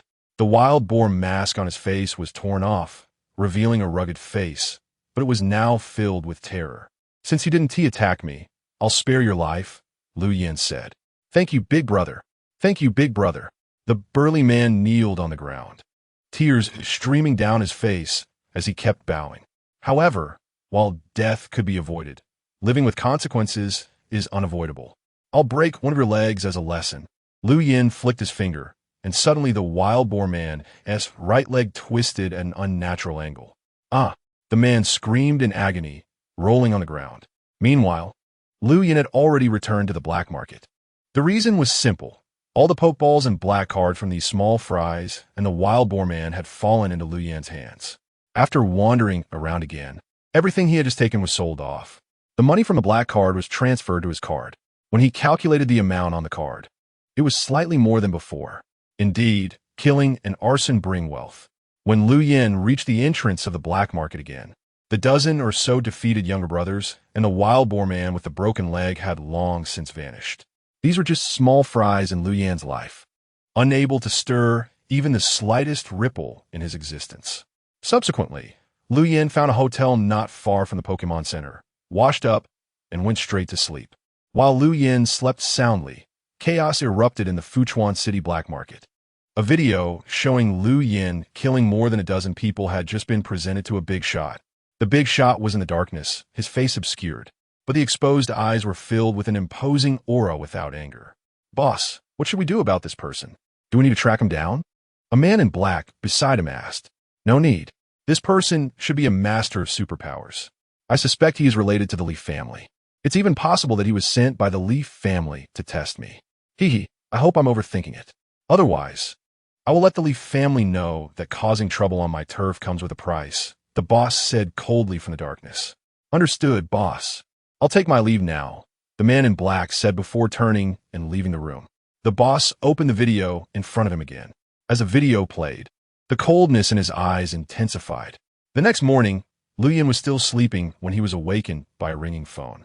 He turned over, picked up the phone, and almost cursed when he saw the name Jiang Chong flashing on the screen. Can't a person sleep in the morning? Lu Yin pressed the answer button with a long face. Jiang Chong's awkward laughter came from the phone. Sorry. Old Lu, I need to ask you for a favor," Jiang Chong said with a smile. "Not helping," Lu Yin said as he hung up the phone. The screen of the phone lit up again. It was still Jiang Chong. Lu Yin waited for a while before reluctantly pressing the answer button again. As soon as the call connected, Jiang Chong quickly said, "Old Lu, serious matter. Help me with a gym battle. You woke me up for a gym battle. Can't you fight it yourself?" Lu Yin said unhappily, "I have to go out for a while. There's an urgent matter with the league. The challenger is already at my gym door, so I'm counting on you. Winning or losing depends on your mood. By the way, your flying license is also at the gym. Just get it from Brother Zhou. He asked the referee at my gym. That's it. I'm hanging up." Jiang Chong didn't wait for Lu Yin to respond and hung up the phone directly. Lu Yin called back, but the phone showed Jiang Chong had turned it off. "This bastard. Next time I see you, I'll definitely beat you up." Lu Yin got up in frustration, quickly washed up, checked out, and took a taxi towards the Bug-type gym in Fuchuan City. Xiaoyu had been waiting at the entrance of the Bug-type gym for almost an hour. Where's a trainer that was supposed to arrive soon? Is this a joke? Just as Xiaoyu was starting to feel frustrated, a taxi pulled up in front of the gym. A young man got out of the car. Xiaoyu initially didn't pay much attention, but when he saw the person's face, a look of surprise appeared on his face. "Big brother, it's you." Xiaoyu hurriedly walked over. "You're the kid who lost the Pokeball last night." Lu Yin didn't expect to run into this naive and simple-minded guy again. "Haha, big brother. Thanks to you last night. Afterward, I checked the surveillance. I saw a thief cut my bag and steal 3 of my Pokeballs. If it weren't for you, I might not have been able to become a trainer," Xiaoyu said with lingering fear on his face. "It's nothing exaggerated, just a casual act." Lu Yin waved his hand dismissively and smiled. "Big brother, are you here to challenge the gym too?" Xiaoyu asked. "No, I'm here to help a friend with a gym battle. That unreliable guy is the trainer of this gym." Lu Yin shook his head and replied, Big brother. Actually, I'm here to challenge the gym." Xiaoyu raised his hand weakly. Hee. Actually, as soon as Lu Yin saw Xiaoyu, he guessed he must be the challenger. Although they had met once, Lu Yin wasn't planning to take it easy. Giving it his all was the greatest respect for the challenger. Besides, didn't Jiang Chong say that the outcome was up to him? "Let's go in and talk," Lu Yin said as he walked towards the gym. Xiaoyu quickly followed behind.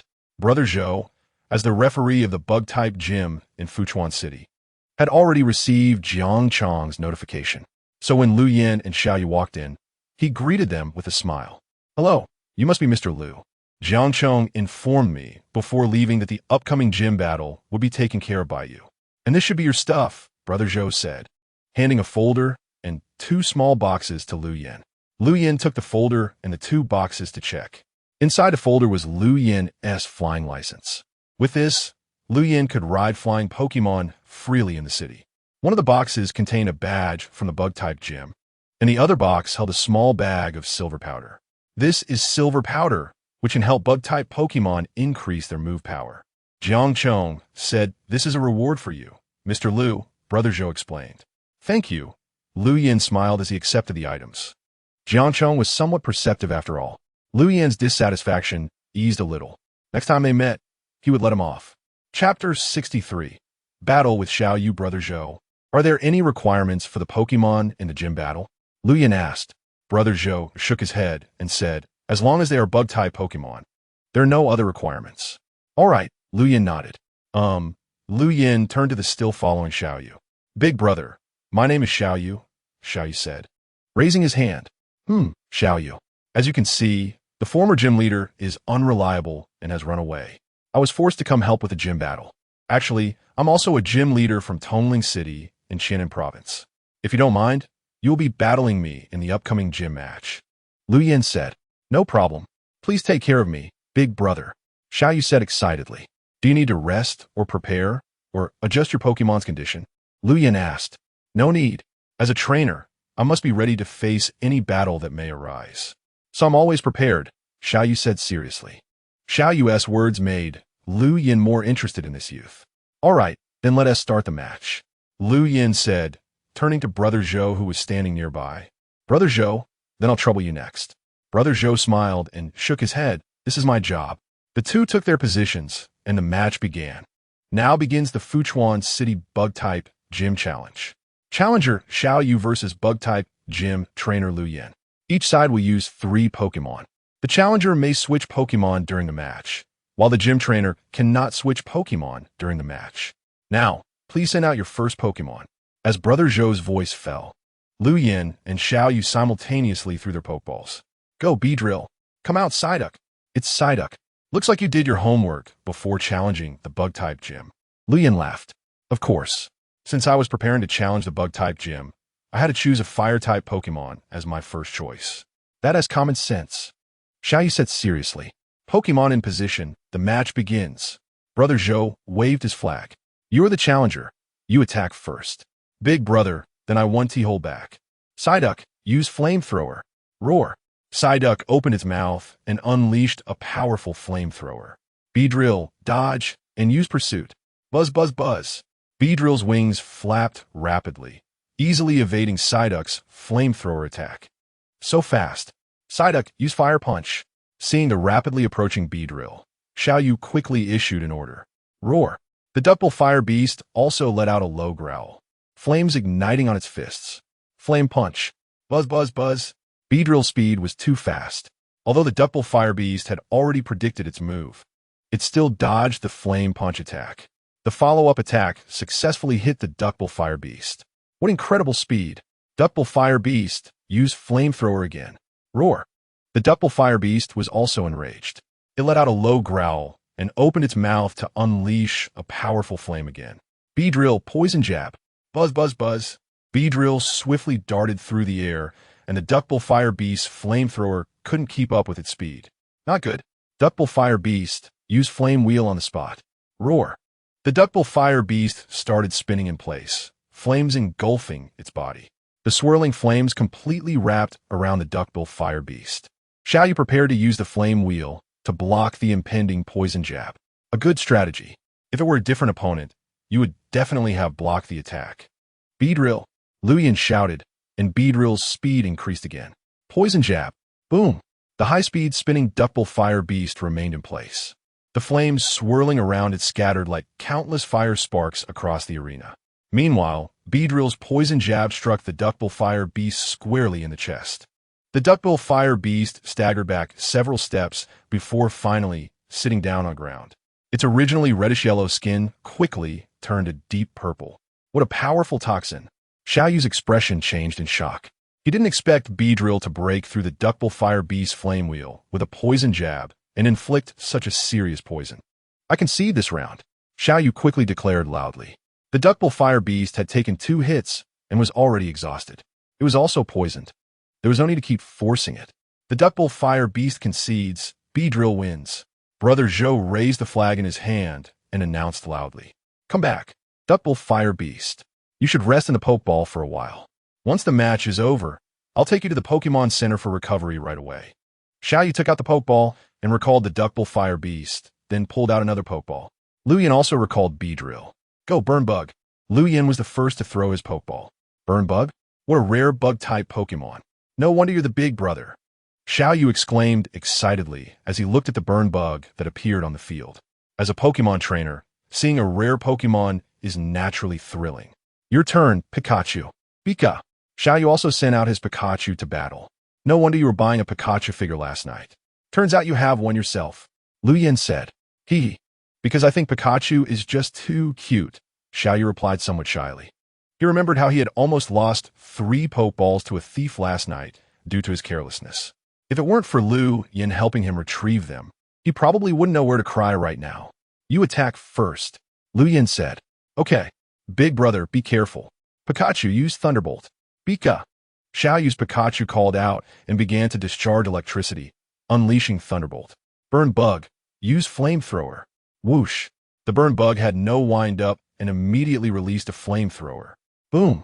Pikachu's Thunderbolt collided with the Burn Bug's Flamethrower in midair, resulting in an explosion. Smoke and dust quickly enveloped the arena. Burn Bug, use Blast Burn. In Pokemon battles, Lu Yin never holds back. Even if the opponent is a rookie trainer, it's the same. Boom. The smoke and dust exploded, forming a massive fireball in the shape of a character that pressed down toward Pikachu. Not good. Pikachu dodge. Xiao Yu shouted in panic. Boom.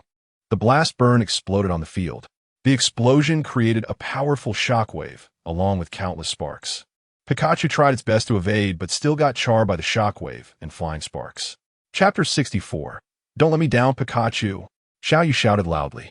Pikachu fell to the ground, struggling to get back up. Burn bug. Use flame wheel. Squeak.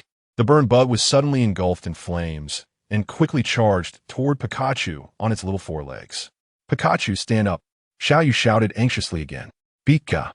Pikachu finally managed to struggle back to its feet. However, the burn bug's flame wheel was already upon it. Pikachu, use double team. Xiaoyu shouted loudly, but it was too late. Pikachu had no chance to create a double team. Bang! Under the impact of the burn bug's flame wheel, Pikachu rolled several times on the ground before finally lying still. Brother Zhou quickly ran over to check the situation. Pikachu is unable to battle. Burn bug wins. Brother Zhou raised the flag in his hand and shouted loudly. Big brother, you're really strong. I've already earned 2 badges. Even so, I still feel pitifully weak in front of you. I had already predicted the outcome, but I won't give up until the end. Xiaoyu said as he recalled Pikachu and pulled out another Pokeball. Luyan also recalled the burn bug. You need more training, but I really appreciate your attitude when facing a strong opponent. Now, let's welcome your 3rd battle. Go, Iron-Faced Ninja. Luyan threw out his Pokeball. We can't concede either. It all comes down to you, Meow. Xiaoyu also threw out a Pokeball. Meow. Meowth, use Payday. Without waiting for Lu Yin to speak, Xiaoyu initiated the attack first. The Payday was indeed a surprise move. Meow. Meowth's claws shot out quickly toward Iron-Faced Ninja. It seemed to have learned from the lessons of the previous 2 battles, knowing to attack first. Good, there is progress. But just being able to ambush is not enough. There is also a gap in strength between Pokémon. Iron-Faced Ninja, use Aerial Ace. Buzz Buzz. The originally hovering Iron-Faced Ninja suddenly vanished in front of Meowth. Meowth's Payday missed. Meow. Just as Meowth was puzzled about where Iron-Faced Ninja had gone, Xiaoyu shouted loudly, Meowth, watch out from behind. However, by the time Xiaoyu noticed, it was already too late. Bang! Under the impact of Aerial Ace, Meowth was knocked to the ground, rolling several times before barely stopping. When Meowth regained its senses and prepared to get up, Iron-Faced Ninja had already appeared in front of it. Slash! Bang! Meowth was sent flying again. Meowth, stand up. Xiaoyu's heart was in his throat. Fortunately, Meowth managed to stand up bravely again. Meowth, use Fury Swipes. Meow. Meowth let out a low growl and charged at Iron-Faced Ninja once more. Great attitude. Even in a disadvantageous position, it doesn't give up. To respect your attitude, Iron-Faced Ninja. Use Fury Cutter. Luyan commanded loudly. Buzz Buzz Buzz. Just as Meowth was about to attack, Iron-Faced Ninja disappeared again. Damn, how could it be this fast? Xiaoyu's expression darkened. He never expected Iron-Faced Ninja to be such a difficult opponent. Regret was too late. Iron-Faced Ninja appeared behind Meowth as if teleporting. Fury Cutter. Bang! The cross-cut hit, and Meow Meow was knocked back and crashed heavily to the ground. After struggling for a while, Meow Meow eventually lost its fighting capability. With Meow Meow out of battle, the Iron Mask Ninja emerged victorious. Challenger Xiaoyu's 3 Pokémon all lost their fighting capability, so the winner is Gym Trainer Lu Yen. Brother Zhou raised the flag and shouted, Come back, Meow Meow. You did very well. It's my training that isn't enough. Xiaoyu said dejectedly. No, you've done well too. Lu Yen also recalled the Iron Mask Ninja and walked over to say, Brother. Excitement flashed in Xiaoyu's eyes. Before challenging the gym, Xiaoyu felt gratitude towards Lu Yen, because Lu Yen helped him retrieve the 3 Pokeballs that were stolen. After the gym battle, this feeling of gratitude elevated to admiration. Strong. Truly too strong. Lu Yen is the strongest opponent Xiaoyu has encountered so far. There was no chance of winning. It was a complete crushing strength. Keep working hard. I hope to see you on the stage of this year's Pokemon League competition. Lu Yen patted Xiaoyu's shoulder and said, Brother, I will definitely work hard. I won't let you down. Xiaoyu said excitedly. Good. Lu Yen said as he handed a box containing the Bug-type badge to Xiaoyu. This counts as our agreement. Brother, I can't take this badge. Xiaoyu shook his head repeatedly. This badge is just temporarily given to you. If you can't collect all 18 badges to participate in the Pokemon League, I will find you to take the badge back. So don't let me down. Lu Yen adopted an older brother demeanor, and Xiaoyu's eyes couldn't help but get moist. Brother, Xiaoyu's voice trembled as he wanted to say something, but was interrupted by Lu Yen. A man should not act like a little girl. Saying this, Lu Yin turned to Brother Zhou and asked, "Brother Zhou, is it okay for me to handle the badge this way?" "Of course, it's no problem." Brother Zhou smiled and said, "Jiang Chou mentioned before leaving that Mr. Liu can handle the badge however he wants." "That's good." Lu Yin nodded. "All right, that's decided then." After saying that, Lu Yin turned to Brother Zhou and said, "Brother Zhou, I'm leaving. Please tell Jiang Chou for me. Next time we meet, let him wear a bulletproof vest, because I want to beat him up." Brother Zhou's expression became somewhat strange, but he still nodded and said, "No problem. I'll pass the message along." Lu Yin waved his hand and walked towards the gym exit. Xiao Yu followed closely behind like a little fan. Outside the gym, Lu Yin patted Xiao Yu's shoulder again and said, "I'm leaving. We'll meet again." Lu Yin said as he threw a pokeball, "Come out, Charizard." Roar. Charizard let out a low roar, exuding an aura of power. "Such a strong Charizard." Xiao Yu said in amazement, "Remember what we talked about. Work hard. I'm looking forward to your performance." Lu Yin said, while riding on Charizard's back, "Brother, don't worry. I won't let you down." Xiao Yu tightly gripped the bug-type badge in his hand. His eyes ignited with fighting spirit. Lu Yin nodded. Then he patted Charizard's back. Roar. Charizard flapped its wings vigorously and soared into the sky. Watching the rapidly shrinking figure in the sky, Xiao Yu felt an unprecedented desire to become stronger. "Brother, when we meet next time, I will show you a different me." Xiao Yu clenched his fists, a faint aura rising around him. Chapter 65. Arriving in Guangling City after leaving Fuchuan City. Lu Yin's next destination was Guangling City. There is a poison-type gym in Guangling City, which is exactly where Lu Yin was headed. Riding on Charizard's back, Lu Yin's journey became relaxed and enjoyable. Taking advantage of the spare time, Lu Yin completed the 4 enhancements for the regional form of Ponyta that he had previously captured, as well as the Ralts he acquired from the black market. Especially Ralts. Lu Yin had previously taken it out to check its status. It looked so weak. To be honest, Lu Yin was really afraid it would pass out on the spot. After completing the enhancements, Ralt's condition improved significantly. Its personality also began to perk up. Since Charizard's back was quite spacious, Lu Yin took the opportunity to let Ralts out. This was a rare moment of closeness between a trainer and their Pokémon. Sensing the powerful psychic energy and warmth coming from Lu Yin, Ralts snuggled close to him. If there were visual indicators, Lu Yin was sure numbers like Friendship Level 1 would be popping up above Ralt's head. Lu Yin had also confirmed the Pokémon egg he obtained from completing a task. Since his goal is to become the king of psychic Pokémon, he naturally chose a psychic type for the egg. After making the choice of attributes, all that was left was to wait for it to hatch. The system indicated it would take half a month. About half a month later, the egg should hatch into a psychic-type Pokémon. What Pokémon it would be, the system didn't specify. When thinking about psychic-type Pokémon, Lu Yin's first choice was of course the artificially created Pokémon Yutwo. The remaining options included the sea god Lugia, Latias, Latios, and the cosmic Deoxys. Also, the 3 legendary Pokémon, Mesprit, Azelf, Uxie, Dream God, and Cresselia, the victory-bringing Victini, Solgaleo, Lunala, and Necrozma, and the mischievous Hoopa. Lu Yin thought if he ended up hatching a Hoopa, it would surely be a lot of fun. Holding on to this excitement, Lu Yin arrived at the Pokémon Center in Guangling City. Since he already had a flight license, Lu Yin confidently let Charizard land in the square in front of the Pokémon Center. He was slightly looking forward to whether the police in Guangling City would come to check his documents.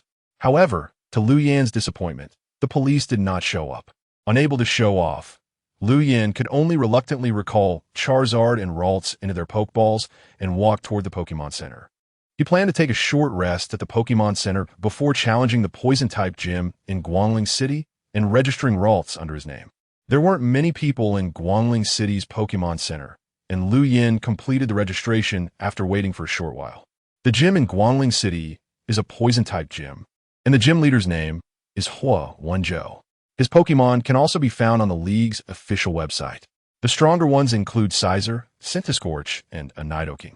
Poison types are just right countered by psychic types, so Lu Yin planned to send out the regional form of Ponyta and Ralts to train a bit, leaving the final battle to Meow Meow.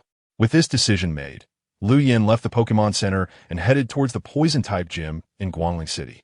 However, this gym was different from his expectations. Lu Yin actually saw a large crowd gathered outside the poison-type gym for a barbecue.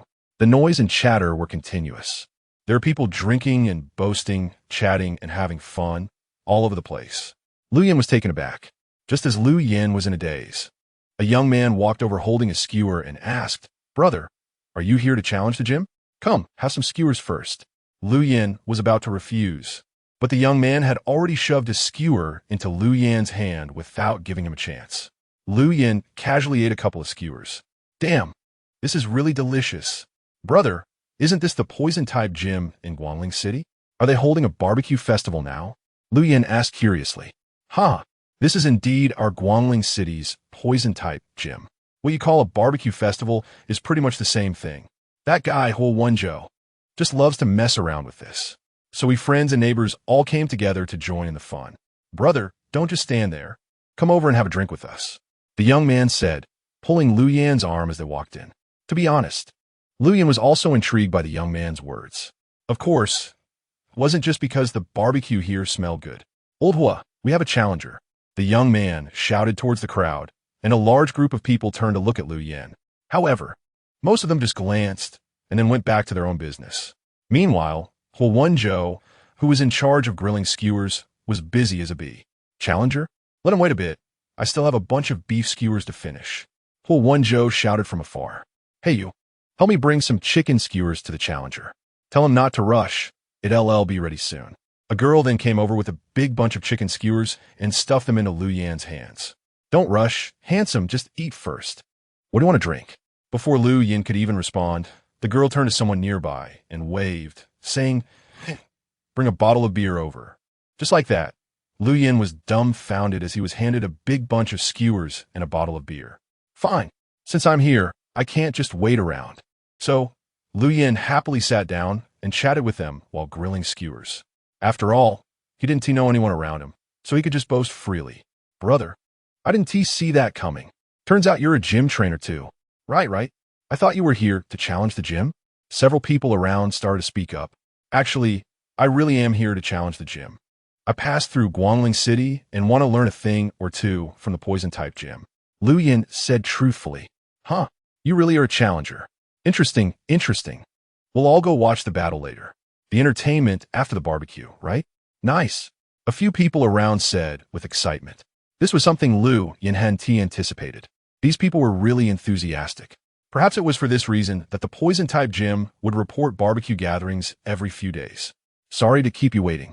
Huo Wenzhou came over, wiping his hands. Huo Wenzhou looked to be in his early 30s, with a light stubble. He didn't look sloppy. Instead, he had a mature and steady vibe. Trainer of the bug-type gym in Tongling City, Lu Yin. Lu Yin stood up and extended his hand. Huo Wenzhou was taken aback for a moment, then smiled and shook hands, saying, "Trainer of the poison-type gym in Guangling City, Huo Wenzhou." After shaking hands, Lu Yin smiled and said, "Do you have time now? I'd like to have a gym challenge." "Huh?" Huo Wenzhou said in disbelief, looking at Lu Yin. "Aren't you a gym trainer?" "Yes, but I'm just here to challenge the gym to test my strength. I wonder if gym leader Hua would give me this opportunity," Lu Yin said, already holding out a Pokeball. For Huo Wenzhou, this was practically like being directly challenged. If he refused, it would really be a slap in the face. "All right." Huo Wenzhou didn't think much and nodded in agreement. As the two prepared for the Pokemon battle, the onlookers began to cheer. "No need to go inside the gym. Let us battle outside." "Yeah, let us battle outside. It could be the entertainment for the barbecue gathering." Watching the battle while drinking and eating skewers is fantastic. Hearing the friends around him shouting, Huo Wenzhou looked at Lu Yin and asked, "What do you think?" "I'm fine with anything. The host decides." Lu Yin shrugged.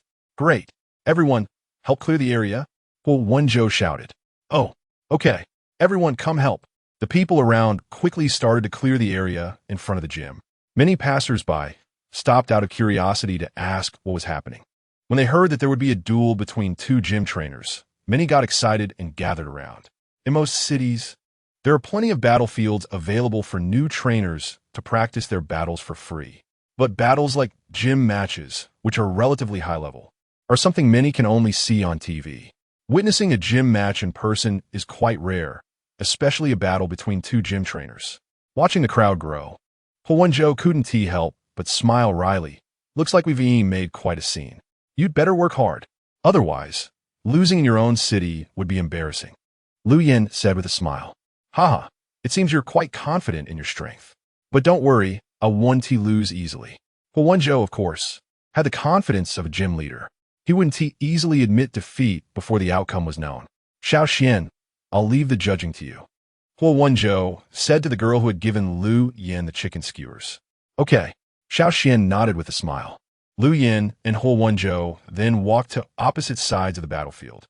Xiao Xian raised her hand and loudly announced, the match between the trainer of the Poison-type gym in Guangling City and the trainer of the Bug-type gym in Tongling City is about to begin. Each side will use 3 Pokémon. Now, both sides please send out your battling Pokémon. Go, Nidoking. Huanzhou sent out his main Pokémon right away. Go, Ralts. Lu Yin also threw out his Pokeball.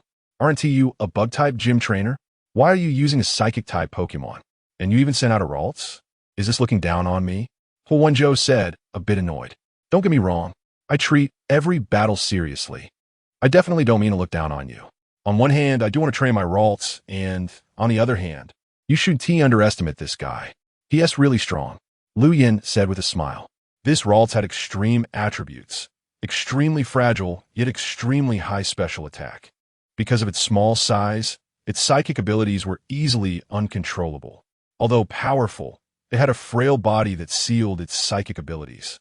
However, Lu Yin had maxed out Ralts' individual values, so the issue of losing control was naturally resolved. Ralts, this is your first battle. Show the world your strength. Lu Yin said loudly. Ralts. Ralts turned to look at Lu Yin and nodded seriously. It had been reborn. No longer the Ralts that everyone despised.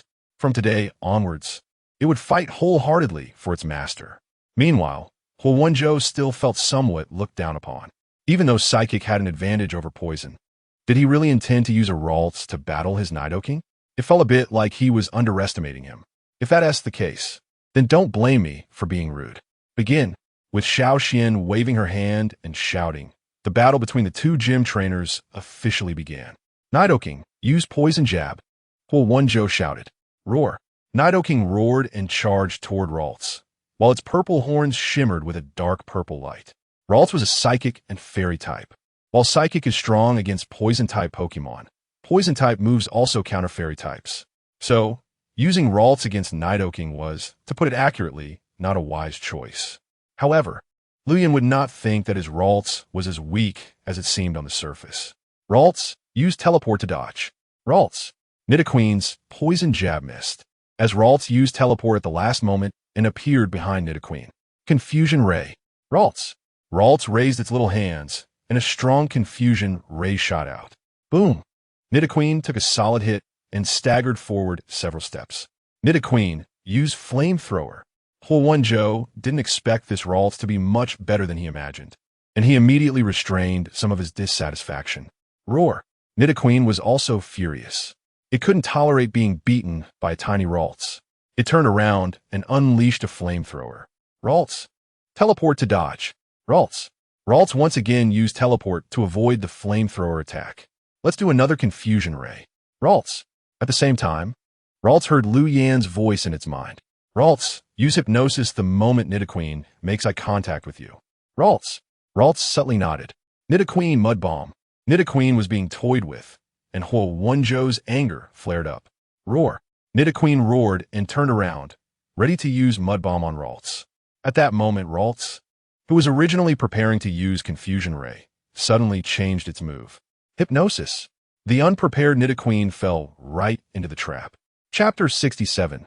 Ponyta versus King Scorpion Not Good. Nidoqueen, wake up quickly. Huanzhou shouted anxiously. Ralts, charge up your Psyshock. Ralts. Ralts appeared in front of Nidoqueen, waving its little hands to gather psychic energy. The little guy had great talent, but the level difference was still there. Using Psyshock couldn't be done in one go. It required some time to charge. As Ralts continued to accumulate psychic energy, an invisible psychic sphere began to take shape. Nidoqueen, wake up! Perhaps due to the bond between Huanzhou and Nidoqueen. Nidoqueen was eventually awakened. However, it was too late. Ralts' Psyshock was already ready. Psyshock fire! Boom, boom, boom. The just awakened Nidoqueen was hit as if it had been struck by a freight train, turning into a rolling gourd. It eventually collapsed on the ground, unmoving. As the referee, Xiao Xian hurried over to confirm Nidoqueen's status. Nidoqueen has lost combat ability. Ralts wins. Xiao Xian shouted, raising her hand. At this moment, the onlookers gasped in amazement. What amazing Ralts. I can't believe this little guy took down Old Hua's Nidoqueen. Old Hua wouldn't deliberately let Ralts win because it's cute, would he? Very likely. Ralts really work hard. Which dojo trainer is this? Didn't you hear? They came from Tongling City. So they came to challenge the dojo? Go Old Hua. The Guangling City dojo will surely win. Various voices around made Hua Wenzhou feel a bit embarrassed because many of the spectators were his friends. Losing the first round in front of friends was indeed a bit hard to face. Well done, Ralts, Lu Yin said to the little guy. Ralts. The little one turned its head and happily responded to Lu Yan's words, with a hint of excitement in its little face. Come back, Nidoqueen. That was my tactical error. You did great, Hua Wenzhou said, lowering his head. Ralts, you come back too. Lu Yin also took out the Pokeball to recall Ralts. One fierce battle was enough. Ralts' level was still too low. It was impossible to achieve a winning streak. Lu Yan's philosophy was to keep his Pokemon in a winning state as much as possible to cultivate a strong mindset. Only then could they grow stronger when faced with strong opponents. Too many failures would affect a Pokemon's mindset and state. Both trainers, please send out your second Pokemon. Xiao Xian raised her hands and called out to Lu Yin and Hua Wenzhou. I thought this would be a simple friendly match. However, the previous result made me realize this is a real battle. So I'm sorry. I'm going to be serious. Go, King Scorpion. Hua Wenzhou sent out his King Scorpion, which had both poison and dark types. Lu Yin hesitated for a moment before throwing out his Pokeball. Poison types are indeed weak against psychic types, but dark types are strong against psychic types. Given King Scorpion's attributes, it was completely immune to psychic type moves. Was it really okay to send out the regional form of Ponyta in this match? However, this thought only briefly flickered in Lu Yan's mind before passing. Go Ponyta! Lu Yan threw out his Pokeball. This Pokemon is the regional form of Ponyta, Hua Wenzhou said with some surprise. Regional form Pokemon are quite rare and generally don't appear on the market often. Wow, what a cute Pokemon. It looks like it came straight out of a fairy tale. Yeah, I also want a Ponyta like that. Is this Ponyta? Oh my god, it's too beautiful. Many onlookers exclaimed, and Ponyta's appearance completely outshone their aesthetic standards. Especially for women, the regional form of Ponyta was simply unfair. It was just too cute. Even Xiao Xian, who was acting as the referee, forgot to announce the start of the match, staring fixedly at Ponyta. Xiao Xian, wake up! Hua Wenzhou shouted, covering his forehead. Huh? Hearing Hua Wenzhou's words, Xiao Xian finally came to her senses. She then covered her face and looked around, embarrassed. Noticing that everyone's attention was on Ponyta, she finally sighed in relief. I can't be blamed for zoning out. Everyone else zoned out too. Wait, I remember the regional form of Ponyta is a psychic type. You sent out Ponyta after I sent out King Scorpion? Hua Wenzhou's expression darkened immediately. Dude, are you sure you're not trying to slap my face? You just defeated my Nidoqueen with the Ralts. Now, seeing my Poison Dart type King Scorpion, you still send out a Psychic type regional form Ponyta. Are you looking down on me? Looking at Hua Wenzhou's face, which was as dark as a pot bottom, Lu Yin felt a bit embarrassed as well. Brother, I'm really sorry. I didn't mean to embarrass you. I just wanted to train my Pokemon. However, Lu Yin could only say these words in his heart. The second round of the match begins. Xiao Xian finally announced the start of the match. King Scorpion, used by on Ponyta. Hua Wenzhou was no longer holding back. Since you want to embarrass me, don't blame me for being ruthless. Lu Yin also shouted seriously, Ponyta, use Fairy Wind. The regional form of Ponyta is indeed a psychic type, but after evolving into Rapidash, it would gain a fairy type as well. So, Ponyta could learn 2 fairy type moves before evolving. Otherwise, Lu Yin wouldn't recklessly use a pure psychic type against King Scorpion. That would not just be a disadvantage. It would be courting death. The Fairy Wind only caused King Scorpion to pause momentarily, but it didn't stop its advance. Ponyta, run and create some distance from King Scorpion, Lu Yin shouted. Hearing Lu Yan's words, the little fire horse began to gallop on the battlefield. Want to stall for time? Ridiculous. Dragon King Scorpion, grab it. Huo crossed his arms, his eyes filled with coldness. Just as the Dragon King Scorpion was about to charge in front of the little fire horse, Lu Yin suddenly commanded, "Little fire horse, jump up, now." The little fire horse leaped high, perfectly avoiding the Dragon King Scorpion's bite. Taking advantage of the falling momentum, it executed a stomp. Lu Yin shouted, "Dragon King Scorpion, focus on the little fire horse's landing point. Use a sneak attack on the vital spot." Huo also shouted loudly. Just as the two Pokemon's ultimate moves were about to collide, a spatial rift appeared between the two Pokemon. Chapter 68. Suppressing the spatial rift in an instant. A huge spatial rift emerged between the little fire horse and the Dragon King Scorpion. Lu Yin was taken aback. At the same time, he activated his psychic power. The little fire horse and the Dragon King Scorpion, which were about to fall into the spatial rift, were pulled back by Lu Yan's psychic power. "Dragon King Scorpion?" Huo exclaimed, quickly running over. Under Lu Yan's psychic control, the little fire horse and the Dragon King Scorpion carefully avoided the spatial rift. "Thank you, Lu Yan." Huo sincerely expressed his gratitude while looking at the Dragon King Scorpion, which was safe and sound beside him. If Lu Yan hadn't acted just now, the Dragon King Scorpion would have undoubtedly fallen into the spatial rift. What was inside the rift was another unknown. "No need to thank me. It was just a casual move," Lu Yan said, returning the little fire horse to its Pokeball. Huo also temporarily recalled the Dragon King Scorpion. "Come out, Charizard, Meowth, and Slowking." Lu Yan threw out 3 Pokeballs, watching the spatial rift ahead with vigilance. He then spoke, "Hua, it seems we need to pause our battle for a moment. I'll guard here for now. You hurry up and let your friends help evacuate the crowd around us. Also, call for reinforcements from the League. No one knows what kind of Pokemon might come out of that rift." Huo knew it wasn't the time to delay and immediately nodded in agreement. "Okay, I'll contact the League right away. I'll be back soon. If there's any danger, don't force it." After Huo finished speaking, he called his friends to quickly evacuate the surrounding crowd. In fact, at the moment the spatial rift appeared, many of the onlookers had already sensed something was wrong and fled. The ones that remained were mostly bold and liked to join in the excitement.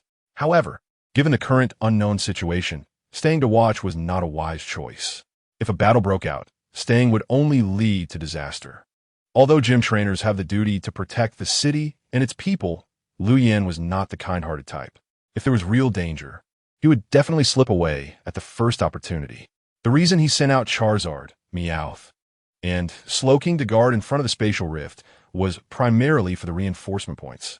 It was very likely that a large number of Pokemon would rush out of the spatial rift, and those would be reinforcement points.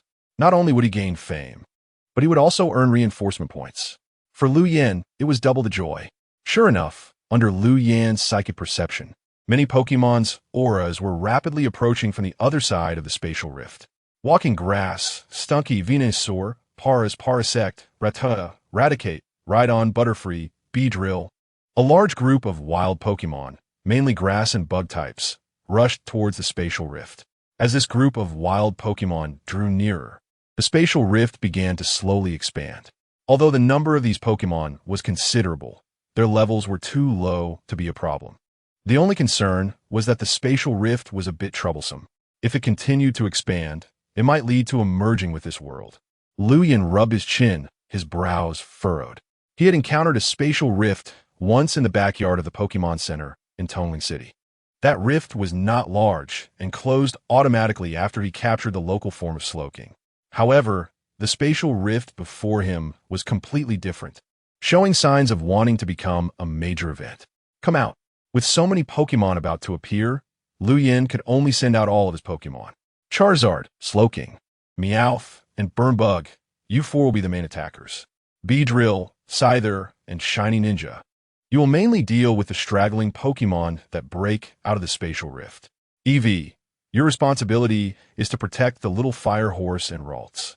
Little fire horse and Ralts, your task is the simplest, just unleash your attacks as much as possible. There is plenty of experience in front of you. Is everyone clear? Roar, meow, chirp, duh. Then let us get started.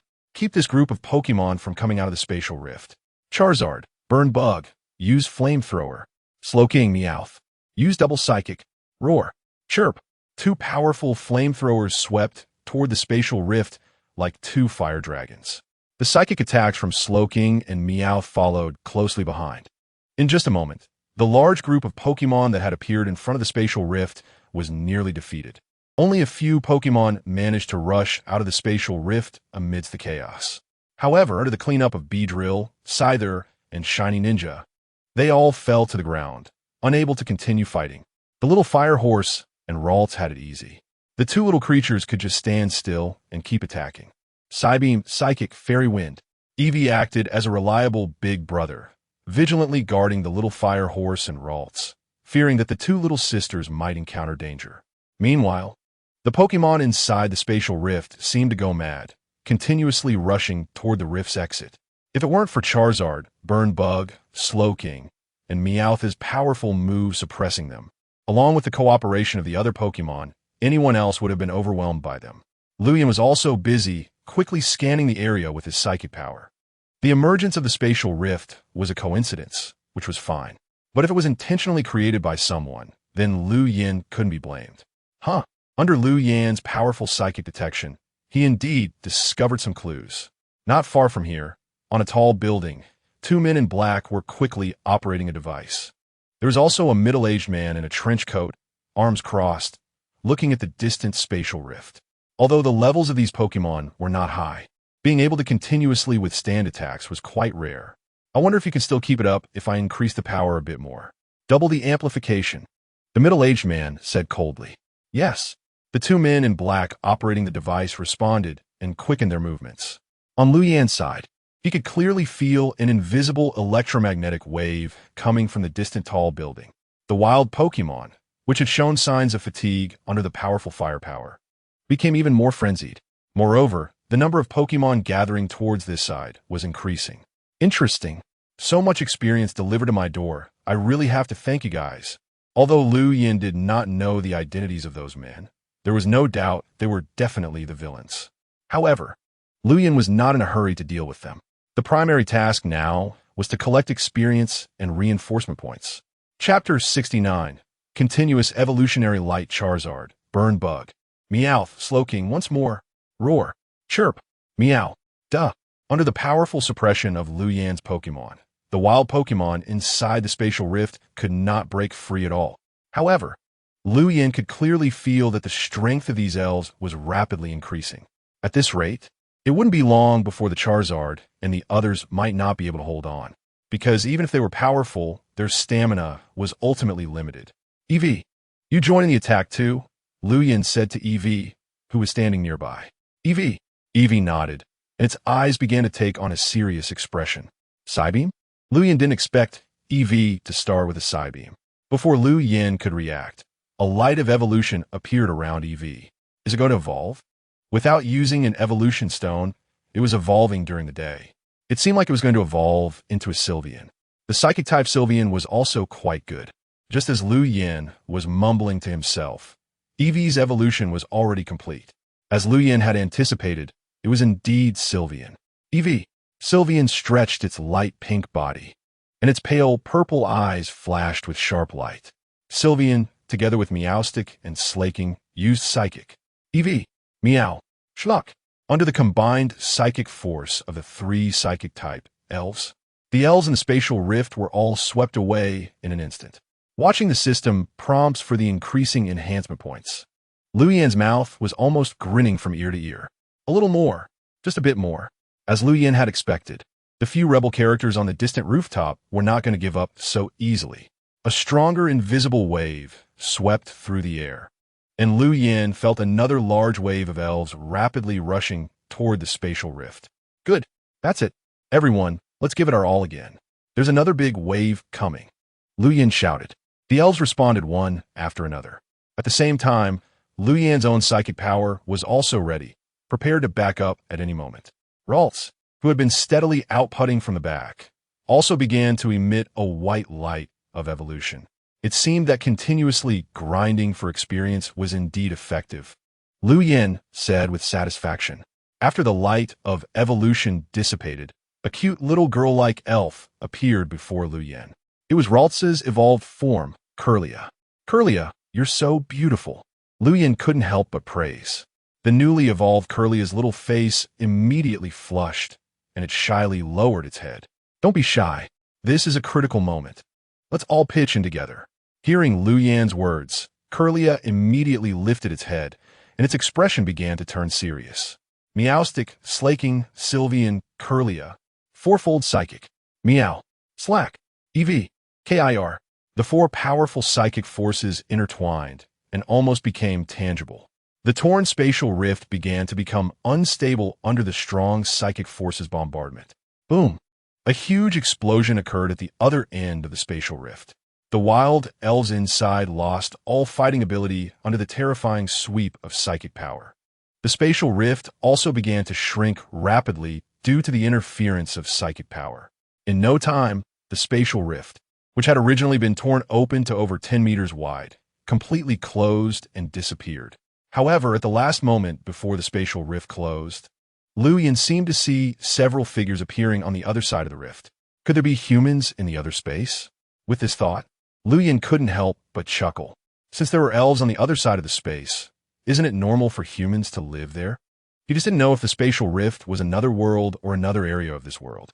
Just as Lu Yin was lost in thought, Meowstic's telepathy rang in his heart. I think I'm about to evolve. Lu Yin was slightly taken aback, looking at Meowstic and asking, do you want to evolve? Meowstic hesitated for a moment and said, actually, I could have evolved a long time ago. But back then, I was still in the human laboratory. My instincts told me that evolving at that time would be dangerous, so I kept suppressing my evolution. But now, the desire to evolve is very strong. I can't hold it back anymore. Lu Yin walked over, reached out, and hugged Meowstic, saying, back then, you were all alone. It's different now. You have me and so many partners. Feel free to evolve. As your master, I have the strength to protect you. While saying this, Lu Yin gently comforted Meowstic's emotions. Meow. Feeling the warmth from Lu Yan's hands, Meowstic comfortably closed its eyes. The desire to evolve that it had been suppressing was finally released. The light of evolution shone from Meowstic. Meowstic began to evolve. As the white light dissipated, the originally cute pink Meowstic became even cuter. Its body, head, and ears were covered in white fur, while the fur on its head, neck, hands, and feet was a light yellow, especially the tuft of fur on its head, which looked like a little top hat. Meow. The newly evolved Esper affectionately called out in Lu Yan's arms. Hello, Esper, Lu Yan said with a happy smile. Meow. Esper nestled its head into Lu Yan's embrace, snuggling up tightly. Feeling Lu Yan's aura, it finally experienced a sense of peace. Where's the spatial rift? At this moment, Huo Wenzhou hurried over, but found that the spatial rift that should have appeared was gone. I accidentally blocked the spatial rift, Lu Yin said, shrugging his shoulders. You brat. Huo Wenzhou looked at Lu Yin in shock. Finally, he could only silently give a thumbs up. Although Lu Yin said it lightly, Huo Wenzhou knew that blocking a fear cell from a spatial rift was not an easy task. Lu Yin not only blocked the elf riot, but also sealed the spatial rift. That strength was far beyond what he could reach. Huo Wenzhou was about to praise him again, but Lu Yin took out several Pokeballs, returning all the elves except for Charizard. Now's not the time to talk. There are 3 little bugs trying to run away. Charizard, let's go, Lu Yin said, already jumping onto Charizard's back. Roar. Charizard let out a low growl and flapped its wings, soaring into the sky with Lu Yin. Meanwhile, Huo Wenzhou was still stunned, not realizing what had just happened. Chapter 70. King Xiaohou Fantion was cursing continuously. However, his hands and feet were not slow. Carrying important spatial equipment and 2 lackeys, he was climbing over the railing, preparing to escape. In such a hurry to leave, I was hoping to invite you to a nice place for tea. As Lu Yin spoke, he had already ridden Charizard and appeared above them. Damn it, that brat actually chased us. Li Fantion shouted, you two, stop him. He dropped that one sentence and jumped off the high building with the spatial equipment. He definitely didn't want to jump off the building unfocused. The moment Li Fantion jumped down, the windbreaker behind him spread out and turned into a glider. The 2 lackeys were still quite loyal, sending out a large hound and a houndum to try to stop Lu Yin. However, the gap in strength was still too great. Under Charizard's fiery breath, the large hound and houndum quickly lost their fighting ability. The two lackeys were also blown to the ground, covered in dirt. Lu Yin waved his hand lightly, twisting and breaking the iron railing. In the shocked eyes of the two lackeys, their hands and feet were tightly restrained. Lu Yin originally planned to black out the large hound and hound him, but thinking that Huo Wenzhou had already contacted the Pokémon Alliance. A large group of people would come over soon to clean up. These two lackeys will eventually spill the beans about their own black-on-black operation, damaging their grand image. As for taking both of them out, let's forget about that, because Lu Yin has already spotted a trainer riding a Dragonite coming from afar. Lu Yin doesn't care who that person is. He first chases after the fleeing Li Fantion. What a bold move, seeing the king has arrived and still daring to run. Dragonite Dragon Dive. Riding on Dragonite, Xiahou Wang clapped its back and shouted loudly. Roar! Dragonite let out a low growl, and purple dragon-shaped flames ignited around it. Roar! Wrapped in the dragon-shaped flames, Dragonite charged towards the distant Charizard like a true dragon. Lu Yin originally didn't care much about the trainer's background. He was mainly interested in the device that the guy who just ran away was carrying.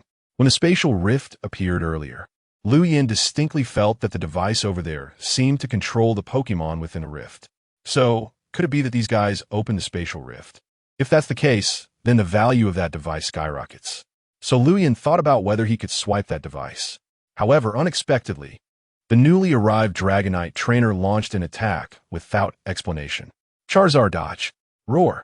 Sensing the Dragonite charging aggressively from behind, Charizard quickly flapped its wings and evaded Dragon Dive. Good kid has some strength. No wonder he dares to cause trouble in Guangling City. Dragonite, Hyper Beam. Xiahou Wang said coldly again. Lu Yin was just about to explain his identity, but the Hyper Beam from Dragonite had already arrived. Damn it. You really think I'm easy to bully, huh? Charizard, Dragon Pulse. Roar. Charizard roared, releasing a purple Dragon Pulse. Boom! The Dragon Pulse collided with a Hyper Beam in midair, resulting in a massive explosion. Charizard Flamethrower. Lu Yin shouted coldly. Dragonite, Water Tail. Xiahou Wang responded calmly. Roar! The Flamethrower and Water Tail collided again, instantly turning the sky into a misty haze. With this delay, Li Fantion had already vanished into the horizon on his glider. Damn it! Lu Yin hadn't intended to use heavy hands. He thought this Dragonite trainer was definitely from the Pokémon League, and the random attack was surely due to a misunderstanding. However, now Li Fantion, whom he wanted to chase, had escaped. The device he was interested in was also taken away. This made Lu Yin, who considered himself easygoing, furious. Charizard charge in.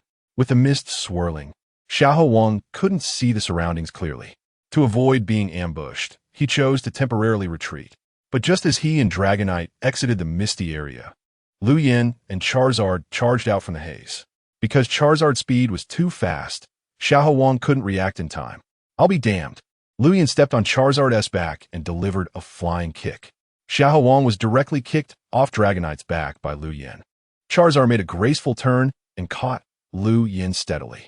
Falling from hundreds of meters in the air, even an Iron Man would turn into a pile of iron scrap.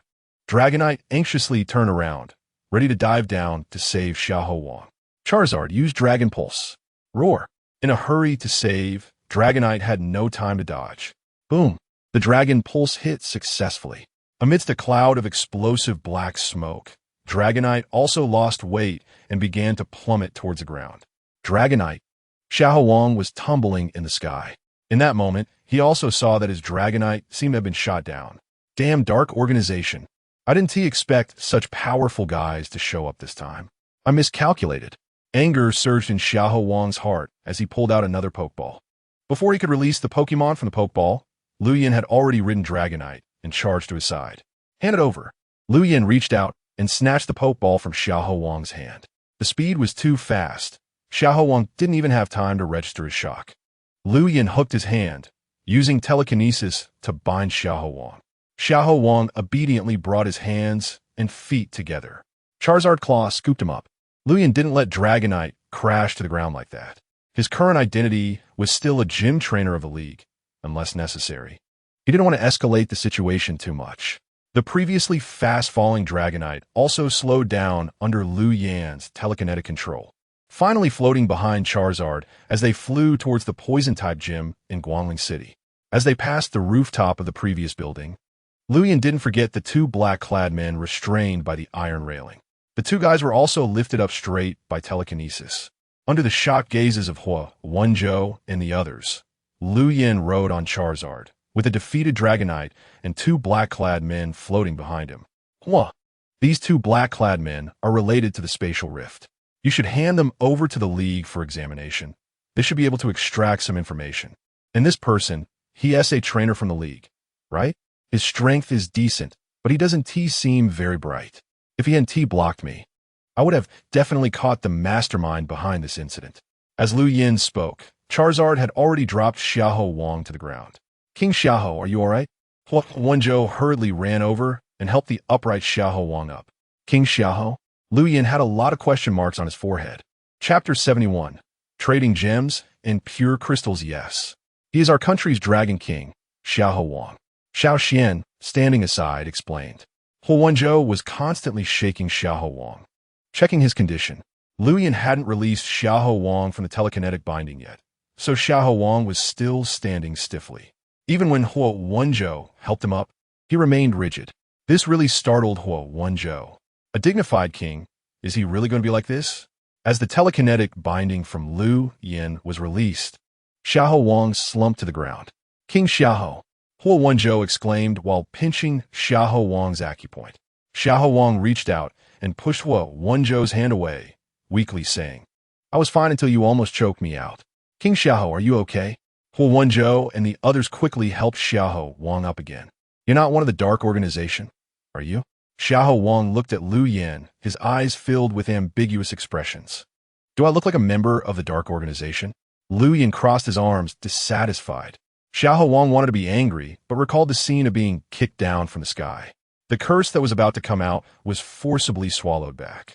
King Xiahou, this is Lu Yin. He is the bug-type gym trainer from Tongling City.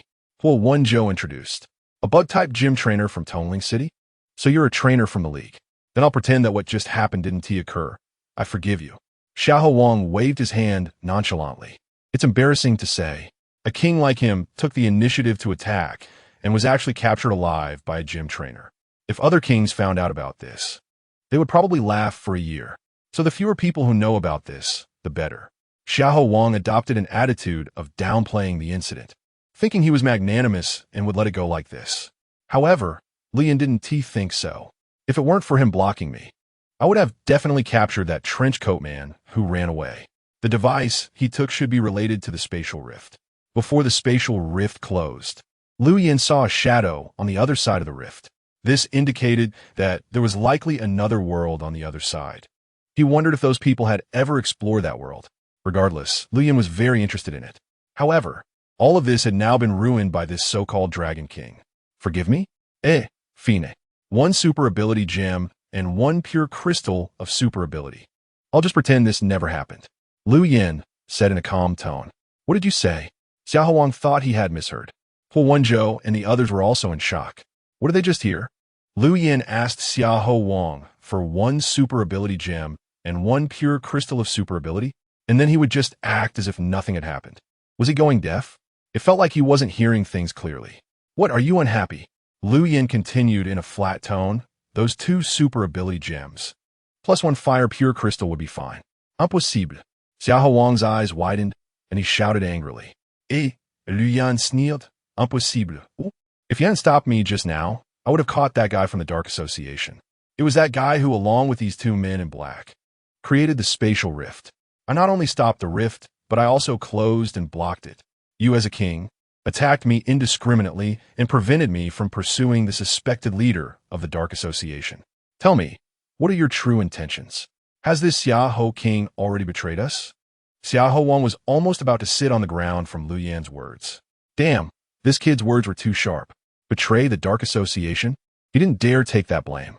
Accepting it could lead to death. Don't talk nonsense. I'm the Dragon King of the Great Yin Kingdom. Xiahou Wang said angrily. Yes. Lu Yin, there must be some misunderstanding here. Although King Xiahou has a bit of a temper, his character is solid. Wenzhou chimed in to explain. Lu Yin couldn't be bothered to respond to Wenzhou. It wasn't that he had any issues with Huo Wenzhou, but Xiahou Wang had attacked him without provocation. And Lu Yin was furious. Naturally, he couldn't just let it slide because of Huo Wenzhou's words. He was still planning to get some benefits from Xiahou Wang. Still unwilling, huh? Lu Yin sneered and waved his hand, and the pokeball belonging to the fast dragon at Xiahou Wang's waist fell into his hand. Give me back my pokeball. Xiahou Wang was excited and wanted to rush over to reclaim the pokeball, but Lu Yin didn't give him any chance. He pressed the switch on the pokeball, and the unconscious fast dragon was recalled into the ball. I'll stay in Guangling City for one more day. Within a day, bring me 3 super ability gems, plus 1 each of super, fire, and bug pure crystals in exchange for your fast dragon and Gyarados. Lu Yin said, shaking the pokeball he had seized in the air. The Pokemon in that pokeball was Gyarados. If by this time tomorrow you haven't brought the items over, then I can only say sorry, because your fast dragon and Gyarados might just end up on the black market for Pokemon. At that time, you can't blame me. While Lu Yin was speaking, the 2 Pokeballs were locked, shrunk, and finally tossed into the system space. Xiahou Wang had no choice but to hand over 3 super ability gems and 3 pure crystals. Otherwise, Lu Yin was really prepared to throw his 2 Pokemon into the black market. The main force of a Dragon King should fetch a nice price, right? You dare. Xiahou Wang's eyes were bloodshot with rage. Don't. I'm most afraid of being stared at like that. I'm a coward. When I'm scared, I easily make extreme moves. Lu Yin said, shrugging. Huo Wenzhou didn't know what to say at this point. The situation had spiraled out of control. Lu Yin had stolen Xiahou Wang's Pokemon. This kind of behavior was almost equivalent to declaring war on the Pokemon League. Xiahou Wang was furious, but the extreme anger quickly calmed him down. This was indeed his own fault. If the other party were just an ordinary trainer, it would be fine. But what made it difficult for Xiahou Wang was that the other party's strength was actually slightly stronger than his own. Although Xiahou Wang didn't want to admit it, having been kicked down from the sky, he had already lost. Should he escalate the matter or compromise and exchange super ability gems and pure crystals, as he said? Although the value of 3 super ability gems and 3 pure crystals was high, Xiahou Wang gritted his teeth and could still afford it. In the end, Xiahou Wang chose to compromise. All right, one day, I'll come find you tomorrow, Xiahou Wang said through gritted teeth. Today I should stay at the Pokemon Center. If you come tomorrow, just find me at the Pokemon Center, Lu Yin said with a smile. Okay, Lu Yin, I remember you, Xiahou Wang said through gritted teeth. Hee, to be remembered by the Dragon King is truly my honor, Lu Yin sneered. Lu Yin had no favorable attitude towards this Dragon King, Xiahou Wang. Impulsive and indiscriminate. If it weren't for the crowd, Lu Yin might have just taken him out in a more private setting. Xiahou Wang glared at Lu Yin hatefully again and tossed out a Pokeball. It was a desert dragonfly. Xiahou Wang jumped onto the desert dragonfly and didn't even bother to say goodbye to Huo Wenzhou and the others. Desert dragonfly, go. The desert dragonfly flapped its wings and flew swiftly into the distance. Remember, you only have one day. If you don't come by this time tomorrow, I'll be gone, Lu Yin shouted from afar. Xiahou Wang, sitting on the desert dragonfly, felt weak and almost fell from the air. Lu Yin, you've offended King Xiahou like this, Huo Wenzhou said with a bitter face. It's a small matter, just a small matter. King Xiahou is clearly a magnanimous person. He definitely won't mind these trivial things, Lu Yin said with a dismissive wave of his hand. Huo Wenzhou rolled his eyes at this. Small matter? Do you really think I'm blind? If he hadn't feared your strength, Xiahou Wang would have almost swallowed you whole. While Huo Wenzhou criticized Lu Yin in his heart, he secretly gave a thumbs up. Xiahou Wang had rushed over after receiving the Alliance's distress call. He was nearby in Nanling City, so it didn't take long for him to arrive after Huo Wenzhou hung up the phone. However, Xiahou Wang's temper was indeed impulsive. He acted recklessly without considering the consequences. But he was a king, with the capital to be proud. Many people could only endure it. However, Huo Wenzhou didn't expect that the Dragon King would be defeated by a gym trainer today, and even severely taken advantage of. Did Xiahou Wang swallow this anger to avoid embarrassment? Huo Wenzhou didn't know if Xiahou Wang would look for an opportunity to take revenge on Lu Yin in the future. It was highly likely that he would. But at least for now, Xiahou Wang had indeed helplessly compromised.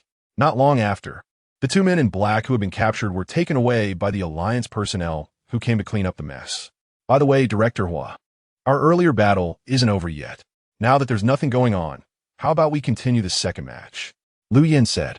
Hua Wenzhou quickly waved his hand and said, although I don't know how you defeated King Xiaoho, from your conversation, you indeed did it.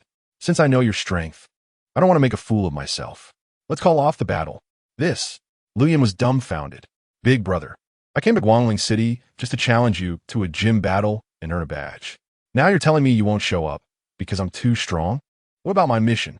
Should I switch to another city's poison-type gym? Hua Wenzhou could naturally see Lu Yan's dissatisfaction. After hesitating for a moment, he tentatively asked, what are you hoping to achieve by challenging me in the gym? Of course it's the gym badge. Lu Yin replied as if it were obvious. A gym badge? This time, Hua Wenzhou was filled with questions. Bro, aren't you a gym trainer? Collecting badges doesn't help gym trainers at all. We can't participate in the league competition. Hua Wenzhou said, I know. Collecting badges is just a hobby for me, Lu Yin said with a smile. What a hobby? Hua Wenzhou was left speechless. Since you want a badge, I'll just give you the badge from this poison-type gym. As he spoke, Hua Wenzhou took out a box and handed it to Lu Yin. Lu Yin didn't refuse and reached out to accept the box from Hua Wenzhou. When he opened it, there was indeed a badge representing the poison-type gym inside. Thank you, Gym Leader Hua. Lu Yin smiled and put the badge box into the system space. No need to be so polite. Bro, don't call me Gym Leader Hua. It sounds too formal. If you don't mind, just call me Lao Hua along with my friends, Hua Wenzhou said with a smile. Lao Hua? Doesn't that sound like old goods? Lu Yin internally mocked. Due to the space rift and the matter with Xiaoho Wang, the battle was abruptly concluded. However, the barbecue gathering could continue. Under Hua Wenzhou's invitation, soon the area in front of the poison-type gym was filled with barbecue items again. A large group of people were there, chatting and joking while enjoying the barbecue. However, they now held a sense of awe towards Lu Yin and were not as enthusiastic as they had been at first. Lu Yin didn't mind this much. He was actually prepared to leave. But Hua Wenzhou insisted on him staying to enjoy some barbecue together. Unable to refuse, he stayed. In the end, the group continued to enjoy themselves until the evening before they finally dispersed. Hua Wenzhou even wanted Lu Yin to stay at his gym for the night. But Lu Yin politely declined. He mentioned that he would be staying at the Pokémon Center to avoid being hard to find when Xiaoho Wang came by tomorrow. Another reason was that he needed to update his data at the Pokémon Center. His Meowstic, Curlia, and Eevee had all evolved. However, when Lu Yin prepared to update the data at the Pokémon Center, he was dumbfounded. There was no issue with the psychic Meowstic and Curlia, but wasn't Eevee supposed to evolve into Sylveon? Why was it still Eevee in the Pokeball? Eevee, why have you de-evolved again? Lu Yin communicated through telepathy. I don't know, I just felt more comfortable in this form, so I de-evolved back, Eevee replied. Can you evolve again? Lu Yin asked. Let me try, Eevee said as it glowed with evolution light once more. After the light faded, Sylveon appeared. So that's how it works. Lu Yin was shocked. Since Eevee could evolve into a Sun-type Pokemon and then de-evolve back into Eevee, could it also do so with the other 7 forms? The Fire, Electric, Water, Grass, and Ice-type evolutions all required evolution stones. The Moon-type Eevee evolved based on friendship, while the Fairy-type Eevee's evolution required high friendship and learning a Fairy-type move. The conditions for evolving into Sun and Moon Eevee were the same, the only difference being one was during the day and the other at night. With this in mind, Lu Yin asked, Sun Eevee, can you evolve in Moon Eevee? Sun Eevee thought for a moment and said, I'll give it a try. Saying this, Sun Eevee glowed with white light once more. After the light faded, Sun Eevee transformed back into its Eevee form. After a brief pause, Eevee glowed with white evolution light again. When the light faded, a black moon Eevee appeared before Lu Yin. It really can, Lu Yin exclaimed excitedly. Eevee, Moon Eevee shyly called out. In the future, it would essentially have all 8 evolutionary forms of Eevee. Wow, this feels a bit too overpowered for battles. Who cares? If you have the ability, go find an Eevee that can evolve into all 8 forms at once. In the end, Lu Yin only registered the Psychic Meowstic and Curlia. After a good night's sleep at the Pokémon Center, Lu Yin woke up early. He was waiting for Xiaoho Wang to come and deliver the gems. While having breakfast in the Pokémon Center's dining area, Hua Wenzhou quietly approached. Lao, what brings you here? Lu Yin asked curiously. Hee. I was worried you might have a conflict with King Xiaoho, so I thought I'd come over just in case I could mediate, Huo Wenzhou replied. Though he said that, Lian felt that Huo Wenzhou seemed to be looking forward to seeing Xiaoho Wang make a fool of himself. Have you had breakfast? Lu Yan asked. I already ate, Huo Wenzhou said as he sat down across from Lu Yan. Since Huo Wenzhou claimed he had eaten, Lu Yan didn't bother with him and focused on finishing his food. After they finished eating, the two moved to a corner of the Pokémon Center's lobby to relax. After ordering 2 drinks, they started chatting. Lu Yan, I know you're very powerful, but there's still a significant gap between gym trainers and the kings. Just to mention one thing, our rights and obligations differ greatly. Although kings are nominally under the league's command, they can act according to their preferences. We gym trainers cannot. If the league has any tasks or situations, we must respond immediately. Otherwise, various punishments will follow, and we might even be stripped of our gym trainer status. Huo Wenzhou said with a bitter face. Lao Hua, I think you're overthinking it. This world is very realistic. All setbacks ultimately stem from insufficient strength. For example, if my strength surpasses that of a king and I refuse to obey the league's orders, what do you think the league would do? Lu Yan raised an eyebrow and questioned. That may be true, but Huo Wenzhou wanted to argue further, but Lu Yan had already interrupted him. You're just overthinking. There's no need for all those buts. If this place doesn't want me, there's bound to be another place that does. At worst, I can just stop being a gym trainer. While regular trainers might not have as many benefits as league trainers, they have the advantage of freedom. As long as my strength is strong enough, what is the difference between a regular trainer and a king trainer? I could just beat up whoever I dislike. Xiaoho Wang is just a king in name. If it weren't for so many people yesterday, I might have even invited him for tea before leaving. Lu Yan said excitedly, almost letting something slip. Though he harbored thoughts of wanting to take down Xiaoho Wang, he couldn't say that out loud. Huo Wenzhou was startled. Although Lu Yan didn't say it outright, he could guess quite a bit. My goodness, something shouldn't be said or even thought about. Huo Wenzhou cautiously glanced around and, noticing that no one was paying attention to them, he let out a small sigh of relief. He was just there to watch the excitement. If someone with ulterior motives heard their strange conversation, he might end up being implicated. With Xiaoho Wang's personality, he will definitely make things difficult for himself in the future. Lu Yan is strong and can look down on Xiaoho Wang. But I can't. My wife and kids are in Guangling City. Am I supposed to just roll up my bedding and run away? To be honest, Huo Wenzhou can't be that carefree. Lu Yan also knows that he is all alone. He can do whatever he wants, very free. But Huo Wenzhou has his concerns. Life experiences are different. If their identities were swapped, he might end up like Huo Wenzhou.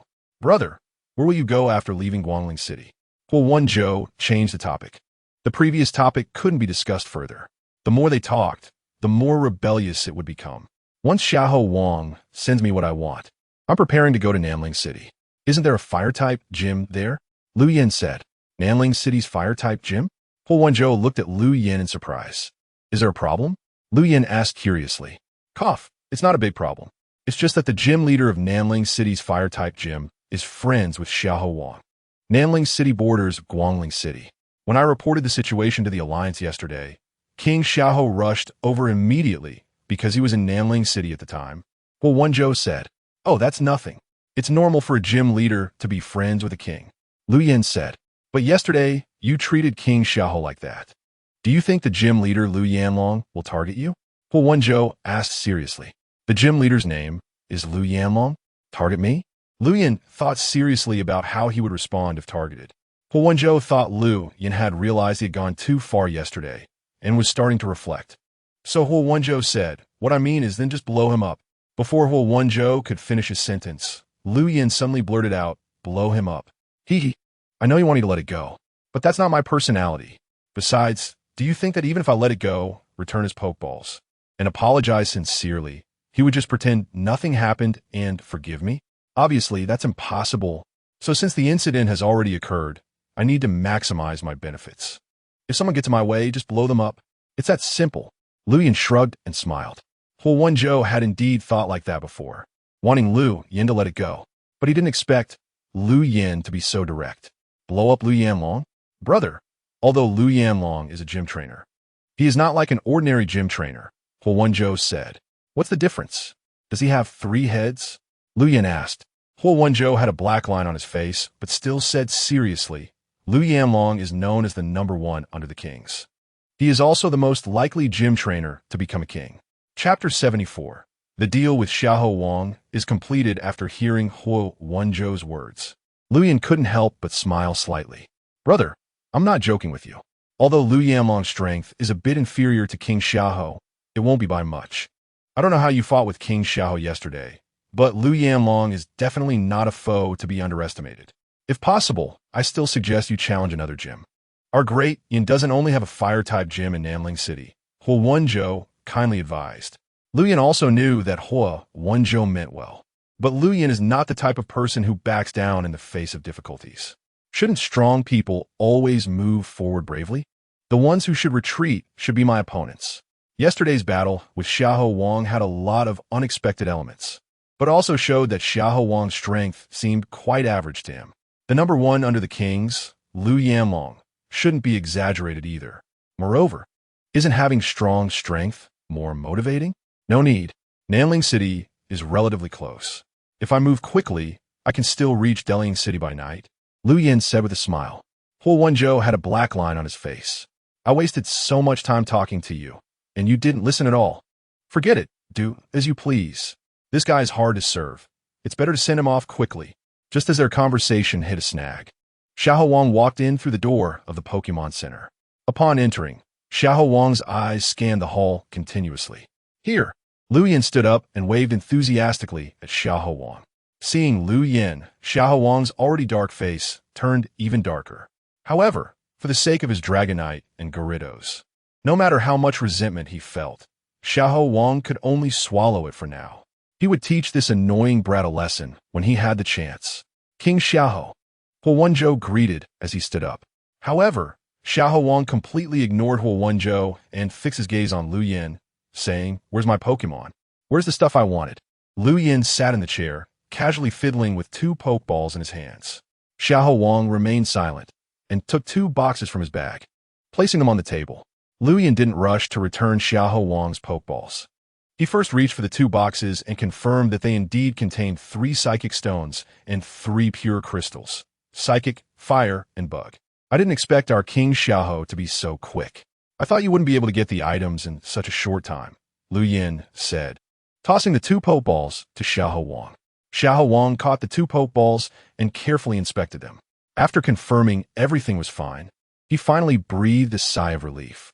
He was really afraid that Lu Yan would take the opportunity to sell his 2 Pokémon in the black market. Although Dragonite and Gyarados were not his trump cards, they were definitely key players. Pokémon at the king level have a high price in the black market. Don't worry, I'm a straightforward person. We agreed on cash on delivery. I absolutely won't default, Lu Yan said as he put the 2 boxes into the system space. Lu Yan's Psychic-type Pokémon already each had a Psychic Stone, so he planned to give the 3 Psychic Stones to his Psychic Meowth. Psychic Meowth's psychic ability is inherently very strong. The tragic experience in the lab in its early years allowed it to reach a terrifying level of control over psychic powers. Only it has the ability to control multiple Psychic Stones at the same time. Other Pokémon only need 1 Psychic Stone. With the enhancement of 4 Psychic Stones, Psychic Meowth's psychic ability would definitely reach a terrifying level. As for the 3 pure crystals, Psychic and Bug don't need much explanation. The Fire type is prepared for Burning Bug and Charizard. After confirming that his Pokémon were fine, Xiahou Wang turned to leave. Lu Yan also enthusiastically shouted from behind, "King Xiahou, let's get together again when you have time. I know a massage parlor where the girls have great skills. You'll definitely like it." Just as Xiahou Wang was walking to the center of the hall, he immediately attracted the curious gazes of everyone around. As a king, Xiahou Wang naturally had a very high profile. Soon, someone recognized his identity. King Xiahou likes to go to massage parlors? No way. Isn't he avoiding people? Men, don't they all like to go to those kind of places? I used to think that the king was different from ordinary people, but it turns out he is just as virtuous. Desire is part of human nature. It's normal, purely normal. I wonder which store the king likes to visit. I might go support it when I have time. If the king likes it, the skill must be quite good.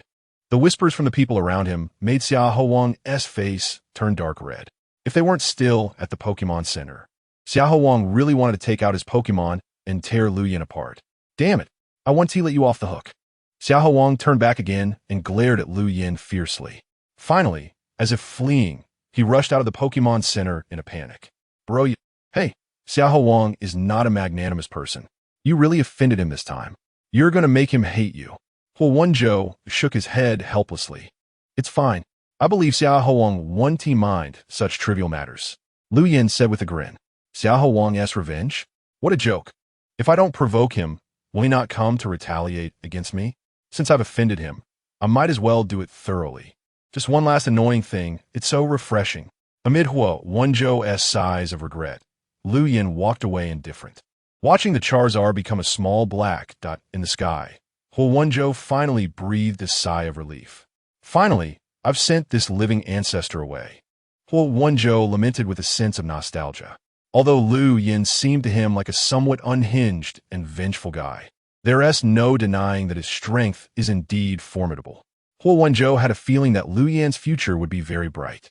Bright enough to make him look up. This guy might even become a king in the future. Hey, whatever. If he becomes the Alliance president in the future, it won't have anything to do with me. I'll just run my poison-type gym well. Now that these two troublesome figures are gone, let me reward my little heart, which has been on edge all day, with a delicious barbecue. As Huo Wenzhou spoke, he had already taken out his phone to start calling people. Chapter 75, Gym Leader. He called you trash. Lu Yin sat on the back of Charizard, gently sliding his fingers across the phone screen. The screen displayed information about the Fire-type gym in Nanling City. According to the Alliance's official website, this Lu Yanlong seems really strong. As usual, I'll let the little fire horse start first to practice. Then it will be Kairu Lu Yin. Finally, either the Psychic Meow or the Dawdling King will come in to back me up. Lu Yin stroked his chin and said softly. The Alliance's official website listed a lot of Lu Yanlong's abilities and achievements. However, in Lu Yan's eyes, these were all superficial. Only by personally battling could he confirm their authenticity. Charizard was fast, and it didn't take long to reach Nanling City. Following the phone map, Lu Yin accurately landed in the square in front of the Pokemon Center in Nanling City. Coincidentally, there were two police officers patrolling the square. Seeing Lu Yin riding Charizard, the two approached for a routine check. Having been mindful for a long time, Lu Yin quickly took out his flying license. After confirming, the two police officers returned the license to Lu Yin. Watching the two police officers leave, Lu Yin chuckled. This time you can't catch me. Lu Yin arrived at the Pokemon Center and found that there were still quite a few people there. Many were waiting in line for treatment. Are there that many injured Pokemon? Lu Yin muttered curiously to himself. They all got injured challenging the Quasi-King. At this moment, a middle-aged man nearby said with a sigh, Quasi-King? There are Quasi-King level trainers in Nanling City? Lu Yin asked, somewhat surprised. You don't know? The man looked at Lu Yin with confusion. Upon seeing Lu Yin's bewildered expression, he was convinced that Lu Yin really didn't know. The Fire-type gym trainer in Nanling City, Lu Yanlong, is known as the trainer closest to being a king. Every day, many trainers come to challenge him, trying to defeat Lu Yanlong. The final result, the man said, gesturing with his eyes at the trainers waiting for treatment ahead. Oh, I see. It seems the gym trainers in Nanling City are quite strong. Lu Yin replied with a smile. Not just strong, they're terrifyingly strong. You don't know, Lu Yanlong's friend is the Dragon-type king, Xiao Wang. Having a king as a friend for practice is quite formidable. It's said that Lu Yanlong is preparing to challenge the king this year, trying to take on the Fire-type king. Wow, that is scary. The man kept shaking his head in amazement. You're quite well informed, old man, Lu Yin said, his eyes fixed intently on the man. Huh? Cough, cough. I just heard from others. You know, there are a lot of rumors. The man said hurriedly, glancing at an imaginary watch on his wrist. Oh dear, it's getting late.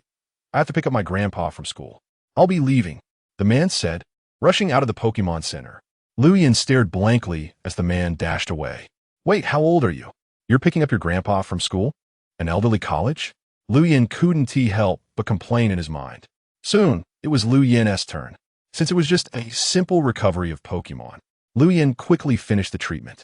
All right, your Pokemon are back to their best condition. Now let me see how strong the Quasi-King in Nanling City really is. Lu Yin said as he headed towards the Fire-type gym in Nanling City. The Fire-type gym was right next to the Pokémon Center. Lu Yin didn't walk 2 steps before he saw a young boy anxiously running out of the gym, holding a Stunflower. Stunflower, you have to hold on. We'll be at the Pokémon Center soon. Watching the boy hurry away, Lu Yin couldn't help but have a few black lines appear on his face. A grass poison type Stunflower, and you're challenging the Fire-type gym? So brave. Lu Yin silently gave a thumbs up to the boy. Upon entering the Fire-type gym, Lu Yin immediately felt a wave of heat rush over him. Flames were burning in groups around the stands and on the roof. No wonder it's so hot, Lu Yin said, wiping the sweat from his forehead. Our gym will be closed for a break. If you want to challenge the gym, please come back in the afternoon. A young man with a mop approached and said, Closed for a break? Your gym has a break during noon? Lu Yin asked curiously. Of course. Our gym leader has to deal with so many challengers every day, it's exhausting. There's a 2-hour break every day at noon. We only start accepting challenges at 2:30 in the afternoon. So if you want to challenge the gym, please come back in the afternoon, the young man said, showing signs of wanting to push Lu Yin out. Average strength, and still has a lot of things to deal with. Fine, Lu Yin said, turning to leave. Since they said they were closing and would only reopen in the afternoon, he would just come back in the afternoon. Wait, what did you say? The young man jumped up as if his tail had been stepped on when he heard Lu Yin's words. Say what you just said again. The young man was now standing in front of Lu Yin, his face filled with anger. What I just said? You mean the part about average strength and having a lot of things to deal with? Lu Yin raised an eyebrow. Bullshit. Our gym leader is known as the best under the kings. What strength do you have to look down on our gym leader? Apologize. Right now. Immediately. Apologize to me. The young man growled angrily. Apologize, Lu Yin said with great tact. However, the words sounded so harsh in the young man's ears. There was not an ounce of sincerity. You'd better give me a serious and sincere apology. Otherwise, I won't let you off the hook. The young man shouted angrily. Since you say that, I'm actually quite curious about how you plan to not let me off the hook. Lu Yin grinned. You despicable. The young man gritted his teeth, clenching his fists, wishing he could rush over and beat this annoying guy in front of him. What's going on? At that moment, a male voice came over. Lu Yanlong, dressed in bright red, walked over. What are you arguing about? Lu Yanlong frowned. He was just about to go eat and rest when he heard a commotion at the door, so he came over to see what was happening. The Hall Master. He looks down on you. He looks down on our Fire-type dojo. He even said your strength is trash. The young man immediately threw a black pot on Lu Yan's head. Upon hearing the young man's words, Lu Yanlong's expression darkened. Chapter 76, Little Fire Horse versus. Flame King, looks like your strength is quite impressive, Lu Yanlong said with a serious face. Whether my strength is impressive or not, you'll find out in a moment. However, I didn't say your strength is trash. That was what this brother said, Lu Yin replied. Lu Yin was never a magnanimous person, and besides, he simply said Lu Yanlong's strength was average. For Lu Yin, this was a relatively fair assessment. He didn't have a habit of collecting others' black pots randomly. You dare say you don't acknowledge it? The young man, seeing Lu Yin directly throw the pot back at him, turned green with anger and hurriedly shouted. At the same time, he didn't forget to glance cautiously at Lu Yanlong, who said it doesn't matter anymore. Since you came to challenge, I, Lu Yanlong, will accept it, Lu Yanlong said coldly. Great. Trainer Lu Yin from Tongling City challenges, Lu Yin said, cupping his hands towards Lu Yanlong. What did you say? Lu Yanlong didn't hear what Lu Yin said clearly and frowned in confusion. Trainer Lu Yin from Tongling City Bug-type dojo, Lu Yin said loudly. So it's you. Lu Yanlong almost jumped up. He felt Lu Yin was somewhat familiar just now, but didn't think much of it. Now that it was confirmed, he realized he wasn't mistaken. The person in front of him was the little guy that Xia Ho Wang mentioned to him last night. He even confirmed Lu Yan's information on the League's official website.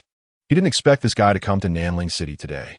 Adong, prepare for the match, Lu Yanlong shouted and headed towards the venue in the dojo. The previous young man was Adong, who excitedly responded. Kid, just wait to die. Our Hall Master is angry. After Adong finished speaking, he proudly ran to the side of the venue to prepare. Lu Yin smiled slightly and walked confidently towards the venue. Xiaoho mentioned you last night.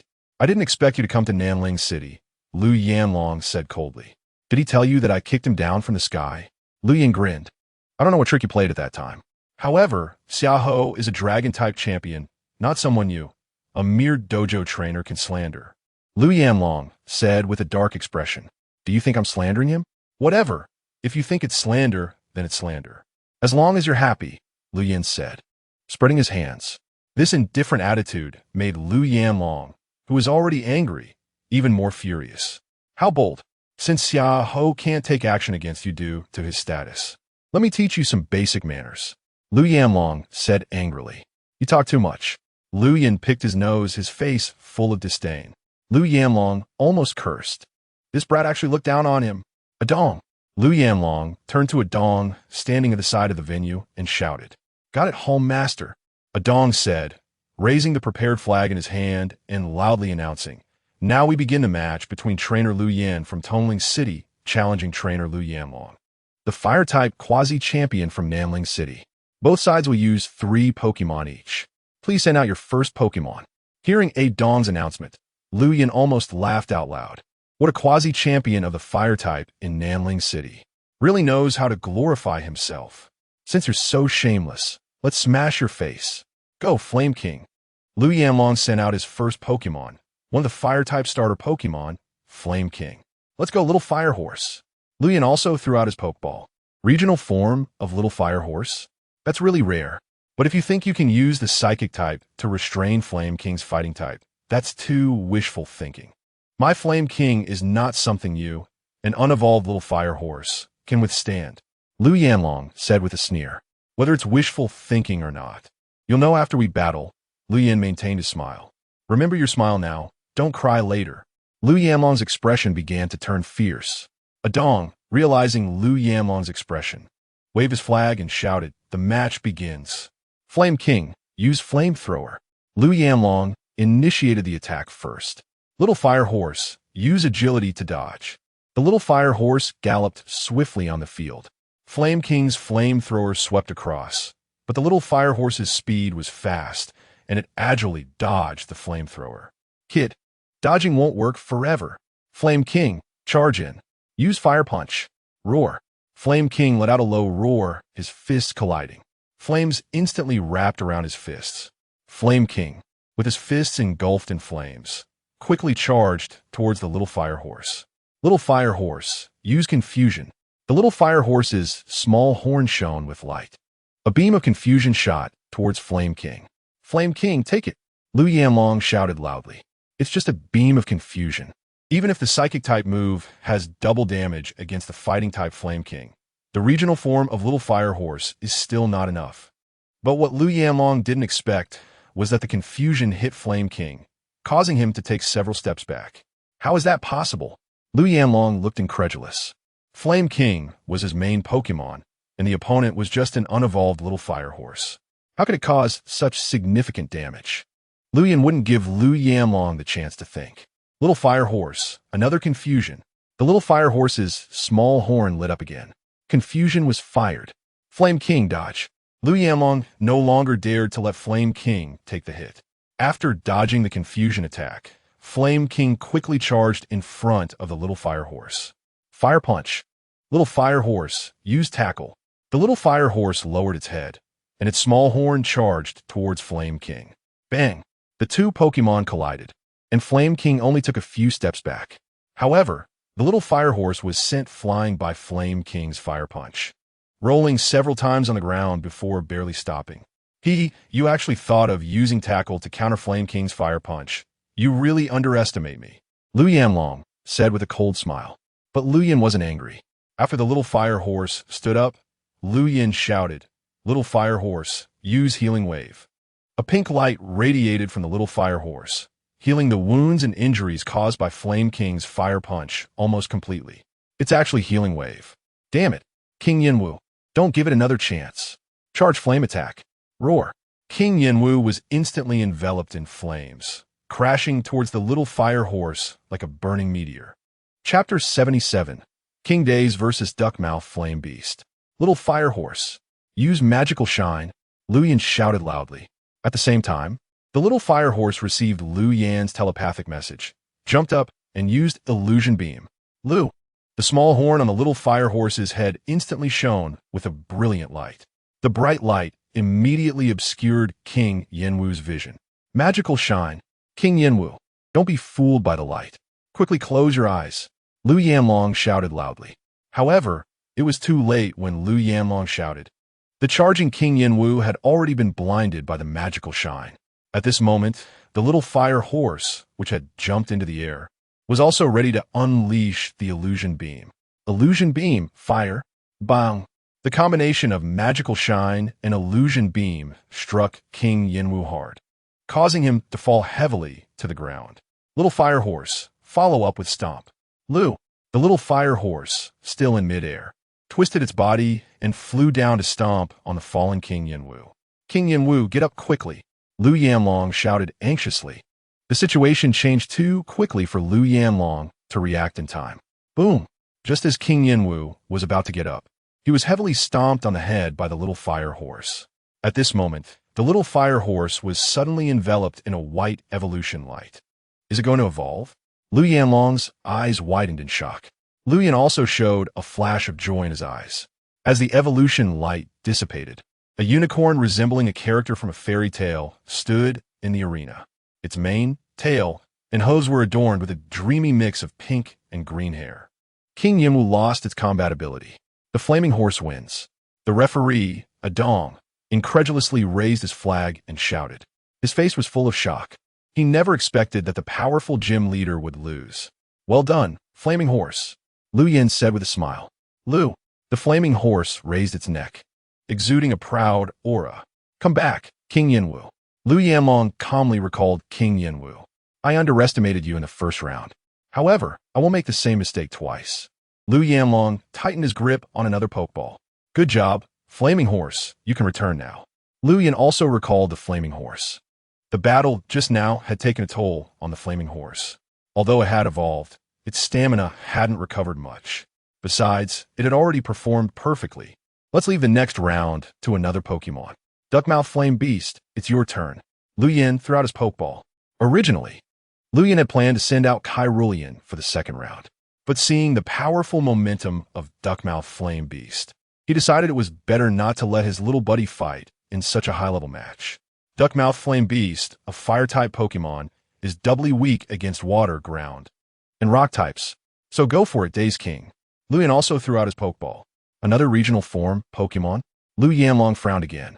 In a match, it's about the strength of the Pokémon, not their rarity.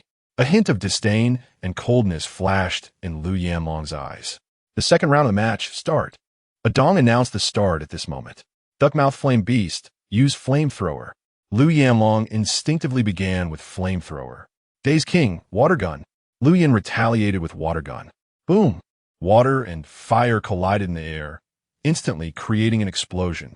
Dense water vapor quickly filled the arena. Duckmouth Flame Beast, use Fire Blast at Daze King's previous position. Lu Yanlong shouted loudly. He was preparing to launch a strong attack, not giving Lu Yan a chance. However, after using Water Gun, Daze King had already left its original position under Lu Yan's telepathic guidance. Daze King, use Water Pulse. Daze. The water element surged. Boom! Duckmouth Flame Beast's Fire Blast hit Daze King's original position, creating a fierce explosion. But it didn't hit anything. Lu Yanlong realized something was wrong at this moment, but it was too late. Water Pulse surged towards Duckmouth Flame Beast. Duckmouth Flame Beast, use Fire Punch to shatter Water Pulse. Roar! A scorching wave suddenly ignited around Duckmouth Flame Beast, and two fireballs formed on its fists. Fire Punch! Boom! Water Pulse crashed through. Although Fire Punch canceled out some of the Water Pulse's power, Duckmouth Flame Beast still suffered significant damage. Heat and water vapor were rising around it. Fortunately, due to Water Pulse, the dense water vapor had completely dissipated. Daze King, Power Gem. Daze. Daze King clasped its hands together, forming dozens of shiny gem-like energy orbs in front of it. Duckmouth Flame Beast, use Flamethrower again. Roar. Duckmouth Flame Beast roared and unleashed Flamethrower. Daze King's Power Gem was also fired at the same time. Boom, boom, boom. The two energies collided, resulting in another violent explosion. Smoke and black mist filled the arena once more. Both Duckmouth Flame Beast and Daze King were hurt by each other's moves. However, Duckmouth Flame Beast, which was weak against rock types, suffered slightly more damage. Duckmouth Flame Beast used Sunny Day, although there were many bonfires lit around the gym, making the air feel intensely hot. Daze King's repeated water-type attacks had indeed made Duckmouth Flame Beast uncomfortable. Liu Yanlong had no choice but to use a weather-based move to increase the power of fire-type moves while preparing for the subsequent battle. Roar! Duckmouth Flame Beast shot a large fireball towards the top of the arena. The fireball exploded in midair, making the already hot arena even hotter. Sunny Day, increasing the power of fire-type moves? Hee, let's see how long you can hold on. Daze King Surf. Daze. A massive wave of water suddenly surged behind Daze King. Daze King was lifted into the air. Riding the wave, it surged towards Duckmouth Flame Beast. Duckmouth Flame Beast, Fire Blast. Liu Yanlong was also getting anxious. Being suppressed like this, he felt that his position as the top trainer was being shaken. Roar! Sensing Liu Yanlong's mood, Duckmouth Flame Beast unleashed its full power. 2 flames were shot from the launchers on Duckmouth Flame Beast's hands. The flames intertwined, forming a massive fireball. The fireball morphed in air. A gigantic flaming character took shape. Fire Blast. Boom! Fire Blast collided with Surf. Dense water vapor filled the arena again. At this moment, dozens of energy gems shot out from a mist. These were the power gems that Daze King had been preparing for a long time. Bang, bang, bang. The successive attacks forced Duckmouth Flame Beast to retreat continuously. Daze King hit Duckmouth Flame Beast with another water pulse. Daze King clasped its hands together, quickly forming a water ball. Water Pulse Fire. Chapter 78. Super Energy Bloom. Duckmouth Flame Beast. Liu Yanlong's face changed dramatically as he shouted anxiously. Duckmouth Flame Beast was weakly half-kneeling on the ground. Hearing Liu Yanlong's call, Duckmouth Flame Beast struggled to lift its head. But what appeared before its eyes was a sea of blue. Water Pulse. Boom! The wave retreated, and Duckmouth Flame Beast lay on the ground, already having lost its combat ability. Duck! Gulp!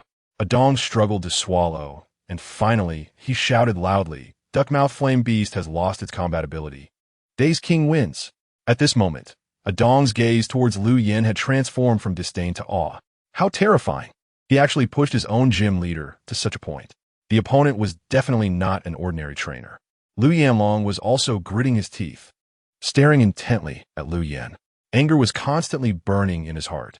The series of defeats made his body start to tremble slightly. He was known as the strongest under the champion. How could he be defeated by a gym trainer who seemed to have popped out of nowhere? His goal was to challenge the champion's throne. He absolutely could not lose. Liu Yanlong took a deep breath and reached for the pokeball of his Psyduck. Come back. Psyduck, you did well. In the earlier battle, Psyduck had actually performed very well. The main issue was with his commands. But thinking back, even if he had the chance to do it all over again, he would likely make the same choice. Liu Yin was strong. It seemed he had to give it his all to fight now. Well done, Slowking. Come back and take a rest. Liu Yin also took out his Pokeball and recalled Slowking. Although Slowking didn't take much damage in the last battle, its stamina was greatly depleted under such high intensity. Liu Yin, I admit I underestimated you before. It seems that defeating Xiaoho once wasn't just luck. You're strong, but don't underestimate me. My goal is to become the Fire-type champion. So, let us ignite the flames. Show me your strongest fire. Go, Charizard. Roar. Seeing Charizard standing on the field, Liu Yanlong's previously low spirits surged again. This Charizard was his trump card. It was also the source of his confidence in being called the strongest under the champion. Your Charizard looks pretty strong. It must be your ace. Liu Yin said with a smile.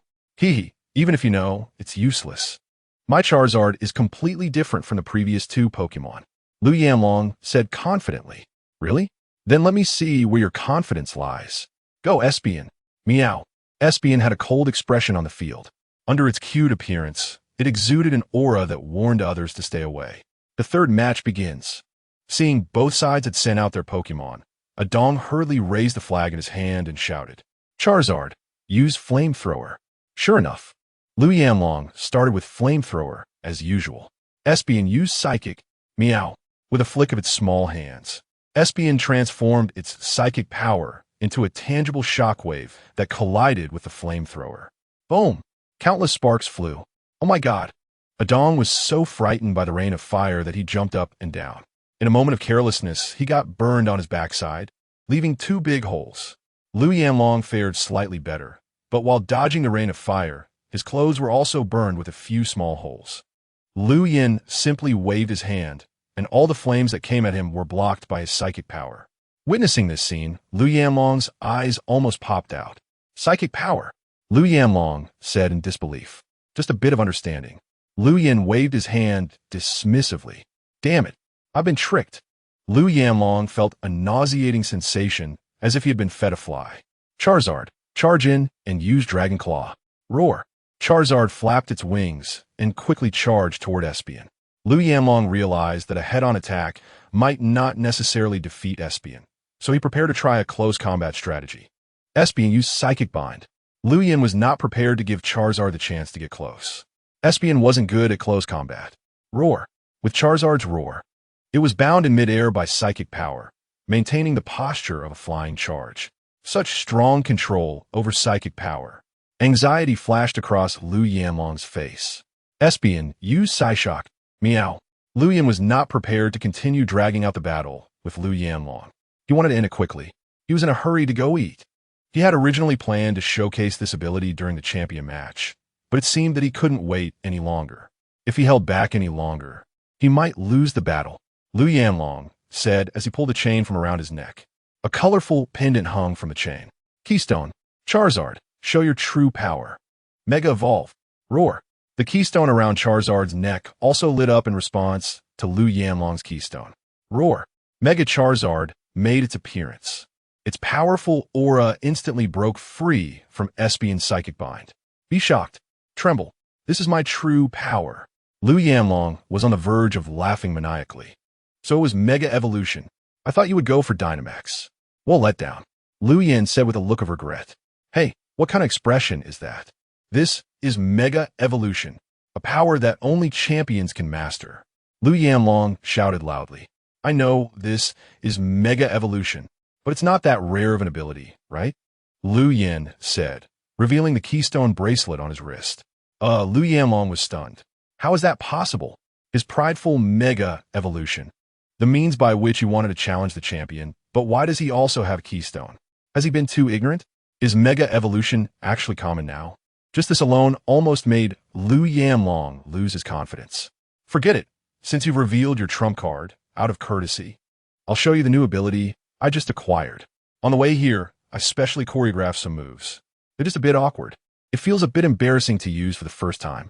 Lu Yin said as he planted his feet firmly and began to twist his hands. Unleash the power of the mind. Psychic shackles released. Strong, brave, invincible. All psychic powers explode. Psychic move, supreme psychic destruction wave. Lu Yin unleashed his psychic power. The powerful psychic energy was fully transmitted to Espeon through his thoughts. Meow.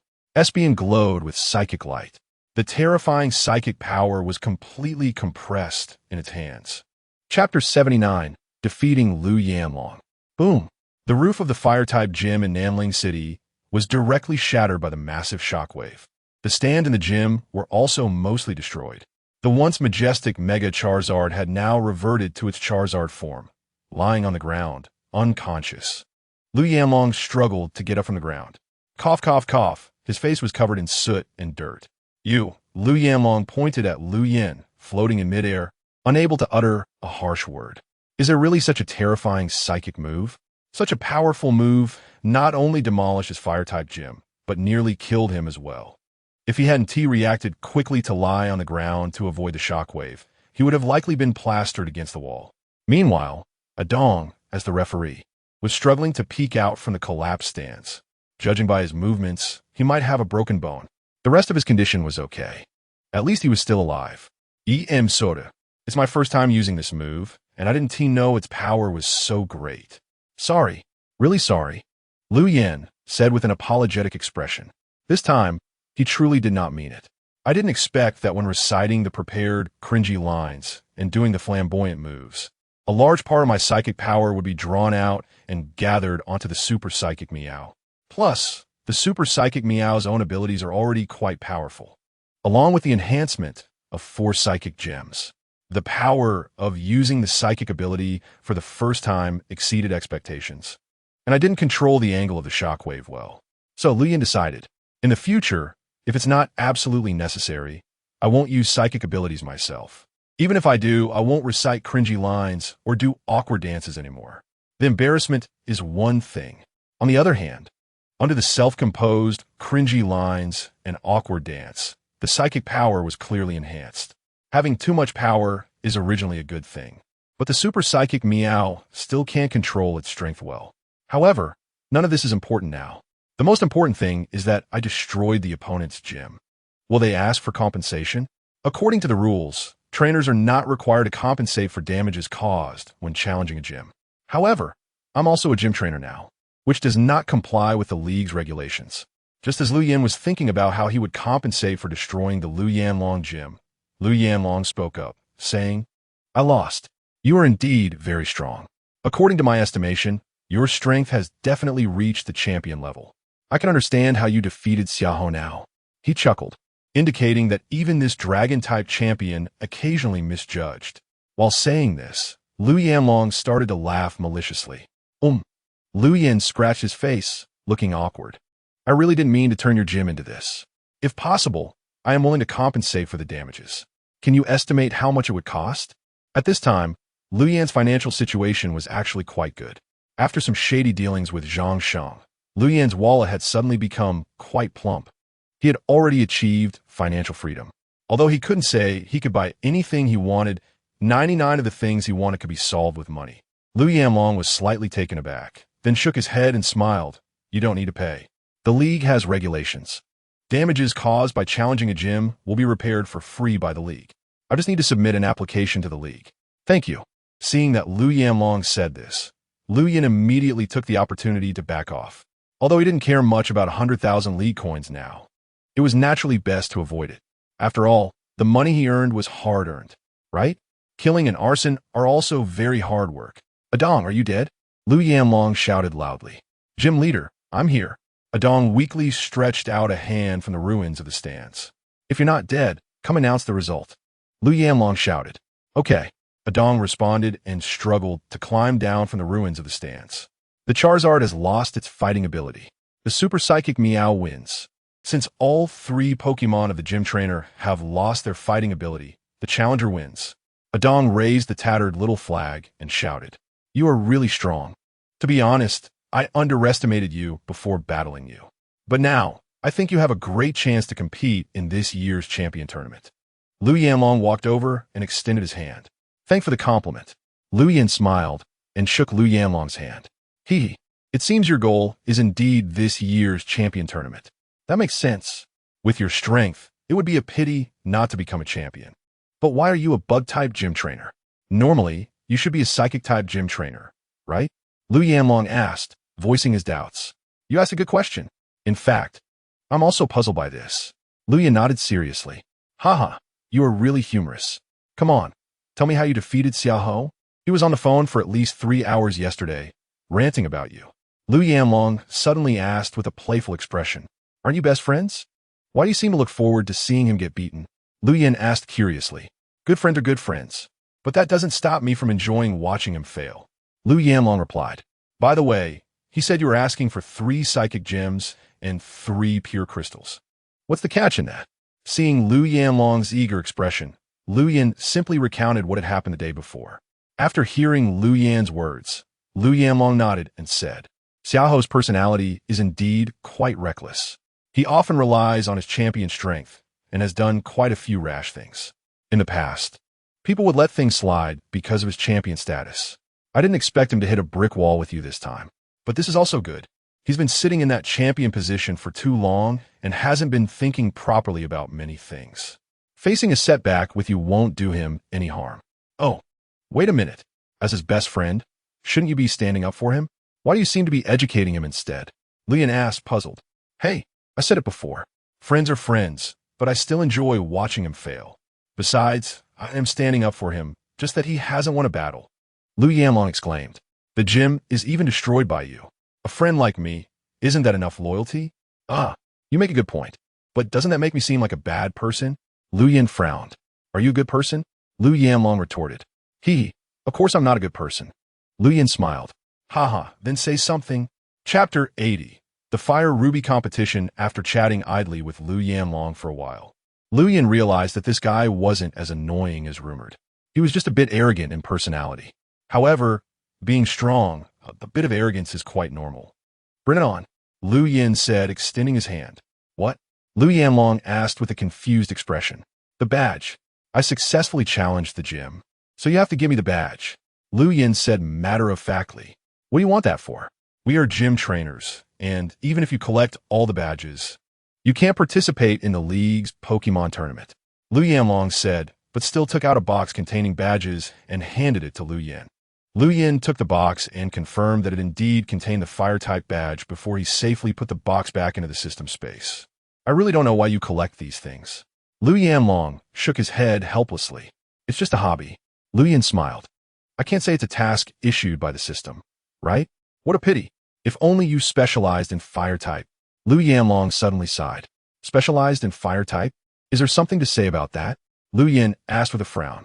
A few months ago, our Great Yin Kingdom and the Pansy Kingdom's expedition teams discovered a fire ruby in a volcanic cave near the waters of the Niger country.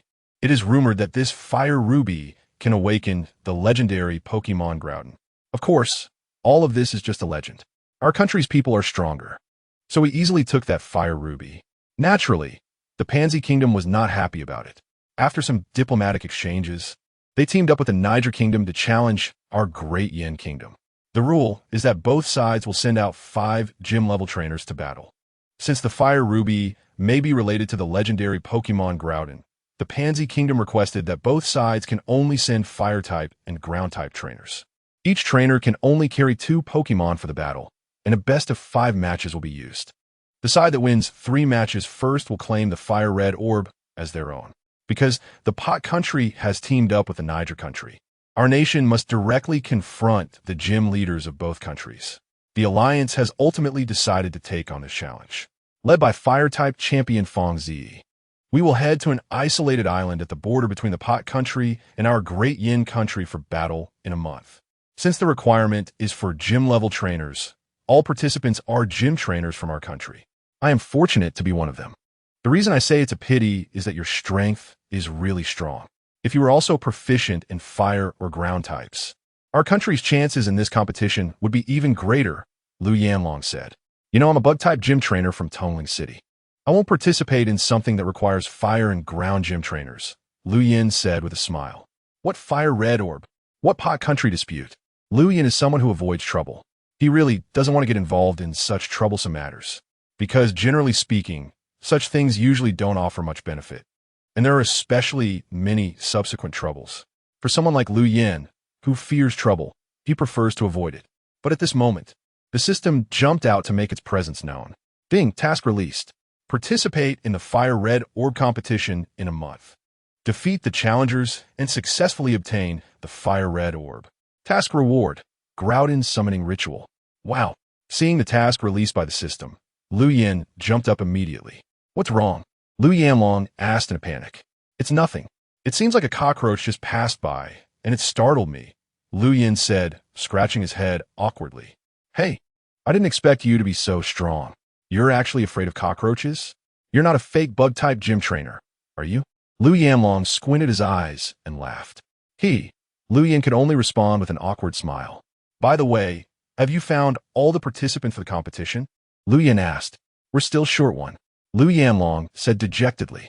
Since the requirement is for gym-level fire and ground trainers, the Alliance conducted a large-scale screening. They don't necessarily have to be gym trainers specializing in these 2 types. As long as they have Pokemon of fire or ground types, it's fine. You know, our country is vast and rich in resources. There are at least 80 gym trainers who meet the requirements.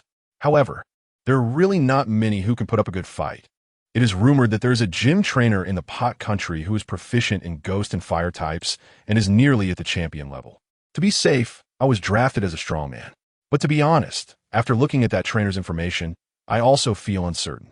The key point is that the remaining 3 have slightly weaker strengths than me. if such an important matter falls on my shoulders. I'll become a sinner of the great Yin country if I mess it up, Lu Yanlong said with a sigh. Lu Yin pretended to hesitate for a moment, and then said, if the Alliance really can't find a suitable candidate, I can recommend someone. Really? Lu Yanlong's eyes lit up. He had personally experienced Lu Yan's strength, so the person he recommended shouldn't be too bad. Who are you talking about? Lu Yanlong asked. That would actually be me. Lu Yin said with a shy smile. You? Didn't you just refuse? Lu Yanlong asked curiously. I was just worried about the Alliance. Of course, if you think it's unnecessary, then forget it, Lu Yin said casually. It is necessary. Of course, it is necessary. Lu Yanlong nodded eagerly. Just now he was regretting not being able to invite Lu Yin to join. Now he didn't expect Lu Yin to voluntarily step forward. If Lu Yin can join, then it's a sure win. However, aren't you skilled in psychic-type Pokémon? Lu Yanlong probed. Lu Yin smiled slightly and took out 2 Pokeballs. Come out. Charizard and Burning Bug. Roar. Chirp. What a strong Charizard. Seeing Lu Yan's Charizard, Lu Yanlong's eyes lit up. His ace is also a Charizard, so he naturally understands the power of this Charizard. However, when Lu Yanlong's gaze fell on the Burning Bug, a hint of regret appeared in his eyes. My Burning Bug is already at a high level. A month is enough for it to evolve into a Fire Moth. It will definitely be fine by then, Lu Yin said confidently, raising the keystone on his wrist. Looking at the shining keystone, Lu Yanlong's previously wavering emotions finally stabilized. Good. As long as you say so, I will help you submit the application to the Alliance. The Alliance will send an inspector to confirm your strength. Just perform normally, and there will definitely be no problem, Lu Yanlong said. Chapter 81. Xiahou Wang Compromises.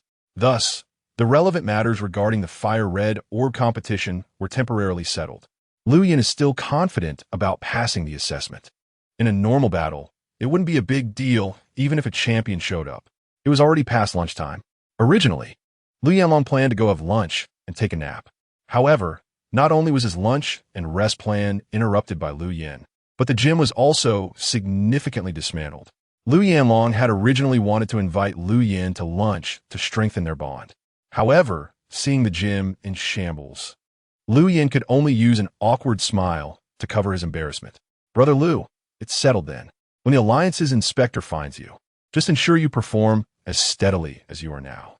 I'm looking forward to going to beat up the scum of the Pot Country and Niger Country with you, Lu Yanlong said excitedly. Don't worry. As long as the examiner who comes over isn't deliberately looking for trouble, I'm sure I can pass, Lu Yin said with a smile. After thinking for a moment, Lu Yanlong said, You are the one I recommended. Under normal circumstances, you should be able to pass the assessment. However, I don't know if the Alliance has found other suitable gym trainers during this time. If that's the case, it might be a bit troublesome. It doesn't matter. If I really don't get selected, then so be it. Such matters should just be left to fate. Lu Yin waved his hand dismissively. Although the system task is to have him participate in the Fire Red Orb competition, if the Alliance doesn't look for him, then he can't be blamed, right? Fortunately, the tasks released by the system previously had no penalties. Even if he didn't complete them, it wouldn't matter. Although his system's capabilities aren't very strong, it's much better than those that threaten to erase the host if tasks are not completed. System, yes, you're right. Lu Yin turned to head back to the Pokemon Center to restore his Pokemon's condition. Lu Yanlong, on the other hand, hurriedly dialed Xiahou Wang's phone. Xiahou Wang is the Dragon-type champion, and having him submit the application to the Alliance would make it easier for it to be approved. What? You want me to help that guy submit an application for the competition qualification? Old Lu, are you messing with me? After hearing Lu Yanlong's words, Xiahou Wang was so angry he almost jumped up. Xiahou, I just fought with Lu Yin. I had doubts about his strength based on what you said before, but now I can say for sure, that kid's strength has definitely reached the champion level. In fact, he might even be stronger than most champions, Lu Yanlong said seriously. Impossible. According to my investigation, he is just a small bug-type gym trainer. I was defeated by him simply because I was careless. It was just an accident. The Fire Red Orb competition is related to the face of our great Yin country. How could we hand it over to someone like him? Xiahou Wang gritted his teeth in anger. In his view, Lu Yin was just a bad-tempered jerk. If it weren't for his desire to avoid escalating the situation, he would have made sure that jerk was dead. For a king-level trainer like Xiaoho Wang, it was incredibly easy to eliminate an ordinary gym trainer. He wouldn't even need to lift a finger. Just hinting at his intentions would lead many to help him out. But now, Lu Yanlong actually wanted him to help that jerk apply for a spot. You should be grateful that Xiaoho wasn't targeting him. Xiaoho, I know you're upset, but ask yourself honestly, is the conflict between you two because of your actions? If his strength was weak, this matter might have been overlooked. However, the outcome didn't unfold as you imagined. You were defeated by a gym trainer you looked down on and were forced to agree to his threats. In a way, you have to acknowledge his strength, right? Personal grudges don't matter in the face of national righteousness, do they? I'll leave it at that. It's up to you whether you want to do it or not. But if you lose in the competition, I'll spill the beans. Lu Yanlong said with a sneer. You, old Lu, you haven't been possessed by that kid, have you? Xiaoho Wang didn't expect Lu Yanlong to keep defending Lu Yan. He even subtly mocked him for being unprincipled. Were they still friends and brothers? Lu Yanlong sighed. Xiaoho, I'm not forcing you. I'm helping you. I just fought that kid. To be honest, I was completely crushed. Even against you, I could struggle a bit. But him, heh. Lu Yanlong's face was filled with a bitter smile, a deep sense of powerlessness. I even used my Mega Charizard. Guess what happened? He hit me with a psychic move. I suspect that psychic ability is something you gave him. Now, my gym has been turned upside down. It might take a month to reopen. On the other end of the phone, Xiaoho Wang fell into silence for a moment. Xiaoho, I know you're upset. We're good friends. I definitely won't betray you. Lu Yan's future won't stop at being just a gym trainer. He could become a king or even higher. Building a good relationship with him is the wise choice. Lu Yanlong's words left Xiaoho Wang speechless for a long time. Lu Yanlong didn't rush him, waiting for Xiaoho Wang to come to a conclusion on his own. All right, I understand. After a moment of silence, Xiaoho Wang finally spoke. I'll help you submit the application to the Alliance. Since you're putting in so much effort to recommend him, I'll trust you this once. But let me say this up front. I won't interfere with the assessment. If he passes, that's great. If he can't pass due to his own abilities, then I can't be blamed. He, of course. With our years of friendship, how could I betray you? Lu Yanlong said with a smile. Have you ever not betrayed me? Xiaoho Wang retorted unhappily. Ha ha ha. Those were all accidents in the past. Lu Yanlong argued. All right, let's leave it at that. Goodbye, Xiaoho Wang said, hanging up the phone. Looking at the darkened phone screen, Xiaoho Wang fell into contemplation again. After a while, he slowly said, Kid, I hope you turn out to be as Lu Yanlong said. Otherwise, I will still have to take you down. Chapter 82. Submitting the application while Xiaoho Wang and Lu Yanlong were busy helping Lu Yan apply for a spot in the competition. Lu Yan had just finished recovering his Pokémon status at the South Spirit City Pokémon Center and rode his Charizard to Delying City. Guangling, South Spirit, and Delying were once part of the same city called Sanling City many years ago. Later, due to urban planning, Sanling City was divided.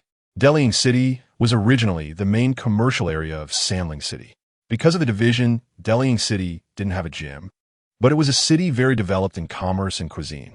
Lu Yan came here to enjoy a good meal. Walking on the commercial street of Delying City, various delicious smells tempted Lu Yan's taste buds. This one looks good. Lu Yan casually picked a store that looked nice and walked in. Welcome.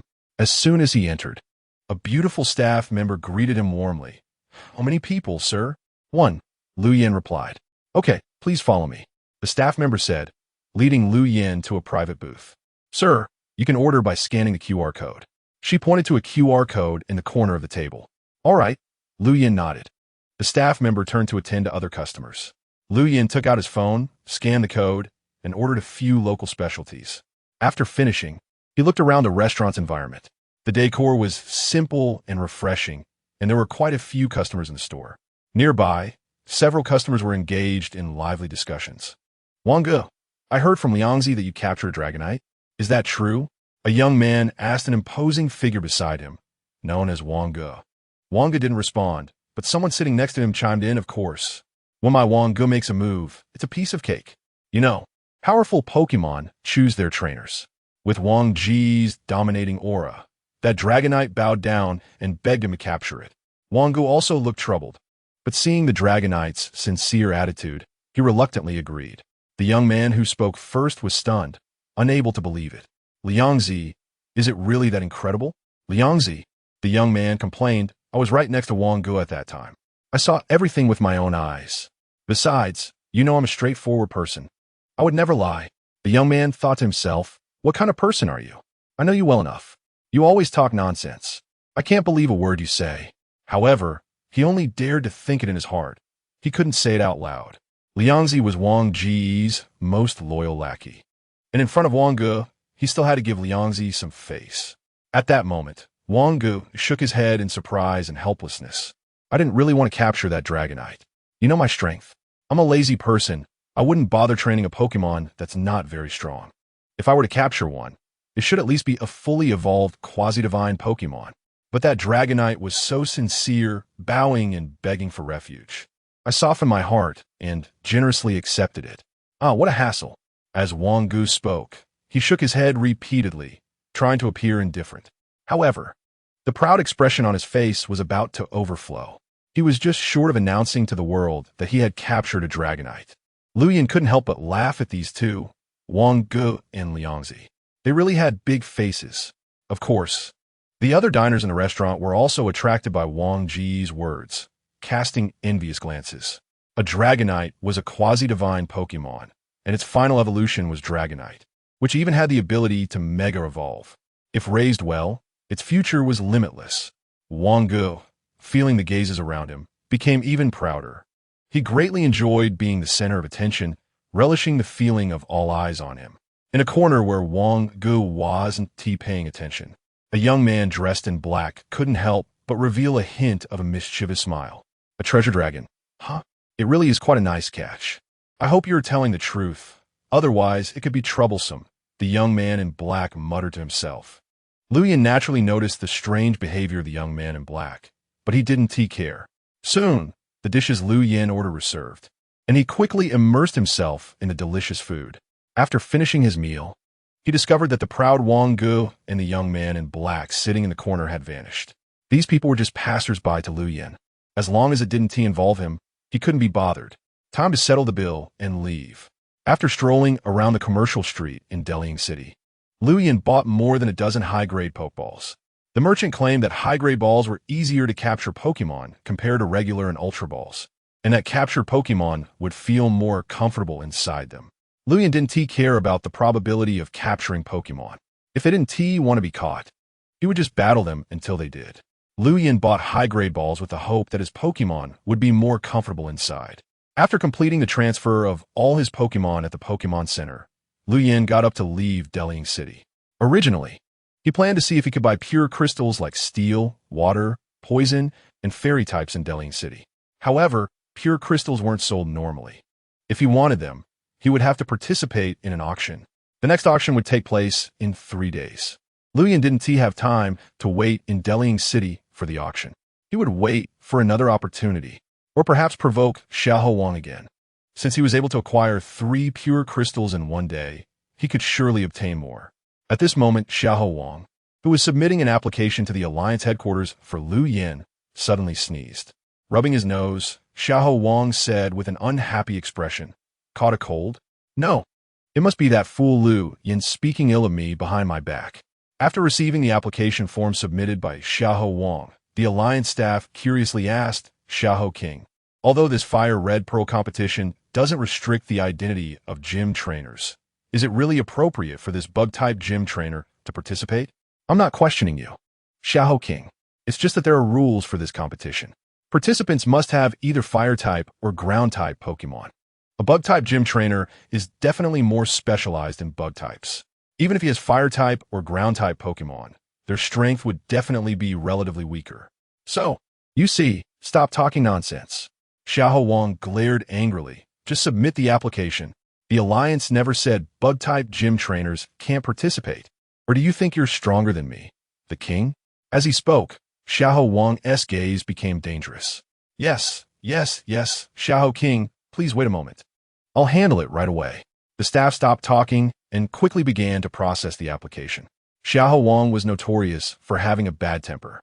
Aside from a few kings, he would hit anyone he disliked. He didn't want to be inexplicably beaten up. Chapter 83.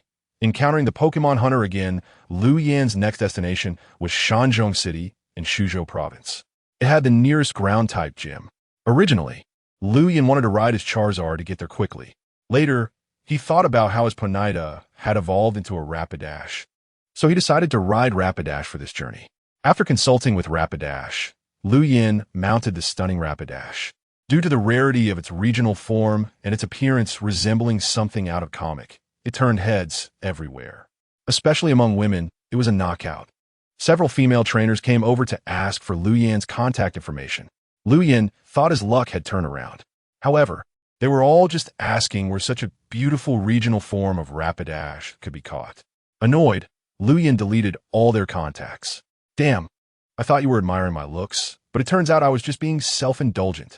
Riding Rapidash, Lu Yin quickly left Delying City. A shadow leaned against the rooftop of a building, watching Lu Yin leave with a smile playing at the corners of his mouth. A rare regional form Pokémon.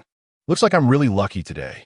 If Lu Yin were here, he would definitely recognize that this shadow was the same black-clad person sitting in the corner of the restaurant earlier. Rapidash maintained high-speed movement. Rapidash galloped, feeling as light as if it were treading on clouds.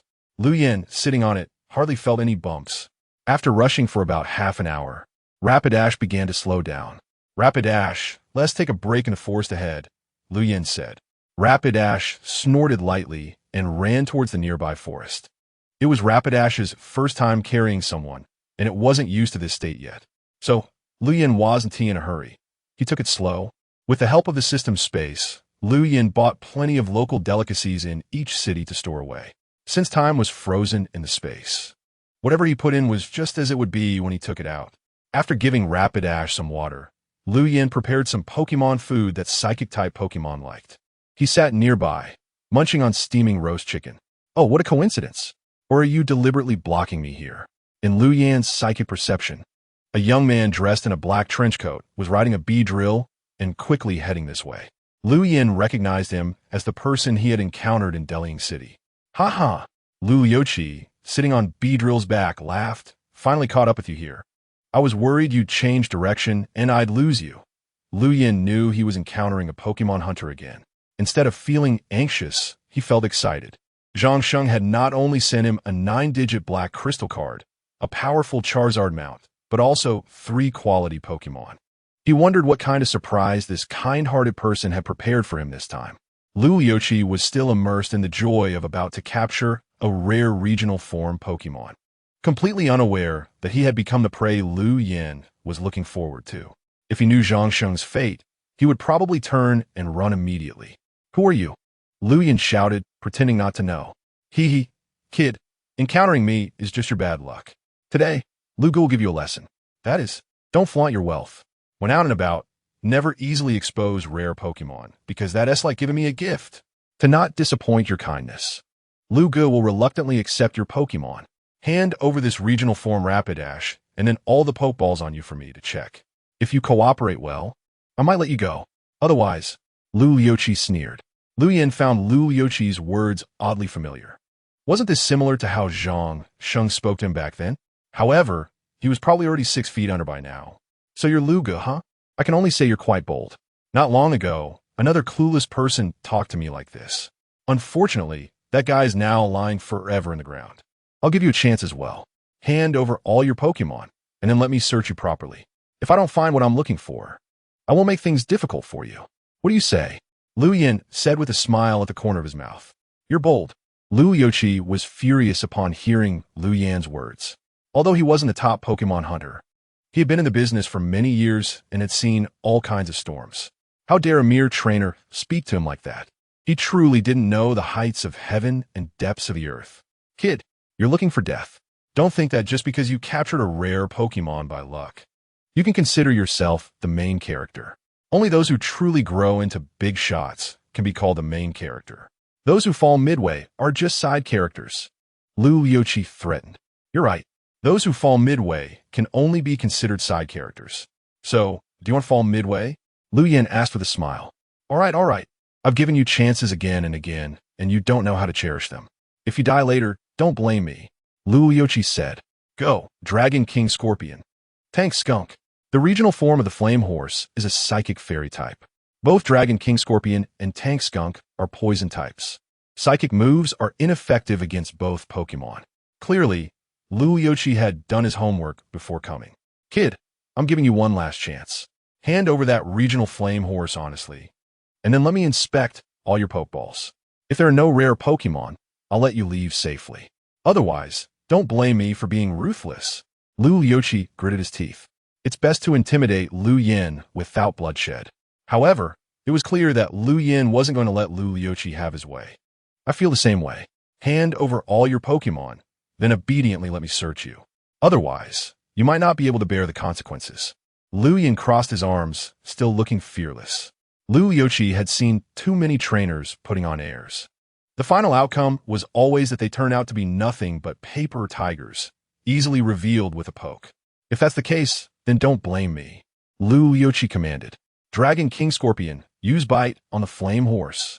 Tank Skunk, use Poison Jet directly on the trainer. Chapter 84. Release the baby dragon come out Beedrill.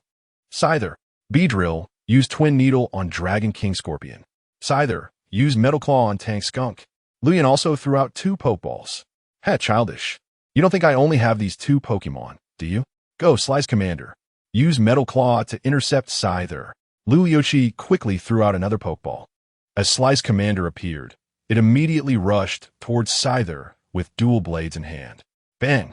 The 2 Pokemon collided, producing a dull sound. Meanwhile, Tank Skunk had already rushed in front of Lu Yin and unleashed Poison Jet.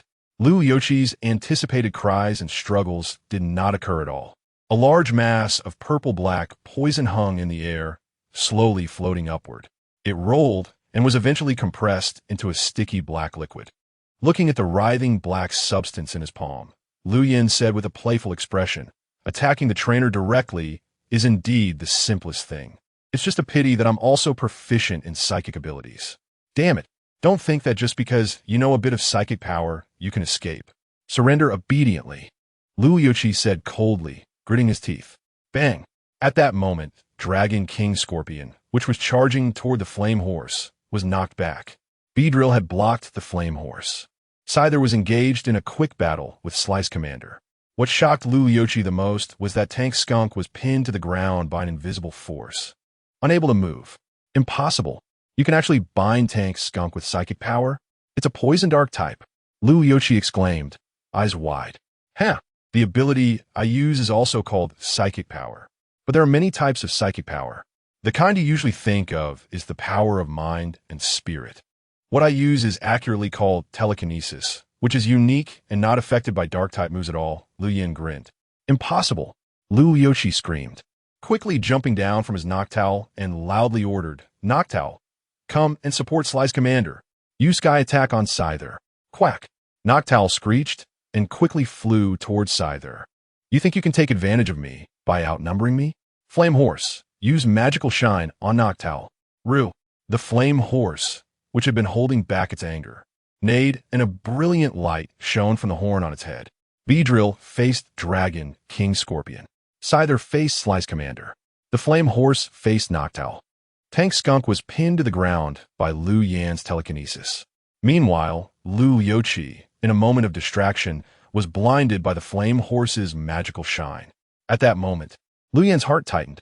He was never a soft-hearted person. Lu Yoshi had just ordered Tank Skunk to attack him with Poison Jet, intending to kill him directly. Lu Yin had the ability to easily block the Poison Jet. If it were an ordinary trainer, that attack might have killed them. Once the trainer died, the Pokémon would no longer be a threat. Since Lu Yoshi had aimed to kill him, Lu Yin had no intention of holding back. The compressed mass of poison in his palm spun and quickly flew toward Lu Yoshi. Lu Yoshi, struggling to open his eyes, saw something rapidly approaching him. Instinctively, he turned to the side. Normally, this maneuver should have allowed him to evade the incoming object. However, what Lu Yoshi didn't expect was that the object made a sharp turn and entered his mouth. In that instant, Lu Yoshi felt as if a large handful of hot coals had been stuffed down his throat. His mouth, throat, and esophagus were burned beyond recognition in a very short time. He wanted to struggle, to shout, to beg for mercy, but he couldn't make any normal sounds, only muffled groans. A few seconds later, Lu Yoshi collapsed to the ground, his face dark and purple, motionless. This is your own Pokemon's poison. Using it on yourself should be quite reasonable, right? Lu Yin said coldly. The Dragon King Scorpion, Slice Commander, and Noctowl, who were being suppressed, were thrown into disarray upon seeing Lu Liuqi's death. They were already at a disadvantage, and now they were unable to fight back at all. In no time, all three Pokemon had lost their fighting ability and lay on the ground. Lu Yin slightly curled his fingers, and 5 Pokeballs floated out from Lu Liuqi's body. 4 of them belonged to Dragon King Scorpion and the others. 1 contained a baby dragon. Baby dragon? This baby dragon can't be that Wang Ji's, can it? Lu Yin couldn't help but smile wryly. It seemed that Wang Ji's hard-earned quasi-god was so easily transferred to someone else. Controlling the 4 Pokeballs, Lu Yin collected Dragon King Scorpion and the others inside and locked the Pokeballs to prevent them from becoming restless and trying to escape. As for the baby dragon. System, check the attributes of the baby dragon. Baby dragon, hard-head Pokemon. Its dream is to soar freely in the sky, so it repeatedly practices jumping off cliffs. Over time, its head has become as hard as steel. Gender, male height, 0, 4 weight, 3, 0 ability. Hardhead base individual values. HP 13, attack 14, defense 12, special attack 10, special defense 8, speed 7. Normal baby dragons are around 0, 6 in height and weigh over 4, 5. This baby dragon clearly suffers from stunted growth. Coupled with its base individual values, it's really disappointing. Such a quasi-god. Even if given to Lu Yin, he wouldn't want it. Immediately pressing the button on the Pokeball in his hand, Lu Yin chose the release mode. The baby dragon, which was originally in the Pokeball, was released. The baby dragon also knew it had regained its freedom, so it didn't waste any time and turned to run towards the distant forest. Little one, work hard to become stronger in the future. Otherwise, you won't even have the qualifications to be captured, Lu Yin shouted towards the departing baby dragon. Hearing Lu Yin's voice, the baby dragon stopped, turned around, and looked at him deeply, as if trying to imprint the person who set it free in its mind. Finally, the baby dragon turned again and ran towards the distance. In no time, it disappeared into the forest, leaving no trace. Having released a stunted Pokemon, this should count as doing a good deed, right? Lu Yin said with a smile. At this moment, Wang Gu, who had his baby dragon stolen, had already cried several times in the bathroom. My precious baby dragon. This is going to cost me my life. Woo-woo. Chapter 85, Ground Gym by Qiyuan.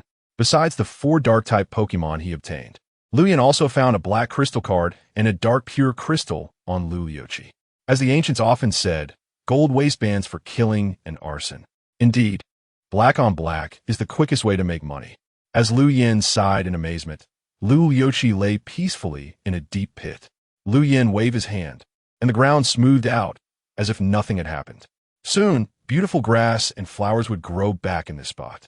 After wrapping up this little episode, Lu Yin and his Rapidash continued on their journey.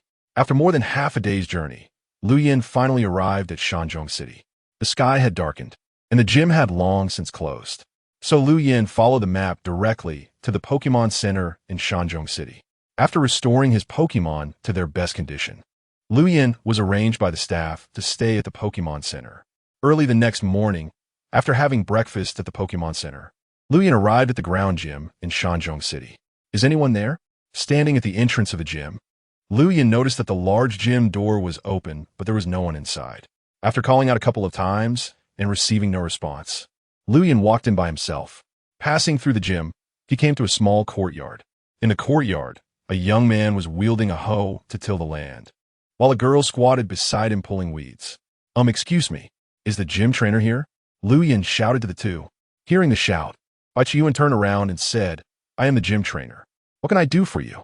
The girl beside him also curiously stood up. Do you have time? I would like to challenge the gym, Lu Yin said. Oh, so you want to challenge the gym? No rush. You can sit over there for a while. I'll come over after I finish tilling this area, Bai Qiyuan said, turning back to continue with his hoeing. Wow, what a unique gym trainer, Lu Yin thought. He was also a gym trainer, but he felt he was just a bit lazy. However, this gym trainer seemed to enjoy farming. Could this be the reason he became a ground-type gym trainer? At this moment, the girl handed Lu Yin 2 bright red tomatoes and smiled. These are homegrown tomatoes. No pesticides. Give them a try. Lu Yin took them shyly, smiled, and said thank you. He took a bite, and indeed, the flavor was rich, sweet, and sour. It was completely different from the one sold in the market. Delicious, right? Seeing the surprise on Lu Yan's face, the girl asked with a smile. It really is delicious. Lu Yan nodded honestly. Old Bai decided to grow his own food because he couldn't get used to the market vegetables. He felt more at ease growing his own. The girl said while sitting nearby. Lu Yan nodded, saying that most market vegetables are over-fertilized and heavily treated with pesticides. Naturally, homegrown food is more reassuring. Through chatting with the girl, Lu Yan learned her name was Wen, and she was Bai Qiyuan's girlfriend. She was also a referee at the gym. To better be with Bai Qiyuan, Wen obtained a referee qualification from the league. Your boyfriend is really lucky, Lu Yan couldn't help but say with a smile. Living and working together, they were leading the life they wanted and were about to enter the hall of marriage. From any perspective, it seemed very happy. Not really. Actually, it's always all by taking care of me, Wen said, and as soon as Bai Qiyuan was mentioned, she seemed to open up and talked about all the little things with Bai Qiyuan. With nothing else to do, Lu Yan sat by and listened attentively, occasionally nodding and interjecting a few comments. After a simple conversation, Wen felt that Lu Yan was indeed a good listener and couldn't help but raise her favorability toward him by several points. What are you two chatting about? Bai Qiyuan, wiping the sweat from his forehead, walked over. However, seeing his girlfriend happily chatting with a stranger, Bai Qiyuan's expression darkened a bit. Oh Bai, this is Lu Yan. He comes from Tongling City in Qianan Province. He's a bug-type gym trainer. I just casually checked on the league's official website with my phone. The bug-type Pokémon he has are Beedrill, Scyther, Shuckle, and Smeargle. Based on estimates, he is very likely to send out Beedrill, Scyther, and Shuckle in battle. Wen said hurriedly as Bai Qiyuan approached. Lu Yan, listening on the side, was taken aback. So you came to gather information about me. I thought it was because of my handsome looks. Thanks, dear, Bai Qiyuan suddenly smiled widely. It's nothing, Wen replied with a smile on her face. The two of them exchanged sweet glances, completely oblivious to Lu Yan, the third wheel. After a while, Bai Qiyuan finally remembered that there was still someone else present. Oh, sorry about that. Bai Qiyuan scratched his head and said, It's okay. I just accidentally had too much dog food, and now I'm feeling a bit nauseous. Lu Yan rolled his eyes. Haha, brother, you really love to joke, Bai Qiyuan said nonchalantly. However, he quickly realized something was off. Wait, brother, you're a gym trainer from Tongling City? Bai Qiyuan frowned and asked. That's right. I'm Lu Yan, the bug-type gym trainer from Xiaqingshan Gym in Tongling City. Lu Yan nodded and introduced himself. What are you, a gym trainer, doing here to challenge my gym? Gym trainers don't collect badges to participate in league competitions, Bai Qiyuan asked in confusion. Every time Lu Yan told someone he was also a gym trainer, he would receive this question.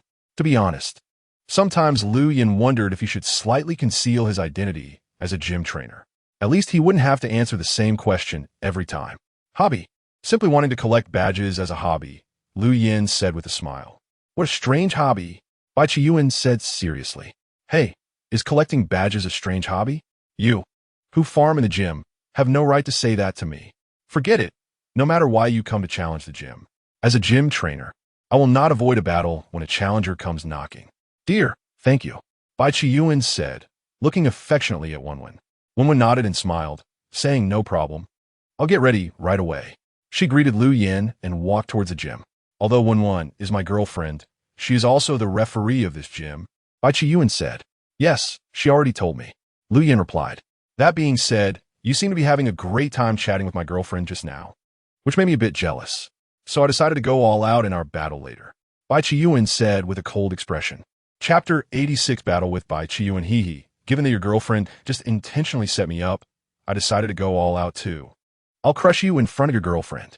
Lu Yan was never one to back down. Since you provoked me, don't blame me. Good. I hope your strength is as impressive as your mouth. Otherwise, don't cry when you lose later. Bai Qiyuan sneered. I'm more afraid that you'll lose and cry to your girlfriend for comfort. That would be embarrassing. Lu Yan shot back.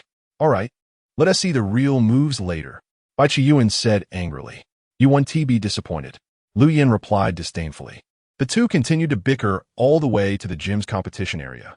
By now, Wen was also ready. The challenger Lu Yan will now battle the ground gym trainer by Chiyuan. Both sides will use 3 Pokemon each. The side whose 3 Pokemon lose all their combat power first will be deemed to have lost the match. Woman raised her small flag and shouted loudly, "Dratini, you go first." Bai Chiyuan sent out his first Pokemon. "Then it's up to you, Burning Bug." Luyan also threw out his Pokeball. It was indeed the Fire Bug type Burning Bug. "But don't think that a Fire type can counter my Dratini," Bai Chiyuan said coldly. "Hee hee. Let us wait and see," Lu Yin said, crossing his arms. Both Pokemon are in position. The match begins. Woman raised her flag to announce the start of the match. "Dratini, use Mud Slap," Bai Chiyuan shouted loudly. Dratini quickly launched 2 clumps of mud towards Burning Bug. "What speed? It seems this is your proud asset." Lu Yan's expression began to show anticipation. "Burning Bug, use Bug Resistance," Lu Yan commanded. As the words fell, the 2 clumps of mud hit Burning Bug. Bang bang. With 2 muffled sounds, Burning Bug took a small step back. But strangely, Dratini also received 2 attacks in return. "Interesting. Dratini, use Rapid Spin to charge in," Bai Chiyuan shouted loudly. "Burning Bug, use Flame Wheel." Lu Yan also refused to back down. Boom! The 2 Pokemon collided at high speed. Sparks flew, and the dust kicked up instantly obscured the view. Meanwhile, a triumphant cold smile appeared on Bai Chiyuan's face. "Dratini, use Rock Slide." Burning Bug is 4 times weak to Rock-type moves. If this hits directly, then this round is pretty much over. However, Lu Yan also liked to face things head-on. "Since you've made your move, I'm ready to counter." Burning Bug, use Overheat. Boom! A loud explosion echoed across the arena. The entire gym felt a slight tremor. The dust that had already obscured the situation instantly enveloped the entire venue. Lu Yin waved his hand, and all the dust was gathered by an invisible hand. Finally, it formed a dirt ball in Lu Yan's hand. He flicked his hand, and the dirt ball fell heavily to the ground. "This is psychic power?" Bai Chiyuan exclaimed, his eyes wide open in shock. "Just a little trick." Lu Yin waved his hand dismissively. Bai Chiyuan rolled his eyes in response. "Treating rare psychic powers as a trivial trick? Do you really think I'm a 3-year-old? But now is not the time to focus on psychic powers. We're still in a match." On the field, both Burning Bug and Dratini had fallen to the ground. As the referee, Woman was initially surprised that Lu Yin possessed psychic powers, but she quickly returned to her role as a referee. She hurried over to confirm the situation of the 2 Pokemon. Burning Bug and Dratini have both lost their combat power. After confirming, One raised her flag and shouted, "I didn't expect that you took down Dratini along with Burning Bug. I originally wanted to leave an invisible rock. I guess I gave you a cheap win," Bai Chiyuan said as he recalled Dratini. Lu Yin also pulled out his Pokeball to recall Burning Bug. "Not evolving, still a bit short. But Burning Bug, you did great. I look forward to you breaking out of your cocoon and becoming a shining sun." The Pokeball in Lu Yan's hand subtly shook. This was Burning Bug's response to Lu Yan. "Please send out your second Pokemon for the match," Woman shouted loudly while holding the flag. "It's your turn now, Dunsparce." Bai Chiyuan threw out his Pokeball. Lu Yan also threw out his Pokeball. "Go, Regional Dunsparce." "A regional form Dunsparce? Aren't you a Bug-type gym trainer?" Bai Chiyuan asked in confusion as he looked at the regional Dunsparce that appeared on the field. "Who told you that a Bug-type gym trainer can't catch Pokemon of other types? I don't think the league has such a rule, right?" Lu Yan asked with a smile. Don't get too cocky. Just because you sent out a rare regional form Pokemon doesn't mean you'll definitely win," Bai Chiyuan said disdainfully. "Hee, still the same saying. Whether you can do it or not, we'll know after we fight," Lu Yin said with a smile. Second round. The match begins. Woman raised her flag to announce the start. "Dunsparce, use Rollout."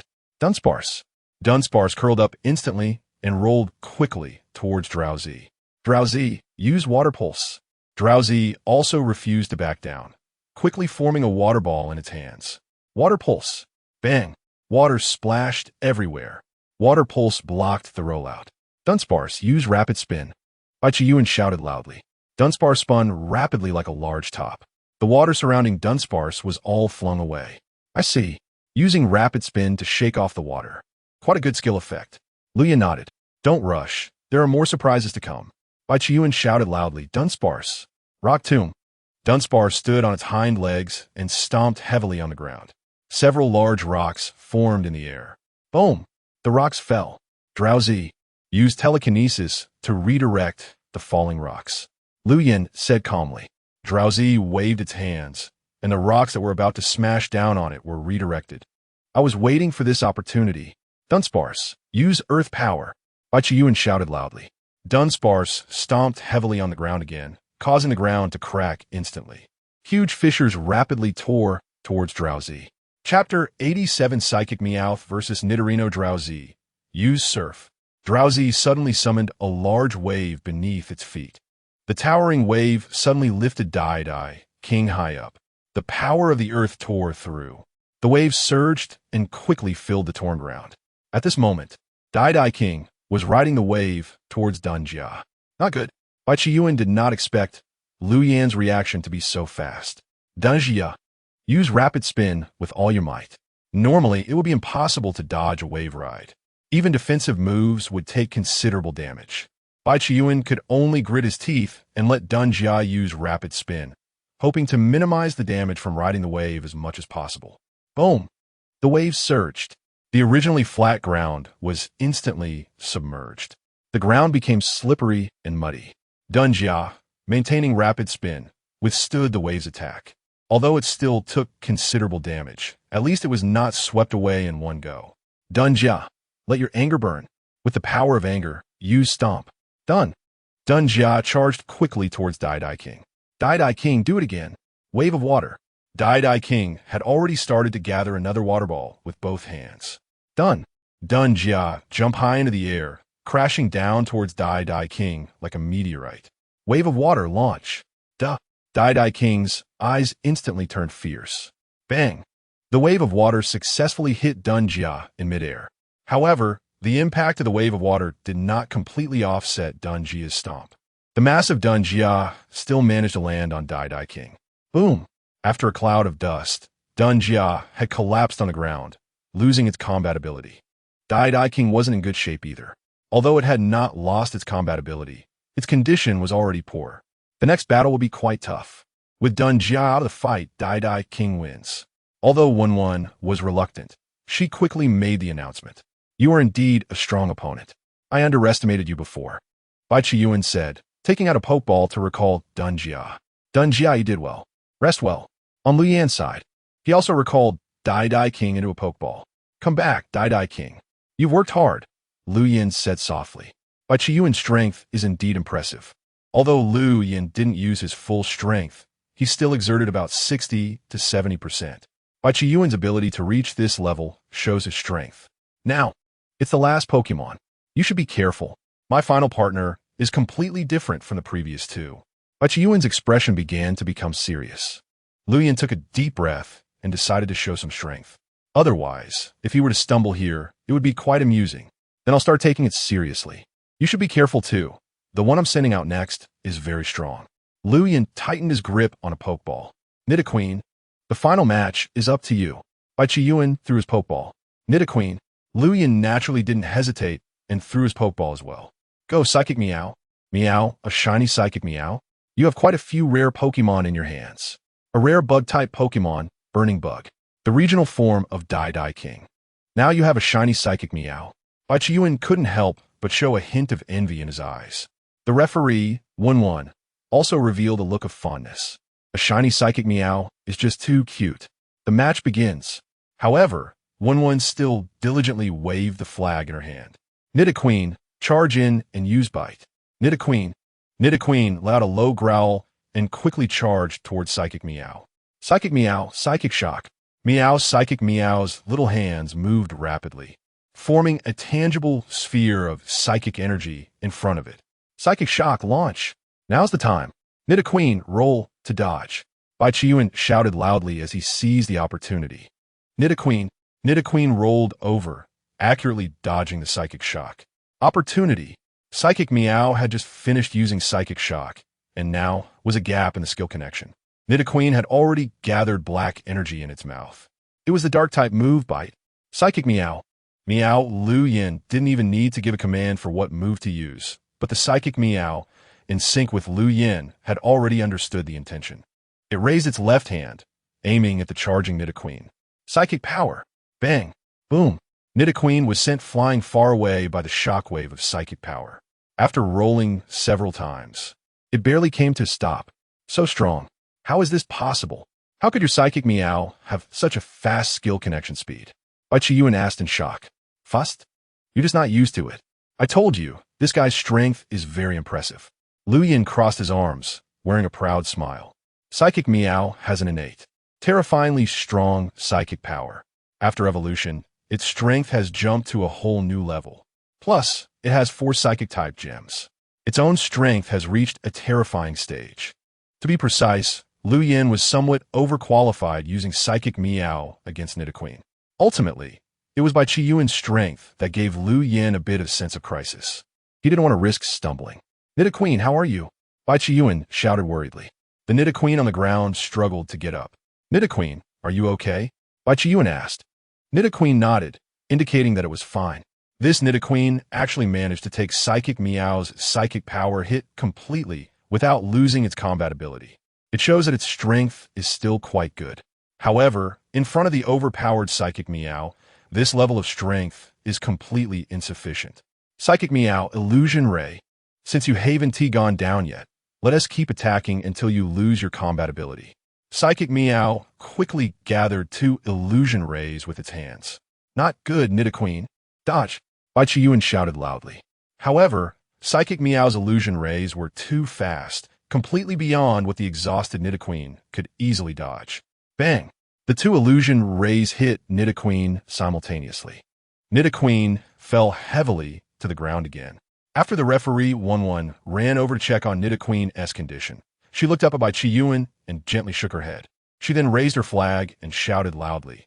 Nidoqueen has lost its combat ability. Psychic Meow wins. Chapter 88. Stay for a meal. Lost, huh? It's really hard to accept. Baichiyuan, looking downcast, recalled Nidoqueen into its Pokeball. Psychic Meow, you've worked hard. Lu Yin said to Psychic Meow. Meow, Psychic Meow let out a soft call, indicating it was all in a day's work. Let's go back and rest for a while. Lu Yin also recalled Psychic Meow. Old bye, don't be sad. Winning or losing is part of the game. We'll have the chance to win it back next time. Wenwen walked over to comfort him. I'm just unwilling to accept it. Losing is losing. I admit it. Baichiyuan said, looking down. Wenwen tossed her flag aside and gently hugged Baichiyuan, whispering words of comfort. Under Wenwen's comforting words, Baichiyuan's expression began to gradually ease. Meanwhile, Lu Yin, who had witnessed the entire process, was once again forced to consume dog food. Dry, choking, uncomfortable. After a while, the 2 finally managed to recover from the sweetness. All right, dear. There's still an annoying guy here. Baichiyuan whispered to Wenwen. Only then did Wenwen realize that Lu Yin was still in the dojo. She gasped and jumped out of Baichiyuan's arms. Unlike Wenwen's shy embarrassment, Baichiyuan appeared completely unfazed, showing no signs of being embarrassed at all. All right, you've already won. Do you really expect me to keep you here for a meal? Baichiyuan said unhappily, clearly wanting to usher him out. No need for a meal. Since I won the dojo match, you have to give me the ground badge, right? Lu Yin said, extending his hand. Badge? What do you need a badge for as a dojo trainer? This thing is useless to you. Baichiyuan responded with dissatisfaction. Mind your own business. I just like collecting them. Okay? Lu Yin retorted, glaring. Baichiyuan rolled his eyes in response. Dear, go get it for him, he said to Wenwen. Okay. Wenwen nodded lightly and ran toward the backyard. In no time, she returned with a small box in hand. Old bye, Wenwen said, handing the box to Baichiyuan. Take it. Baichiyuan was too lazy to pass the box to Lu Yin and simply tossed it over. With his telekinesis, Lu Yin easily caught it with a wave of his hand. Telekinesis is really convenient, Lu Yin remarked. But since you're proficient in psychic abilities, why are you a bug-type dojo trainer? I also saw you using 2 Pokémon with psychic attributes. Why not be a psychic-type dojo trainer? Baichiyuan asked, voicing his curiosity. Good question. I want to know why too. Lu Yin rolled his eyes, too lazy to respond to Baichiyuan. He opened the box and confirmed that it contained the ground badge. In a swift motion, he stored the badge box in his system space. I'm leaving. Lu Yin waved his hand and turned to walk out of the dojo. Why not stay for a meal? Wenwen hesitated and called out. Before Lu Yin could respond, Baichiyuan was already displeased. Dear, why are you inviting him to dinner? Wenwen shot Baichiyuan a glance, saying, a guest is a guest.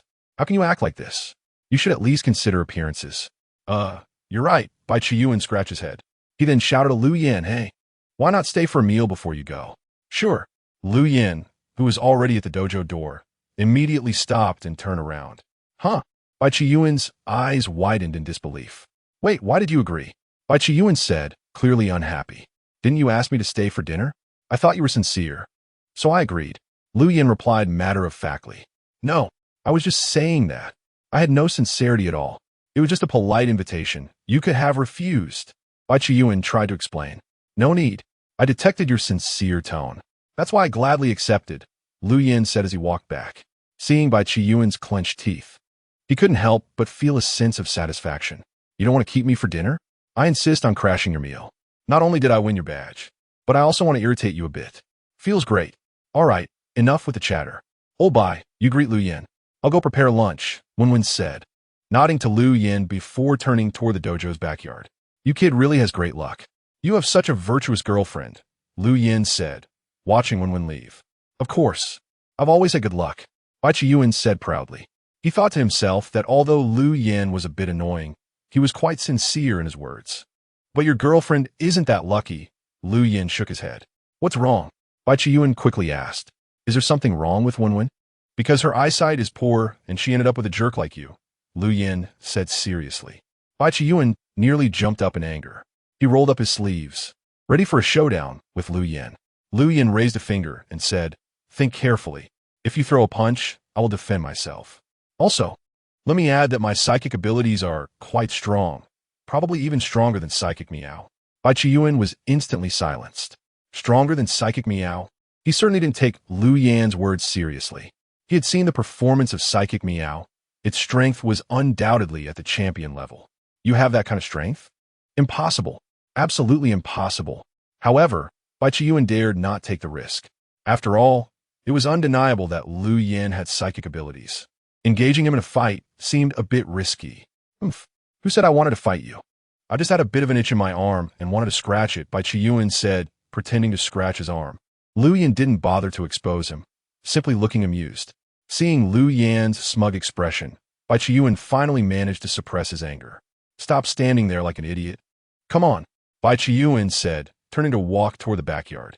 Even though I don't want to entertain you, my dear has said so I have to give her face. After lunch, make sure to get lost right away, Bai Chiyuan said angrily.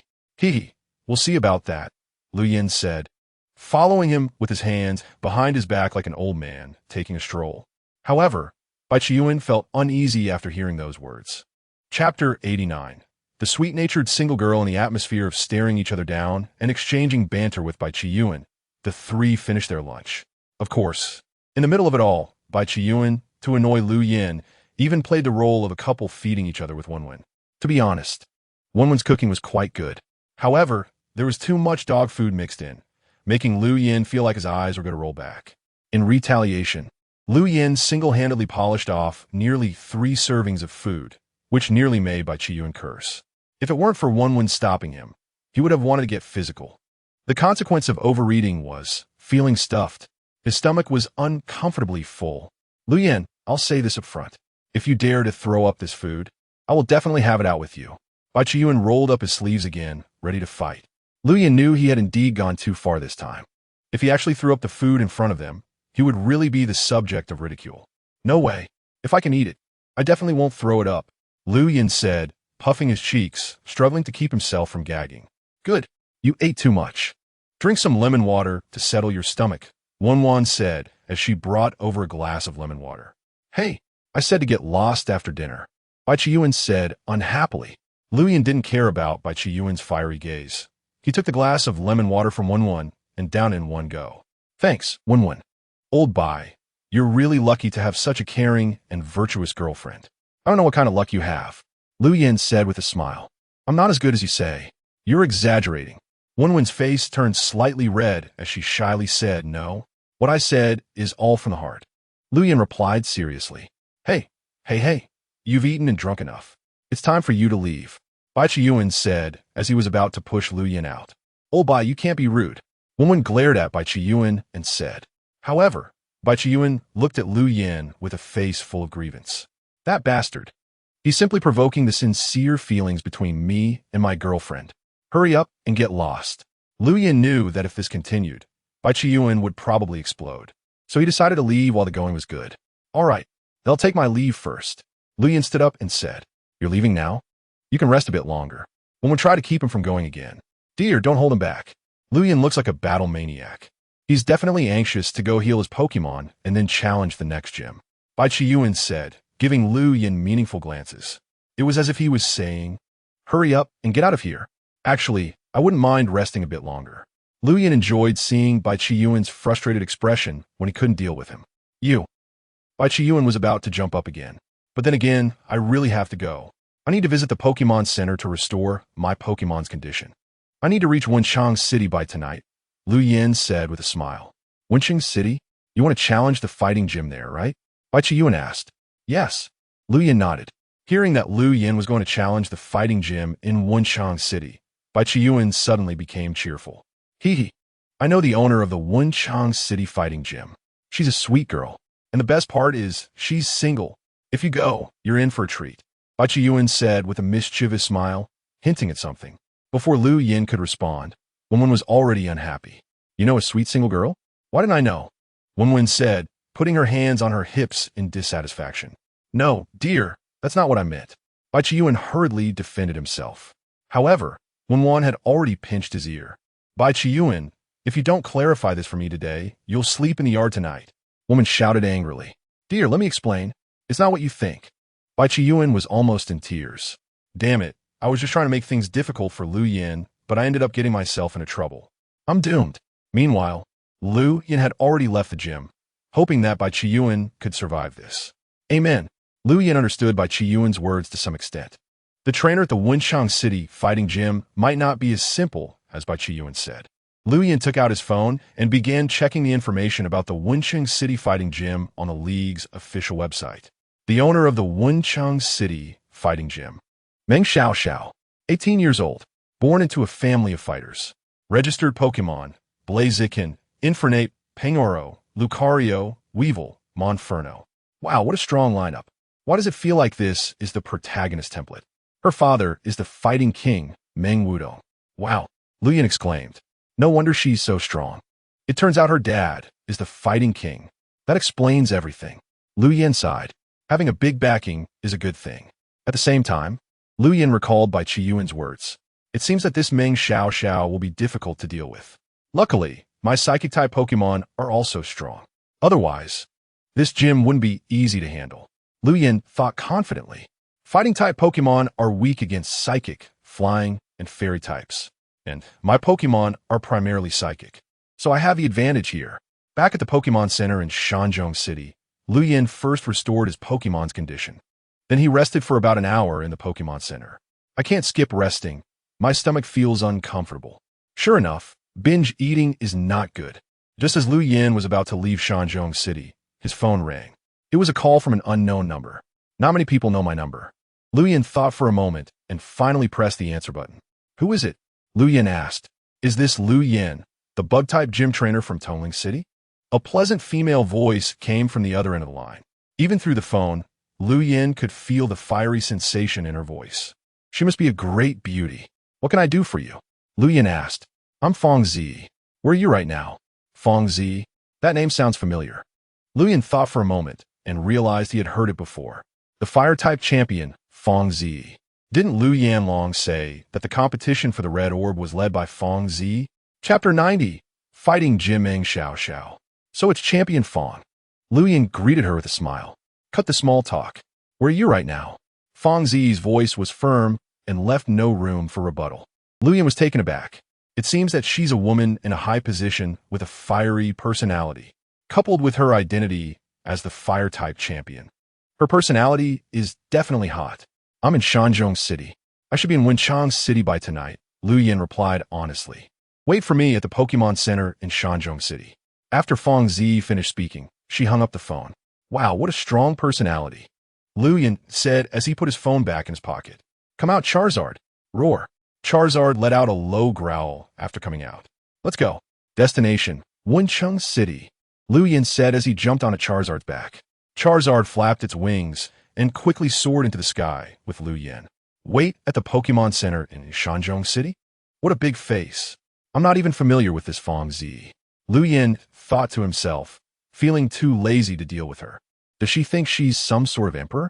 Lu Yin knew that Fong Zi was looking for him regarding the competition for the Red Orb. She was definitely here to test his strength and see if he qualified to represent Dian in the competition. But he wasn't the type to just obey orders. Even though the system had a mission for him to participate in this competition, there was no punishment for not completing it. What would happen if he didn't go? Half a day later, Fong Zi arrived at the Pokémon Center in Zhongshan City riding a Charizard. After looking around the hall of the Pokémon Center and not finding Lu Yin, she called his number again. Where are you? Fong Zi said with an unfriendly tone. I'm almost in Wenxing City. Lu Yan's voice came from the phone. You, didn't I tell you to wait at the Pokémon Center in Shanzhong City? Fong Zi shouted angrily. Yes, but I never agreed to that, Lu Yan's teasing voice replied. Do you still want to participate in the competition for the Red Orb? If you know what's good for you, come back right now. Fong Zi scolded. Haha, I didn't ask you to let me participate. So long. I'm very busy. Lu Yin said as he hung up the phone. You dare hang up on me? Fong Zi was instantly enraged. Throughout her life, she had only hung up on others, but never had anyone dare to hang up on her. Not a single person. So it's Lu Yin, huh? You better pray that your strength meets my standards. Otherwise, you're finished. Fong Zi gritted her teeth as she threw out a Pokeball. Come out, Charizard. We're heading to Wencheng City. On Lu Yan's side, after hanging up Fong Zi's call, he felt a sense of refreshment. He could already imagine Fong Zi's furious expression on the other end of the line. But what did that have to do with him? After flying for a while, Charizard finally arrived over Wencheng City. After checking the location on his phone and confirming he hadn't flown to the wrong place, Lu Yin instructed Charizard to descend. Charizard landed steadily in a huge square in Wencheng City. Just as Lu Yin was about to retract Charizard into its Pokeball, two police officers walked over. Are you checking for documents? Just a moment. Lu Yin, very experienced, took out his trainer ID and flying license. The police officers didn't expect Lu Yin to cooperate so readily. They smiled and nodded at him, saying, Young man, it seems you have a lot of experience. Don't worry. This is just a routine check. After verifying Lu Yan's documents, the police officers handed them back. Everything is in order. Welcome to Wencheng City. We hope you have a great time here. The two police officers saluted Lu Yin, who hurriedly returned a somewhat awkward salute. Thank you, officers. The two officers smiled and continued their patrol. Lu Yin took out his phone and searched for the Wencheng City fighting gym. It was a bit far, and he didn't want to draw too much attention, so he decided to take a taxi. The taxi driver was quick, and soon Lu Yin arrived at his destination.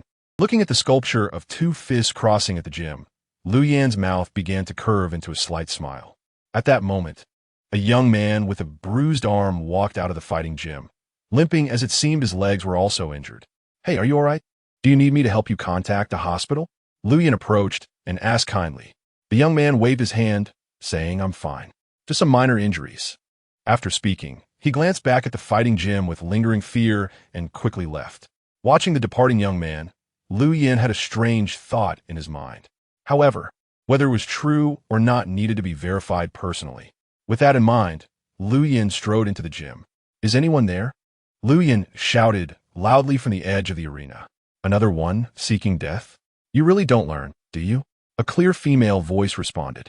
He saw a girl in a trench coat leaning against the ropes of a fighting ring looking at Lu Yin.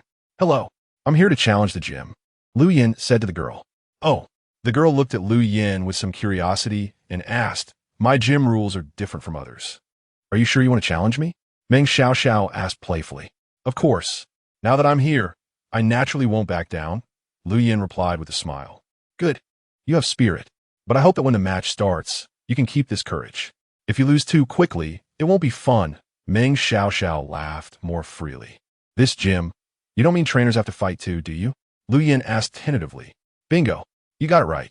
But there are no rewards. Meng Xiaoxiao shook her finger and said, The rule of my fighting gym is that trainers must also engage in battle with me. Each side can send out one Pokémon. If either the gym trainer or Pokémon loses all fighting ability, it means defeat. Any questions? Meng Xiaoxiao asked. Lu Yin smiled and said, I have one question. When I fight you, can I only use fighting techniques? Can I use other abilities? Other abilities? Meng Xiaoxiao frowned slightly, but still replied, "It doesn't matter what abilities you use. As long as you can defeat me in the ring, that's fine." "All right, then I have no problems." Lu Yin smiled. "Okay, let's go. I hope you don't lose too quickly," Meng Xiaoxiao said, tossing off her trench coat to reveal her toned, muscular physique. Her eyes looking at Lu Yin began to sparkle with anticipation. Chapter 91. Battle with Meng Xiaoxiao. Lu Yin also cracked his neck and walked to the edge of the ring. With a light leap, he jumped onto the platform. Seeing Lu Yin get up so easily, Meng Xiaoxiao's eyes flickered slightly.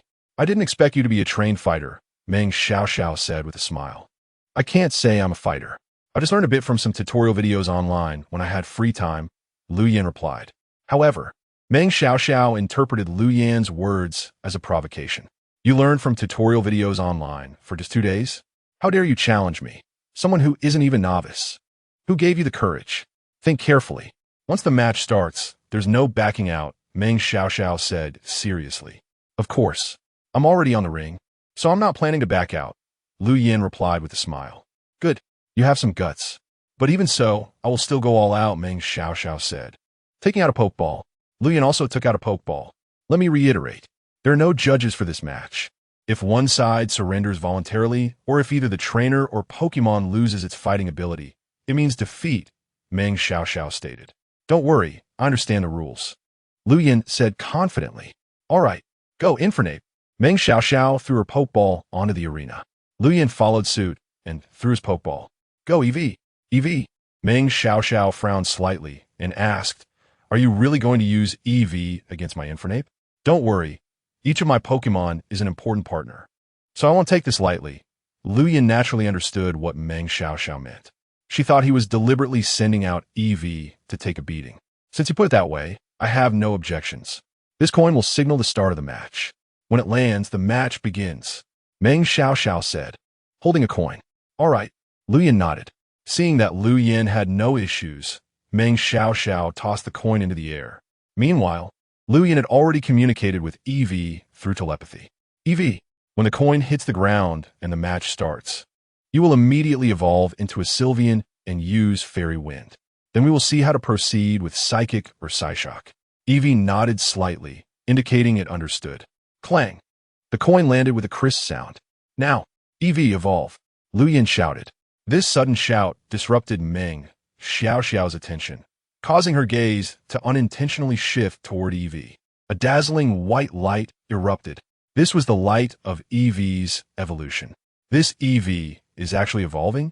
Just as Meng Xiaoxiao was puzzled and distracted, a fist rapidly enlarged in her view. "Damn, I got distracted." If using Psychic, Lu Yin was confident that even 100 Meng Xiaoxiao wouldn't be his opponent. However, he wanted to try using fighting techniques to see if he could match Meng Xiaoxiao. Of course, he knew that his level was definitely inferior to Meng Xiaoxiao's inherited talent, so he could only use a strategy of misdirection. Bang! Lu Yin threw a punch at Meng Xiaoxiao's face. However, Meng Xiaoxiao reacted quickly and crossed her arms to block the punch. "You're not following the rules of martial arts," Meng Xiaoxiao shouted angrily. "Didn't you say that the match starts when the coin lands? Why is it that when it comes to me, you're not following the rules?" As Lu Yin retorted to Meng Xiaoxiao, his right leg transformed into a long whip and struck towards her waist. Meng Xiaoxiao could only raise her knee to block again. Meanwhile, EV had already completed its evolution. Sun EV made its appearance. Because Meng Xiaoxiao was suppressed by Lu Yin's initial fast attack, she did not give the command for Infernape to attack right away. At this moment, Infernape was still waiting for Meng Xiaoxiao's instructions. And as soon as Sun EV completed its evolution, a phantom beam had already coalesced. Bang! The unprepared Infernape was hit directly by the phantom beam. Infernape, seeing this scene, Meng Xiaoxiao was greatly shocked. The already disadvantaged situation was further tilting towards Lu Yin. Lu Yin had created the fierce and ruthless Black Tiger 18 styles based on a large number of moves he collected online. It specifically targeted crucial parts like joints and the throat. He had only simulated countless times in his mind using his abilities. This was his first real battle. He just didn't expect that the power of the Black Tiger 18 styles was much stronger than he had anticipated. Although his physical fitness was considerably inferior to Meng Xiaoxiao, The ruthlessness of the Black Tiger 18 styles allowed him to suppress Meng Xiaoxiao for a time. Meng Xiaoxiao, with her rich fighting experience, knew that being passive like this would inevitably lead to losing the match. She gritted her teeth and decided to take Lu Yan's whip kick head-on, then rolled away to dodge the attack. What a ruthless move, Meng Xiaoxiao said with a solemn face, then shouted to Infernape, "Infernape, use Bullet Punch for a fierce attack." Wow. Infernape, just getting up from the ground, was also furious. The flames on its head became even more vigorous. Bullet Punch. Infernape moved swiftly, appearing in front of Sun EV in an instant. Light Wall. Lu Yan's voice echoed in Sun EV's mind. Boy. The light wall coalesced. Bang. Infernape's Bullet Punch smashed hard against the light wall. Meanwhile, Sun EV had already gathered its psychic power again. Psychic. Not good. Infernape quickly dodged. Meng Xiaoxiao shouted anxiously. At this moment, are you still worried about Infernape? Shouldn't you be more concerned about yourself? Lu Yan's voice came from the side. Meng Xiaoxiao turned her head sharply, only to find that her shoulder had been locked by Lu Yan. Meng Xiaoxiao was shocked. Let go. It was too late. With a twist of Lu Yan's wrist, Meng Xiaoxiao's right arm was dislocated. Damn it. Meng Xiaoxiao gritted her teeth and countered with a scorpion tail whip, using the momentum of the flip to hook her legs towards Lu Yan's neck. Was she trying to execute a deadly scissor kick? Lu Yan's right hand firmly held Meng Xiaoxiao's left shoulder while his left hand twisted her left knee. Dislocate. A crisp sound echoed. Meng Xiaoxiao's left leg was also dislocated. Due to the pain, Meng Xiaoxiao couldn't help but scream. At the same time, Infernape collided head-on with the psychic attack. Boom! A violent explosion sounded.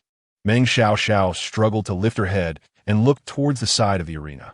She saw Infernape had already fallen to the ground, losing its combat ability, and her arms and legs had also been dislocated. She had lost completely. Chapter 92. Give me an explanation. I admit defeat. Although Meng Xiaoxiao felt unwilling, she still spoke up. After Meng Xiaoxiao admitted defeat, Lu Yan twisted his hands again. There were two crisp sounds. The joints that had been dislocated were reattached by Lu Yan. Meng Xiaoxiao stood up, looking at Lu Yan with eyes that were even hotter than before. You still say you don't know martial arts. This ability to dislocate joints is quite impressive, isn't it? I accidentally found your weakness, Meng Xiaoxiao said with dissatisfaction. She was angry with herself for underestimating her opponent and losing the match. On the other hand, she was also frustrated with Lu Yan for being dishonest. He initially claimed he didn't know martial arts, but he was so skilled in joint techniques. With this level of strength, you say you don't know? I never said I couldn't fight. I just said I learned online for a few days, Lu Yan said with a smile. What's the difference between learning online and not knowing? Meng Xiaoxiao exclaimed, her eyes widening. Are you saying that you reached this level after just a few days of online learning? Lu Yan nodded truthfully. Impossible. Without systematic teaching and a mentor's guidance, it's absolutely impossible to learn such skills. You're lying to me. Meng Xiaoxiao wouldn't fall for Lu Yan's nonsense. She knew how difficult martial arts were to practice. Under her father Meng Wudong's urging, she started training at the age of 5. It took her many years to finally reach a level where she could run her own dojo. But Lu Yan claimed he was better than her after just 2 days of online learning. If you're going to deceive someone, at least give a reason that people can believe. It makes it seem like all my years of martial arts training were for nothing, she thought. Lu Yan also knew that his statement was hard to believe, but there was nothing he could do. It was the truth. Thanks to his psychic powers, his brain was constantly being developed. He could fully master anything related to learning with just a little exposure. The so-called martial arts tutorials online were numerous, but most were just fluff meant to attract attention. However, among the vast array of martial arts tutorials, there were bound to be some outstanding abilities. Lu Yan had extracted useful techniques from the Sea of Dross. Come back, Eevee. Lu Yan had already taken out a Pokeball to recall Eevee. That's right. Sun Eevee had reverted back to Eevee. Your Eevee. At this moment, Meng Xiaoxiao noticed that Lu Yan's Eevee was a bit different. It was just an ordinary Eevee. Lu Yan smiled and put the Pokeball back in his pocket. Since Lu Yan was unwilling to delve into the matter of Eevee, Meng Xiaoxiao did not prepare to ask further. Looking at the Infernape lying on the ground, having lost its combat ability, Meng Xiaoxiao's expression immediately fell. She had never experienced such a frustrating battle. There was no chance to fight back, even more so because of her own mistake, leading to Infernape's tragic defeat. Meng Xiaoxiao recalled her father Meng Wudong's reprimands about displaying insufficient aggression against strong opponents and being hesitant, lacking the momentum to push forward. This was a major taboo for a martial artist. Therefore, Meng Xiaoxiao could fully display her crushing strength against ordinary people. However, when facing experts, she could easily be suppressed. Previously, Meng Xiaoxiao thought it was just because her father was strong and deliberately holding her back. But after encountering Lu Yin, Meng Xiaoxiao finally realized that she indeed had such shortcomings. If she did not correct them, her martial arts journey would come to a halt. Seeing Meng Xiaoxiao's dejected expression, to be honest, Lu Yin really didn't want to disturb her in her sadness. However, he himself was not a particularly sensitive person. "So, can you give me the dojo badge? I'm in a hurry," Lu Yin said. "Huh?" Meng Xiaoxiao, who was feeling down, was momentarily stunned upon hearing this. Then she smiled and said, "Can't you see that I'm sad right now? Your words are a bit of a mood killer." "Huh, I'm a steel straight man. What do I need with scenery?" Lu Yin replied. "You've killed the vibe." Meng Xiaoxiao took out a pokeball and recalled the exhausted Infernape. She then walked to the edge of the arena and picked up the trench coat she had thrown earlier. After rummaging through the pockets, she pulled out a box. "Here, take it," Meng Xiaoxiao said, tossing the box to Lu Yin.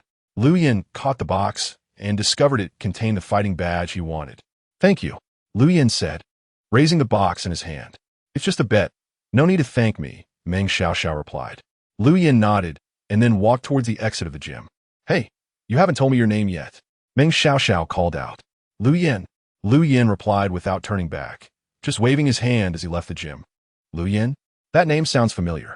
I feel like I've heard it somewhere," Meng Xiaoxiao said, rubbing her slightly sore shoulder. After thinking for a while, she shrugged and said nonchalantly, "I'll just think of it later." At the same time, Lu Yin was tagged in Meng Xiaoxiao's mind as someone who wouldn't cherish a woman's feelings. Lu Yin had already arrived at the Pokémon Center in Wencheng City. Although EV had no injuries from the previous battle, Lu Yin still habitually helped it recover. Just as he finished treating EV and was about to leave the Pokémon Center, a woman in a fiery red leather outfit appeared at the entrance. With a hot figure, flowing long hair, and a beautiful but cold expression. Everything about her signaled that she was not someone to mess with. Lu Yin had no intention of getting into trouble and planned to leave directly. He wanted to find something to eat in Wencheng City and have a good night's sleep later. Just as Lu Yin was about to walk out the door of the Pokémon Center, the fiery woman stepped in front of him. "Aren't you going to give me an explanation?" Fong Zi said coldly. "Who are you?" Lu Yin asked, frowning slightly. Had he seen this woman before? Since awakening his psychic powers, Lu Yin's memory had become exceptional, almost photographic. However, he genuinely did not recognize this fiery woman. Even a normal person would remember such a striking beauty, let alone Lu Yin. But he had no impression of her at all, let alone any explanation. Fong Zi's words instantly drew the attention of those around them. A hot woman blocking a man and demanding an explanation. This scene was bound to spark people's imaginations. Many people had already discreetly raised their phones to start filming. Some were even beginning to draft little stories. As soon as something exciting happened, they could upload it along with their narratives. A scumbag abandoning a lovesick girl, and a lovesick girl desperately seeking an explanation. What a hot topic. Chapter 93. Fire-type champion Fong Zi. Lu Yin truly did not recognize the woman in front of him as the fire-type champion Fong Zi. But in Fong Zi's eyes, this was undoubtedly a provocation. "You jerk." Fong Zi, true to her fiery nature as a fire-type champion, had an exceptionally explosive personality. Without a word, she launched a kick towards Lu Yin's face. Lu Yin tilted his head slightly to dodge Fong Zi's kick. "Hey woman, I admit you're quite good-looking, but that's no excuse for your arrogance. If you keep this up, I might have to fight back," Lu Yin said with a serious expression. "Fight? Just what I wanted. Come on," Fong Zi said as she turned and walked outside the Pokémon Center. Lu Yin was even more confused. Had he offended this woman somewhere before? But he couldn't recall. However, Lu Yin was not the type to back down. Since she had already provoked him, he wouldn't let her off easily, regardless of her being a woman. Not far outside the Pokémon Center was a battle arena where two novice trainers were engaged in an intense battle. Rattata used Tackle. Oddish used Sleep Powder. After a fierce exchange, both Pokémon ended up fainting simultaneously. At that moment, Fongzi angrily walked over. "Can I borrow the arena for a bit?" Fongzi tossed her long hair, and her powerful aura intimidated the two novice trainers into silence as they obediently vacated the arena. Luyan followed her over, with several onlookers from the Pokémon Center trailing behind, holding their phones to film. Luyan even saw two people start a live stream. Hey, don't go too far," Luyan said. "I don't ask for much. You just need to defeat one of my Pokémon. Otherwise, I'll use my authority to revoke your status as a gym trainer." Fongzi said coldly. "Revoke my status as a gym trainer? That's quite a bold statement. But who exactly are you?" Luyan asked, maintaining his serious demeanor. "You really haven't changed. I hope after the battle, you'll still be this stubborn. Send out your fire-type Pokémon. Remember, you only have 2 chances. If you lose, you'll lose your gym trainer qualification." Fongzi said, already pulling out a Pokeball. "Revoking my gym trainer status? 2 chances?" Luyan's mind suddenly raced. "Are you Fongzi?" he asked tentatively. So you recognize me now? Too bad it's too late. Like I said, you just need to defeat one of my Pokemon. Otherwise, Fongzi's eyes glinted with a dangerous light. This was bad. He had accidentally offended another troublesome woman. But that thought quickly vanished from Luyan's mind. She was just a champion. It wasn't like he hadn't dealt with one before. All right, then let me see the prowess of the fire-type champion. Luyan tightened his grip on a Pokeball. Fongzi, coming to challenge him, showed that Luyan Long was quite efficient in his work. As long as it was a battle, Luyan had never had any thoughts of backing down. "You want a battle? Then let's do it. Herdier." Fongzi threw her Pokeball. Woof! A powerful Herdier emerged. Growling lowly, its strong presence swept across the arena. Woof! The opposing Herdier also growled defiantly. The two Pokemon faced each other, and a powerful fighting spirit began to coalesce rapidly, creating an atmosphere of intense tension. Fongzi had not expected Luyan's Charizard to be so large and strong, far surpassing an average Charizard. Judging by its aura, it was not inferior to her own Herdier. No wonder Xiahou Wang had taken notice of him and personally submitted an application to the league. However, whether it was strong or not would only be confirmed after the battle. The crowd watching was also astonished. They had not expected both trainers to send out such powerful Pokemon. Just looking at their presence gave people a sense of thrill. Soon, someone found Fongzi's information. Wow, this beautiful woman is actually the fire-type king of Ardiyin country. Is the king seeking love but getting rejected and then beating up the scumbag? Wow, this is big news. Really big news. King Beauty, look at me. I'm also quite scummy. This guy isn't even handsome. How could he attract the king's attention? Even the king can make mistakes in judgment. Hearing the commotion around her, Fongzi's already unpleasant expression worsened. However, she knew that the more she explained in this situation, the harder it would be to clarify. For now, she could only give this annoying guy a good beating to vent her frustration. Feeling Fongzi's gaze becoming increasingly sharp, Luyan knew that a fierce battle was inevitable. When he fought against Xiahou Wang earlier, Luyan relied on surprise and his psychic advantage.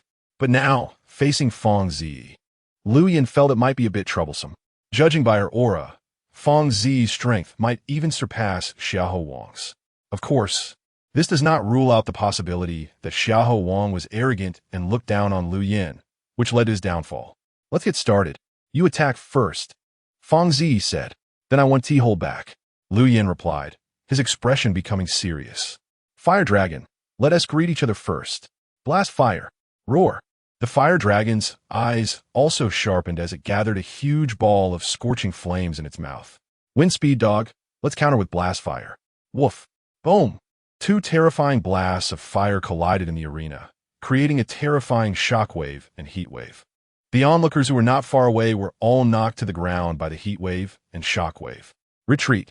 Quickly retreat. I feel like I'm going to be roasted into a salted fish. So strong. Even from this far away, I can still feel the terrifying heat. No wonder she is the king. Her strength is too frightening." You can question the Fire-type king's taste, but you cannot question her strength. Chapter 94, Fire Dragon versus Wind Speed Dog. Fire Dragon, Dragon Breath, Roar. The heat flames in the arena had not yet dissipated when the Fire Dragon's Dragon Breath struck again. Wind Speed Dog dodge. Used Thunderfang. Woof. Wind Speed Dog was very fast, dodging the Fire Dragon's Dragon Breath with a quick move. The Dragon Breath swept across, but still couldn't catch up to Wind Speed Dog. Meanwhile, Wind Speed Dog had already begun to gather lightning in its mouth quickly. 2 bolts of lightning shot out from Wind Speed Dog's mouth. Thunderfang. Fire Dragon. Block Wind Speed Dog with Dragon Claw. Roar. The Fire Dragon's claws were instantly enveloped in white light. Bang. The 2 Pokémon collided fiercely. The Fire Dragon's claws firmly trapped Wind Speed Dog's head, preventing its Thunderfang from biting into it. Fire Dragon, Dragon Breath. Roar. The Fire Dragon raised its head, quickly gathering energy in its mouth. Not good. Wind Speed Dog. Use Howl. Woof. Roar. Wind Speed Dog's Thunderfang was instantly interrupted as a deafening howl exploded in the Fire Dragon's ears. The Dragon Breath that the Fire Dragon was about to unleash was also interrupted. The Dragon Claws reaching for Wind Speed Dog loosened. Wind Speed Dog. Use Iron Head. Bang. Wind Speed Dog's Iron Head struck, sending the Fire Dragon rolling like a gourd. Wind Speed Dog. Use Volt Tackle to finish it off. Fang Zi burst forth with powerful fighting spirit. That was her pride as a king. Sure enough, the Fire Dragon's strength was still quite lacking compared to high-level kings. It seems I can only use some tactics now. Wind Speed Dog was already enveloped in lightning. Woof. The lightning beast roared and charged rapidly towards the Fire Dragon. Fire Dragon. Lu Yin revealed the keystone on his wrist, his fighting spirit matching Fang Zi's. Evolve. Roar. Countless blue flames suddenly ignited on the Fire Dragon. The flames instantly engulfed the Fire Dragon. Roar. Mega Fire Dragon has arrived. Mega Fire Dragon. Earthquake. Roar. The Mega Fire Dragon flapped its wings, spun into the air, and then landed heavily on the ground. Rumble. The Wind Speed Dog, which had transformed into a lightning beast, came to a halt under the earthquake. Mega Fire Dragon. Dragon Pulse. Roar. Taking advantage of this moment, the Mega Fire Dragon gathered a massive amount of energy in its mouth. Dragon Pulse Fire. Wind Speed Dog. Use Dig to avoid it. Fang Zi shouted loudly. Wind Speed Dog did not hesitate, quickly digging with its limbs. Boom. Dragon Pulse exploded. But Wind Speed Dog had already dug to avoid the attack. Wind Speed Dog come out. Use Body Slam. Under Lu Yan's psychic perception, Wind Speed Dog was now underground, right below the Mega Fire Dragon. Lu Yan's lips curled up slightly. Mega Fire Dragon. Use Earthquake with all your might. Roar. The Mega Fire Dragon soared into the sky again, spiraled once in the air, and then dove rapidly towards the ground. At that moment, Wind Speed Dog just happened to drill up from underground, just when Lu Yin thought Wind Speed Dog would be taken out by the Mega Fire Dragon. Fang Zi's voice rang out again. Wind Speed Dog, jump up. Quick attack. Woof. Wind Speed Dog leaped up just as the Mega Fire Dragon was about to impact the ground with Earthquake. Such speed. Lu Yin didn't expect Wind Speed Dog could evade this attack. Mega Fire Dragon, take it. Roar. Bang. Wind Speed Dog crashed heavily into the just landed Mega Fire Dragon. The Mega Fire Dragon flapped its wings, desperately trying to stabilize itself. Mega Fire Dragon, grab Wind Speed Dog. Use Seismic Toss. The Mega Fire Dragon's tail and mouth erupted with blue flames. The ground beneath it collapsed, and its arms bulged with muscle. Roar. The Mega Fire Dragon lifted Wind Speed Dog high. Not good. Wind Speed Dog, use Thunderfang. Woof. Wind Speed Dog's mouth sparkled with lightning as it bit down hard on the Mega Fire Dragon. Roar. The Mega Fire Dragon cried out in pain. Hold on. Seismic Toss. Roar. The Mega Fire Dragon also gave its all. It flapped its wings and soared into the sky with Wind Speed Dog. Wind Speed Dog Volt Tackle. Fang Zi would never allow the Mega Fire Dragon to execute Seismic Toss. Roar. Powerful lightning coursed over the Mega Fire Dragon's body, causing it to howl in pain. At the same time, this also triggered its ferocity. Roar. After spiraling at high speed in the air for 2 circles, the Mega Fire Dragon dove rapidly towards the ground. Boom! A huge sound echoed. The entire battlefield shattered into countless pieces. Massive dust clouds spread out in all directions. The onlookers, even though they were standing far away, were still shaken by the impact and vibrations. Many people were knocked to the ground. Wind Speed Dog, Fong Zi shouted loudly. As the dust settled, the appearances of the two Pokémon were revealed. The Mega Fire Dragon had reverted to its Fire Dragon form, covered in burns from the lightning, but still stood tall. Meanwhile, Wind Speed Dog had fallen to the ground and lost its fighting capability. King Fong, it seems I win, Liu Yin said with a slight smile. You passed. Fong Zi snorted coldly, took out a Pokeball, and recalled Wind Speed Dog. Liu Yin did the same, recalling the Fire Dragon. Follow me, Fong Zi said and turned to leave. Liu Yin said nothing and quickly followed. Little did they know, although they had left, various posts about the battle had already been uploaded online. The Fire-type King blocked the door-seeking love from a scumbag. The Fire-type King beat up the scumbag, but ended up getting beaten. Shock. The Fire-type King actually did such an outrageous thing. A short essay with such a title has gone viral. I can imagine that when Fong Zi sees these essays, she will probably explode again. Fong Zi took Liu Yin to a cafe and skillfully ordered a cup of coffee. What would you like to drink? Fong Zi asked. I'll have a cup like yours, Liu Yin replied. The waiter took the order and went to prepare it, while Fong Zi seriously sized up Liu Yin from head to toe. Even a thick-skinned Liu Yin felt a bit uncomfortable. Is there something wrong? Liu Yin scratched his face and asked. Although I'm a bit handsome, being looked at like this still makes me feel embarrassed. Go to hell. Fong Zi shot Liu Yin a glare and said, You are clearly a bug-type gym trainer. But why are you proficient in fire-type? Fire-type? Liu Yin frowned and retorted. Isn't that so? Fong Zi replied. In Fong Zi's view, Liu Yin's Charizard could defeat her Arcanine, which had already reached the level of a champion. Although the Mega Evolution was a small cheat, it couldn't deny that Charizard's strength was already very impressive. But I'm better at psychic types, Liu Yin said in a calm tone. What? Fong Zi stood up in shock. Chapter 95. The opportunity to enter the Fire-type secret realm. Are you very surprised? Liu Yin leaned back in his chair and said nonchalantly. Seeing Liu Yin's attitude, Fong Zi's mood worsened. A surge of unnamed anger rose in her heart. However, she knew that this was not the time for her to throw a tantrum. I don't know why Xiaoho recommended you for the competition, Fong Zi said, crossing her arms and looking displeased at Liu Yin. Xiaoho Wang? Isn't it Liu Yanlong? Liu Yin frowned and retorted. Liu Yanlong? Are you talking about Liu Yanlong, the Fire-type gym trainer from Nailing City, Yuzhou Province? Fong Zi asked. Liu Yin nodded. So that's how it is, Fong Zi said thoughtfully, stroking her chin. At that moment, Liu Yin also figured out why Xiaoho Wang recommended him. It should be Liu Yanlong who asked Xiaoho Wang for help.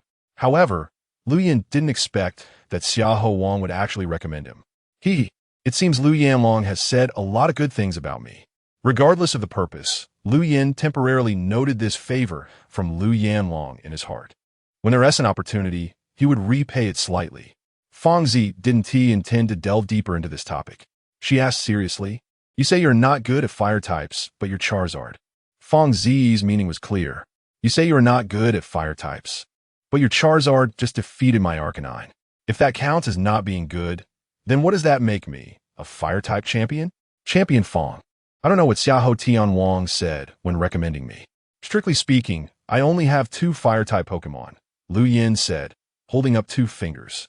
Since we are preparing to participate in the Fire Red Pearl competition, it's better to clarify this in person. Only 2. Fong Zi frowned again. Although according to the competition's requirements, each trainer could only use 2 Pokémon, having only 2 meant a lower margin for error. If something unexpected happened, there would be no Pokémon to switch to. What is your other fire-type Pokémon? Fong Zi asked. Burning Bug, Liu Yin said honestly. Not evolved yet. That's a bit tricky, Fong Zi said, tapping her fingers on the table, deep in thought. She didn't even notice when the waiter brought the coffee. Liu Yin didn't rush her either and took a small sip of the coffee. After one sip, Liu Yin almost spat it out. Bitter. Extremely bitter. Who would like to drink such bitter coffee? That sounds like I'm slapping my own face. How long do you think it will take for your burning bug to evolve? Fong Zi suddenly asked. I'm not sure how long it will take, but according to estimates, it should be soon, Liu Yin said. In that case, I'll help you apply to the league for entry into the fire-type secret realm. I'll give you another chance to capture a Pokémon. Whether you can capture a Pokémon depends on your own ability. My only requirement is that when you come out of the secret realm, The burning bug must evolve into a fire god moth. Fong Zi said seriously. No problem. Lu Yin nodded happily. One free chance to enter the fire-type secret realm, plus a chance to capture a Pokémon. TSK, TSK, TSK. As expected of a fire-type champion. So generous. The last time he entered the bug-type secret realm, it was because he became a formal gym trainer of the league. It's settled then. Let us go. After saying that, Fong Zi stood up and walked out of the cafe without even drinking the coffee they ordered. Fong Zi left, but Lu Yin was handed a bill. 2 cups of coffee for $398? Are you sure you didn't make a mistake? Lu Yin exclaimed when he saw the amount on the bill. No mistake, sir. The waiter said calmly, though a hint of disdain flashed in their eyes. Lu Yin didn't want to argue with the waiter and gritted his teeth to pay. Although he had achieved financial freedom, the money he earned was hard-earned. How could he waste it casually? Chasing after Fong Zi as he exited the cafe, Lu Yin called out, Champion Fong, remember to transfer me the coffee money later. This is our first meeting, it's normal, right? Fong Zi shot Lu Yin a glare. Lu Yin, oblivious to the situation, continued, What kind of coffee is this? Bitter and terrible, and so expensive. Only a fool with too much money would drink this. At this point, Fong Zi mentally labeled Lu Yin as a downer. Come out, Charizard. Fong Zi threw out a Pokeball. At this moment, Lu Yin raised his hand and said, Could you wait a moment? I need to go to the Pokemon Center to restore my Charizard's condition first. Fong Zi turned back and shot Lu Yin a glare, muttering troublesome. Saying this, she recalled her Charizard and sulked on a nearby bench. Thanks. I'll be quick. Lu Yin waved his hand and quickly walked toward the nearby Pokemon Center. After restoring Charizard's condition, Lu Yin followed Fong Zi and rode on Charizard to Tulhi City in Xizang Province. By the time they arrived in Tulhi City, it was already dark. Fong Zi hurried to the Pokemon Center in Tulhi City, skipping the line and heading straight to the office area in the back.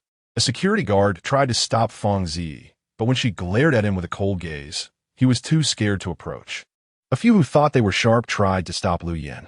Lu Yin smiled slightly, and with a gentle wave of his finger. Several security guards surrounding him were all immobilized by psychic powers. They couldn't move or speak, maintaining strange poses.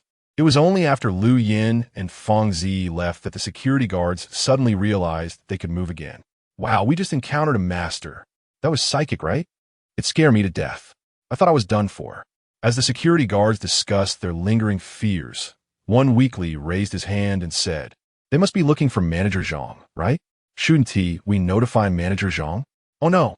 The security guards finally reacted, anxiously contacting Manager Zhang through the intercom. Hello. What is going on? Manager Zhang asked, pressing the intercom button. Manager Zhang, it's bad. A man and a woman came to your office. They're so powerful that we couldn't stop them at all. The security captain said in a panic. What? Manager Zhang was startled. Just as he was about to ask what was going on, he heard the office door being kicked open. Zhang Rui, I want to enter the fire element secret realm. Fong Zi's voice startled Zhang Rui, nearly causing him to fall off his office chair. Chapter 96. Entering the fire element secret realm, seeing Fong Zi enter. Zhang Rui made a gland and hung up the intercom. My Miss Fong, I don't need you to knock, but you can't kick down my door every time you come in. Zhang Rui said with a glance. I want a chance to enter the Tulihun fire element secret realm and capture spirits. No time limit. Fong Zi said, ignoring Zhang Rui. You are a fire element king. You can enter the fire element secret realm anytime. There's no need to apply to me, right? Zhang Hui replied. It's not for me to enter. It's for him. Fong Zi pointed at Lu Yin, who was following her. Only then did Zhang Rui notice Lu Yin behind Fong Zi. It wasn't that Lu Yin had low presence, but Fong Zi's aura was too strong. She was usually the center of attention. Sorry, brother, I just saw you. Zhang Rui stood up awkwardly and said, Hello, I'm Lu Yin. Lu Yin extended his hand. Zhang Rui shook hands with Lu Yin and nodded. Hurry up, don't dawdle. Fong Zi said impatiently. Zhang Rui sighed and said, Sister, could you not be in such a hurry? Even if it's someone you brought, I still have to do some registration. Otherwise, I'll be questioned from above. You're a king. You can just leave without worries.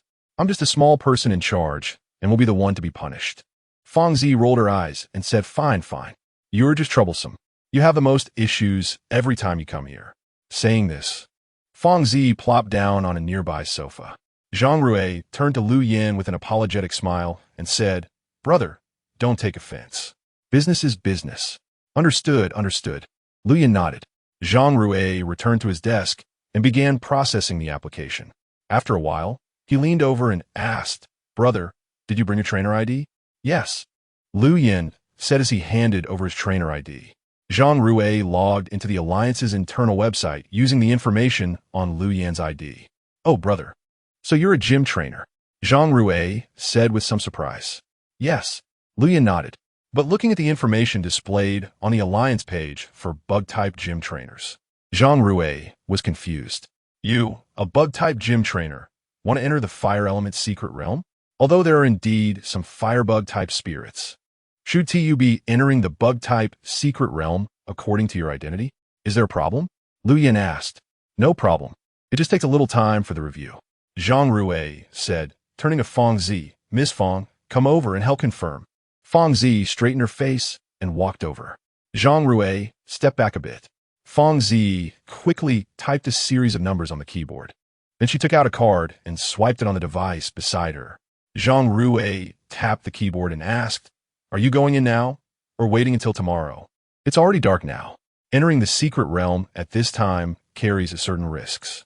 "Now," Feng Zi said. Zhang Rui did not respond to Feng Zi, but looked at Lu Yin. Lu Yin smiled helplessly and shrugged. "You see, the king has spoken. I, a small gym trainer, have no right to argue." All right," Zhang Rui said, pulling out a special Pokeball and handing it to Lu Yin. "Brother, this shouldn't be your first time entering a secret realm, right? You surely know the precautions." "Of course," Lu Yin replied, taking the Pokeball and nodding. "Good. Then be careful," Zhang Rui said, pressing a button on the desk. The wall beside them rotated, revealing an entrance to the secret realm. "Just step in, and you'll be facing the Fire Element secret realm." "Miss Feng, let me ask one last question. How long can I stay inside?" Lu Yin asked. "Although my application is for an unlimited period, you can only stay for a maximum of 20 days. After 20 days, we have to gather in Long City and then head to the open sea. The secret realm will automatically transport you out after 20 days. Feng Zi replied. "Understood." Lu Yin nodded. 20 days is enough time for Bug to evolve into a fire god moth. I should also have a few days to adapt to the new form. If there is no problem, let us hurry. This competition must not have any mistakes," Feng Zi said in a serious tone. "Then I'll see you in a few days," Lu Yin said, striding toward the entrance of the secret realm. A wave of suction came, and Lu Yin had already entered the Fire Element secret realm. "The rest is up to you. Remember to contact me immediately if anything happens," Feng Zi said, preparing to turn and leave. At this moment, Zhang Rui suddenly remembered something and asked that I just saw him go in empty-handed. Did he bring any emergency food? Feng Zi was also taken aback. Her expression then turned a bit grim. "You didn't let him prepare any food, did you?" Zhang Rui asked incredulously. "No." Feng Zi squeezed out a word. Zhang Rui nearly jumped up. "You're committing murder. Although there are some fruit trees and water sources in the Fire Element secret realm, most of it is a scorching desert and volcanic area. Entering the secret realm is also a random transport." Zhang Rui made it very clear. Lu Yin has a high probability of being transported to the desert or volcanic area. In such circumstances, surviving for 20 days in the Fire Element secret realm would be extremely difficult for him. "Then I'll go bring him back," Feng Zi said, wanting to step into the secret realm. "My dear aunt, please don't add to my troubles." Zhang Rui hurriedly stopped Feng Zi and said, "I will monitor this side closely 24 hours a day. Since you let him enter the Fire Element secret realm, then his strength must be fine. As long as he is careful, he should be able to survive and leave the secret realm." Hearing Zhang Rui's words, Feng Zi felt it made sense. Not to mention, Lu Yin's Charizard is already as strong as her own Houndoom. Normally, as long as he doesn't encounter a spirit riot, Lu Yin should be able to survive in the secret realm. Not having food and water is indeed a big problem.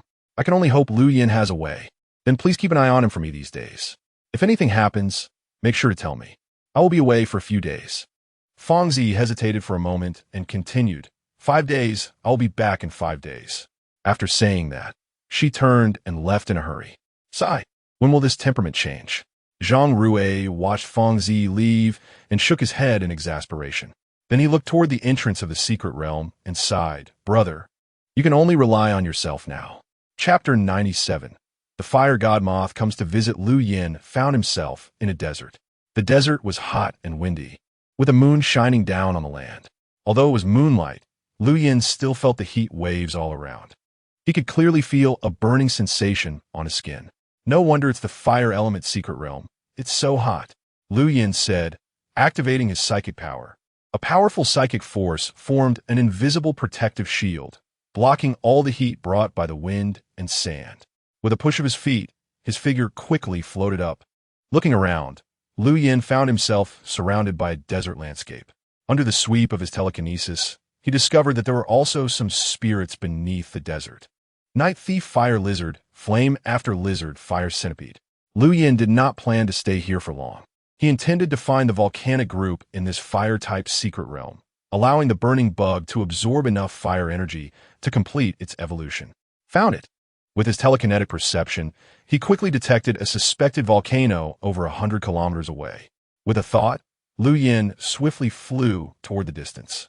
Soon, he arrived nearby. Indeed, it was a large volcanic area, with several volcanic craters emitting small amounts of smoke.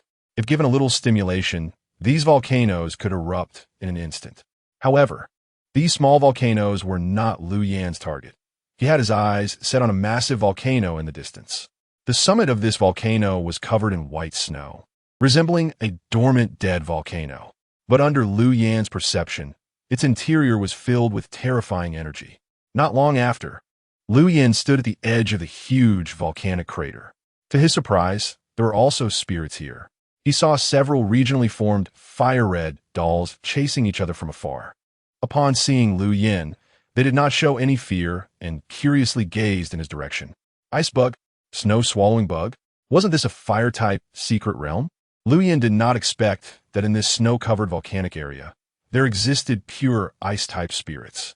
It seemed this was not a purely fire-type secret realm. Or rather, apart from the dominant fire-type spirits, there were also some other attribute spirits living here, but their numbers were significantly fewer compared to the dominant type. However, these are not issues Lu Yin wanted to delve into. He was eager to have the burning bug evolve into a fire god Moth, regardless of the surrounding spirits. His telekinesis transformed into a drill and began to burrow into the volcanic crater beneath him. In no time, Lu Yin's figure disappeared into the vast snowfield. As the wind and snow blew, the entrance was quickly buried and vanished from sight.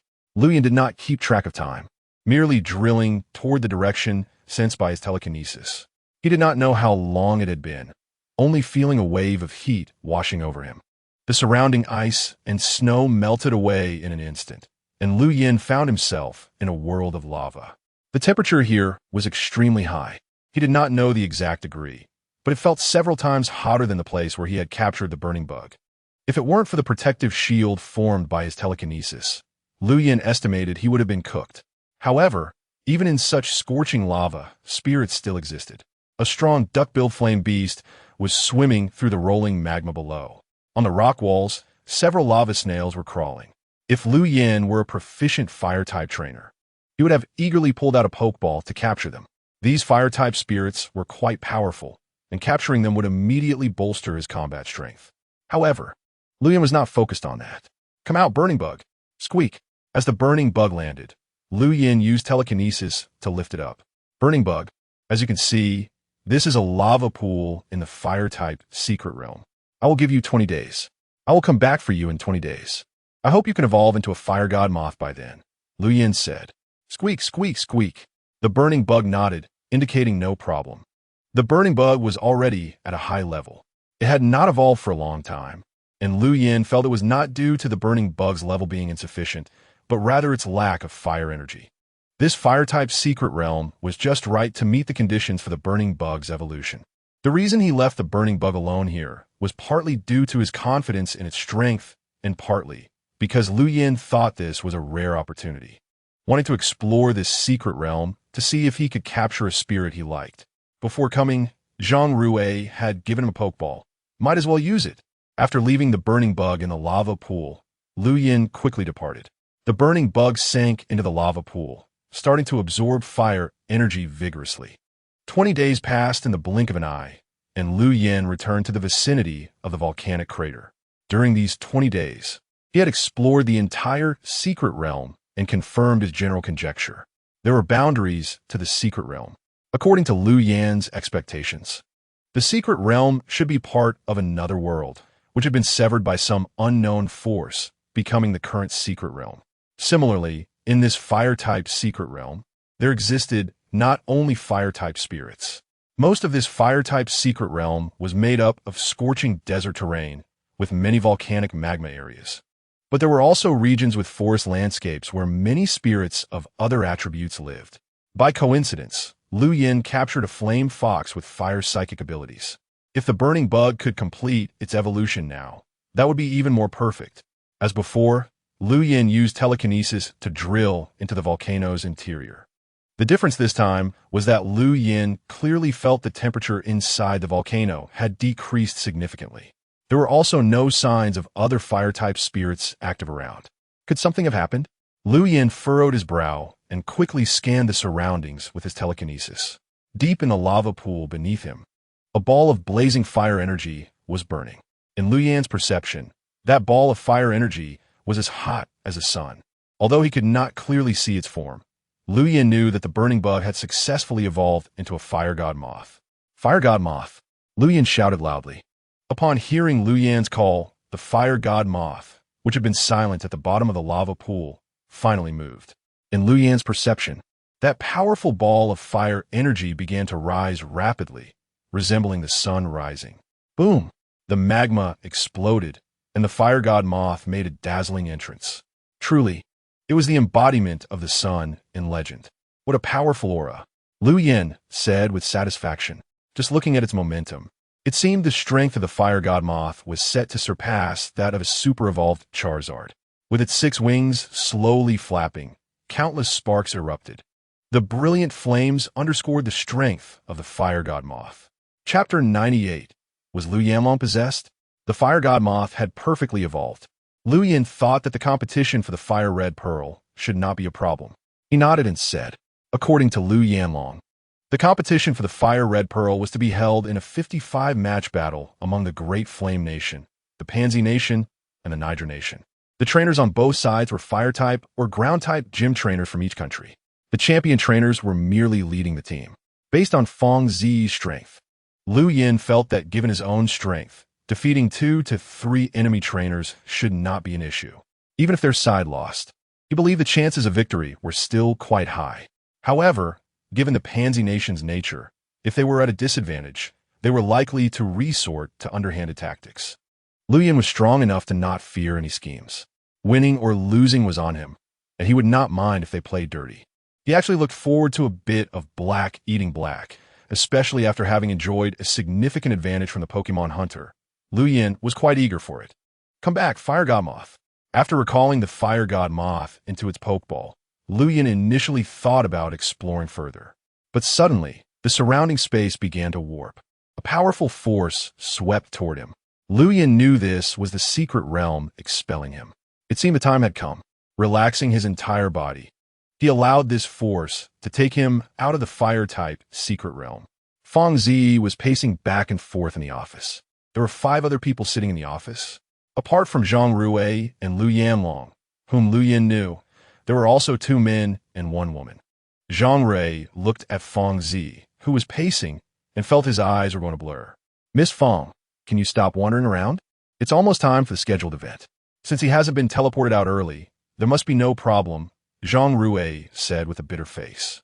Ever since Lu Yin entered the fire system's secret realm, Zhang Ruwei had only been able to sleep well for the first few days. After Fong Zi returned, Zhang Ruwei could only stay at the Pokémon Center because Fong Zi was on guard here every day, just in case. When entering various secret realms, the entry time could be set at the beginning. Once the time was up, the secret realm would expel and teleport the person out. However, if someone died in the secret realm, they would be teleported back early. Fong Zi was worried about Lu Yin being teleported out early and also dreaded not knowing what might happen to him right away. So for the past 10 days, she had been anxiously fidgeting, but there was nothing she could do. However, Zhang Rui's words gave the restless Feng Zi some reassurance. That's right. Today is the 20th day. Since he hasn't been teleported out of the secret realm, it must mean there are no issues. Feng Zi seemed to be convincing herself, or proving that Lu Yin must be fine. The other people in the office started to murmur at this time. What do you think Feng Tianwang is waiting for? It's been so many days. Quite show, huh? Shi Junyi said quietly while leaning back in his chair. Who knows? Feng Tianwang isn't saying anything. We've been waiting here like fools for the past few days. Gui Yunqi shrugged and said helplessly. Liang Yu shook her head lightly and said, this is the fire system's secret realm. The person entering must be a fire system trainer. It's highly likely that he is the 5th participant in this competition.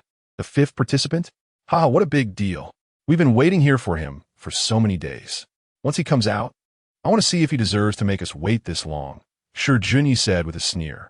Gui Yunqi gently nudged Lu Yanlong, who was sitting beside him, and asked, Old Lu, this 5th participant is so arrogant and is suspected to be a fire system gym trainer. Aren't you? The fire system gym trainer, known as the best under the king, going to show some respect? Show respect? For what? Lu Yanlong pretended to understand and said. He knew the nature of these people. They were just relying on their little strength to try to intimidate the yet-to-arrive 5th participant. However, Lu Yanlong knew that this so-called 5th participant was Lu Yin. This guy was terrifyingly strong. He had heard privately that it was Feng Tianwang who assessed him. Lu Yanlong liked to surf the internet and naturally saw the recent gossip about Feng Zi beating up a scumbag and the news about unrequited love. Although Lu Yin did not appear in the video, Lu Yanlong recognized him by his silhouette. Lu Yan's Charizard had actually defeated Feng Zi's fast hound. Lu Yanlong sincerely admired this. At least he didn't have that kind of strength. It seemed that he would only be going through the motions in his attempt to become a king this year. Of course, it was to let that yet-to-arrive junior know his mistakes. Gui Yunqi said with a smile. Seeing Gui Yunqi smiling, Lu Yanlong cursed this black-hearted guy in his heart. You want me to be the scapegoat? Do you think I'm a fool? Even if he didn't know Lu Yan's strength, he wouldn't be your pawn. Ha! Didn't Feng Tianwang and manager Zhang say earlier? This 5th participant went into the fire system's secret realm to improve his strength. According to the previous schedule, he should be coming out now. We are all teammates with a common goal of bringing glory to our country. So there's no need to do anything to intimidate the juniors. Let's all be friendly. We are good friends, Lu Yanlong said with a smile. But he felt a little smug inside. By saying this, he was showing off the magnanimity of the seniors. When compared later, it would make others feel that their personalities were despicable. While Lu Yanlong was speaking, he inadvertently glanced at Liang Yu beside him, his admiration difficult to hide. That's right, Lu Yanlong was pursuing Liang Yu. However, Liang Yu didn't seem very interested in him. Because of this, Lu Yanlong deliberately pretended to have this righteous demeanor. On one hand, he was giving Lu Yin face, and on the other, he wanted to show off his gentlemanly style in front of Liang Yu. Liang Yu looked at Lu Yanlong with some surprise. She didn't expect that the usually impulsive and arrogant Lu Yanlong could say such words. This was completely different from his usual self. If someone else said this, Liang Yu wouldn't find it strange. But coming from Lu Yanlong, it felt absurd. Could it be that Lu Yanlong had been possessed? Liang Yu couldn't help but think secretly. If Lu Yanlong knew Liang Yu's thoughts, he would probably cry in the bathroom.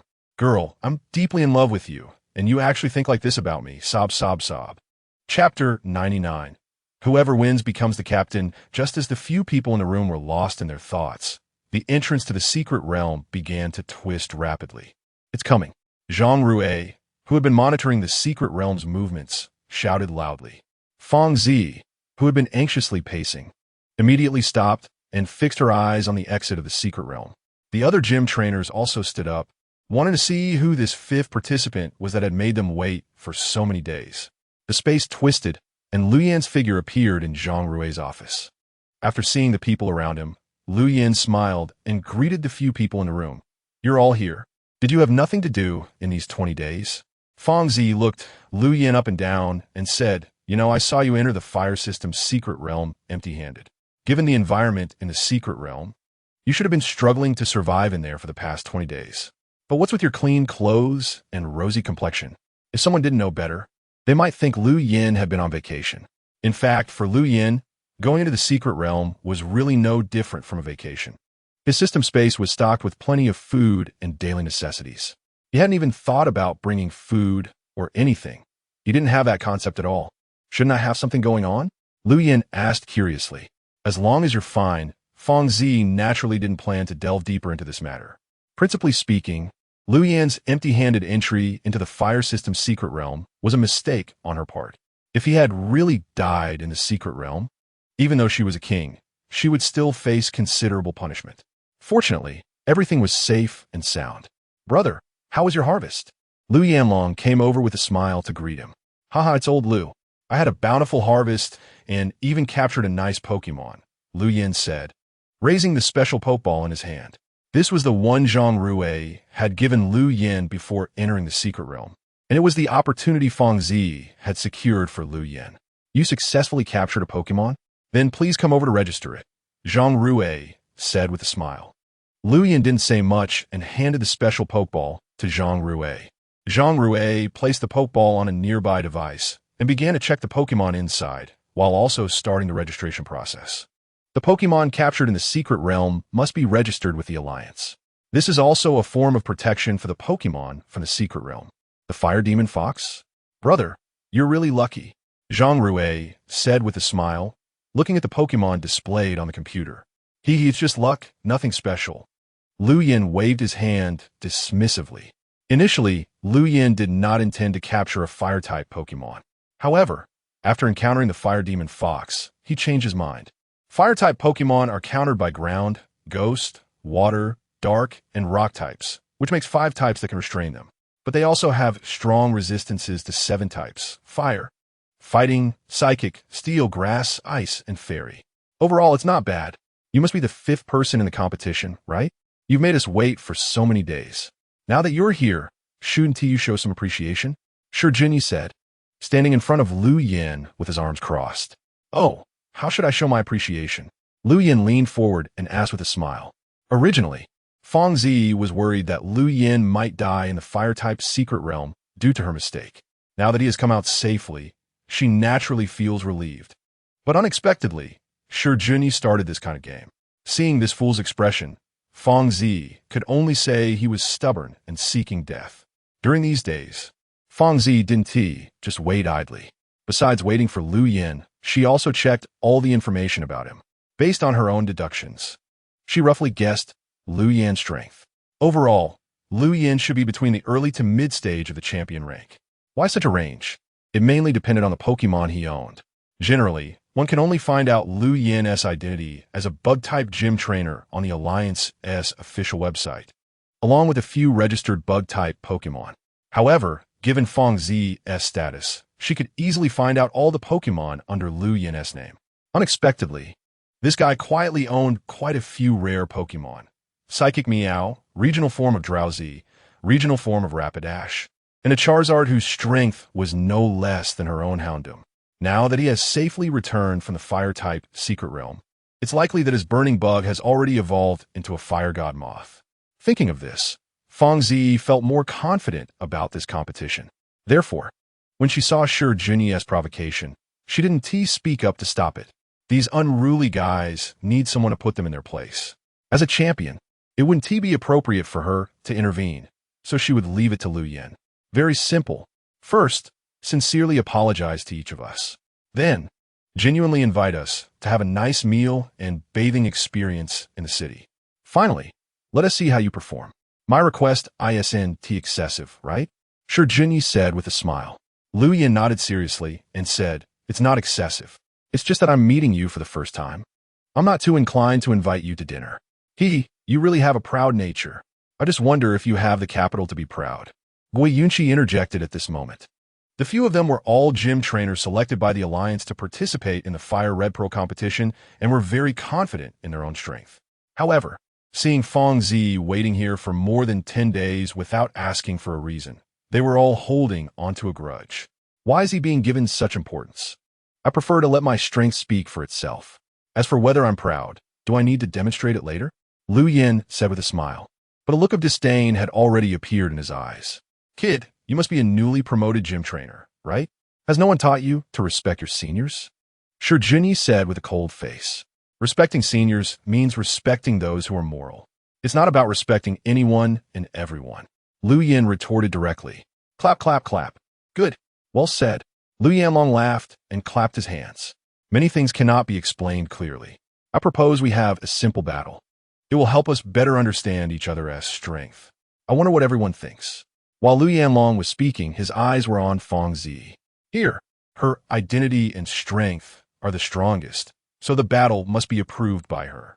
Feng Zi naturally knew that if she didn't suppress these guys' anger, it would be difficult to lead the team in the future. She had already planned for Lu Yin to suppress Shi Junyi and Gui Yunqi. Since Lu Yanlong spoke up, she directly said, good.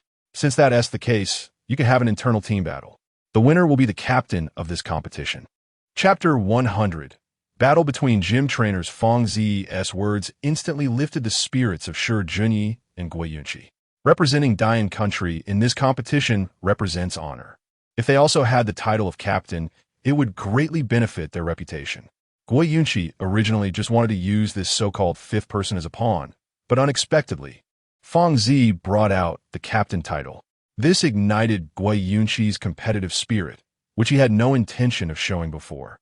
Liang Yu also flashed a hint of expectation in her eyes. However, Lu Yanlong, who was beside her, gently shook his head, giving her a calming look. Liang Yu was certainly familiar with Lu Yanlong, who was known as the best under the champion rank. She just didn't expect that Lu Yanlong wouldn't take the initiative to step forward and even told her not to stir the waters. This was completely out of character for Lu Yanlong. Lu Yan's strength is quite strong. Who among you wants to give it a try? Feng Zi was no longer in the anxious state she had at the beginning. The mature and composed aura was fully revealed, making Shi Junyi and Gui Yunqi almost unable to take their eyes off her. Especially Gui Yunqi. Feng Zi was his goddess. This was a rare opportunity for close contact with her. If he obtained the captain title, there might be even more intimate interactions in the future. The key point was that Feng Zi's earlier words when looking at Lu Yin made Gui Yunqi feel uncomfortable. Therefore, he was determined to teach this newcomer a lesson. Lu Yanlong also hurriedly shifted his gaze back from Feng Zi. Fairy. However, after staring at Liang Yu for a while, the emotional turmoil in Lu Yanlong's heart finally calmed down. After all, my Liang Yu is the best. This scene made Liang Yu roll her eyes. Then I'll go first with this Lu Yan, right? Let us have a simple exchange. Gui Yunqi said, squinting his eyes. Old Gua, don't be anxious. Battles should have a proper order, right? Shi Junyi said dissatisfiedly to Gui Yunqi. This brother seems to be unhappy with me. I should go first. Shi Junyi said, looking at Lu Yin, brother, you don't mind, right? It doesn't matter. They're all just a bunch of small fries. It doesn't make much difference who goes first. Lu Yin was not a person with a good temper. He naturally understood Shi Junyi and Gui Yunqi's repeated provocations. It was merely a power struggle. In fact, Lu Yin was initially too lazy to bother with these matters. The captain title was even more boring. However, Lu Yin had never thought of swallowing his anger when it came to provocations. These two weren't that bad. So, a simple beating would suffice. Good. Then you go first. Gui Yunqi nodded. He also wanted to see just how strong Lu Yin, whom Feng Zi mentioned, really was. With Shi Junyi taking the lead, he would have a better idea. The Pokémon Center has dedicated battle arenas. If you need, I can help you apply for one. Zhang Rui said at this moment, very appropriately. Then I will leave it to Manager Zhang, Shi Junyi said with a smile and a nod. No problem, no problem. It's all just convenient work. Zhang Rui replied, returning the specially made Pokeball to Lu Yin. Brother, your Pokemon has been registered. If you don't like this Pokeball, you can exchange it on the machine in the lobby. Thank you, Lu Yin said with a smile as he took the Pokeball. Now everyone, follow me. Zhang Rui said, leading the way out of the office. The others quickly followed suit. Lu Yanlong walked up to Lu Yin and whispered, brother, you enter the fire system's secret realm this time to evolve your burning bug, right? Lu Yin smiled and nodded noncommittally. Seeing Lu Yan's expression, Lu Yanlong knew he must have successfully evolved his burning bug into a fire god moth. remembering Lu Yan's strength. Lu Yanlong felt confident that this competition would not be a problem. Brother, this Shurjuni is from Weibei City in Shanxi Province. He specializes in using Pokemon like Black Luga, Fire Eevee, and Flame Monkey. That guy named Gui Yunqi is from Yangshi City in Jizhou Province. He is a ground-type gym trainer and mainly uses Pokemon like Fire Camel and Earth Turtle, with his main force being the super armor-crazy Rhino. Lu Yanlong began to report to Lu Yin as they walked. Lu Yin didn't say much, just nodded slightly to indicate he understood. In this battle, Lu Yin did not plan to consider any attribute advantages. The Fire God Moth had just completed its evolution, and now there were 2 targets for it to showcase its strength. It was simply perfect. At the back, Fong Zi had an expression as if she wanted to say something but held back. She wanted to ask Lu Yin how he spent the last 20 days. But every time she was about to speak, she swallowed her words. Forget it, she thought. She would wait for another opportunity to ask. Meanwhile, Gui Yunqi, walking in front, sensed that Lu Yin and Lu Yanlong's relationship was not simple. From their earlier interactions, it was clear they were familiar with each other, and their current intimate behavior was telling. No wonder Lu Yanlong, known for his pride, did not actively provoke Lu Yin. However, these thoughts were not what Gui Yunqi was concerned about at the moment. His goal was to overpower Lu Yin and seize the captain's qualification in this competition. Soon, they arrived at the battle venue in the Pokémon Center. Since it was a temporary application, there were no professional referees assigned. If you don't mind, I can act as the referee for now, Zhang Rui said. No need. I'll do it, Lu Yanlong volunteered. Zhang Rui naturally didn't mind who took the role of referee. Since someone was eager to take on the job, he was happy to let it be. No problem, Zhang Rui nodded with a smile. Let's keep it simple. Both sides will use 1 Pokemon each. The side that first loses its fighting ability will be considered the loser. Fong Zi spoke up. No problem. Sure, Junyi had been eager to try for a while, occasionally looking at Lu Yin with a hint of provocation. Lu Yin was also somewhat excited, looking forward to the Fire God Moth's performance. Brother, you won't have any problems, right? Lu Yanlong asked Lu Yin. Of course. I have no problem, Lu Yin replied with a smile. Then, both of you please take your positions, Lu Yanlong shouted. Lu Yin and Shi Junyi quickly took their places on opposite sides of the battle arena. Lu Yanlong did not delay and loudly announced. Now begins the battle between Bug-type Gym Trainer Lu Yin and Fire-type Gym Trainer Shi Junyi. Both sides will use 1 Pokemon each. The first side to lose its fighting ability will be declared the loser. Please send out your battling Pokemon. Aside from Lu Yanlong, only Fong Zi and Zhang Rui knew Lu Yan's true identity. Gui Yunqi and Liang Yu were somewhat stunned when they heard Lu Yanlong's announcement. Shi Junyi frowned tightly, looking at Lu Yanlong with a questioning expression. Bug-type Gym Trainer? Are you sure you didn't make a mistake? Chapter 101, Fire God Moth vs. Black Luga. Lu Yanlong felt a bit embarrassed under their gazes.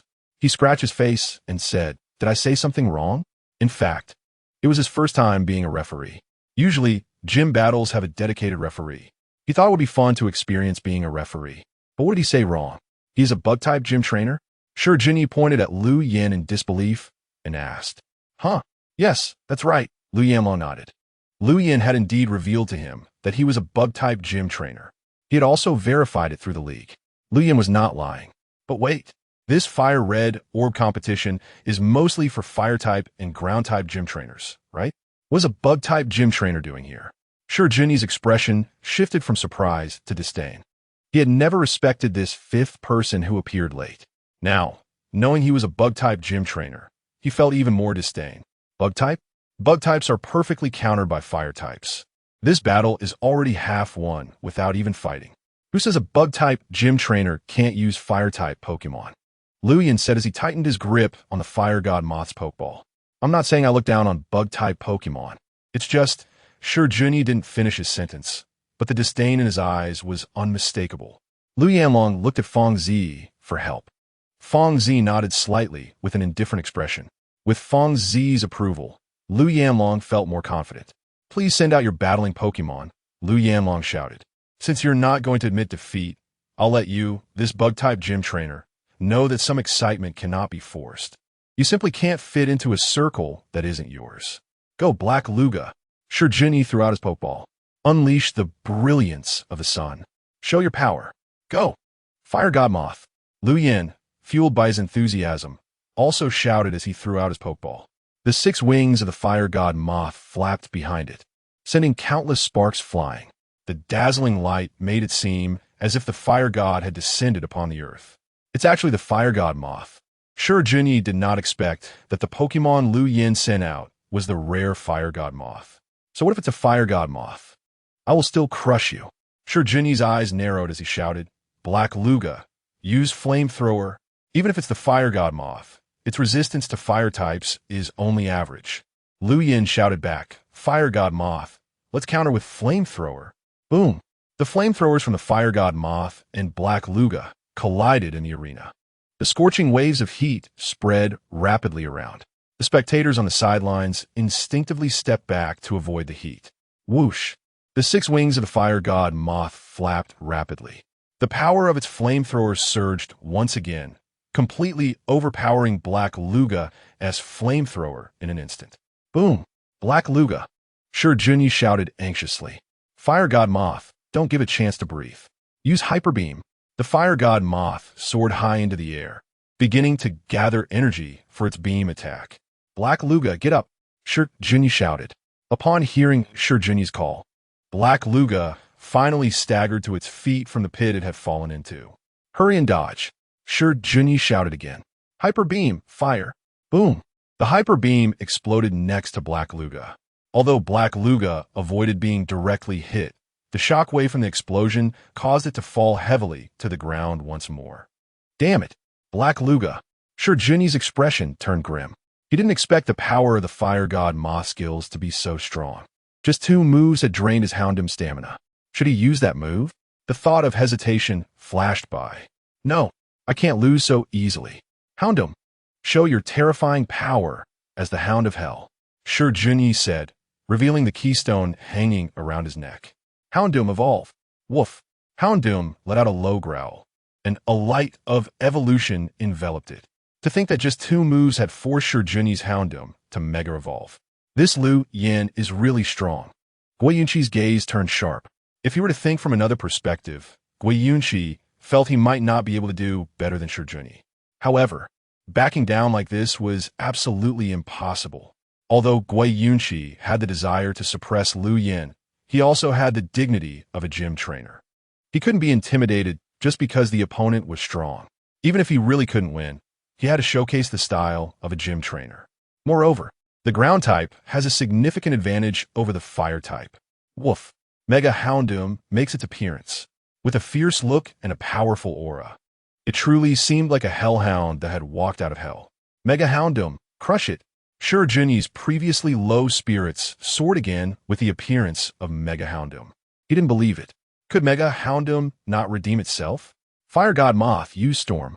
It was unwise for Mega Houndoom, a Fire Dark type, to use Fire type moves. Woof! The Fire God Moth's 6 wings flapped vigorously. A powerful storm quickly formed in the arena. Mega Houndoom, which was charging at the Fire God Moth, accidentally got caught up in the storm. Mega Houndoom, break free! Sure, Junyi shouted loudly. Fire God Moth, increase the power. Storm! Woof! Under the dual storms, Mega Houndoom not only failed to break free, but also fell into a state of confusion. Its body became unsteady, about to be torn apart by the storm. Fire God Moth, give it the final blow. Destruction Ray. Woof! The surrounding light continuously gathered in front of the Fire God Moth. Mega Houndoom, wake up quickly. Sure, Junyi was genuinely anxious now, but there was nothing he could do. It was already quite rare for Houndoom to remain standing under the relentless tearing of the dual storms, let alone waking up and breaking free from the storm. Boom! The destruction ray hit Mega Houndoom, resulting in a violent explosion. The storm calmed down under the impact of the explosion. The smoke in the arena quickly dissipated, and Mega Houndoom had already devolved back to Houndoom. It lay on the ground, having lost its fighting capability. The referee, Lu Yanlong, quickly ran over to confirm the situation and shouted loudly, Houndoom has lost its fighting capability. Fire God Moth wins. The excited voice rang out. To be honest, Lu Yanlong felt a different kind of refreshing sensation. He didn't expect being a referee could be so exhilarating. Chapter 102. Fire God Moth versus Mega Tyranitar. I actually lost? I really can't accept this. Houndoom has worked so hard. Sure, Junyi sighed deeply, finding it hard to accept the result. It's just a normal battle. Losing is losing. Guiyunchi came over and patted Sure Junyi's shoulder, saying, "That's true. At least he's our teammate, right?" Sure Junyi forced a smile and said, "You're right. Regardless of winning or losing, at least he is our teammate. The ones who should be worried are the people from the Pensy Nation," Guiyunchi said. Sure Junyi was quickly comforted by Guiyunchi's few words. "Come back, Houndoom." After recalling Houndoom, Sure Junyi walked over and said, "Your Fire God Moth is really impressive. I learned a lot from the battle just now. Your strength surpasses mine. I apologize for my earlier actions." "I'm sorry," Sure Junyi said, slightly bowing to Lu Yen. "We're all teammates. There's no need for such formalities. Lu Yen is the kind of person who gives me one favor, and I return 3. But if you treat me as an equal, then I won't be polite to you." After realizing the gap between himself and Lu Yen, Sure Junyi decisively let go of his pride. Strong people will always be respected, no matter when. "Now is it my turn?" Guiyunchi had already taken Sure Junyi's previous position. Although Sure Junyi lost the match, Guiyunchi also saw the general strength of Lu Yen. It's not unbeatable. After all, Fire-type Pokemon are restrained by Rock and Ground-type moves. I'm a Ground-type gym trainer. Guiyunchi felt that the identity of Captain was already beckoning him. "Lu Yen, do you want to continue?" Lu Yanlong did not respond to Guiyunchi, but turned to look at Lu Yen. Lu Yen smiled and nodded, "Of course. Although I'm not interested in being a captain, I have no reason to refuse an opponent who comes to me." "Good.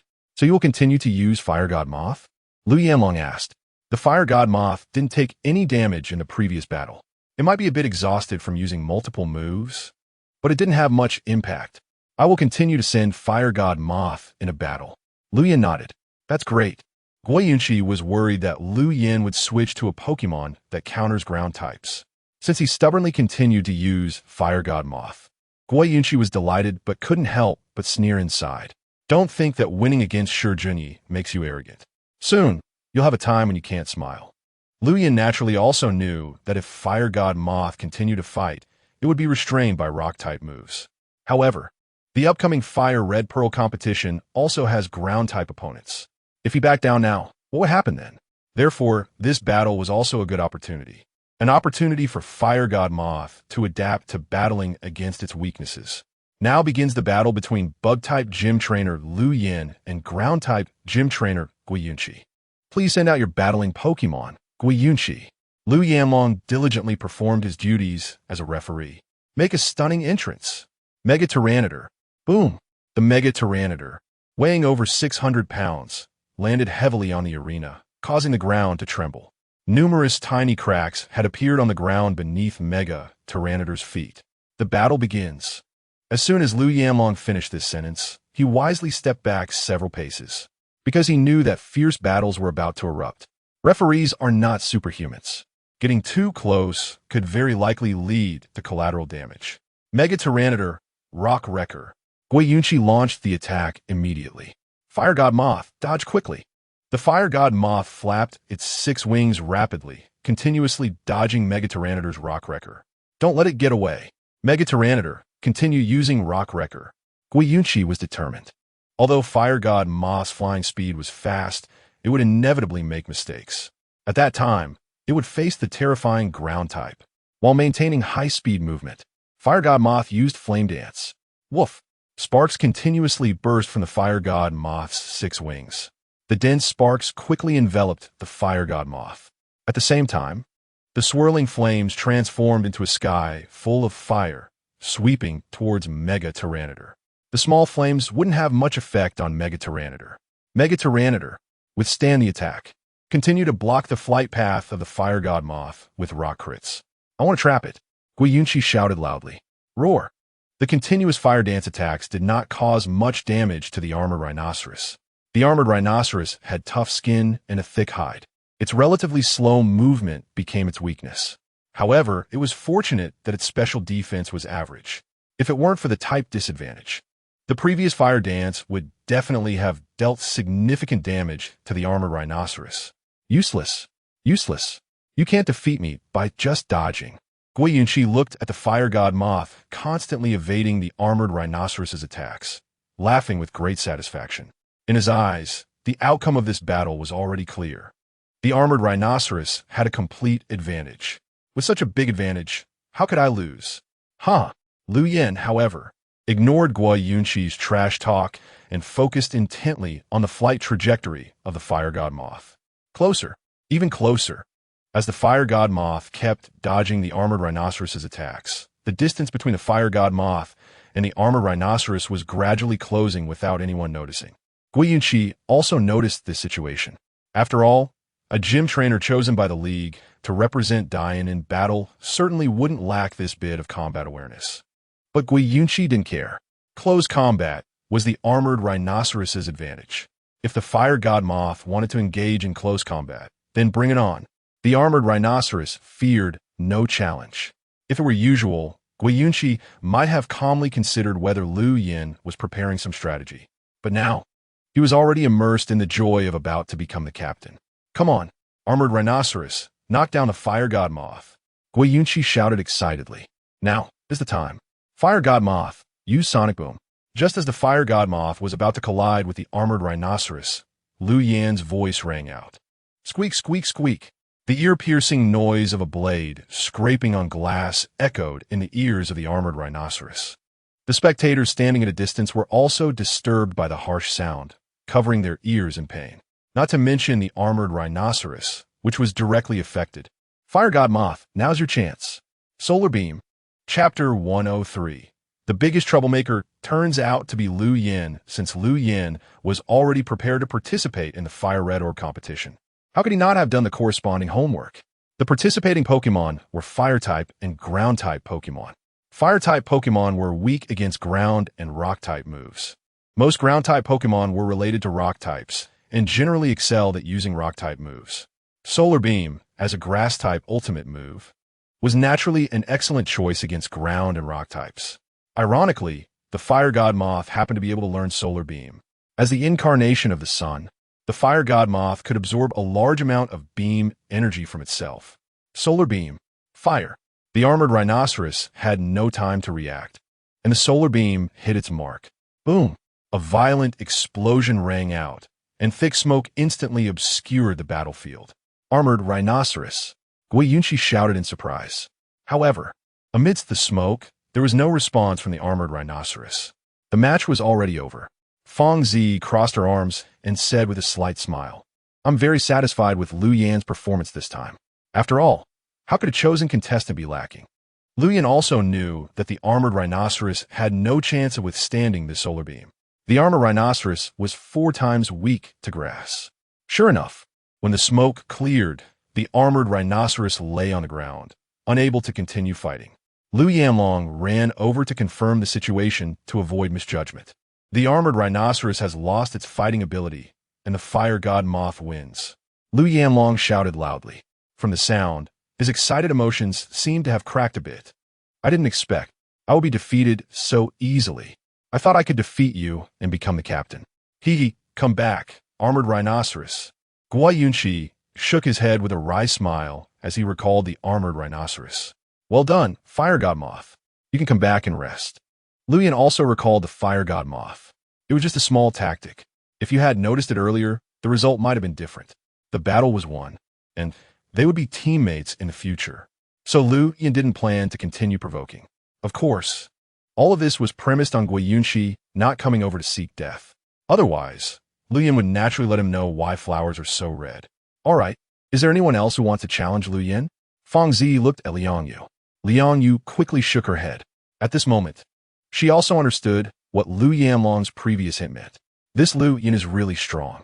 Although she has confidence as a gym trainer, she can also distinguish the gap in strength between herself and the other party. Forcing it would only bring humiliation. In the future, they would all be teammates. So there was no need to do something so stubborn.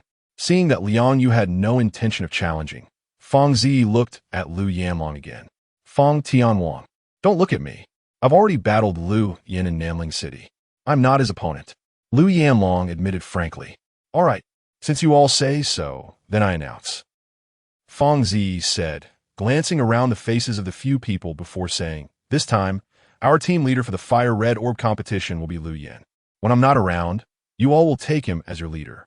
Understood, Fong Tianwang. Got it. Brother Lu's strength is indeed very strong. We will naturally follow the captain. The four nodded in agreement. Seeing their expressions, Fong Zi also nodded in satisfaction. A simple reminder like this would make the team easier to manage and save her some worry. Next, we need to head to Dragon City together to meet up with the League personnel. The League also has a mobilization and oath conference. After that, we'll go to the high seas together, Fong Zi said. Upon hearing Fong Zi's words, the other few had different expressions but did not express any opinions. Major events related to the League always followed this process. Regardless, the League higher-ups had to hold some kind of meeting with various leaders giving speeches, discussing precautions, mobilizations, and encouragements. The false leadership had its way. Lu Yin was not interested in such matters. He disliked it before, and he still detested it now. "I won't go. Just give me a location. I'll go directly to the high seas to find you." Lu Yin suddenly spoke up. Fong Zi was first taken aback, then furrowed her brows and said seriously, "Lu Yin, this is a collective action. You can't make exceptions." "Make exceptions? Hee, I never intended to make exceptions. I just don't want to listen to those leaders spouting nonsense. It's settled. I'll go to the high seas to find you," Lu Yin said, turning his back and walking out of the venue. Lu Yin, come back." Fong Zi was almost furious. She had just appointed Lu Yin as the team leader, and he immediately started to act special. Fong Zi calculated everything, but didn't anticipate that Lu Yin would be the biggest troublemaker in the team. Lu Yin didn't look back, just waved his hand behind him, leaving Fong Zi, who was so angry she wanted to jump. If there wasn't little time left, Fong Zi really wanted to replace Lu Yin. Strength is one aspect, but not following orders and acting independently is a big taboo in the League.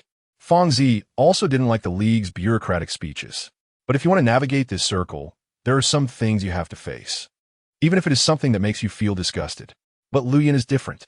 He knows he has the capital to flip the table. What about the Alliance? Want to trip him up? Simple. The elves can temporarily retreat. This trainer is going to personally let those brain-dead guys know what true terror is.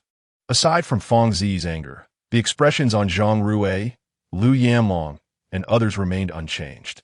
However, they were secretly applauding Lu Yin in their hearts. 666, awesome. Although they were staff members of the Alliance and trainers from affiliated gyms, they were commanded by the Alliance and did not have the strength to challenge it. Therefore, some things, no matter how unwilling, had to be met with a smiling face. Regarding Lu Yin's disregard for the Alliance's higher-ups, they could only praise him in their hearts because they couldn't do it themselves, nor could they ever do it. Upon arriving at the front of the Pokémon Hall, Lu Yin first exchanged the Pokeball of the Firefox for the Advanced Ball he had prepared earlier. Then he restored the state of the Fire God Moth. Once everything was ready, Lu Yin summoned Charizard and left Tuli Hunch City like this. With several days until the Fire Red Orb competition, he naturally wouldn't be idle. He could challenge several gyms in these few days. According to his previous plan, Lu Yin's next target was the Water Gym in Wunchang City, Shuzhou Province. Chapter 104.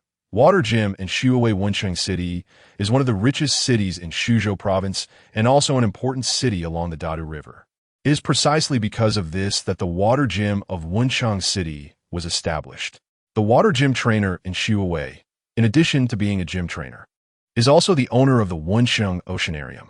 That's right, the Water Gym of Wuncheng City is actually a huge oceanarium. To be honest, when Lu Yin stood in front of the oceanarium, he was a bit stunned. Was the sign for the Water Gym made so small to prevent challengers from seeing it?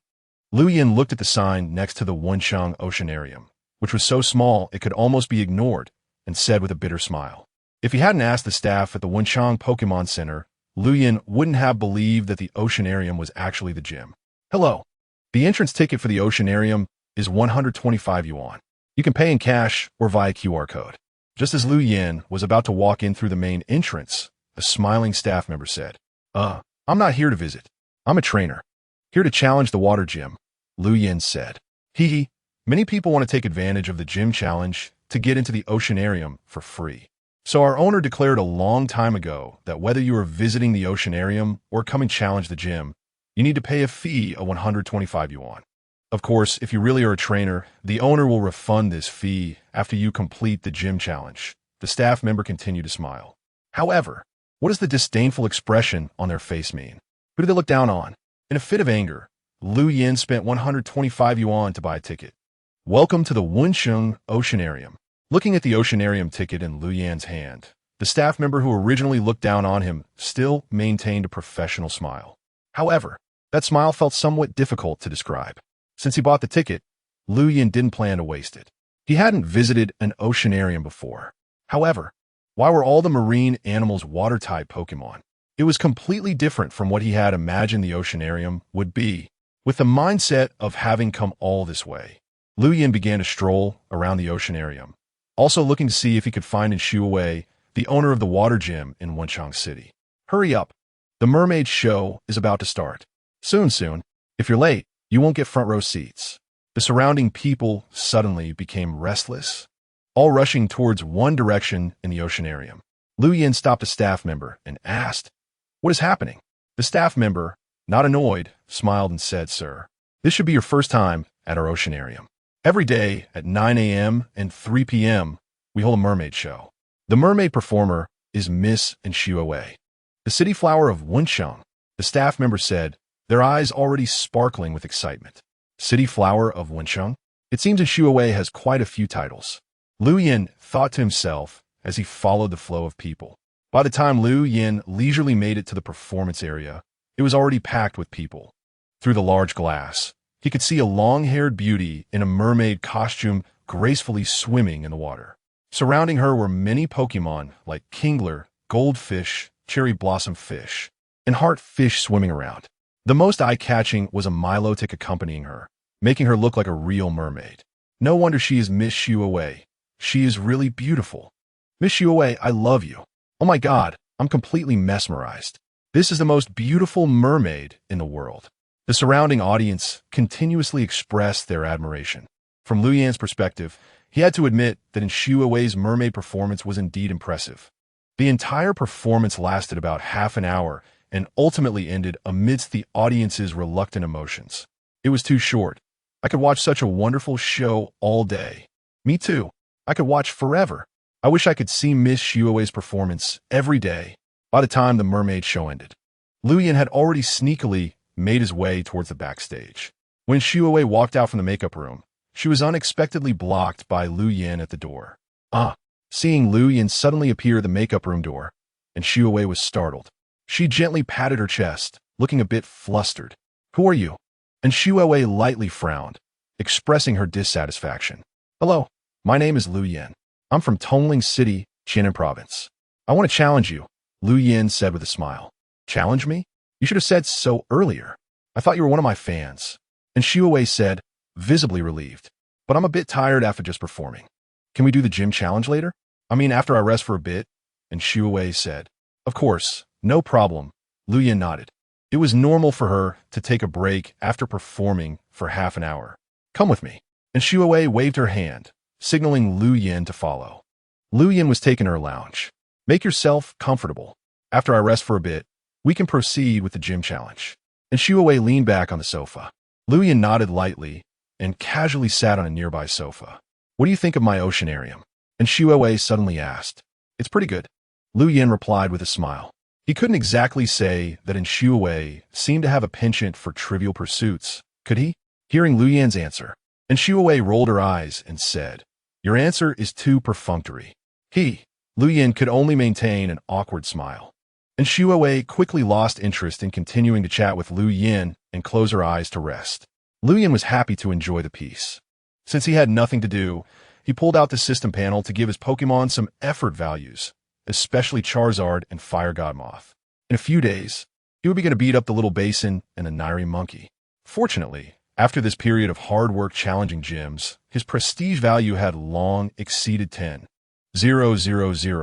especially with Feng Zi alone contributing over 5,000 prestige points to Lu Yin. So, Lu Yin didn't feel any pain at all when adding points. Originally, Lu Yin thought there would be a total limit for effort points, but unexpectedly, the system was very generous. It turned out that he could allocate all 6 attributes of the Pokémon to 252. TSK. Lu Yin could only say really impressive. Besides the higher priority Charizard and Volcarona, Lu Yin also maxed out the effort values of several Pokémon, including Alakazam, Eevee, Beedrill, and Scyther. As for the remaining Pokémon, he would have to save up more prestige points for them later. It's worth mentioning that Charizard learned a new move, Solar Beam. There's no choice. This Grass-type move is incredibly effective against Ground-type Pokémon. Chapter 105. Drowsy vs. Milotic. After completing the Pokémon enhancements, Lu Yin bought several skill moves from the Prestige shop. These moves were for his newly acquired Mimikyu. Where did Mimikyu come from? Didn't the system reward him with a Pokémon egg that allowed him to choose an attribute? After more than half a month of waiting, the Pokémon egg finally hatched. It was indeed Mimikyu. The little guy was still in its juvenile stage. Lu Yin didn't plan to let it battle so early. The little guy was just too cute right now. However, learning skill moves didn't affect Mimikyu's cuteness. Learning moves through the system was very simple. He just needed to drag the moves purchased from the shop onto the Pokémon's attribute panel. While Lu Yin was playing with the adorable Mimikyu on the system panel, he heard Shuowei's voice saying it was ready. What? Lu Yin looked up, somewhat dazed. And Shuowei rolled her eyes and said, you can challenge the gym now. As she spoke, and Shuowei stepped out of the room, Lu Yin immediately got up to follow her. After passing through several employee special rooms, Lu Yin appeared at the edge of a huge pool arena. The pool had several circular and square floating platforms. This was the water-type gym of Wenchang City. And Shuowei said as she walked to the opposite side of the pool. Next to her, a referee dressed in Oceanarium staff attire appeared. Challenger, state your name. And Shuowei suddenly shouted loudly. Lu Yin remembered that he seemed to have introduced himself before. Didn't he? But Lu Yin didn't think too much about it, and directly said, Trainer Lu Yin from the bug-type gym of Tongling City, here to challenge. And Shuowei was just about to respond, but the words stuck in her throat. You're a gym trainer? And Shuowei asked, frowning. Lu Yin scratched his head. Fine. The same lines are coming up again. Sure enough. And Shuowei said, why would a gym trainer challenge another gym? Are you bored? Haha, it's a hobby. I just like the feeling of battling, Lu Yin awkwardly explained. He couldn't exactly say all of this was for system tasks and effort points, prestige points, could he? Forget it. It doesn't matter. Since you want to challenge my water-type gym, then I and Shuowei will accept. And Shuowei flicked her skirt, revealing a red leather strap on her thigh, from which hung 6 small Pokeballs. Do you want to battle 3 versus 3 or 6 versus 6? And Shuowei said loudly. At that moment, and Shuowei was completely different from when she performed as a mermaid in the Oceanarium. Her imposing aura surged like the ocean. As expected, the gym trainers under the league all had above-average strength. Let us just do a simple 3 versus 3. 6 versus 6 takes too much time, Lu Yin said. Upon hearing Lu Yin's words, and Shuowei nodded to the referee beside her. The understanding referee raised the flag in his hand and loudly announced, let the Wenchang City Water-type Gym Challenge begin. The challenger is a gym trainer from Tongling City.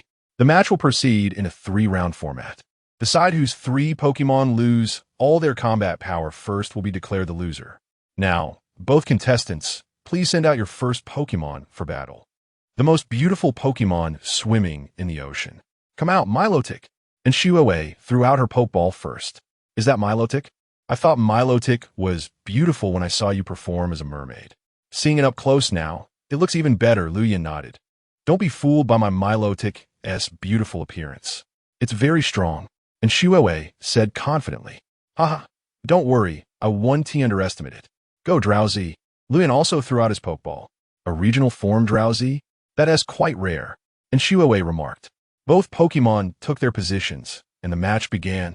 The referee raised a flag in his hand and shouted loudly, I'll go first. Milotic greet with Water Pulse. Milotic let out a low cry, and its tail wrapped around as it dived into the pool. Drowsy, let us return the favor with Water Pulse. Drowsy, standing on the floating platform, had blue light shining in its eyes. The water in front of it began to churn. A massive wall of water suddenly surged upwards. Similarly, Milotic also conjured a wall of water. Water Pulse, Water Pulse. Boom! The two water pulses collided in the pool, sending splashes everywhere. Milotic used Dragon Pulse. Drowsy Whirlpool. And Shuowei saw through Lu Yin's strategy and looked at him with disdain. You think you could trap my Milotic with Whirlpool? How naive. Milotic endured the Whirlpool. Full power Dragon Pulse. And Shuowei shouted loudly. But when Shuowei looked at Drowsy, she found that the Drowsy, which should be on the platform, had disappeared. Where is it? And Shuowei quickly scanned the edges of the pool, searching for Drowsy's location. Oh no, it's in the water. And Shuowei suddenly spotted a shadow not far from Milotic in the water. That shadow was rapidly approaching Milotic. So you used Whirlpool to limit Milotic's movement. Oomph. Don't be too naive. Milotic fired Dragon Pulse. Milotic's Dragon Pulse had been charged for a long time, waiting for this moment. The powerful Dragon Pulse shot toward the shadow in the water. Boom! The Dragon Pulse hit the shadow, causing a violent explosion that stirred the entire pool. Just when Shuowei was feeling smug, a shadow suddenly shot out from behind Milotic. When did that happen? And Shuowei thought in shock. The shadow that shot out was indeed Drowsy. But what was that shadow in the water? Before Shuowei had time to think further, Milotic, be careful behind you. And Shuowei shouted anxiously, but it was already too late. Although Milotic heard Shuowei's call and wanted to turn around to dodge, the effect of Whirlpool prevented its movement. Drowsy Thunder Punch. Drowsy's fists crackled with electricity. Thunder Punch attack. Boom, boom. Two Thunder Punches hit Milotic. Bang. Milotic fell heavily into the pool, electricity coursing over its body. The electrified Milotic twitched. Milotic has lost its combat power. Drowsy wins. The referee confirmed Milotic's state and raised a flag in his hand, shouting loudly. Chapter 106. Drowsy vs. Gyarados come back, Milotic. You did great. And Shuowei, after recalling Venus, asked with a serious expression, just now, Venus's Dragon Pulse clearly hit Dai Wong. Why did it reappear behind Venus? Indeed, based on the previous situation, Dai Wong should have been hit by the Dragon Pulse. But why did it reappear behind Venus? Because what Venus hit just now was only Dai Wong's substitute, Lu Yin said with a smile. Substitute? When did you let Dai Wong use the substitute move? And Shuowei exclaimed, her eyes wide. She clearly didn't see Lu Yin express anything verbally, so how could Dai Wong react like that? And Shuowei couldn't figure out. What she didn't know was that when Dai Wong used Whirlpool to restrict Venus's movement, Lu Yin had already communicated telepathically with Dai Wong to carry out subsequent actions. Substitute to lure the enemy, while the real body goes into stealth. Finally, finishing with Thunder Punch. It caught Shuowei completely off guard. The result was already apparent.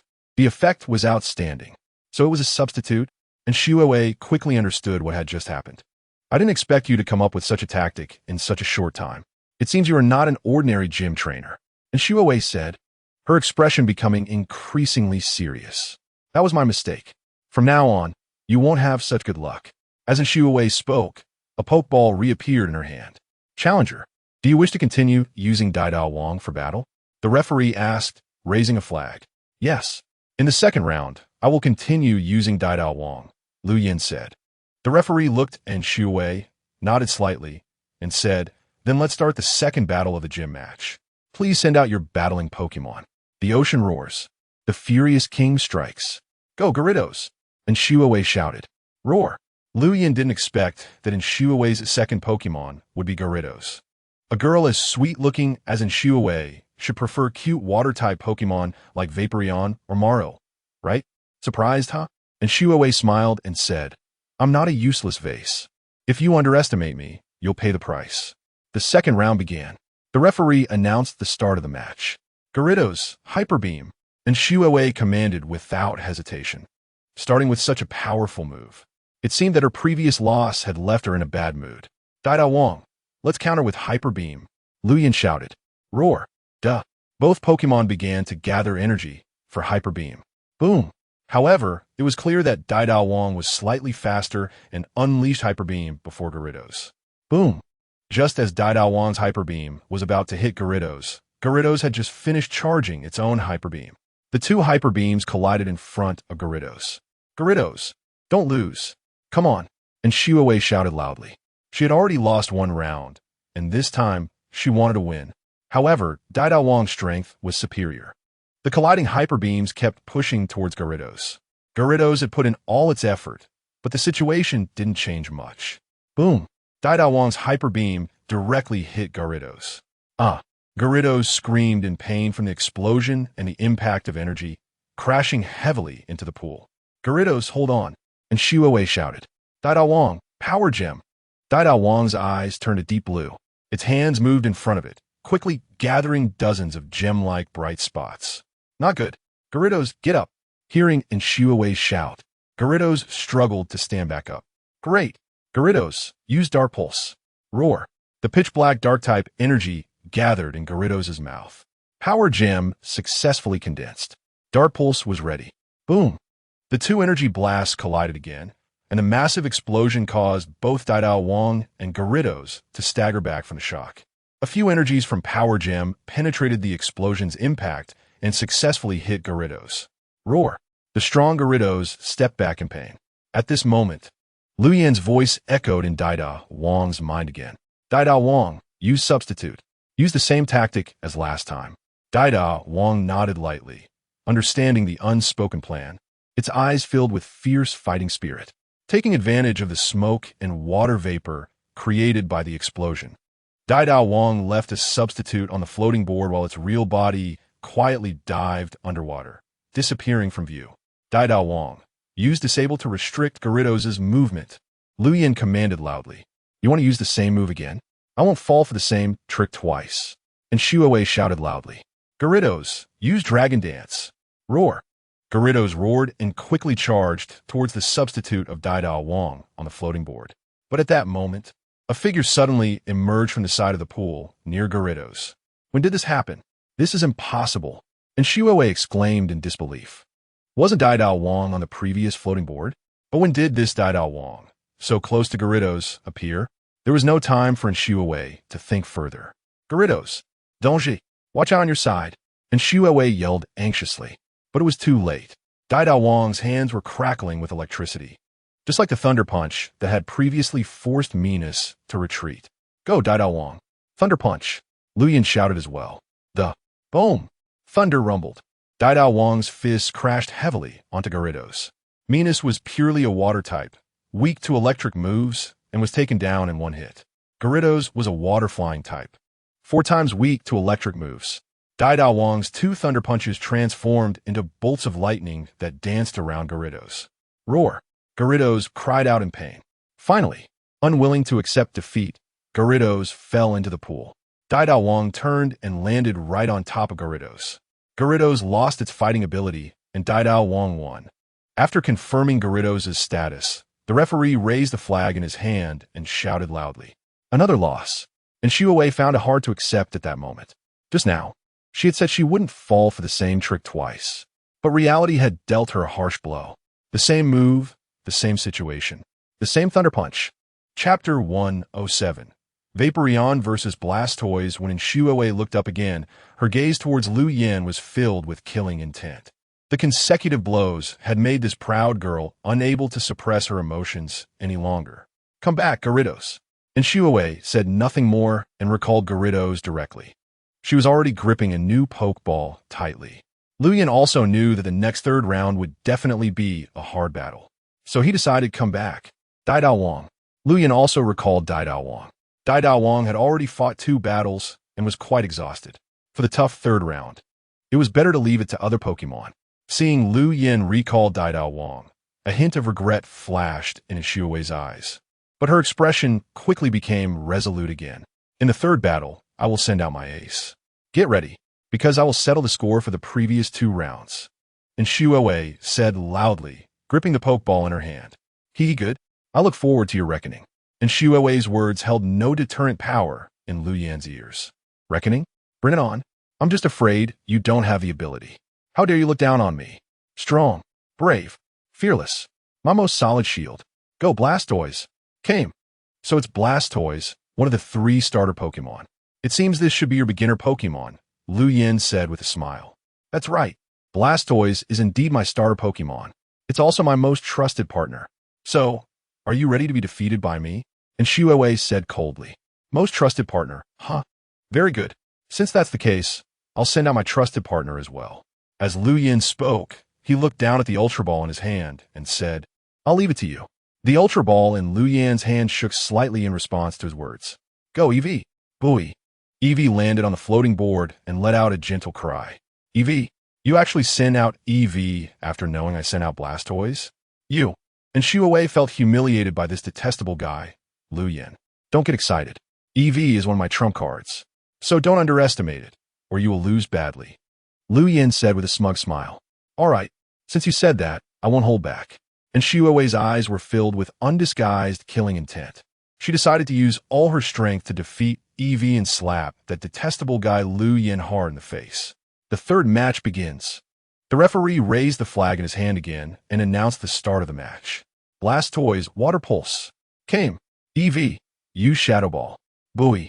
Two cannons behind Blastoise instantly accumulated a large amount of Water-type energy. Boom. At the moment, the Water-type energy was blasted out. The waves in the water pool in front were all lifted along with it. Water Pulse. The small Eevee was also not to be outdone, quickly condensing a ball of black energy in its mouth. Shadow Ball Fire. Boom. The scene in Shuawei had envisioned of Eevee being defeated in one hit did not occur. Instead, her originally overflowing confidence was replaced by disbelief as her eyes widened. Blastoise's Water Pulse was actually shattered by the Shadow Ball. After shattering the Water Pulse, the Shadow Ball did not dissipate, but directly hit Blastoise. Blastoise was knocked into the water pool. How is this possible? This scene completely subverted in Shuawei's perception. Is this Eevee ridiculously strong? Are you sure this is an Eevee? It's not some divine beast using a disguise, is it? I told you, don't underestimate my Eevee.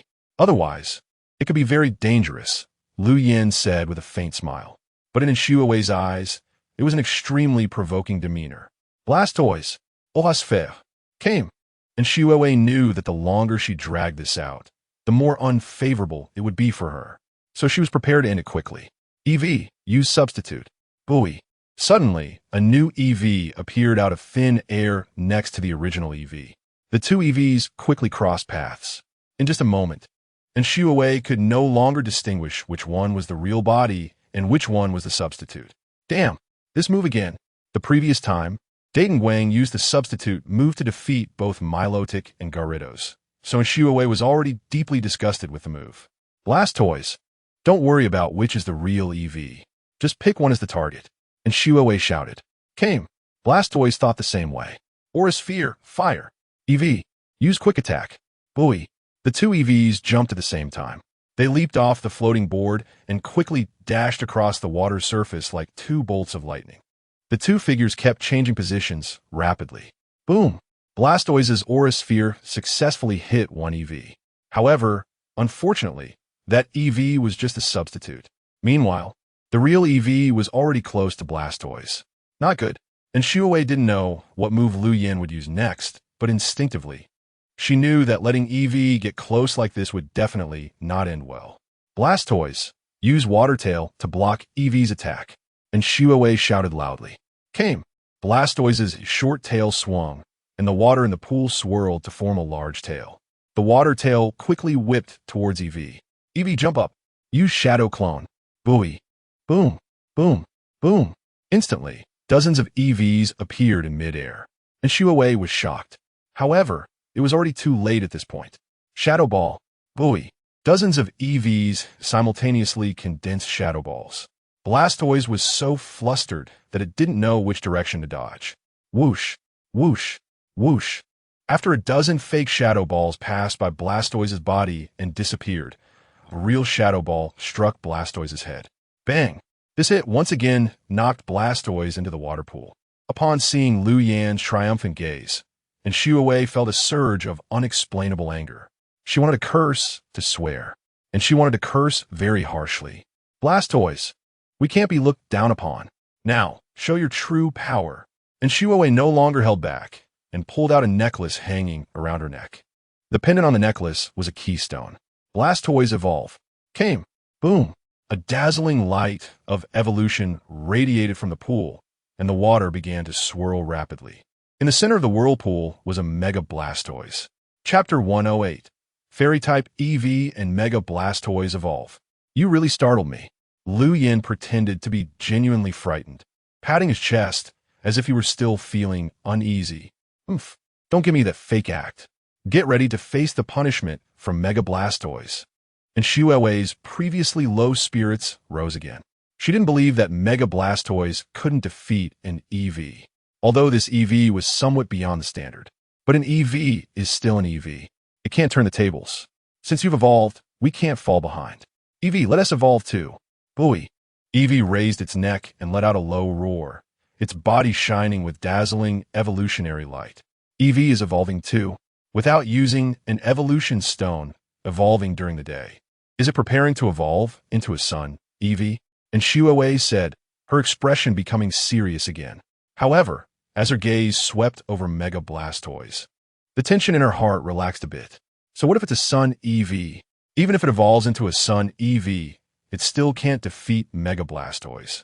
The evolutionary light on EV gradually faded, and a Pokémon with long pink ears and white fur appeared in the arena. This is Fairy-type EV? And Shuewei's previously sharp expression immediately softened. The tenderness in her eyes was about to overflow, mainly because Fairy-type EV was just too cute. Lu Yin also didn't expect that EV would evolve into Fairy-type EV this time. Originally, Lu Yin thought it would evolve into Sun EV. Fairy-type EV, you truly have given me a big surprise, Lu Yin said with a smile. Booey. Fairy-type EV turned around and gently nodded at Lu Yin, its eyes revealing unreserved dependence.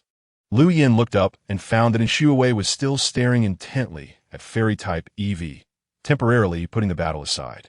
Seizing such a good opportunity, Lu Yin naturally wasn't going to let it go. System, open the shop. The system mall that only Lu Yin could see was opened. With a thought, the complicated products in front of him quickly flashed by like slides. Let me look for grass-type moves that Sylveon can learn. I remember there might be one or two. Lu Yin's eyes quickly scanned them all. Found it. Magical Leaf. Lu Yin didn't expect that Sylveon could actually learn Magical Leaf. Since that's the case, he wouldn't be polite. He immediately clicked to purchase. Then he dragged the newly bought skill, Magical Leaf, to Sylveon's attribute page. Ding! Sylveon has learned Magical Leaf. The system's prompt sounded in Lu Yin's mind. Great! This is the immediate effect I wanted. At this moment, and Shuewei also realized that this was not the time to observe Sylveon. There would be plenty of time to appreciate it after defeating Sylveon. Super Blastoise, use Hydro Cannon. Kaboom! The huge cannon behind Super Blastoise began to gather energy. Sylveon is a Fairy-type Pokémon, and Steel-type moves are just right to counter Fairy types. Sylveon used Dazzling Gleam. Booey. Boom. Hydro Cannon and Dazzling Gleam collided in midair. The intense light caused everyone present to temporarily lose their vision. Sylveon used Magical Leaf. Such a good opportunity. How could Lu Yin let it slip away? Oh no. And Shuewei was blinded by the bright light and couldn't see clearly, but upon hearing Lu Yin's words, she knew things were bad. However, at this moment, using any move would just be random attacks and wouldn't guarantee hitting the opponent. The wise choice now was to defend. Super Blastoise, use Protect, and Shuewei shouted loudly. Kaboom! Although Shuewei couldn't see Super Blastoise's current state, she felt relieved when she heard Blastoise's response. Bang! A huge impact sound came, which was the sound of Sylveon's Magical Leaf hitting Protect. Sylveon, use Substitute. Double Magical Leaf. Booey. Damn it. And Shuewei cursed in frustration. One misstep leads to another. Now she was at a disadvantage, and to counterattack, she could only look for Sylveon's openings. Super Blastoise, Protect. There's no choice. I can only withstand it with Protect. Kaboom. Super Blastoise used Protect again, blocking the attack of Double Magical Leaf. However, Sylveon and the substitute's Double Magical Leaf attacked again. Super Blastoise had no choice but to use Protect once more. At this moment, the temporary blindness caused by the previous strengthening had eased, and Shuewei also opened her eyes and could vaguely see the situation on the field. She saw two Sylveons darting across the water like lightning. As they ran, countless green leaves flew around. Those were the magical leaves that gave Super Blastoise a headache. And Super Blastoise could only hold on and use Protect to withstand the continuous attacks of Magical Leaf. However, Protect is not absolutely perfect. After numerous uses, There would be openings. Bang! A crisp sound echoed as a crack appeared in the protect in front of Super Blastoise. In just a few breaths, the crack quickly evolved into a fissure. Crack! Another crisp sound came, and Super Blastoise's protect shattered completely. Oh no! Super Blastoise, withdraw into your shell. Sink to the bottom of the pool. And Shuawei shouted loudly. After being attacked repeatedly on the water's surface, it could only temporarily hide in the water to avoid the onslaught. After enduring several magical leaf attacks, Super Blastoise finally sank to the depths of the pool. Magical Leaf continued to attack like a torrential rain, but with the resistance of the pool water, combined with Super Blastoise now being a true cowardly turtle, the weakened Magical Leaf could not cause significant damage to it. Seeing that Magical Leaf could not hit Super Blastoise, Sylveon also slowed down and stopped attacking. Now's the time, and Shuawei shouted loudly, Super Blastoise, use Rapid Spin. Kaboom! Hidden at the bottom of the pool, Super Blastoise quickly spun inside its shell. The originally calm pool water turned into a massive whirlpool due to Super Blastoise's spinning. Sylveon and the substitute stood unsteadily and jumped back onto the floating board. However, the floating board was also pulled towards the center of the whirlpool. Super Blastoise maintained Rapid Spin. Charge! And Shuawei clenched her fists and shouted loudly. You want to charge straight in? If that's the case, then I'll oblige you. Luyan laughed loudly. Sylveon, split, double hyper beam, buoy. The substitute jumped to another floating board. Sylveon and the substitute simultaneously began to gather energy for hyper beam. And the now giant spinning Super Blastoise chose the right target this time, crashing directly towards Sylveon's main body. Chapter 109. The normal type gym of the new city. Boom! The two hyper beams hit the spinning Super Blastoise simultaneously. Super Blastoise, hold on! And Shuawei shouted loudly, clenching her fists. The high-speed spinning rapid spin and the two hyper beams only held each other for a moment. Then, under the bombardment of the two hyper beams, it was violently smashed into the deepest part of the pool. Boom! The large pool exploded. The powerful shockwave directly blasted a big hole in the gym's roof. Buoy! Sylveon lightly called out as it landed on the floating board in front of Luyan. Super Blastoise! And Shuawei shouted anxiously. The water surface was agitated, and a dark shadow slowly floated up. It was the now-evolved